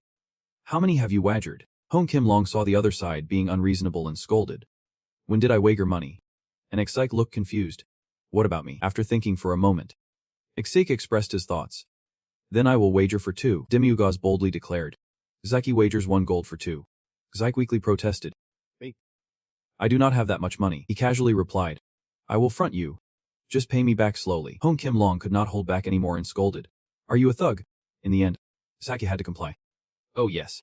What about the master? Demiugaz confidently answered. 7. You look puzzled and asked back. Wow. Demiugaz slowly pointed to the sky. He spoke calmly about the dragons flying in the sky. Are not they over there? It seems one is missing. Hong Kim Long immediately panicked. I am too tired to see clearly, a loud red dragon exclaimed. How did you all get here? Why is not the boss guarding the gate? Where has he gone? Demiugaz just smiled and replied. You will meet him soon. Do not worry, he confidently commanded. Go on the attack. But at this moment Sixi seemed a bit hesitant. That is what Demiugaz said. Your face changed. Full of fear. 7 of them is a bit too much for me. I would be torn apart without a trace. Demiugaz jumped down and said. It really is a bit overwhelming to rest. Then he looked at those dragons and said. It is a bit troublesome. But I have to take action. Demiugaz also gently urged. I do not want you to see me fighting. So please step back a bit. However, surprisingly, Xai drew his sword and stood in front to protect him, saying, I always listen to you, Demiugaz, but this time, I must fuse. Even if you are the master, it is too difficult for you to face 7 dragons alone, you firmly continued. May only be Sss-Rank, and I can't help much, but at least Ika's backpack was picked up by Demiugaz. And before he knew it, he was thrown far outside. Go down and guard the ship. I will be right down. The golden dragon hurriedly opened a space gate, cursing that without magic power, even a gate had to be opened at the cost of life. Before leaving, D had instructed, I will go find the last remaining child. Do not go overboard. Just keep it moderate. Demiugaz replied lightly. Don't worry. I had no intention of being too forceful. I just want them to see the difference in rank a bit, Nu then said. I feel a bit annoyed that someone dares to attempt something that even my team has failed at 606 times. Before entering the space, the golden dragon shook his head in frustration, while Demiugaz cheerfully said, I will follow right after. He gazed at the dragons above and issued a challenge. You have been waiting for a while, so let us get to it. But as soon as he finished speaking, he vanished quickly. At this moment, he had approached that dragon. Demiugaz jumped up and charged within 0.5 seconds. Next came a series of continuous attacks. 6 eyes exploded. Demiugaz gently unleashed his ultimate move, the void chains, effortlessly taking them out without exerting any energy. In the next 0.5 seconds, 4 dragons were dazzled. Demiugaz smiled and flicked us lightly. A barrage of swords pierced directly into the bodies of the dragons. In less than 8 seconds, their bodies were easily destroyed. A green dragon cried out in despair. I will quietly withdraw with my kin, so please stop this massacre. Demiugaz responded with satisfaction. Withdrawing immediately. At least you seem to know how to think. However, Maylight strongly opposed. You quickly go back and lead the extremists to kill that guy. Our kingdom, the new world, is right before our eyes. The fierce green dragon said. Enough. We can stop here. Even though we reluctantly got here. Will the Lord forgive this? It kept questioning May. Jun and April said they received orders from the Lord. But if that is true, then why are we in this situation? May was so angry that she could not say anything. Mielagos, hearing the conversation, thought to himself, orders from the Lord. The green dragon continued. Among us, only Tunbon received the prophecy. If their story is not true, then what have we done? Suddenly, it hesitated, as if something had shocked it greatly. May pierced its belly with a claw, daring to doubt the Lord's messenger. A traitor deserves to die. Demilagos over here was also very angry. You foolish person just ruined your only path to survival. He shot once, instantly knocking May's head off. Just like that, the 2 giant dragons embraced and fell. The green dragon coughed a few times. Then it said, I have heard someone is chasing dragons. And a few days ago that person charged in alone, even taking down the golden dragon. It must all be your doing. Right. Demon Lord. Or the Lord's messenger. Perhaps even the Lord is outraged by our arrogance. Demilagos said nothing, just silently listened. The green dragon continued. Humans nonchalantly destroy the world simply because the Lord chose them. They cut down trees for farming, causing countless creatures to go extinct. Yet I have never heard them apologize to the squirrels that lived in those trees. Demilagos questioned. Are you judging on behalf of the squirrels? The green dragon disregarded and continued. Today they must still be hunting our dragonkind somewhere. Those drops of blood. Tears fell from the torture of our jade dragon. I have heard they use it for perfume. Demilagos calmly asked. What about the peace treaty? It scoffed. The treaty is just a meaningless piece of paper. Who will protect them? Who dares to say they can kill the dragons attacking humans? Just a hollow assumption. They only need to provoke the dragon clan into attacking. And every year dozens of humans die. Demilogos was not shy to ask directly. That is what you are dissatisfied with? Right. Green Dragon shouted. Humans must prepare for war with the Demon Lord. The weapons made from the bodies of the dragon clan are not an option. They are a necessity. So they can be borrowed. But not the bones. And after that, they want the heart too. What should we do? Its eyes narrowed in anger. Do you want to kill someone using mushroom toxin? I think that is the intention of the golden dragon. Demilogos was mentioned to be human. Yet the green dragon did not stop. That is a tribute from humans offered up to win the war that occurs every 100 years, Demilogos confidently said. I do not think she is that kind of person, it continued. That person is the god of the dragon clan and co-creator of the world. Surely. They have witnessed too much, so perhaps you decided that this is the only way to maintain peace. Demilogos had no doubts. So someone indirectly conveyed to you through the dwarves. And that person is the golden dragon. The green dragon expressed its thoughts. Surely someone among us collaborated and received the poison. If my thoughts are correct, then the opponent it must be April. The white dragon that the golden mage next to you said would go look for. April is the biological daughter of the golden dragon. He furrowed his brow and pressed. Where is April right now? It immediately responded with the answer. On top of the mountain. Demilogos turned to leave. Since you spoke, I will let you live. Hurry and get out of here. However, before he could leave, the other party said, the green dragon firmly stated. We have failed. We lost Lord Golden Dragon. It is all our fault, but if we return like this, we will end up being captured by those humans. And my tears will only become perfume for the wretched. Cast him back. As a proud dragon. Can you bear that? The scales around its eyes suddenly emitted a blinding light. And the light dragons spread out. The green dragon self-destructed, causing a huge explosion that Detch could see. You worriedly shouted. Lord Demilogos. The white dust surrounding Demilogos gradually dissipated. Now the forms of the two dragons had completely turned to dust. After witnessing the self-destruction of the dragons, Demilogos went to a place. He silently gazed at the silhouette of the golden dragon. Demilogos slowly approached it. April lay in the arms of the golden dragon, saying her last words.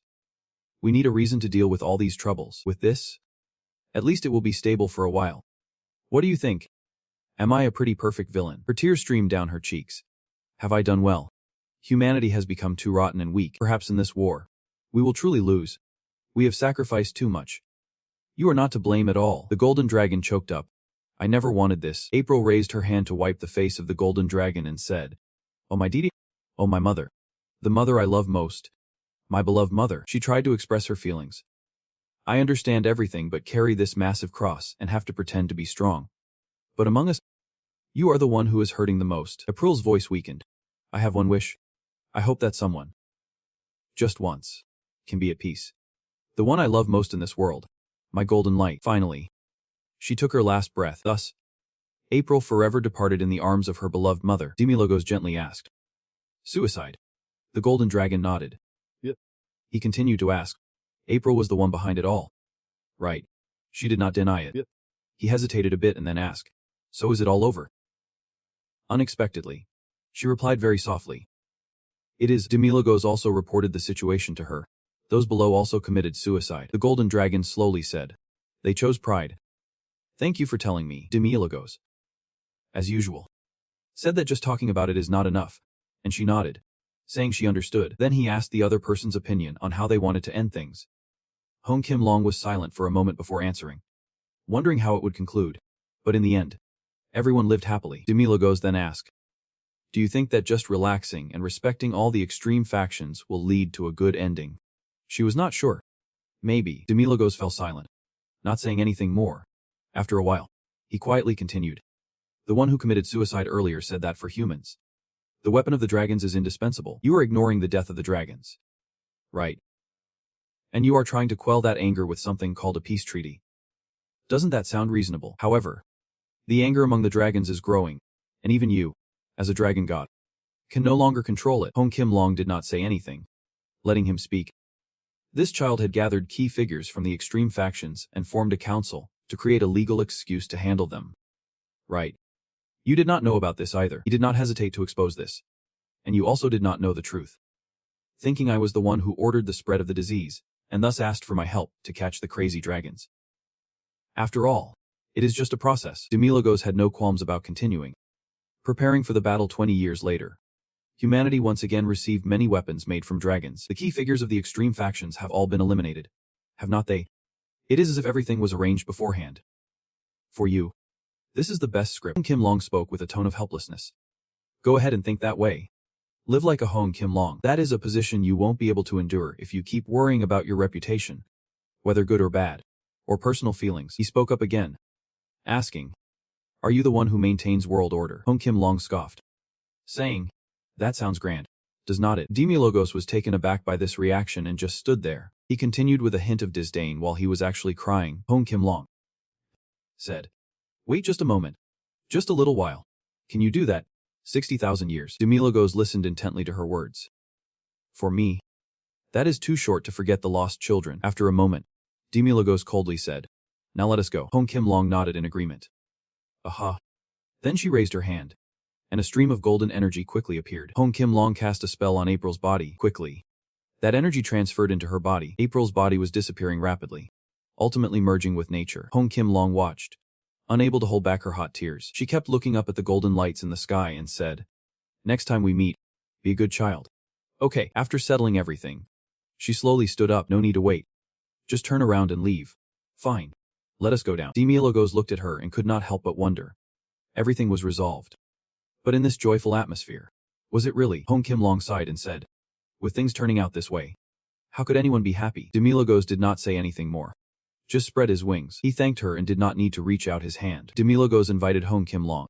Given her mood, why not give it a try? Hong Kim Long did not immediately agree. She silently looked up at Demilogos. After a moment of hesitation, she made her decision.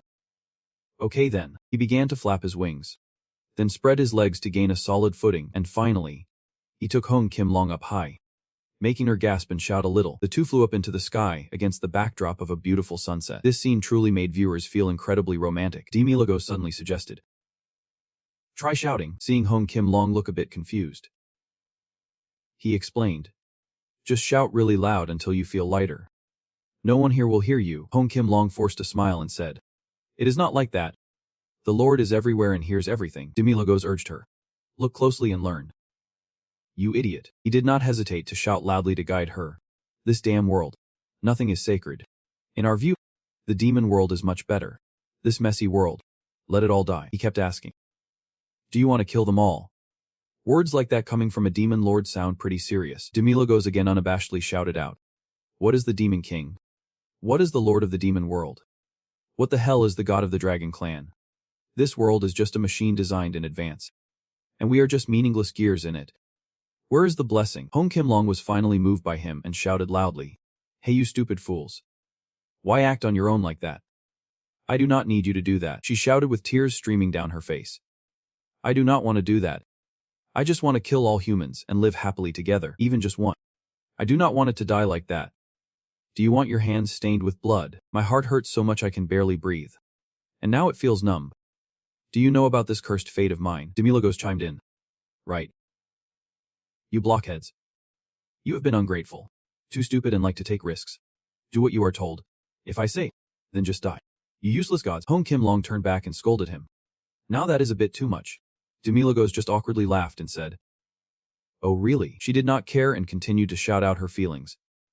I have blessed you for thousands and thousands of years. I have sacrificed so much for you.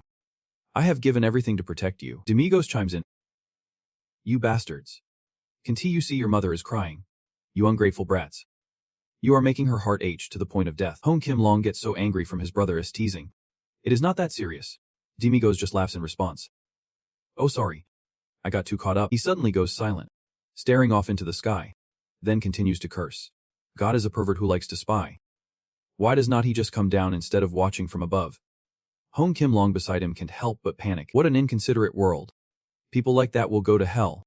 But Demilogos does not care and keeps cursing. My life is already in hell. It is not just because I was born the king of hell. If you get angry, do not just stay silent and pretend to be serious. Come down here and face me. Hong Kim Long laughs back. You think you can fight me? Demilogos, unfazed, says, you mock? If the demon lord hears that, he will be very displeased. She confidently asserts. That omnipotent title did not come out of nowhere. Not even God's angels can defeat me. Demilogos, Somewhat doubtful.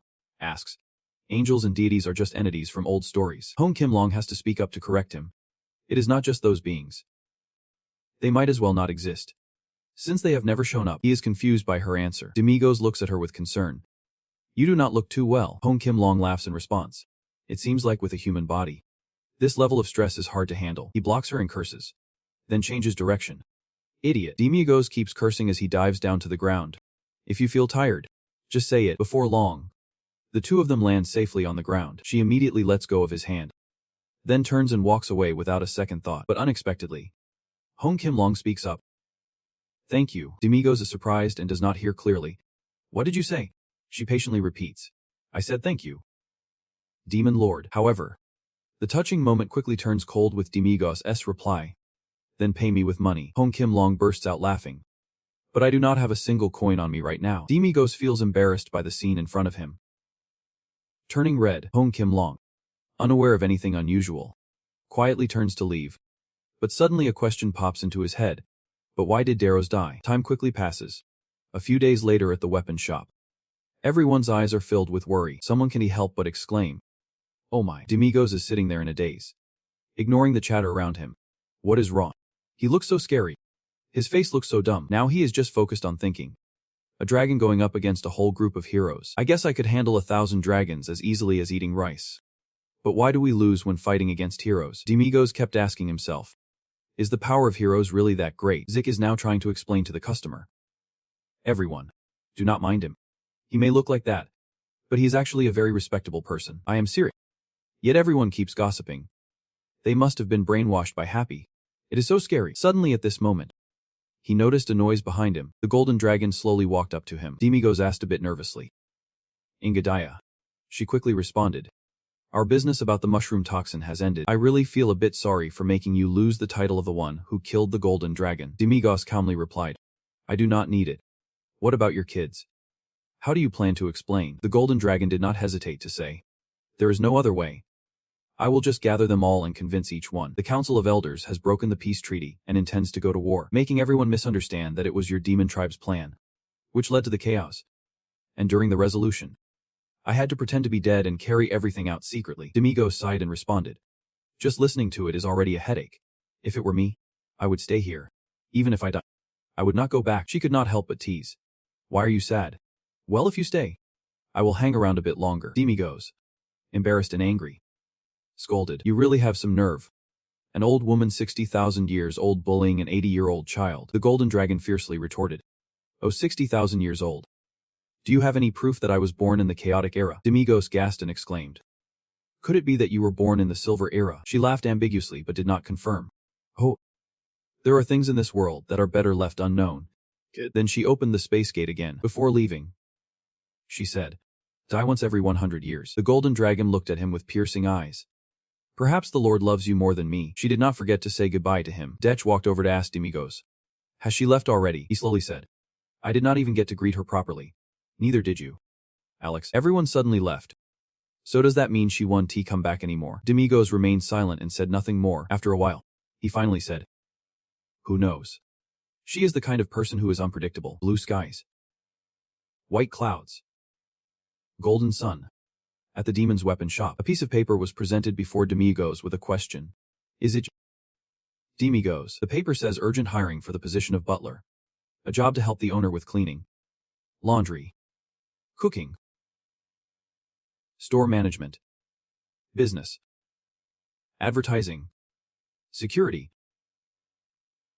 weapon management, night duty, and various other tasks. Requirements. Only strong candidates will be considered. Salary to be agreed upon later. He silently watched the person holding up the paper, waiting for the next words. With a bright smile, Skadinalthora spoke up. I am here to apply for the butler position. Demigos, without bothering to look at him, bluntly announced. Alpha. Out. This statement surprised Skadinalthora. The reason Demigos gave was simple. It is clear that they only hire strong people, and elves are weak. Skadinalthora kept that friendly smile while asking. Why does a butler need to be strong? He continued. Because you have to make coffee while dragons are flying around. He questioned Demigos back. Speaking of which, where's the owner of the crown? Has the job been resolved and that person left? This time, it was Demigos who looked confused. The owner of the crown. Skadinalthora's eyes lit up with a green glow as he half explained. It seems like you do not know yet. That person is called the Golden Dragon in this world. Well, that person will be back soon, because the gravitational pull of karma is strong. Surely your presence here is the biggest proof, since you come from beneath the earth. Demigos was not backing down. His eyes turned a shade of red as he threatened him. It seems like you know something. So tell me, why are you here? Skadinalthora smiled. Stubborn about his reason.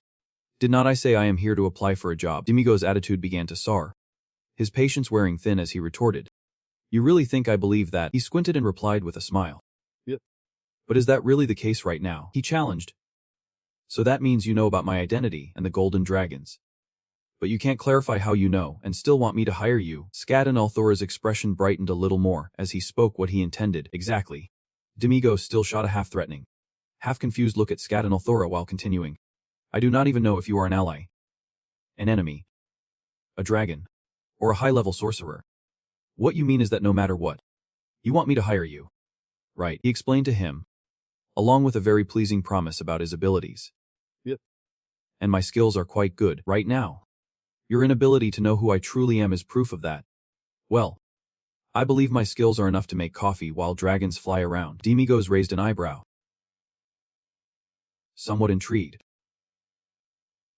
Interesting indeed. What is your name? He replied. You can call me Skadinalthora. He pointed at Skadinalthora's face and declared loudly. All right, from now on, you will be my butler. No matter who you are, but once hired, do not contradict my words. He responded with an equally high tone. On the very first day. Are you threatening the new hire like that? Demigos pursed his lips, glancing at Skadinalthora with his red eyes. If you do not like it, then get lost anyway. You must have some purpose for approaching me. Right. Right now. I just find you interesting. So I am keeping you around. His gaze held a hint of threat when Skadinalthora continued. Just to clarify, as long as I remain your butler, I will be absolutely loyal to this job. However, the day I give up this job is the day those words lose their value. His words, in Demigos' ears, carried a heavy negative connotation. Meaning, one day you will betray me. He still wore a smile in his eyes while acknowledging that accusation. I won't lie about it, but this attitude only made Demigos more interested in him. Good. This is interesting. I like people like you. The salary is 3 gold coins. You start working today. Skadinalthora eagerly replied. Yep, sir. He turned to the knight in the house and instructed. Zik, take care of the new butler. He seems a bit clueless, so teach him carefully from A to Z. Zik felt excited when Demigos mentioned the new staff member. Really? Skadinalthora smiled and friendly initiated a conversation. You are Zik? Right. Nice to meet you. Zik returned his smile even more brightly. Yep. Hello. It is a pleasure to meet you. As evening approached, the lives of the townspeople continued. Everyone was enjoying their meals with cheerful expressions. Demigos, on the other hand, focused mostly on eating. The sun had completely set, and the streetlights were lit. He waved goodbye. The food vendor began to pack up, slowly heading home, stopping at a thatched hut on the mountain, and then picked up a powerful weapon. He started to practice, his eyes shut tight, fully focused in his mind. The movements of the monsters replayed, from the muscular sharks to the bizarre people, and then to the fire lizard salamander. A technique name murmured in his mouth. Moonlight Pierce. He shouted loudly while swinging his sword. The 8th technique. Demon King Slaughter. This little guy practiced with great enthusiasm. Demigos' rough yet honest declaration echoed in Zik's mind as he trained. The fact that you are a level warrior is not decided by others, but by you choosing it. Right. Memories of his own uselessness resurfaced. Sorry for not being able to help. Indeed. Those low-level missions are too difficult for me, so I can't join everyone. Those doubtful words from others directed at him. You know the way out. Right. Yep. The adventure with Demigos came back to him. Let us head down to the boat. I will be back soon. Zik poured more strength and determination into each strike, moved while thinking to himself. Even though I can't be like Demigos, at least I can carry the luggage beside him. At least I won't be a hindrance in completing the mission. I have to become even stronger. Zik gritted his teeth, furrowing his brow, his gaze fierce and determined. A voice rang out. A surprising comment. A surge of fierce energy. The man in the robe approached while speaking. Having worked all day and now training late into the night, it was truly a beautiful sight. Zik startled and turned, exclaiming, Cardencia. He smiled back, asking, What brings you here? Sir Cardencia. without a word of explanation. Directly drew his sword and lunged to attack while saying, "It is nothing serious. I just want to challenge you. Show me your true power." Zek struggled to block the strike, a pained cry escaping him. When Zek lost his balance and fell, he could not hold back a second cry. With a panicked expression, Zek questioned Cardentia. "Cardentia, why are you doing this all of a sudden?" He raised his sword in pain, forcing a smile as he said, "Fighting always happens without warning. If you are a hero, then show it." Then Cardentia struck down at Zeke. The cries echoed as he pushed Zik back. Zik gritted his teeth, gasping, then swung his sword with all his might, determined to end the fight. "Stop." Then Zik turned, charging forward with his weapon in hand and determination blazing in his eyes. Zek's gaze burned with passion but was quickly extinguished. He looked at his weapon in disbelief, thinking, "I can't move." Cardentia reminded him friendly, "Don't overexert yourself. Your hands will be severed." He continued, as he tightly restrained Zik's weapon with his colorless threads. Cardentia explained nonchalantly, holding his sword loosely. "The dagger was just to draw attention. The lesson is that a true weapon should never be shown to the opponent." He smiled brightly while looking down at Zik from above. Then he declared with undisguised contempt, "This is the difference in ability that the Lord has bestowed." Cardentia continued to question him. "The holy big family technique. Is that the swordsmanship passed down?" Zik openly replied, "Yep. I learned it from my father when I was young." However, what he received was just a long lecture from Cardentia about the limitations of that technique. Overly long movements. Too much weight forward. Poor footwork. You have a lot to practice.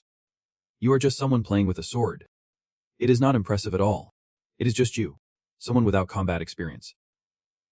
Imagining it, he continued, "Zik, you are a flower named Holy Big, growing and blooming from the mud. This place is not suitable for you.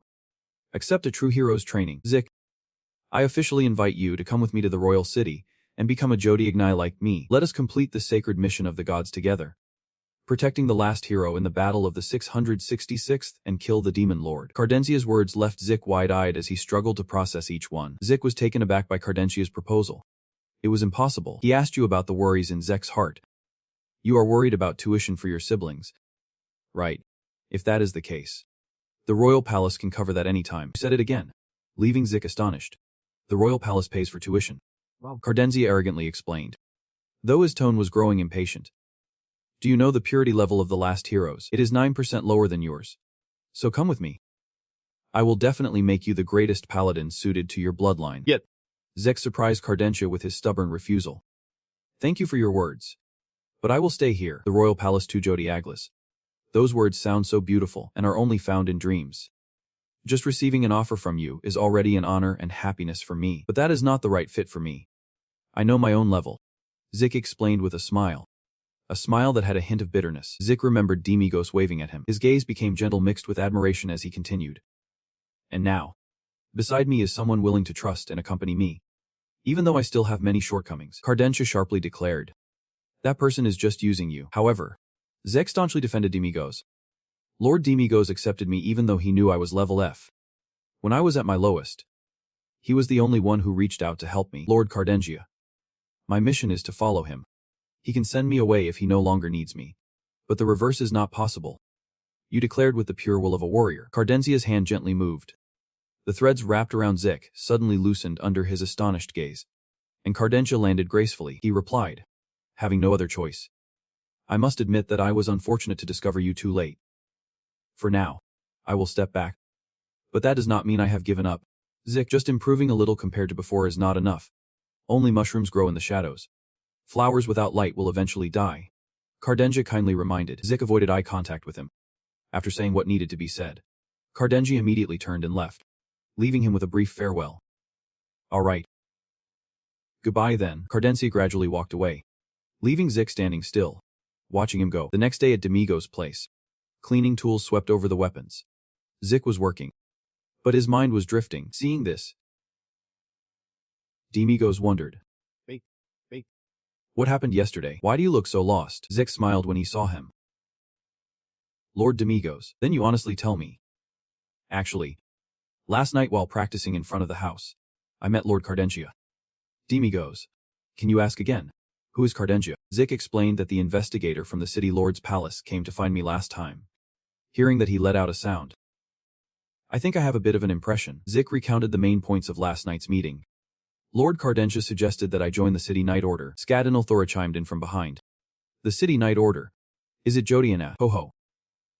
He continued to exclaim with an admiring smile. That is amazing. Zik felt shy himself. Is not. Scadinal Thora continued to ask you with a smile on his face. What are you worried about? If it is Jodiak Knight, then that is the highest position. A warrior directly serving the city lord. You should ditch this shop and join immediately. Demigos interrupted. Feeling annoyed. You do not even know where hell really is. Zek shot him a look when Demigos continued. Oh well, if you want to go, then go. Warriors like you are everywhere in this world. Just bring another one back and put them in your place as a puppet, Demigos said bluntly. His words felt like salt in Zek's heart. You reluctantly agreed with him, feeling a bit twisted. Yeah, that is true. Demigos crossed his arms and continued to emphasize his point. But having someone here is more convenient. Just this one sentence lifted Zek's spirits immediately. You excitedly asked back. Really? Demigos provided an example. They cook well and know how to listen. Hearing this made Zik brighten up. Are you serious? Are you saying that you like me? But Demigos would not let you exceed Pickabone. Too noisy. Over there. He squinted while looking at you. Observing. Looking at you like this. It seems you have no intention of going anywhere. Zek's eyes softened as he explained. I've gained so much from you. How could I leave? If that is the case, then forget it. I do not want to go, and Demigos rolled his eyes. Paying close attention. When talking to Lord Cardentia, I felt like I was denied by my parents, grandparents, and the whole Holy Pick lineage. My grandpa, my dad, even though both are high rank, they worked hard to train and pass on the Holy Pick swordsmanship to me for one day to participate in the great battle. I fought in the duel with Lord Cardentia. I could not land a single hit and was defeated. You recounted. Then when mentioning the lesson Cardentia taught him, Zek could not help but feel embarrassed and grateful. Afterwards, he said something about our clan. I could not refute that. Demigos turned to leave while giving a reminder. Wait. Close the shop. Then let us go. Zik asked back. Confused. Where are we going? He turned his head to explain. We have to check if there is a problem with your clan's swordsmanship. They walked together to the open field where Zeke usually trained and quickly got into an attacking stance. You still seem doubtful when you speak. Can I really do this? Demigos asked back. Who should really be worried here? While Scadinal Thora sat on the side enthusiastically cheering. Then Zik spoke, gripping his chainsword tightly. You began to attack with your signature move, the Moonlight Arrow, the 8th Demon King strike. But Demigos could easily dodge it without even raising a hand. Even Scadinal Thora sitting on the side had to pay attention, as Zik attacked freely. The 6th move piercing through. Following that was the first move. Zik continued to jump high, shouting as he descended with his finishing move, the Demon King Breaker. However, the only thing he struck was the lush green ground. Demigos appeared behind him, the overwhelming aura of the Demon King making Zek's eyes widen in fear. He just lightly tapped Zik on the back of the neck with his hand. Then Scadinal Thora smiled and declared, just stop. You realize what the problem is now, right? Demigos spoke. This can't be. The swordsmanship of your clan can't be.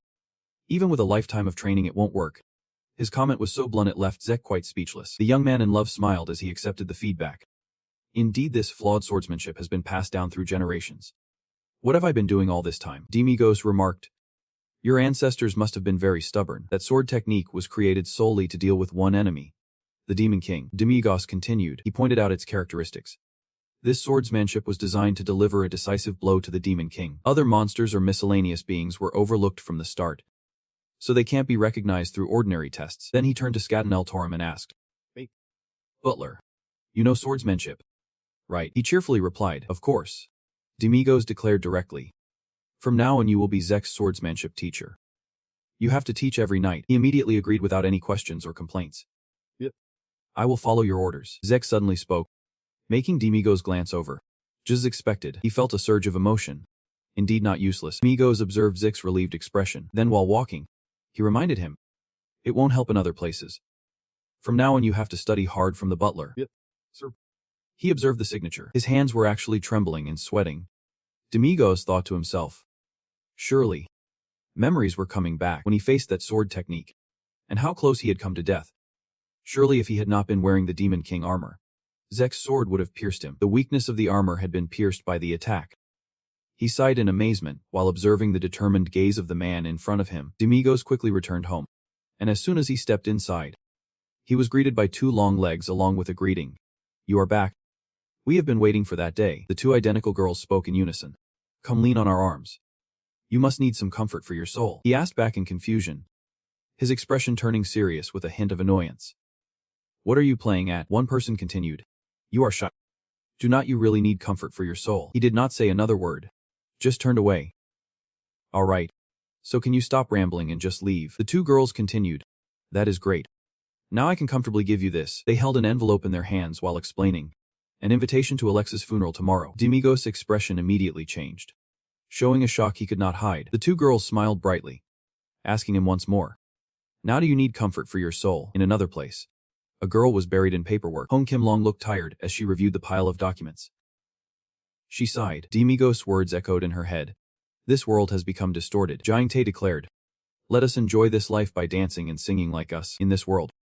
Even the Demon King in past lives will never appear again." Right after that, there was a frustrated Demigos. The Steel declared, "What rules and order? Just throw them away and force others to comply unconditionally. Truly tyrannical." She rested her chin, smiling to herself. "People are not just puppets." Right, someone rushed in from outside. Hong Kim-long. "Someone has breached the boundary and is looking for you." She immediately looked up, puzzled. "Who?" The other person replied with annoyance. "It is the one whose name is even disrespectful to mention." She gasped, visibly excited. Then she immediately sprang from her seat in one motion towards the door, making the boy gasp. "The door lights up to welcome you." Outside, a familiar figure was waiting for her. Kim Long called out his name. "Demigos." And Demigos quickly turned to her with a smile. "You are here." She excitedly grabbed his collar, teasingly. "You fool. Why did you come looking for me first today?" He chuckled, explaining, "I wanted to ask you to come with me to a place." Her eyes widened, anticipating the next story he would tell. "What dumb trouble have you caused again that needs me to clean up? Or is it a date invitation?" He looked at her, smiling as he replied, "Yeah. If hiding my identity, sneaking into the demon realm, and slaughtering bandits counts as a date, then yes." His words made Hong Kim-long raise her eyebrows. "What?" On the other hand, in a dark place, Demigos and Hong Kim-long were talking as they moved. "Ah. Has the number 1 henchman died?" "Yeah. The other formulas think Alex killed Daros. That is why I told people to hide." "And then what?" Then a basic question popped into my head. He looked puzzled and asked, "What is a failure formula?" She was surprised and replied, "How can a demon king not know about failure formulas?" Demigos retorted, "You have lived for over 6 million years. Right." And then continued, "The demon king was trapped in the awakening egg for 100 years. Only learned dark magic. And died right when the war broke out." That just keeps repeating. If you think about it, for 665 centuries, the real ruler of the demon realm was a failure formula. Was not it? She agreed. True. But only the hair with Demigos' name can use the demon king's weapon. Just for that reason, the failure formulas of the demon realm have no choice but to submit to the demon king as their master. Failure formulas are indeed representatives of the families in the demon realm. His brows furrowed. I thought hard but still did not understand what the demon king really is. A king who saves once every 100 years then dies has what power? Hong Kim-long asked curiously. But what do you come to the demon realm for? Demigos replied. There is someone I need to find. Who is it? He continued. Darius and Alex. I bet 1,000 gold coins that they are not dead. They continued to fly down. Quickly. They were surrounded by floating rocks that were on fire. This is the deep bottom of the world. The city of countless black towers. The demon path Idos. Hong Kim-long covered her nose and complained. The smell of sulfur is awful. I missed the surface. Demigos sped up and urged her. Come on. Hurry. Hong Kim-long scalded. How could you leave me alone in enemy territory like this? Come with me. She quickly chased after him. Where do you want to go anyway? Demigos called back. Almost there. Hong Kim-long gasped. In front of them was a space filled with blue light. She sighed. This is outside the demon realm. The land of fragrant grass. Hong Kim-long briefly rejected this place. We can T-cross here. Demigos calmly replied. I know. We are almost there. Look down at your feet. Hong Kim-long looked down and was astonished. Below her were blue water stains. He smirked and explained. This is the golden area of the demon race. Demigos directly explained it as where the morning star first fell. And they observed below for a moment longer. Hong Kim-long mentioned a name. Lucifer. He satisfiedly responded. Indeed you know. She replied. Of course. He is the first. Demigos the first. Demigos moved along with an urging. Let us go down. They landed quickly and looked down at a green area below and spoke again. This is the demon cauldron, Amigos recounted. The first demon king took monsters from this demon cauldron to create the demon realm. And for 100 years, he gathered monsters, demons, dark beings, and beastmen to invade the human world. However, the result was a failure. He devastated half the human world. But in the end, the demon king was killed by a hero. The golden dragon agreed. That is right, the story continues. 100 years later, the second Amigos challenged the human world once again. But he was defeated by humans. Fully prepared. This time, half of the demon race was slaughtered in return. The golden dragon added. Lucifer is an extremely talented angel, loved by the gods. He had a thought, why can't I become a god? She recounted, then continued. That sin eventually became a great crime, leading to his expulsion. He could not help but voice his astonishment, even though it is an old story. It happened 665 centuries ago. So people lived in that era. Right, Before the concise admission of the golden dragon, he continued to wonder. What is up with Ain and Lucifer? She refused to explain further. We will continue in ignorance of this old story. But why did you come to this golden land? Demigos casually explained. For the dwarves it is 24. And for the wide area, like the Agata Canyon. This is the place where demons do not dare to approach. With those words, he directly jumped down before the astonished gaze of the golden dragon. She shouted after him. Damn it. Where do you think you are going? Is it a trap? But with no other choice, she followed him down. A strange space opened up to welcome them. And Demigos spoke. It is. He looked at the black object in the center of this area and explained. The anomaly of the angel sang. The golden dragon and Demigos slowly approached, and she could not help but exclaim. This is the first time I have been here. What is this that has lasted for over 665 centuries? Demigos explained briefly. Kamar Vodik. The cycle of karma. The golden dragon observed the object and made a few remarks. Karma is the painting of the relationship formed between existence and the world, just like gravity forms in places with matter, or magnetic fields appear around magnets. Those two powerful will become the focal point, attracting everything to itself. A massive energy flows, strong enough that for the past 665 centuries, it has not been disturbed at all, he replied. I do not understand anything. But it sounds like you know a lot of strange things. Even about our demon clan, she explained with a faint smile. That is because I have been in this war for a long time. Demigos interjected. Not just that, you also know about the Silver Age, too. That was when the demon race did not even exist. Moreover, you even know about the technology of the Golden Age. Her gaze was fixed on that object. The corner of the golden dragon's mouth turned into a smile. She carefully chose her words and continued. This is a creature created in the Silver Age. And humans once lived here, beneath the demons. Demigos was astonished by this new information that he had to ask again. Humans lived here. Really? She interrupted their conversation with a statement. Do not ask any more questions. A person just needs to know one thing.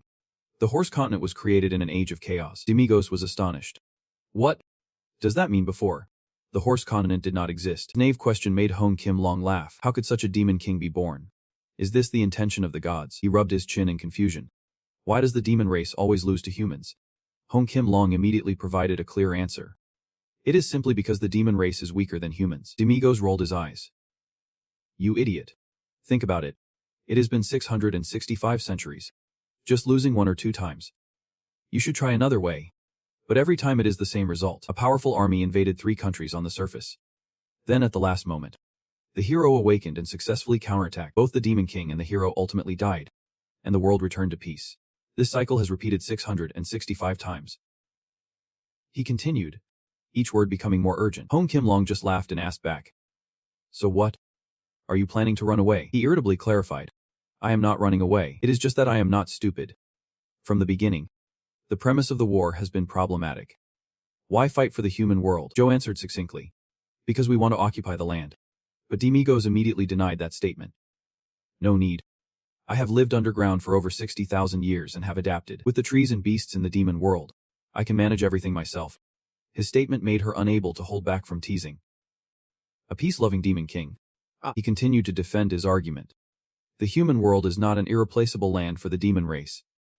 There must be another reason we have to invade, and then just get defeated. What if we change tactics this 80th year? Suddenly launch a large-scale invasion. Do those bloodlings think they can stop us? Those Holly whatever. As long as I pour magic power into their place, there will be nothing left but dust and bones. You know, even after hearing Demigos' long speech, Hong Kim Long still insisted. No way. If the Demon King appears, the angels will bless the hero. He was quite annoyed. I am not officially the Demon King yet. Right now it is just my body. The soul of my predecessor has not been accepted. She sighed. So it will be accepted in the 100th year. Demigo still kept that urgent look as he continued. Not exactly a Demon King yet. Do whatever you want. If you really want to destroy the human world, you have to stir things up from behind to attack from the front, and create chaos on the right side to avoid from the left. Why does the Demon King need to publicly announce the birth of the next generation, and only attack in such a conventional way in response to his long-winded statements? Hong Kim Long could only laugh. She commented, Indeed. You are not a suitable being for the position of Demon King. I wonder what the deity would look like watching you. Hong Kim Long questioned him. So what exactly are you doing here? Demigo smiled and explained. First of all, I am going to smash this. She growled impatiently. What? Hong Kim Long spoke up as he followed him. I already gave a brief explanation. It is actually a huge energy block. Demiugos replied. Yeah. Stuff from the demon realm is mine too. If I break my own stuff, who can complain? Hong Kim Long quickly intervened. She continued.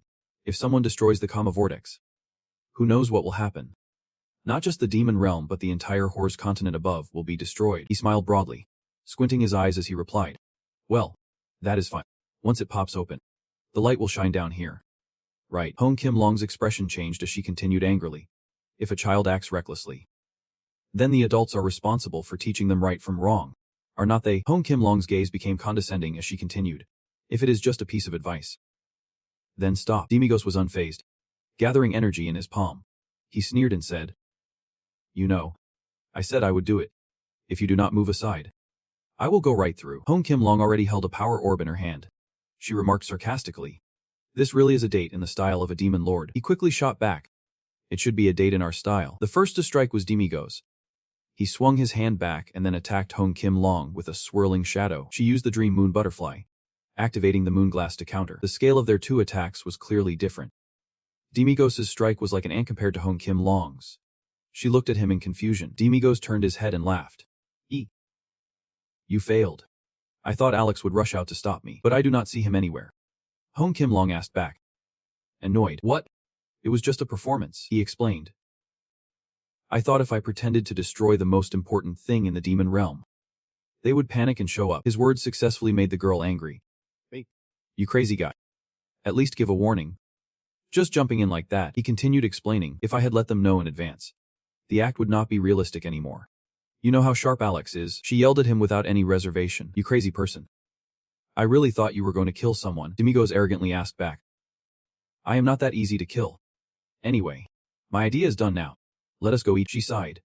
I just got back not long ago, because of you. I am probably going to die young, he muttered as he walked. How much longer do you plan to live, old lady? Hong Kim Long called out from behind. Hey. The monsters are crawling in the box, all sorts of colorful shapes, arranged attractively for the monsters. Demigos was munching on food while wondering to Hong Kim Long. Why are not you eating? This is the best restaurant in the demon realm down here. Her tears flowed as she replied. Only eat if it is something edible, he kept suggesting. Try this dish. It has fun stir-fried mushrooms and an angry-eyed hamburger, plus deep devil noodles and even devil sai coffee. Hong Kim Long bluntly interrupted him. That is enough. The more I hear, the less appetite I have. Let us just pretend I have eaten already. She looked outside. The area was covered in red. The sky was red. And everything around was red too. Demigos looked at her curiously. Is not it beautiful? He continued to introduce. This is the Love Mountain, a 13,000 km high mountain, the tallest in the center of hell, the largest volcano of the devil below love. Hong Kim Long was momentarily shocked when she saw something. She exclaimed. Ah! What is that? Inside the flowing lava was a creature writhing. She shouted. Is that an ancient dragon? You know that species? Hong Kim Long explained it is a distant ancestor of that dragon. Just like humans used to be apes before gaining intelligence. This is the form of the dragon before they gained intelligence. So there are still ancient dragons living here in hell. He asked back in confusion. Is that really surprising? She looked at him, not at all surprised by his blank expression. It makes sense, considering this place used to be home to humans. This time it was Demiugaz's turn to look outside. He wondered. So there were humans living in this hell before? Hong Kim Long neither denied nor confirmed. Maybe so.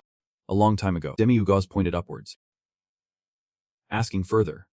What about the Hoss continent up there? Isn't it just a new continent formed later? He completed his question, and she nodded in agreement with that remark. It could be thought that way. Hong Kim Long quickly changed the subject. Anyway, let us talk about Daros and Alex. You mean both are faking their deaths? Right, Demiugaz explained. The council has been completely destroyed. The fungal toxin incident was just the result of 3 races pursuing their own interests. And that is the end of it. Good riddance, but no matter how you think about it, I still do not understand why Daros committed suicide. It is too sudden. The fungal toxin incident definitely had some gear that misaligned. Something is silently operating, like a parasite. Demiugaz's gaze turned more sinister as he made his guess. Only Alex witnessed Daros' death. Yet afterward, Alex died. He was not that easy to kill. It smells strange. Not just the stench of the fungal toxin, but the scent of someone cunning plotting something, Hong Kim Long added. What are those two conspiring? Demiugaz smiled brightly in response. Before asking what they were plotting, we need to clarify who they are pretending to be dead in front of. Hong Kim Long quickly questioned back. The humans, she exclaimed in shock. The 2 dukes deceived the demon lord to act in secret. Are they planning to betray him? No way. If the duke intends to rebel, then he is on the side of humanity. But you guys are already in the human world. Right, Demiugaz sneered. What are you kids hiding from me? You made a suggestion. There is only one way to get everything back to how it was. That is for you to go home. Sit on the throne of the Demon King. And accept your fate. He immediately asked back. So this whole mess is because I left home and got old. Of course. She affirmed. And he responded with another question. So it is all my fault then? Hong Kim Long immediately agreed. Exactly, she continued to ask. So what are you planning to do now? Demiugaz replied warily. Find a lover. Then put them in a coffin properly. So hurry and help me find one, she exclaimed in shock. He explained. I have used up all my cards. It is your turn now. Hong Kim Long slammed the table and stood up. Her temper flared as she scolded him. You idiot. Just go back first. Staying here longer won't solve anything. If Alex and Daros are hiding on purpose, then whether it is the Demon King or me, it is very hard to find them. Right. On the other hand, at the Z Club place, Scadanel Tora smiled and spoke to the guy who was panting from overtraining. Take a little break. Now can we continue? Jake, you are polite to answer. Yep. Scadanel Tora picked up his weapon. Then immediately both charged into battle, hitting him while guiding Jake. This is the Wind Blade Strike of Holy Bolden. Sir. This is the Great Earth Strike of Holy Koiha. This is the trick move of Holy Bai. You gasped in shock while getting hit and bleeding from your nose. The swordplay kept changing rapidly. Impossible to predict. Scadanel Tora reminded him that the attacks he was throwing out were still coming thick and fast, all targeting the weak spots. Focus. Open your eyes and observe the small movements in my attacks. Scadanel Tora jumped high, executing a move called Double Swords of Holy Bai. Jake moved, thrusting to counterattack but missed. Instead, he left an opening for Scadanel Tora to attack from below, while he swept Jake's legs and reminded him, watch out for below too. Jake fell to the ground. Completely defeated, Scadanel Tora planted his sword in the ground and remarked, not bad. Oh no, I must say your learning speed is much faster than I expected. This technique is difficult, but you handled it to this extent, so that is commendable. He continued. Jake humbly replied, it is thanks to the weapon that Lord Demiugaz gave me. But Scadanel Tora dismissed Jake's words. I am not just saying this for the sake of saying it. As far as I know, you even took down a whole line before. That guy is not someone anyone can face. Even if they wield a sword and shield, it is probably thanks to Holy Bai swordsmanship, which seems to be designed specifically to confront giant enemies. Because practicing that sword technique every night helps in battle, you instinctively dodged and countered the attacks from those huge creatures. Otherwise, your body would not have been able to handle it. The more I listen, the more I am astonished. You stuttered in response to Scadanel Tora, thanking him. But honestly, it is also thanks to Lord Demiugaz a lot. I do not know why, but just looking into his eyes, I feel like there is a surge of courage rising within me. I have this feeling that no matter how strong the opponent is, I will. You said with gratitude and admiration that you did not hide. Scadanel Tora laughed. That is not that hard to understand. He brought up the topic. Zekka. Do you want to know the true identity of that lord? You could not help but be puzzled by this statement. Repeating. What do you mean by identity? Scadanel Tora explained. Think about it. A person who can freely soar in the sky, defeating a dragon with just one strike and without a scratch. Even standing in the breath of the dragon. Does such a person really exist? Zek widened his eyes, pondering the words he just said while mumbling. Lord Demiugaz is not human. Is he? His hand clenched the grass on the ground tightly. Zek replied to Scadanel Tora. I do not want to hear it. If he wants to hide it, I will pretend I do not know. He sighed at your answer. That is quite a strong belief. Zek smiled and continued. For me, someone who is nothing, along with my siblings. He is the one who bestowed miracles upon our holy Pick clan, like a savior. No matter what his past is, or what he truly is, that does not change that fact. Scaden El Toro remarked. It sounds almost like a bit of worship. You hurriedly explained to him. I do not dare say he is more than a god.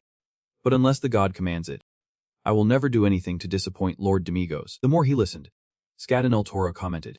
Zek, you are a good person. Oh no. I am just trying. Scaden El Toro's unexpected question. Zek could only exclaim. Strange. He smiled brightly, repeating what he said. If possible, you should become a sword mage. You will learn really fast. Let us start with a simple spell, then immediately went into the lesson. You should imagine in your mind the image of a flame blazing, wind, and then focus that image into the palms of your hands. Zek eagerly followed along, wind, fruit, and sat outside the city walls. The guards were doing their usual work, patrolling the walls, when suddenly a shadow appeared, overshadowing them. A huge weapon unexpectedly appeared and struck down on the city wall, breaking it into pieces. The people were in a panic, running around while shouting, "Hurry and run!" The peaceful scenery was suddenly engulfed in chaos. A child stood frozen in place upon seeing the scene before him. Opposite was a huge crowd with red eyes brandishing weapons, advancing towards them. In here, a man was praying. I can't handle this anymore. He is the father of Alexia Canadine von Holyoke. The person across from him was not surprised. After all, he is an A-class warrior, while that monster is a G-class giant. This is the Lord of the Juris Mondonio. The other officers hurriedly questioned the royal family. What is the royal palace doing? Especially since the danger has just appeared. Now it is the giant's turn. When monsters like this show up, should not they have a countermeasure? But this person's accusation was refuted by the Pope. This country has definitely fallen into misfortune, my lord. Please offer a tribute to the giant to appease their wrath. The general harshly replied. That group is just a monster that knows nothing but destruction and killing. What good will that do? A hand was raised along with a warning to them. That is enough, C. Naden said with a serious expression. I have sent a telegram to the royal palace. They will immediately send troops here. In the meantime, I will hold them off by any means necessary. Everyone evacuate quickly. After saying that, he turned and left while commanding his subordinates to gather all the troops. Understood. One person quickly called for him to stop. C. Naden did not give the other person a chance to speak, directly presenting a request. During my service, a class was my limit, and now I am even older than before. But still, I am a warrior. Mord O'Neill, I ask you not as a lord, but as someone who was once a warrior like you. If anything happens, please take care of my daughter, Alexia. Outside, people were running and shouting. The giant has attacked Jorix. If the city falls, our village will be next. Run quickly. Scaden El Toro observed the chaos and could not help but wonder. The giant should be at the ends of the world. Why did they suddenly attack Jorix? He turned back inside, continuing to ask his friend specifically. Zeke, do not you think anything is odd? However, seeing Zeke fully armed, he could not help but wonder. Are you planning to go to battle? Your opponent is a G-class monster. Zeke replied. I know, but I am also a warrior. While Yggdrasil is not here, at least I have to go to the battlefield. Saving one person is good. Stopping one monster is enough. As soon as he finished speaking, the door to his room burst open by a figure, accompanied by words full of astonishment. Zeke, the giant is attacking. You need to run. What? Are you planning to go to battle? You just dashed past where she was and left a message. That is right. In the two warrior families of Jorix, I am the representative of Holy Big. Miss Alexia, you should get out of here quickly. The girl could only call out after him before his figure disappeared around the corner. Zeke, followed by Scaden El Toro. If the warrior goes into battle, the supporter should follow too. So I will go as well. Alexia was left behind, gritting her teeth in anger. He muttered, damn it. Agu Rank trying to act tough. Come with me. I am also from Holyoke. Zeke ran while thinking to himself. Scaden was right. The giants should be at the ends of the earth, yet they have crossed all the fortresses and villages to come here. Right in the heart of the Jorix capital. He found it hard to believe and quickly set aside those unnecessary thoughts. Could that really happen? Now is not the time. We have to focus on the battle first. Let us get into the city. Scaden El Toro walked alongside him and said, Zeke, let us go together. Giants always move in packs. They are not like those idiots. Zeke could not help but exclaim. Brother Scaden. Then a voice from behind made Zeke turn his head. Wait. Let me come too. Alicia ran after them. Don't act like you are the only main character here. Make sure to support me according to your rank. Zeke could only shout.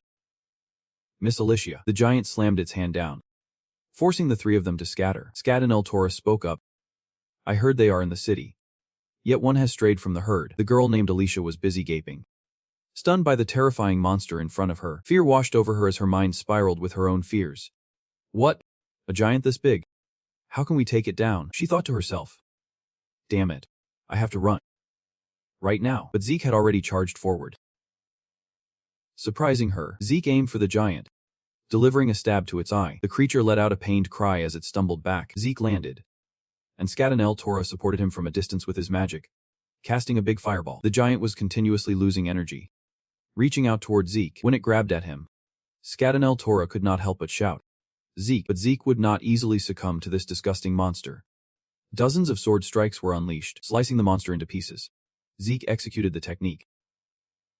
Moonlight Slash, the third move, with an extremely determined gaze. He attacked while shouting, pierced the Demon King. The giant was mortally wounded and gradually fell, while the water here continued to flow gently. Then the giant's massive body crashed down into the water. Zeke stood firm on his feet. He and Scat and El Toro had successfully taken down the giant. Zeke reached out his hand to her and said with a smile, Miss Alexia, are you okay?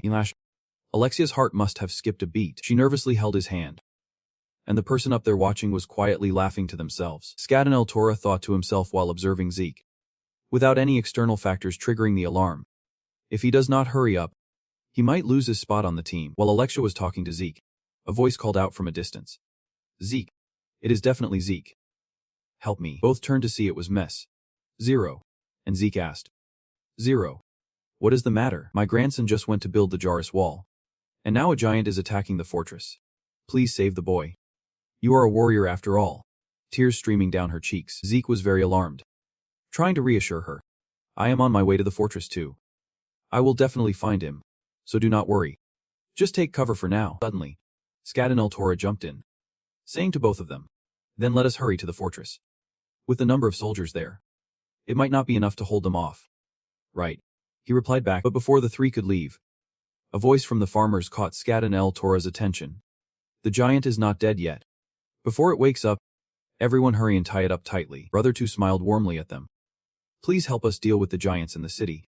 I will be back quickly with reinforcements. I need you all to hold on until then. Receiving such a gentle plea, everyone was a bit surprised, but quickly replied. The wind. Zek turned to Alicia, who was standing next to him. Senior Alicia. Startled, she replied in a panic. All right. Her eyes darted to the side. She still did not know what was going on. What exactly just happened? I froze in fear when I saw it. I can't run away anymore. Then she looked back at Zik with suspicion. Is this really the idiot I know? Zik. The loser. Meanwhile, Zik was still panting, trying to catch his breath. She gritted her teeth hard and angrily walked away, shouting, Damn it. Stop whining. I know already. Zik and Scat and El Toro chased after her. Let us go together. Senior Alicia. While the remaining villagers were busy dividing tasks, helping Scat and El Toro deal with the giants. Got it. Anyone with strength, hurry down with me and tie that monster up. Understood. The rest go home and get all the ropes, or any clothes that can be used to tie it. Understood. A giant axe was chopping straight down on the fortress, the force so strong that it left watermarks and many rocks scattered everywhere that marked the beginning of the giant's destruction of the place they came to, watching the villagers below running in chaos, shouting continuously.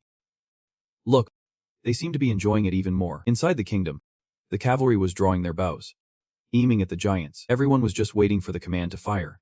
From the commander, thousands of arrows flew like rain. However, when they struck the giant, they only turned into tiny spikes. Not enough to harm him, not only, but there are also many catapults down there attacking the giant. But this projectile keeps hitting him, making his shape all distorted. The shout for the archery team rang out again. Get ready. Everyone's voice was sharp and commanding. However, an axe appeared out of nowhere, piercing straight through him in front of the stunned soldiers. It has wounded countless people. Screams gradually filled the air. One of the soldiers got his leg crushed by a stone. It hurt so much. My leg. That jerk. Another giant appeared with blood-red eyes and a wide grin on his face. He continued to attack the city wall with his weapon.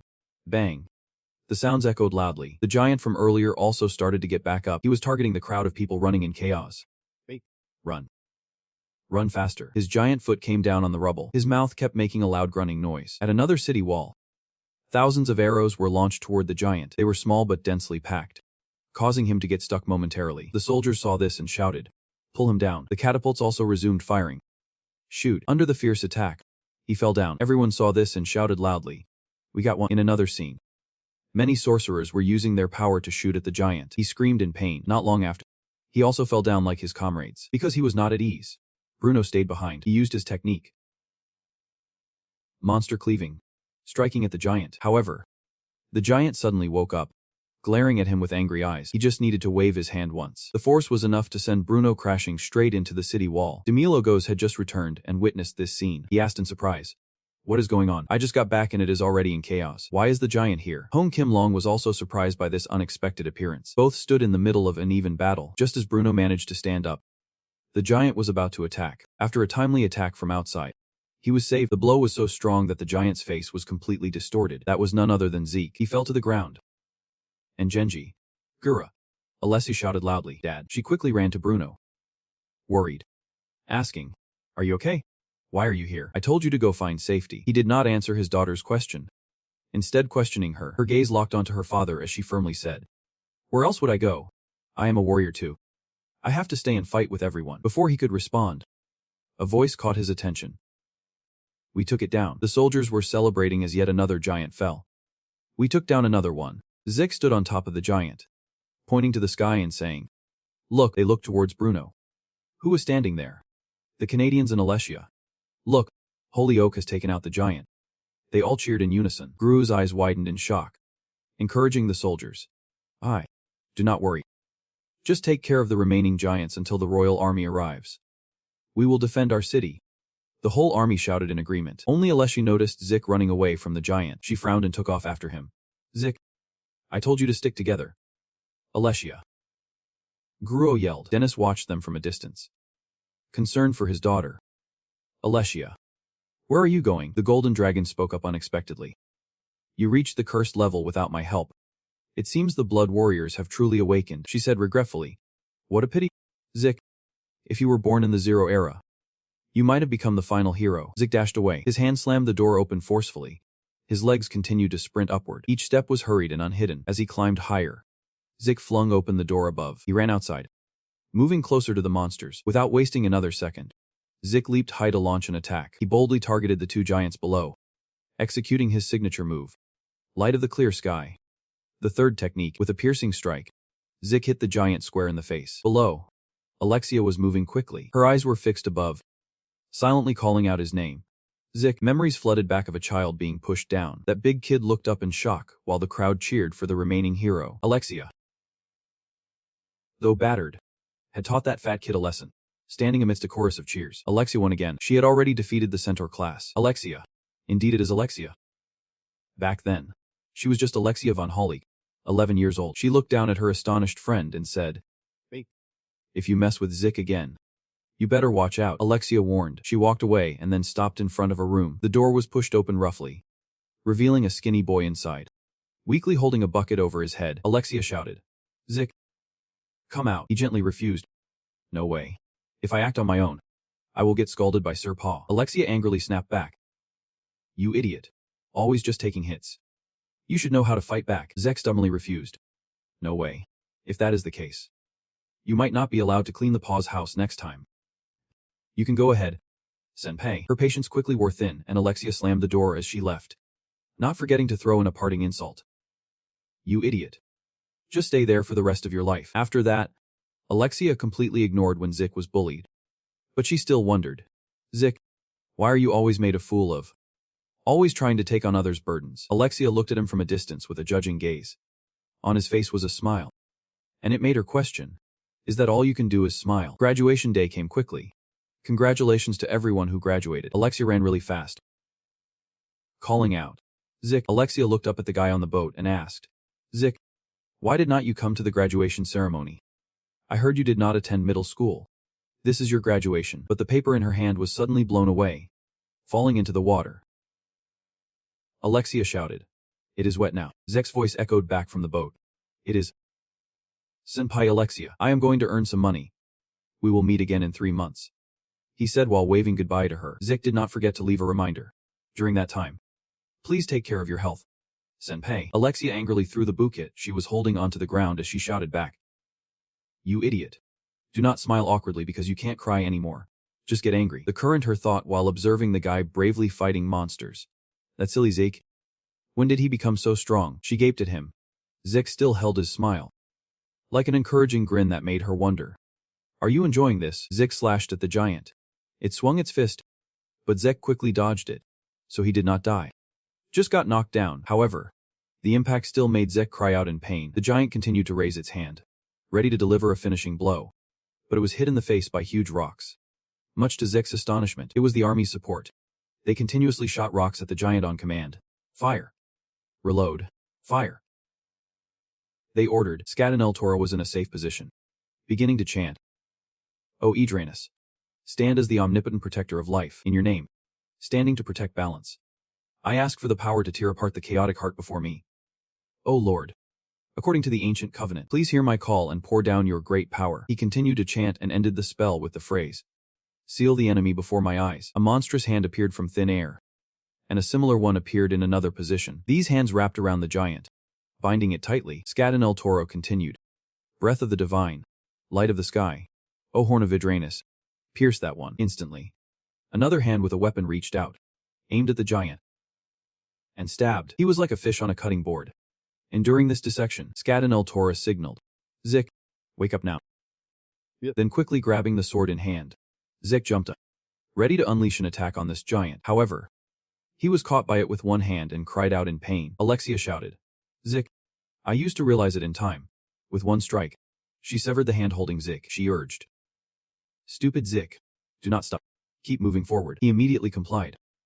Clearly, just one way was enough to take down the guy. Scadan El Toro could only stand below, mouth agape. At this moment, many other giants were gathering over here. They were wreaking havoc.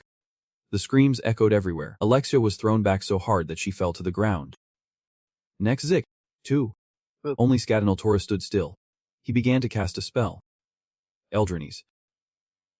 Destroy them, but before he could finish casting, he was also thrown out, crashing straight into the solid city wall. Zek struggled to push himself up. He looked up at the giants, who had just noticed him. Their eyes were bloodshot, glowing, along with sharp teeth. He had heard Scadan El Toro say before, they usually traveled in packs. Unlike dragons, one or two could be handled. But with so many, how could they win? He thought in despair. Those monsters, Brohead, were as big as all the strength he had. He launched an attack and commanded, get out of our land. Zik saw this and became worried. Sir Canadin. Before he could do anything, he was caught. Grip was so painful that he headland, but then he suddenly went silent. This guy was planning to put him in his mouth. Zik panicked.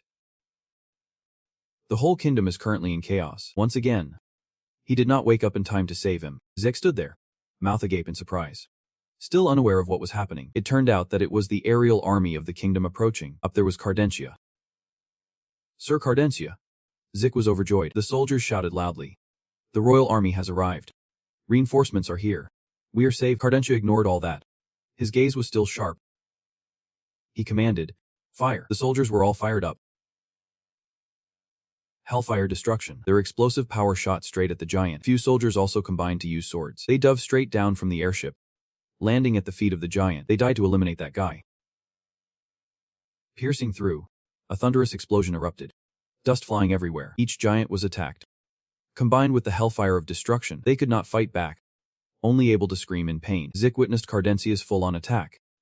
This is the power of the royal palace. He silently questioned himself. Demigos and the golden dragon were also watching from afar. She mused. It seems like it is coming to an end. A comment was made. Zik is definitely no longer a C-class. He is developing in an unusual way. I do not quite understand. She murmured. However, Demigos just burst out laughing. How interesting. What is this feeling? My heart feels like it is on fire. Suddenly, I feel like I am on cloud 9. He looked at Zik and exclaimed. I want to try fighting him just once. The giant has finally been defeated. The cavalry cheered in joy. We have finally cleaned up. It is certain that the kingdom has no trace of the giants left. The airships are just starting to stop. Cardentia stepped down. You order the cavalry. There may still be enemies on the other side of the mountain. Send a team to thoroughly search for any remaining ones to help deal with the giants' corpses. Understood. The troops obeyed. You heard Brujo's voice approaching. Zodiac. Thank you for coming. He introduced himself.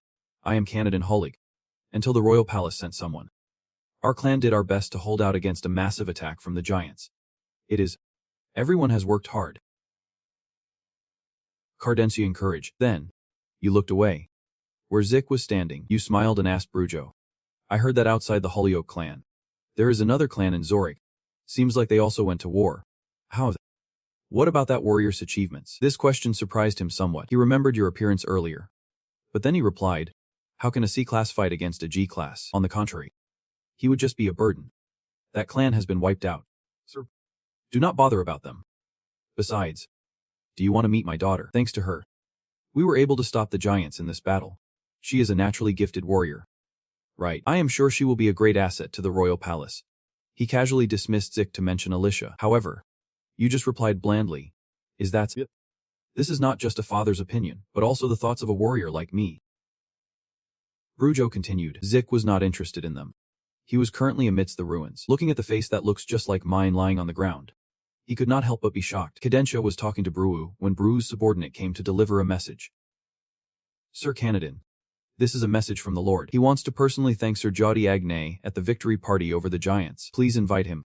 Sir Jodiagne. Do not refuse and join us. He suggested. You did not refuse. Instead, you quickly agreed. Of course. It would be my honor. Then let us go. Bruu invited you.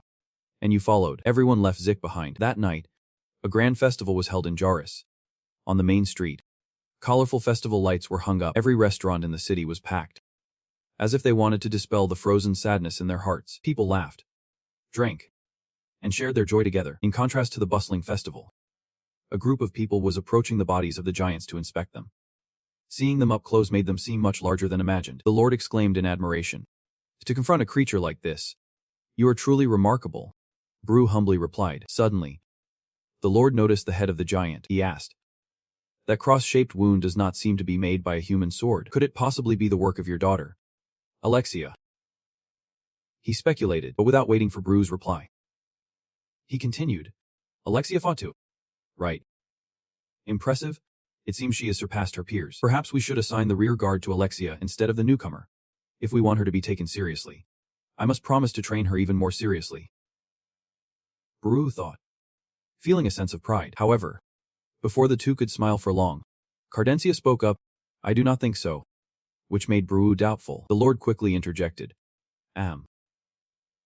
Sir Cardentia, even if you are a knight of Jadi Ignari, it is still hard to believe a minor could fight a giant. Is not, but Alexia received the A-class warrior title while still in high school and is the first in Jorix with the potential to become a G-class warrior. You did not respond but focused on the wound. Only then did you speak up. With the large dual swords that your lady uses, it is not easy to make such sharp and precise cuts. Sir Canadan also wields a sword. Surely you know this. You turned to Bruu, waiting for a response. This statement surprised the Lord even more. So besides Hollyoaks, who else in Jorix could face a giant? As far as I know, there is still another family. Cardentia intentionally mentioned. Are you talking about the Holy Big Family?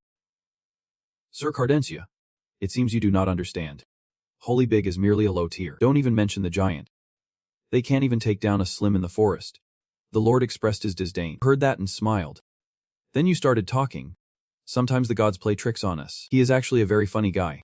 You joked lightly. At the festival, everyone was happily discussing the story of defeating the terrifying giant today. That giant was so big that one swing of its club could blow the roof off. Dante changed the subject. Were not you hiding in the storage room back then? Come on. Do not argue. Let us have another drink. Hong Kim Long slammed the cup down on the table. Already tipsy, she started scolding. I told you to go collect the 3 silver coins. All the heroes and soldiers who participated in slaying the monster are rewarded. Why did not you take yours, Jake? You just chuckled and replied. Haha, it is not necessary. Whatever we earn today is fine. I think just stopping the giant is enough. You expressed your thoughts, but Demiuga scolded you. You are being silly. You are the type who counts every penny. Right. Clearly. You are the one who took it down. You should demand 30 gold coins. I really do not mind. Besides, Jake still refused that offer. You looked straight at Demi-Ugaz and said, "If I stand out too much, then you, Demi-Ugaz, will get into trouble. More than that, I am really happy that you two are back. You disappeared so suddenly. I was worried we would lose another person like Alex."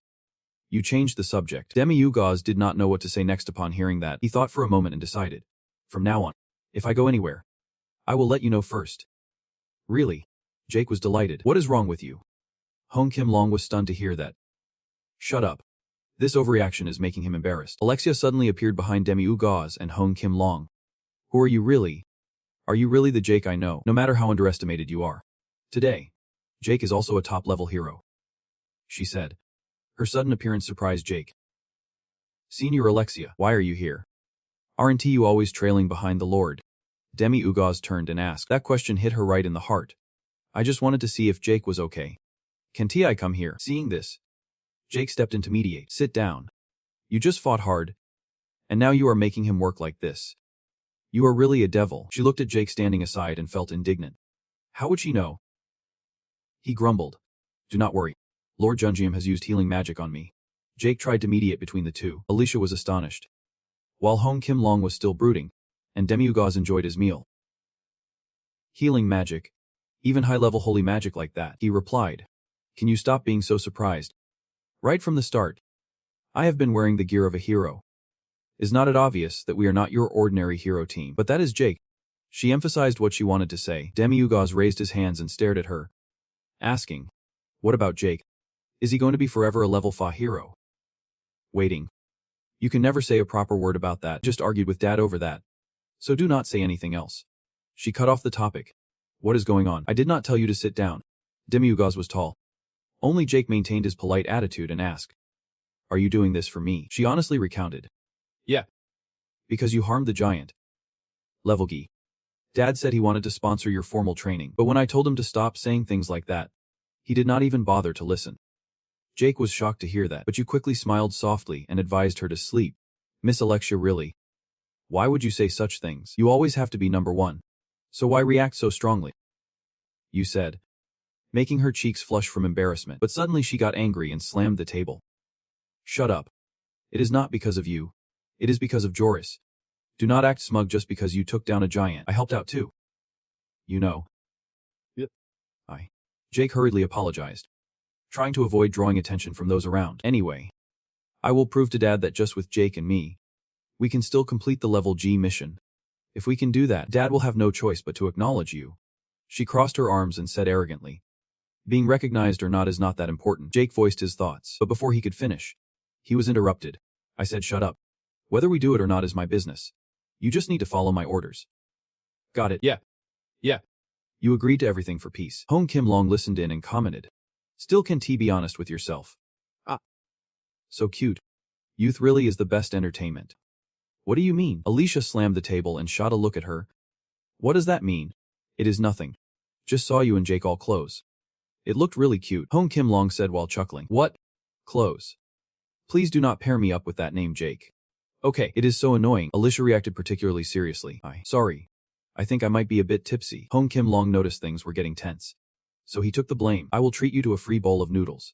Do not be mad anymore." Jake stood at the counter mediating between the two sides. "Jake, you should say something too." Alicia dragged him in. "But Demi-Ugaz, you can yell. It is too noisy. Can you please get lost?" Jake. A call that caught his attention. Then, 0. "My grandson. Jess has not come back yet." "What happened?" Jake. "I asked you to find some food." 0. You immediately turned towards her. Hearing the question, you suddenly remembered the image you saw this afternoon. You bowed your head.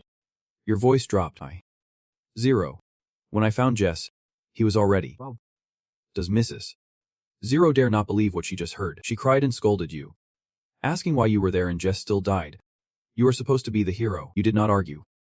Instead, you took the blame, saying it was your fault for not being capable enough. But that did not lessen Miss 0's sorrow.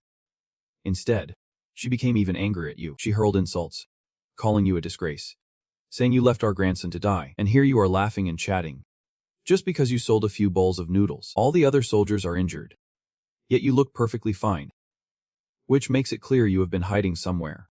I have always felt sorry for you. I only asked you to do some small chores, And this is how you repay me. The more she spoke, the louder she got, drawing all eyes towards us. You have blamed him for everything without distinguishing right from wrong.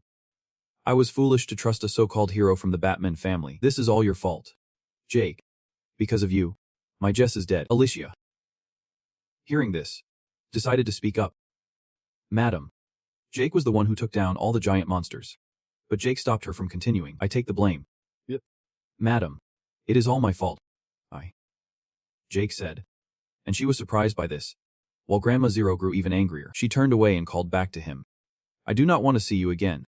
Do not ever call yourself a hero. The atmosphere suddenly became tense. And then a voice broke the silence. Interestingly, Cadencia was walking towards us. Jake spoke up first. Hey Cadencia. You should be in the city. Why are you here sitting with a bunch of boring old men that do not suit me?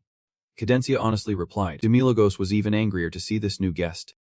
What is today that I keep running into such annoying characters? Where's that long-haired gentleman who was always by your side? He asked kindly, but received a curt reply. He did. Do not worry about it. Jake went into the kitchen and made a suggestion. I do not know if you will like it, but let me offer you a bowl of noodles. Cadencia did not respond. Instead, she asked, Jake, are you satisfied? Yep.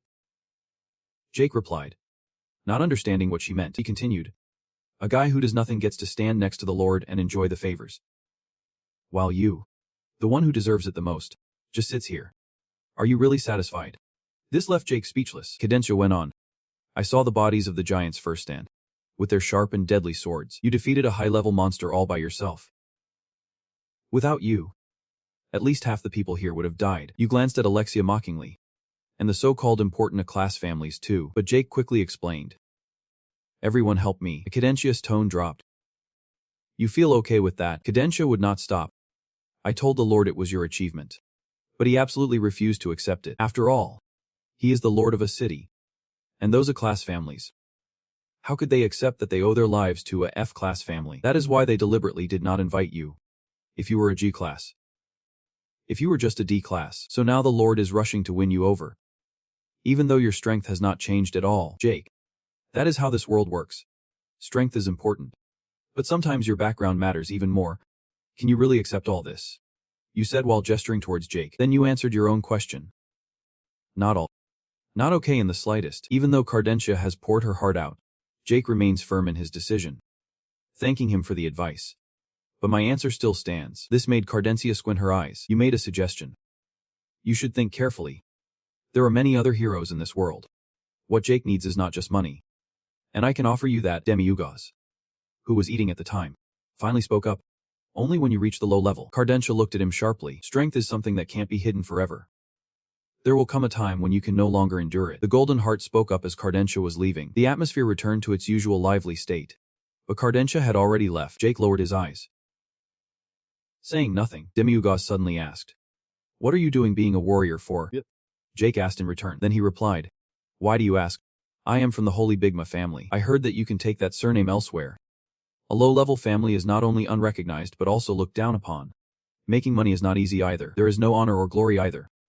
Even when there is a bit of achievement, you are still doubted and hated. Right. Demigos said while enjoying a delicious bowl of noodles. He continued chewing and asked, so why do you still want to do it? Just because your ancestors did? Is it a dream of your lineage? Or is it just because it is how you were born? The Golden Heart sat quietly at this moment, only looking towards Demigos. You thought deeply about this. So now I will share my current thoughts. I believe everything in this world comes with the sacrifice of warriors. You looked up at the sky. Everyone can safely laugh and talk under a clear night sky like this. Is not it thanks to the sacrifices of countless warriors in the past, even today? Thanks to everyone who fought with all their might and won. We can sit here happily. You were still lost in your thoughts. Despite Alexia standing still.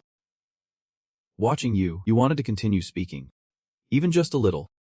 If my sacrifice could make this world better, would not that be very meaningful? Therefore, if there is anything I need to protect behind me, I want to be a warrior. Never to fall no matter who the enemy is. Demigos immediately interrupted. Never to fall. One hit from the Demon King would surely knock you down. This made you shyly scratch your neck. Really, you continue to share your thoughts. It is the kind of imagination that every warrior has had at least once. But if I were the last warrior standing before the masked king, I would never fall. Even if I had to die, I would stand up and keep fighting.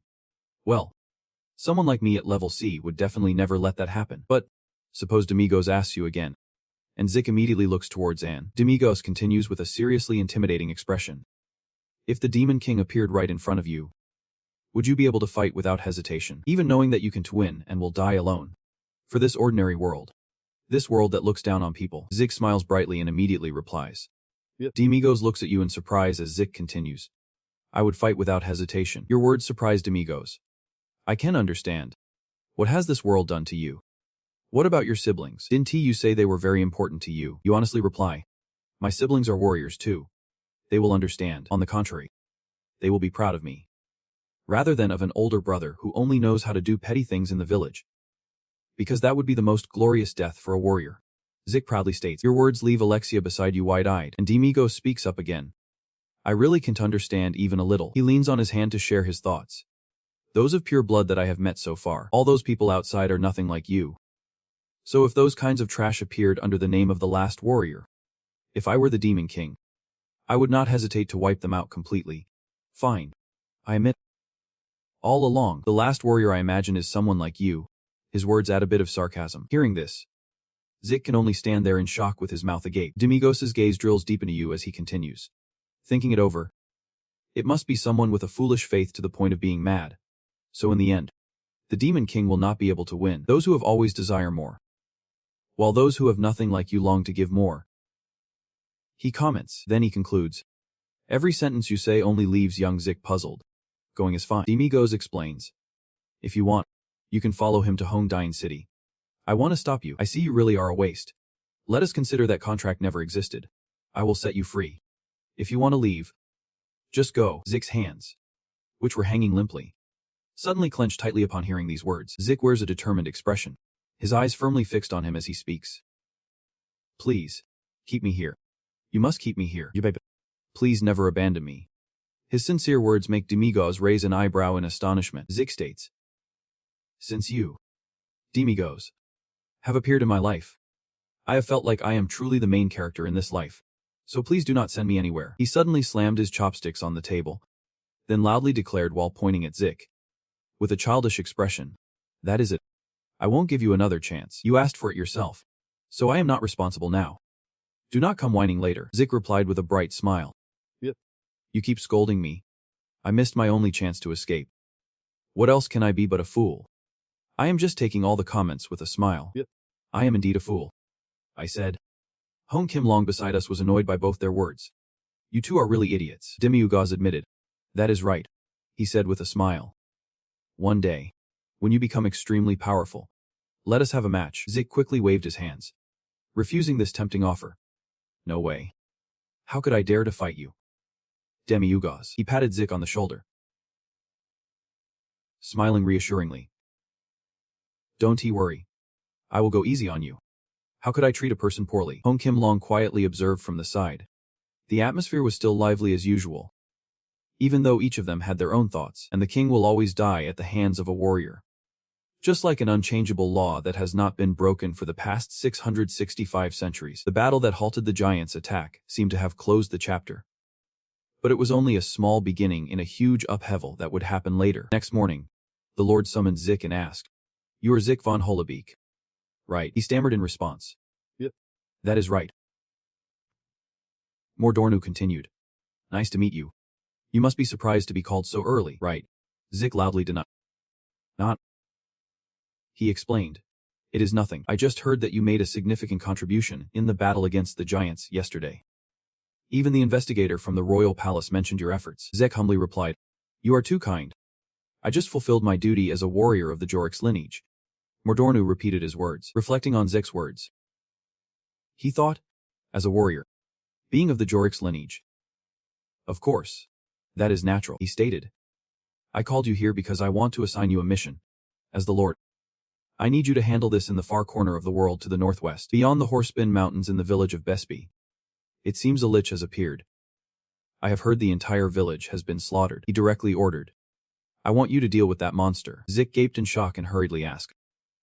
Excuse me, but if that is the Horsepin range, is not that the territory of the giants? Furthermore, if it is a lich, it is a level 1 monster. Forgive me, my lord, But I am just a rookie warrior. How can you refute the argument I presented? Yesterday, the investigator from Royal City said that someone personally took down the giant monster. If that is true, then the rank of that person is even higher than our pride in Jarrett. That Canadian. Only he could handle this mission. He asked with a clear, threatening tone. Could it be that the investigator from Royal City is lying to us? Jake quickly clarified. That is not what I meant. The Lord threw a bag full of money in front of Jake, along with Jor's instructions. Just getting to the horse bin will take at least 7 days. I have prepared extra compensation for you. Standing next to the Lord, he loudly reminded you that the Lord personally trusts you with this important task. So you better show your gratitude. Jake was shocked, thinking to himself, does the Lord really trust me? You happily replied, yep. I will definitely eliminate the lich to not betray your trust. Jake excitedly left, still feeling a bit overwhelmed. Father. The Lord finally recognized our holy big clan. He slammed his hand down on the table. He spoke out in anger, his deep face showing. If the rumor spreads that our Jarrett domain was saved by a kid like that, what will the other domains think? Canadan, are you sure he really took down the giant monster? Could it be that the people from Royal City, or you did all the work, and that kid just happened to take the credit? Canadan recounted. I was too confused at that time, so I am not sure. But the truth does not matter. If a knight from Zodiac says so, everyone will believe it. If it gets out that the Jarrett domain relies on F-class clan, the world will laugh in our faces. Maybe other clans will even overlook this entire city. He added. Then he confidently declared. A situation like this must be handled with certainty. Lord Mananiel darkly continued. I almost forgot to mention. He smiled wickedly while explaining. What appeared on Besby Street was not just an ordinary lich, but an archlich. If that cup girl is real, he would definitely survive if we really eliminate it. We should grant a decent title, and keeping him as the knight of the city would not be bad. Even so, we will make sure its rank stays low. Don't worry. That is what good friends are for. Right, he continues. Then look at Canada. People now think you and Alexia took down the giant monster together. If you ignore the A-class clan and say that an F-class clan defeated the giant monsters, then your clan is as good as finished, the wicked Manhwa mutters. And if he loses it, that is even better. After all, it is a clan no one cares about. A world that does not change. Isn't that what peace is? He asks while Zik is wholeheartedly completing the task at hand. The F-class clan has 5 gold coins, which is more than enough for the funeral expenses. Mandaniel brings it in. Over here, Zik and Demigos' group are on their way. Demigos crosses his arms and pouts. As a lord, he only gives 5 gold coins. That is too stingy. The golden dragon reminds him, money is not the issue. The fact that the Lord directly assigned the task means he is acknowledged to some extent. He disagrees to respond. Recognition should be shown in money. That kind of recognition by words alone can keep it to themselves. She asks back.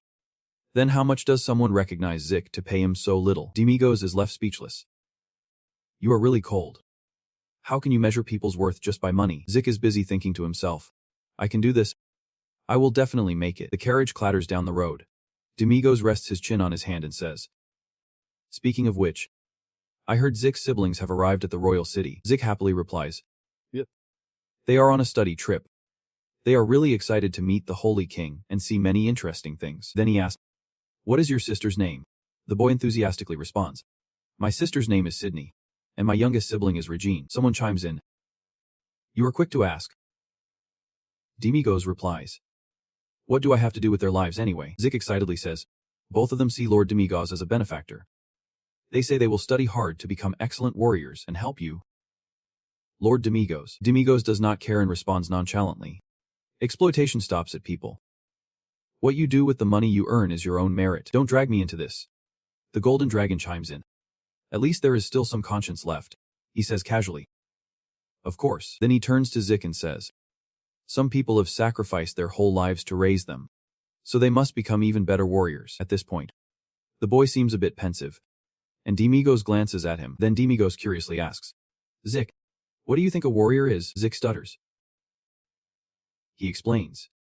A warrior is someone blessed by the gods who defeated the demon lord in the battle 665 years ago. Demigos cut. Do not say textbook phrases like that. This surprises Zik a bit. Then he clarifies what he wants to ask. I am asking about the title of warrior that you and your ancestors hold. You are all risking your lives to pursue this. I guess you have your own definition of a hero. The one you really believe in. At this point, Zik was very surprised. He looked up at the sky and thought. Then he smiled. I think it is boundless courage. A response that surprised Demigos. Zik lowered his eyes. a bit sadly explaining. Because the Demon Lord is really terrifying.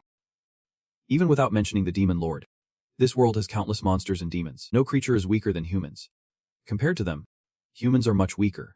But the moment a hero appears, hope reignites. He continued to speak and asked, as long as the hero does not fall and stands firm in front, everyone will think that way. Right? Someone replied, the hero has not fallen yet. So let us try a little harder. Mezik spoke with determination. When 10 people, 100 people, 1,000 people come together, I believe that humans can overcome anything. Even if the opponent is the Demon Lord. Demigos chimed in. Why are you being so long-winded? In short, if there is no fear, then there will be no failure. Right. Mazik seemed a bit scared. Seems right. Demigos continued to ask. Then why separate into F class? D class? Further, what does pure blood mean? In the end, it is all about will. Anyone can be a hero. Right. Then why are there rich people because of those rankings?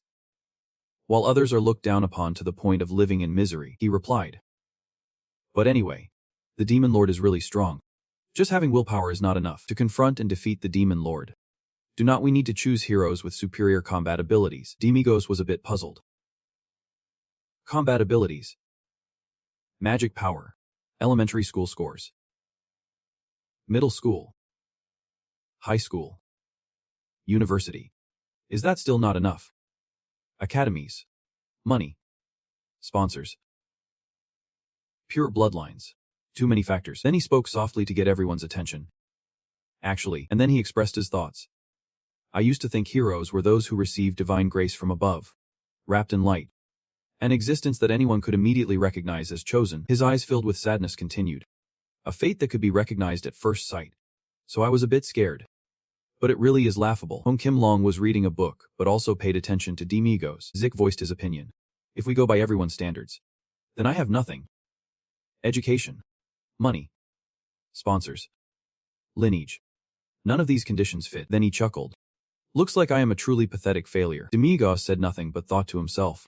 That is why I chose that person. Good. His eyes sharpened, and then he thought further. My child. The one who has been beheaded for thousands of years. Leading fools like you. I must be the greatest loser. Hong Kim Long next to him called out. Hey. Demigos. I am curious. How was your encounter with the new servant? He looked towards the direction. Recalling the story, he replied to Hong Kim Long. I put up the recruitment notice. Then he came along asking to work. That is how it was. Right. The corner of her mouth curved up.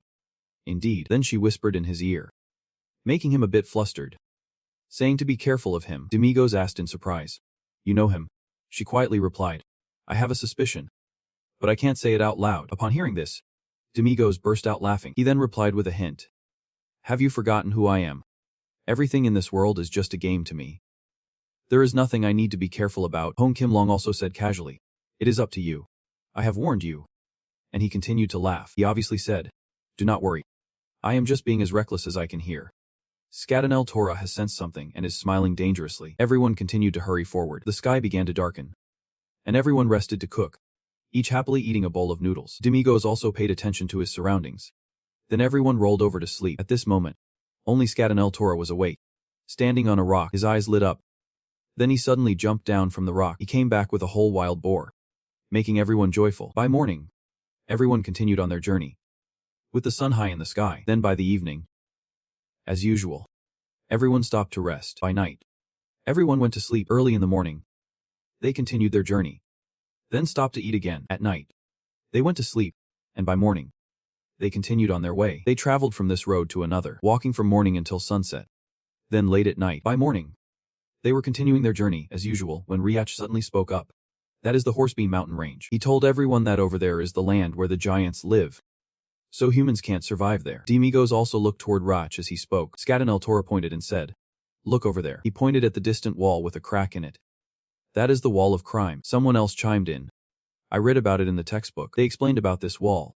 It is the wall of crime, hastily built as the last line of defense to stop the giants in the great battle between humans and giants 500 years ago.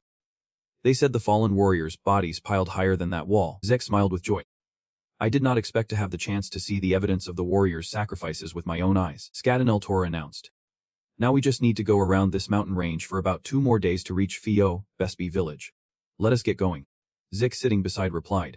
Yep. The vehicle continued its journey. Looking at the desolate scene before him, Zik was a bit stunned. This seems to be the place. Still in shock from the sight before him, a lazy voice rang out from behind, quickly drawing his attention. Zik Demiugaz pointed ahead and commanded, "Let us set off to catch Lich Day." Hearing that, Zek's face went pale as he asked Zun. "Just me?" The others in the vehicle nodded in response. "You looked so scared. Your face was pale. And you clutched Zun's face tightly." Exclaiming, "I am really scared." A moment later, amidst the wreckage, Zik was cautiously taking each step forward, observing the surroundings and exclaiming, "This smells terrible. Everyone has been dead for a long time." He looked around, constantly wondering, "Where is the tomb? I want to catch Lich quickly and get out of here." Just as Zik reached the intersection, his gaze fell upon a dimly lit church hidden behind countless tombstones. The eerie scene instantly made Zik's face turn pale, and he quickly slapped his face, trying to calm himself down. "You have fought before, so stay sharp, Zik." After a moment of self-reassurance, Zik finally gathered enough courage to step inside the church. As he entered, he nervously chuckled a few times to steady himself. "Excuse my intrusion." In his panic, he suddenly heard some chanting from inside the church. "I have 5 coins. Passers-by, please lend a hand. Donate 7 coins. And paradise will be closer." Turning around, Zik spotted a strange man mumbling, "I just need 7 more coins. If you want to cross this path, then please donate 7 coins. The man raised his hands with a strange smile. "If you do not want to, let me push the boat to take you to the other side myself." This bizarre action quickly left Zik stunned, mouth agape. After a moment of shock, he finally regained his composure and awkwardly smiled, explaining, But I do not have that much money. Besides, I should be the one pushing you, should not I? Why would I let you push me? And you should not be here alone. Lich is here," he said, having already been through enough on this night that Zik did not care about the strange things anymore. Upon hearing what Zik mentioned, the man furrowed his brow and asked, "Lich? Young man, why are you here looking for Lich?" Zik, without any guard up, smiled innocently and stated his purpose. "Of course, to destroy it. I am a warrior." One eye obscured by his hood suddenly glimmered with an unusual light. The man's hoarse voice asked quietly, "A warrior? Could it be you are a blood warrior?" Caught off guard by the question, Zik awkwardly replied, "Yep. "But I am not a pure blood." At that moment, the man's tone suddenly turned darker, causing Zik to grip his weapon tightly, realizing he had fallen into a trap, and he cautiously asked, "What do you mean?" The man pointed his staff at Zik and shouted with a commanding voice, "I do not need silver anymore. Nagelsrum. To open the gates of the underworld, I need your blood." Instinctively, Zik hurriedly raised his weapon to block the dark energy before it closed in on him. However, his dark power was too strong, causing you to quickly be knocked down and fall back. Zik, furious, threw the plate aside and used his power, realizing you are the trickster ball. However, just as your trick ball reached the man, he had disappeared. This bizarre scene left Zik astonished, wondering where he went. Just then, he reappeared right above you. Grinning, knowing how to use the trickster machine, he roared, charged up, and immediately slammed his staff down towards Zik. But thankfully, you dodged in time. After dodging, Zik, grinding his teeth in anger, charged straight at him again. Even so, as you swung the sword at the man, he vanished like smoke. Immediately after, he appeared behind you and delivered a fatal blow right to your waist. Continuously provoked, Zik, angry, instinctively swung his sword behind him, but it all struck nothing. Damn it. Watching you spin amidst his series of attacks, he laughed mockingly. "Give it up, you foolish warrior. Do you really think you can keep up with my shadow clones?" Laughing, he immediately shot a wave of dark energy at you with his staff. Attacked by countless dark energies surrounding you, Zik could no longer resist and let out a desperate scream. In the tiny space among the dark energy, your eyes shone with defiance. Watching his shadows swirl around you, Zik gritted his teeth, thinking, "So fast, I cannot keep up." Just then, the voice of Scatanel Tora suddenly echoed in his head. "Stay alert. Open your eyes. Observe the slightest changes in his movements." With all his remaining strength, you quickly found his true form. Got it. So Zik wasted no time and swung his sword straight at him. However, just as the blade was about to strike, he quickly vanished, leaving only his mocking voice. "I told you. You can never keep up with me." At this moment, Condensia's voice echoed again. "The spear is just bait." In the blink of an eye, Zik truly struck his neck. "Don't you worry. That was just a feint. In just a few seconds, his head was severed by your blade. Falling to the ground, Zik did not stop, pulling out his sword to execute the reverse round. Sixth move, then you aimed the tip of the sword straight through his body. Demon King pierced. However, just as it touched the sword, a strange scene occurred. His body suddenly trembled, causing you to feel a bit suspicious, and in an instant, a jet of pitch black water suddenly sprayed out, sweeping Zik away. You fell to the ground, yelling, "What is this? The smell is horrible." Just as you were speaking, Zik suddenly froze, looking at the soft body in front of him. He excitedly fell to the floor and cried out, having defeated the audience, "I caught the lich now." Just as he was feeling elated, the corpses hanging above suddenly clapped in congratulation, leaving Zik stunned. The bizarre sight that caught his eye was the faceless corpses floating in mid-air, now continuously applauding. At that moment, the corpse behind him suddenly moved, drawing his frantic gaze. The head that had been chopped off lying beside the man suddenly smiled and mumbled, "It is delicious organs, meat, brain, bones." And indeed, the blood soldiers possessed chosen blood. His head grinned wickedly and continued speaking. "Offer up the blood of Holy Oak to resurrect his greatness." Sadamus, following Sang's lead. The blood trickling down Zik's cheek suddenly glimmered in the blink of an eye. The blood quickly flowed down his chin and fell to the floor, creating a sound in the midst of this quiet scene. With just a drop of blood, the entire once normal house below appeared with a flood of bright red veins. They all flowed straight towards the coffin placed on the high pedestal. The veins quickly slithered towards the coffin, and then, in just a few blinks, it had crawled onto the side of the coffin, and then slipped straight inside. Just then, a raspy voice suddenly echoed from within the coffin. "More. More." As soon as the words were spoken, countless eerie veins burst forth from inside the coffin, quickly slithering up the wall behind. Consequently, the corpses that had been suspended in mid-air all opened their blood-red eyes simultaneously. Just as Zik was stunned by this bizarre scene, the skeletal arm of the man suddenly pointed straight at him. He let out a chilling laugh and ordered, "Seize him." And so, the leeches that had been sleeping on the ceiling all roared in unison and charged towards Zik. They seemed to go mad, their eyes bloodshot, mouths wide open dripping with saliva, flesh and meat oozing out. They jumped down from the rooftop with their blood-red eyes and extraordinary jumping ability. They seemed like ordinary people but had lost all consciousness to control themselves. At the same time, many other demons emerged from the ground. Their strength was immense, capable of shattering rocks and earth. Though they were just soulless demons unable to control themselves, they were quite fast and strong. How could he possibly fight back? Suddenly, they lunged at him like the wind.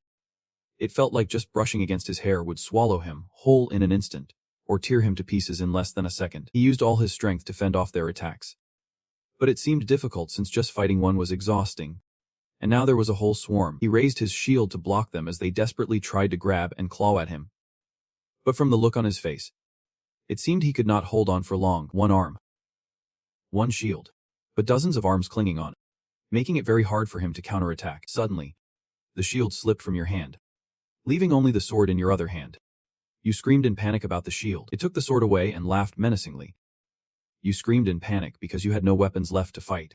It was too strong. The demon seized the opportunity and lunged at you, ready to tear you apart. You were terrified, but you were already surrounded and pinned down. It bit your hand, and drops of blood began to flow and fall. Suddenly, at that moment, the coffin in the cave shook violently, emitting a blinding red light. The demon lord inside burst open the coffin and climbed out, howling fiercely. Its clothes were torn apart as its body transformed, with blood vessels bulging and sharp claws emerging. Earlier, it was a human-shaped demon, but now it had transformed into bloodthirsty red demons, with long horns and sharp fangs. You trembled in fear, sweating profusely, thinking, every time blood spills, do they level up? I can't let any more blood spill. It roared terrifyingly, eyes bloodshot with a creepy white glare. Every demon was muscular and incredibly fast. You stepped back in fear, activating your tail to emit pink light towards those demons. It seemed that the light had an effect. Each demon burned by it was split in half, a flesh flying everywhere in a horrific scene. However, they were too many. No was caught by them and could not escape right now. One by one, they swarmed No, and his screams echoed desperately. Hoping that someone powerful would appear to save him, he struggled with all his might to avoid being eaten. And despite the pain, he still hoped someone would rescue him. Drops of his blood fell, and the veins on the coffin also lit up. The coffin suddenly exploded, and something shot out. Suddenly, something caught his attention, and he glanced over there. All the demons stopped attacking him. They lined up and bowed to something. He saw one of them offering its own head. The head suddenly murmured, "Our king, the lord of all demons, I humbly express my loyalty. Please resurrect. He looked up in horror, and a white-haired figure appeared. It resembled a demon lord, looking ancient and radiating an eerie energy that was overwhelming. He was the one in the coffin. Awakened by the blood that had unsealed him, he spoke slowly, as if echoing from the realm of the dead. Sadimus, from now on, humans, lovers, dwarfs, and even demons must kneel before me. All living creatures will have to bow before me. O world, tremble in fear. True evil is coming. Ditch could only watch, not understanding anything. Your fierce appearance compared to the demons bowing in submission made him feel angry, and started to pay attention to you. He asked Ditch. Your expression is strange. Are not you afraid of me? Ditch blankly replied. Can I be honest? You smirked and replied. I am not afraid. You say it is true evil, but in reality, it is a bit different. He heard this and went crazy, shouting, I am the king of all lizards. Just facing me should make those with beating hearts fall into primal fear. So why are not you? You blankly wondered. Why is that? Suddenly a figure appeared in your mind. You smiled without saying anything, but inside it was gnawing at you. Why are you thinking of that person right now? He saw your contemptuous expression and shouted angrily. You smile arrogantly. Dare to laugh in front of me. You must be tired of living. Right. Suddenly from outside, Scat and Eltor, Demigos, and Golden Dragon came to the rescue. Demigos arrogantly shouted. Just a lizard and you need me to step in. Why is it taking so long? Wrap it up and let us go. I am starving to death. Ditch was very happy to see them coming to the rescue. They sat down. Demigos. But when they saw the demon lord standing by the distant cart, Demigos was a bit surprised. But you not only were not scared but also sarcastically said, What is that? That withered, gloomy guy looks like he has been rotting for 10,000 years. This line made the old demon extremely angry. He was about to yell in anger. How dare you? But then he simmered down like someone whose scream had cut off. The now weak old man told them, How dare you speak such disrespectful words to me? Then he shouted orders for the demons to charge. You who have died, kill them now. Give them the most tragic end. They just stood still without any defensive attitude. Only Detch was alert. They were about to charge. Yet the three of them remained calm, even laughing and yawning. With just a flick of your hand, those demons were pushed away dozens of meters. The power of Demiurgos left Detch gaping. Seeing this, he realized Demiurgos was no ordinary person and asked you, one hand defeating my entire magical minion group. Who are you? Demiurgos asked back. Then who are you? He yelled. I am Sat, the strongest who surpasses even the human realm, demon realm, hell, and the underworld. If the zodiac seals had not sealed my heart, this world would have long been under my rule. You looked at him with a disdainful glance. Ruling the world, something even the demon lord could not accomplish. And you think you can? He laughed loudly at that. The power within me even surpasses the demon lord.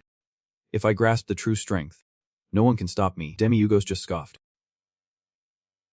Sounds interesting. Then I will lift the seal or whatever for you. Try to do as you wish. But if you can't, you have to do what I say. Deal. He was very amused, shouting, Even I, Sadimus, can't break this seal. In just an instant, Demiurgos lunged forward and shattered the seal binding Sadimus, leaving him very shocked. However, Hong Kim Long found Demiurgos too straightforward and said, That idiot is causing trouble again.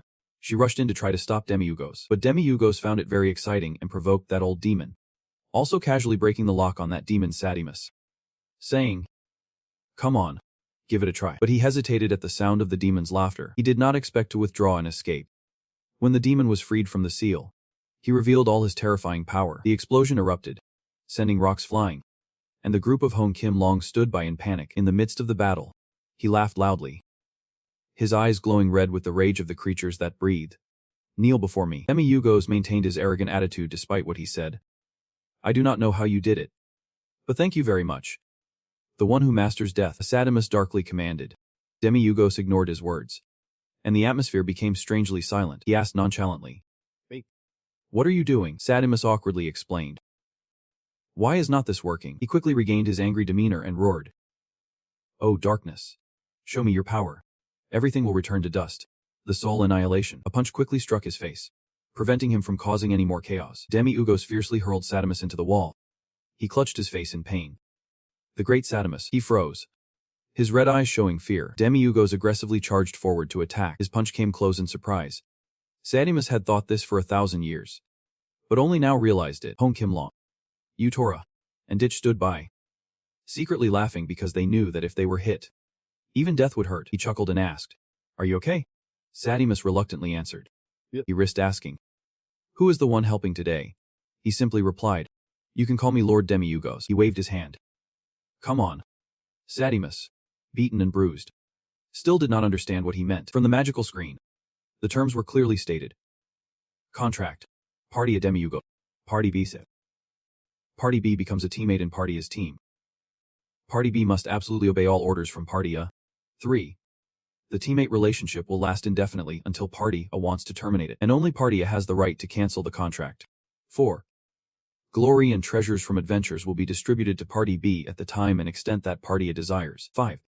Party B is not allowed to raise any objections to the above terms. He stammered. "What is this?" Demiugos cheerfully said. "I already told you.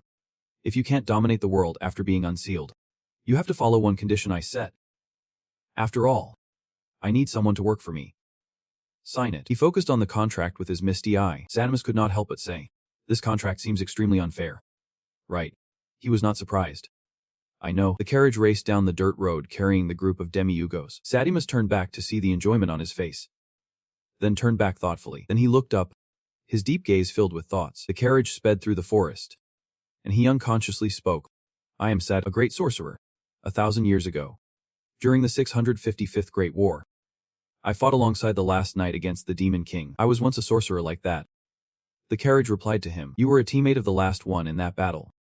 Right. His tone carried indescribable depth. Yep. The carriage hesitated as if wanting to speak but held back. But how could he? He recounted as if reliving that bloody battle. "In the final fight, I was cursed. They had the full aura of demons, causing my flesh to slowly rot away." Sadimus recounted with an indifferent demeanor, as if his emotions had hardened. "After the Great War ended, the last knight also passed away. In that team, only I was lucky enough to survive." His tears could not help but flow down his cheeks. Smiling bitterly. "Back then I thought it was a stroke of luck after the battle. Only he had to endure the pain of desolation. Every day people hailed me as a hero who survived the apocalypse. But when night fell, the pain from the curse took over my body. My trembling hand reached for the strange magic. The curse of the Demon Duke was something no one could break. In agony, I gradually became a monster and ultimately touched forbidden magic." "Zik King," I asked. "Evil magic," Sadimus calmly replied. "Yep.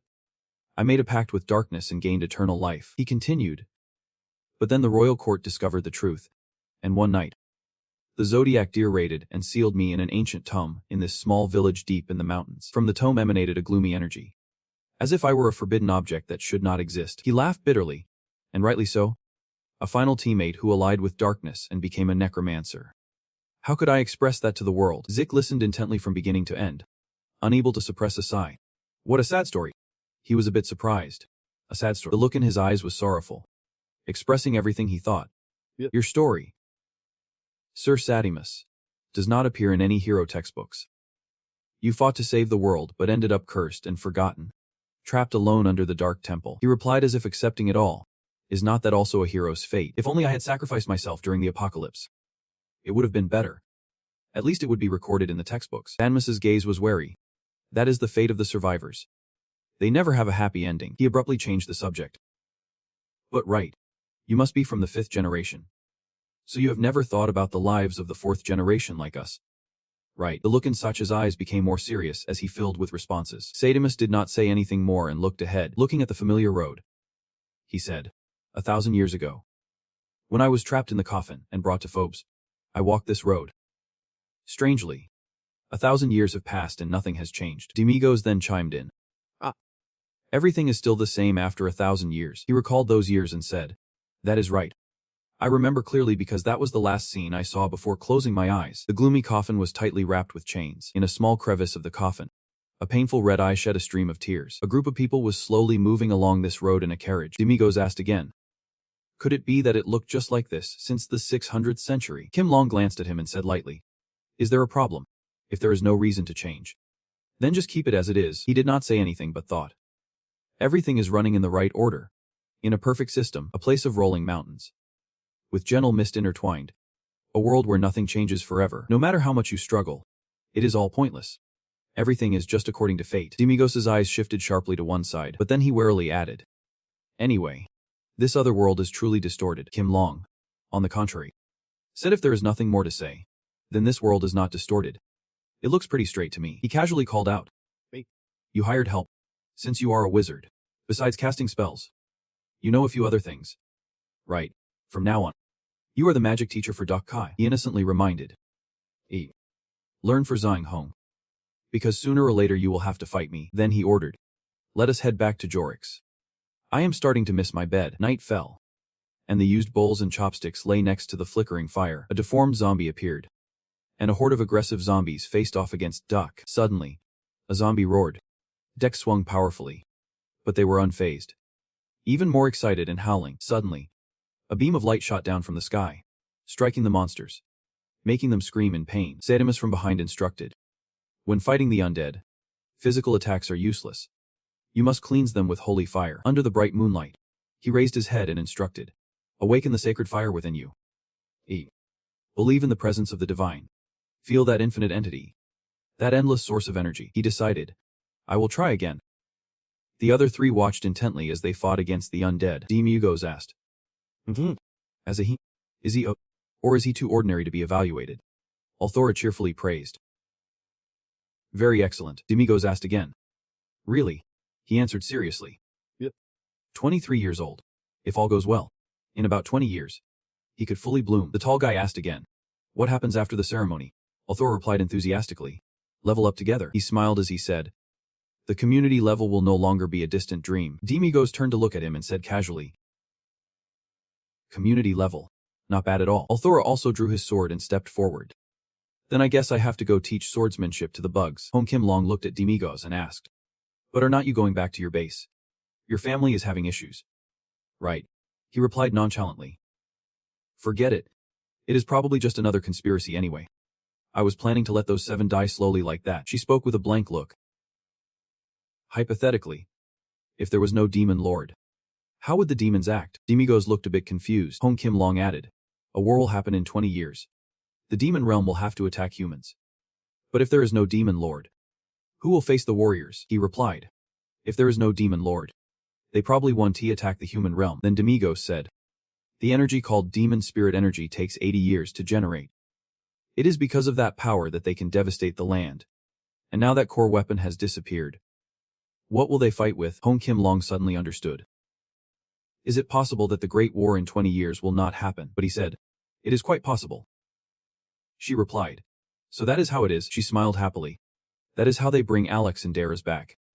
Right. If they return and say they will continue being the Demon King, then they will automatically come back. Because their reason for existing is gone. Right. Demigos smiled regretfully. So we just need to pretend to return. Right. Her eyes had more emotion now. Do not pretend, just go back. You pest.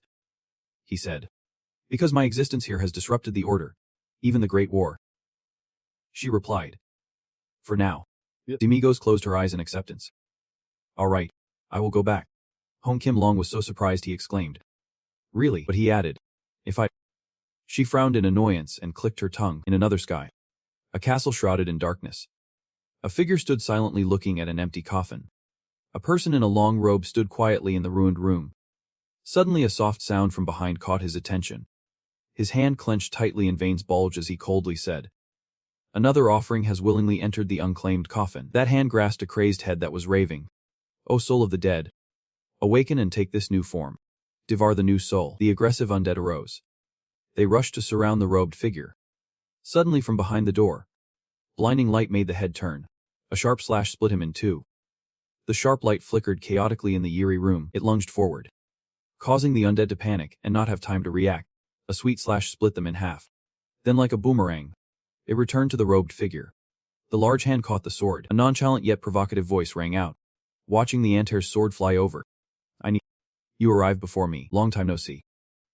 Oridon. The robed figure slowly pulled down the hood. Oridon returned with a natural demeanor. Greeting. My friend. This is Oridon Paneliwek of Jodiagnai. The lineage of the clear fruit. He joyfully rushed over wanting to throw an arm around him. What do you mean, meh? Oridon. Between friends. Let us not be so formal. Just call me Oridon. He tried to push Oridon away a bit awkwardly. We are teammates. Not friends. But hey, Cardentia added. Quick. I thought you just got here. But he replied. It was not me. He scratched his head and said. Someone came before me.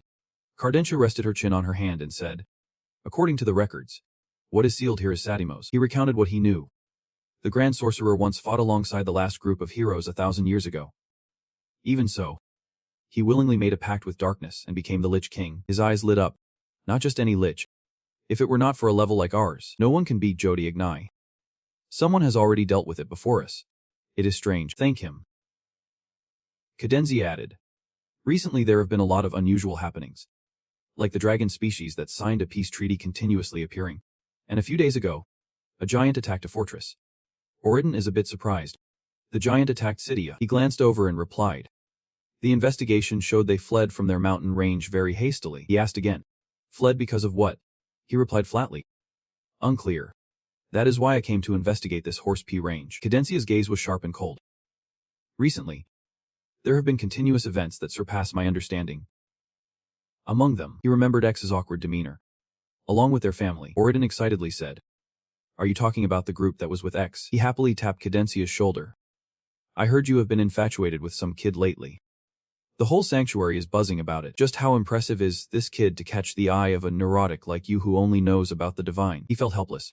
I think his abilities have surpassed level G. If evaluated generously. He is at the upper level D and only 17 years old, he exclaimed. What? Then we have to bring him back to the sanctuary right away. Hiding him like this. Is he planning to choose alone? Cadencia's eyes were piercingly cold. He himself had refused, he said seriously. But in the end, it will come to that, because the gods never use tools carelessly. After that, he left with just a few words. Well, we have talked enough. Investigating the giant's strange phenomena won't be easy. Oridon suddenly stepped up and put his arm around him. He said with a carefree smile despite Cadencia's helplessness. What do we have to fear? It is the first time since we were rookies that we are on the same team. Is not that exciting? He slightly hated to recall. That time was a complete failure. Since then, we have never been on the same team again. Why did the sanctuary send you here despite my objections? Oridon kept his arm around him as they left the castle. Cheerfully saying, I will take that as you are happy. Right. He found it a bit confusing. The two walked happily. Does the sanctuary support you with your own spaceship too? Why do not I get that? Cadencia said without surprise. Of course, because you have messed up 3 of them. Oridon said as if he had forgotten. I swear, the 3 of them were still passionately training while Demugos and the Golden Dragon were sound asleep over here. Sadimos watched closely. That is the source of magical power, with one hand holding white magic and the other grasping black magic. You are a bit off. Magical power, Sadimos calmly instructed. Depending on whether it is an attack or defense. It divides into black magic and white magic. There are also countless other types of magic based on the natural elements that create this world. But essentially, they are all the same, he added. That is the holy energy bestowed by the gods, Althora said seriously. Even apprentice wizards need at least a year of training to create a magic crystal, yet you managed to materialize it right away. Dex developed at an astonishingly unusual pace. His gaze was serious. As if something was approaching rapidly, and he was being manipulated artificially to prepare for it. Ditch looked at the magic in amazement. The moonlight gently embraced the green forest. A city was sinking into ruins and a sea of fire. At the depths of the world, the city of 1,000 black towers. Madoedos. Ifrit opened the door and stepped into the room. Suddenly his eyes widened in shock. Alex and Daros seemed to have been waiting for him. He shouted in panic. You guys are still alive. The 2 of them silently looked at Ifrit, their eyes full of hostility. He still had not recovered from his shock. What happened? We organized a funeral because we thought you were dead. Their cold voices echoed. Now it is your turn. Ifrit, you are the final piece of the puzzle. Alex's eyes were as red as lava behind the door. He needed to ignite their fire tenfold. Erupting towards the continent of Horse, he roared fiercely. If you do that, everyone will be obliterated. Both the human world and the demon world will be destroyed. Alex slightly curled his lips into a cold smile. He bluntly said, that is exactly what I want. The sunlight had shone over the forest. The group of Demiogos was still lying scattered. Sound asleep, forest flowers burst forth brilliantly, creating a rare peaceful scene. Suddenly, a wide area cracked open. Red light flickered up to the surface. The tremor surprised everyone awake. Strange circles intertwined and rose into the bizarre sky. The ground began to dance. The earth and stone in the forest shook continuously. The mountain split into 4. With red light spreading like blood, the mountain cracked open, revealing another mountain rising from the core. A massive black forest floated up. That forest rose higher, its peak almost touching the circular center in the sky. From the mountain's summit, something like bubbling lava erupted. It sprayed into the sky and then splattered everywhere. The nearby tower was quickly engulfed by the fierce flames. The fire quickly incinerated everything it touched. Lava poured down like rain, causing the people to panic and flee. The small creature's towers were swept away without any resistance. A hot air balloon flew by as the lava erupted violently. Oriden and Kadensha stood inside, looking at the scene in horror. There was no sign of cooling down. The volcano erupted more violently. Kadensha looked astonished. On the peak of the mountain, the water was like a starfish. A small, bright circle of lava resembled an eye. A thick red smoke enveloped the sky. The black smoke obscured the world's light, and the black ash fell like rain. Everyone saw them spewing fire as if burning the entire sky. A sight that terrified people. Today is the day. The day of the apocalypse. The Demigos group stood in the forest on this side, staring into the distance in shock. Zik was so terrified that he stuttered. How could this happen? Demigos forced a smile and said, Alex, the guy is here. Hong Kim Long stood behind, rubbing his head. So that day began more than 20 years ago. The video ends here. If you enjoyed it, please leave a like to support the bear. Thank you and goodbye everyone.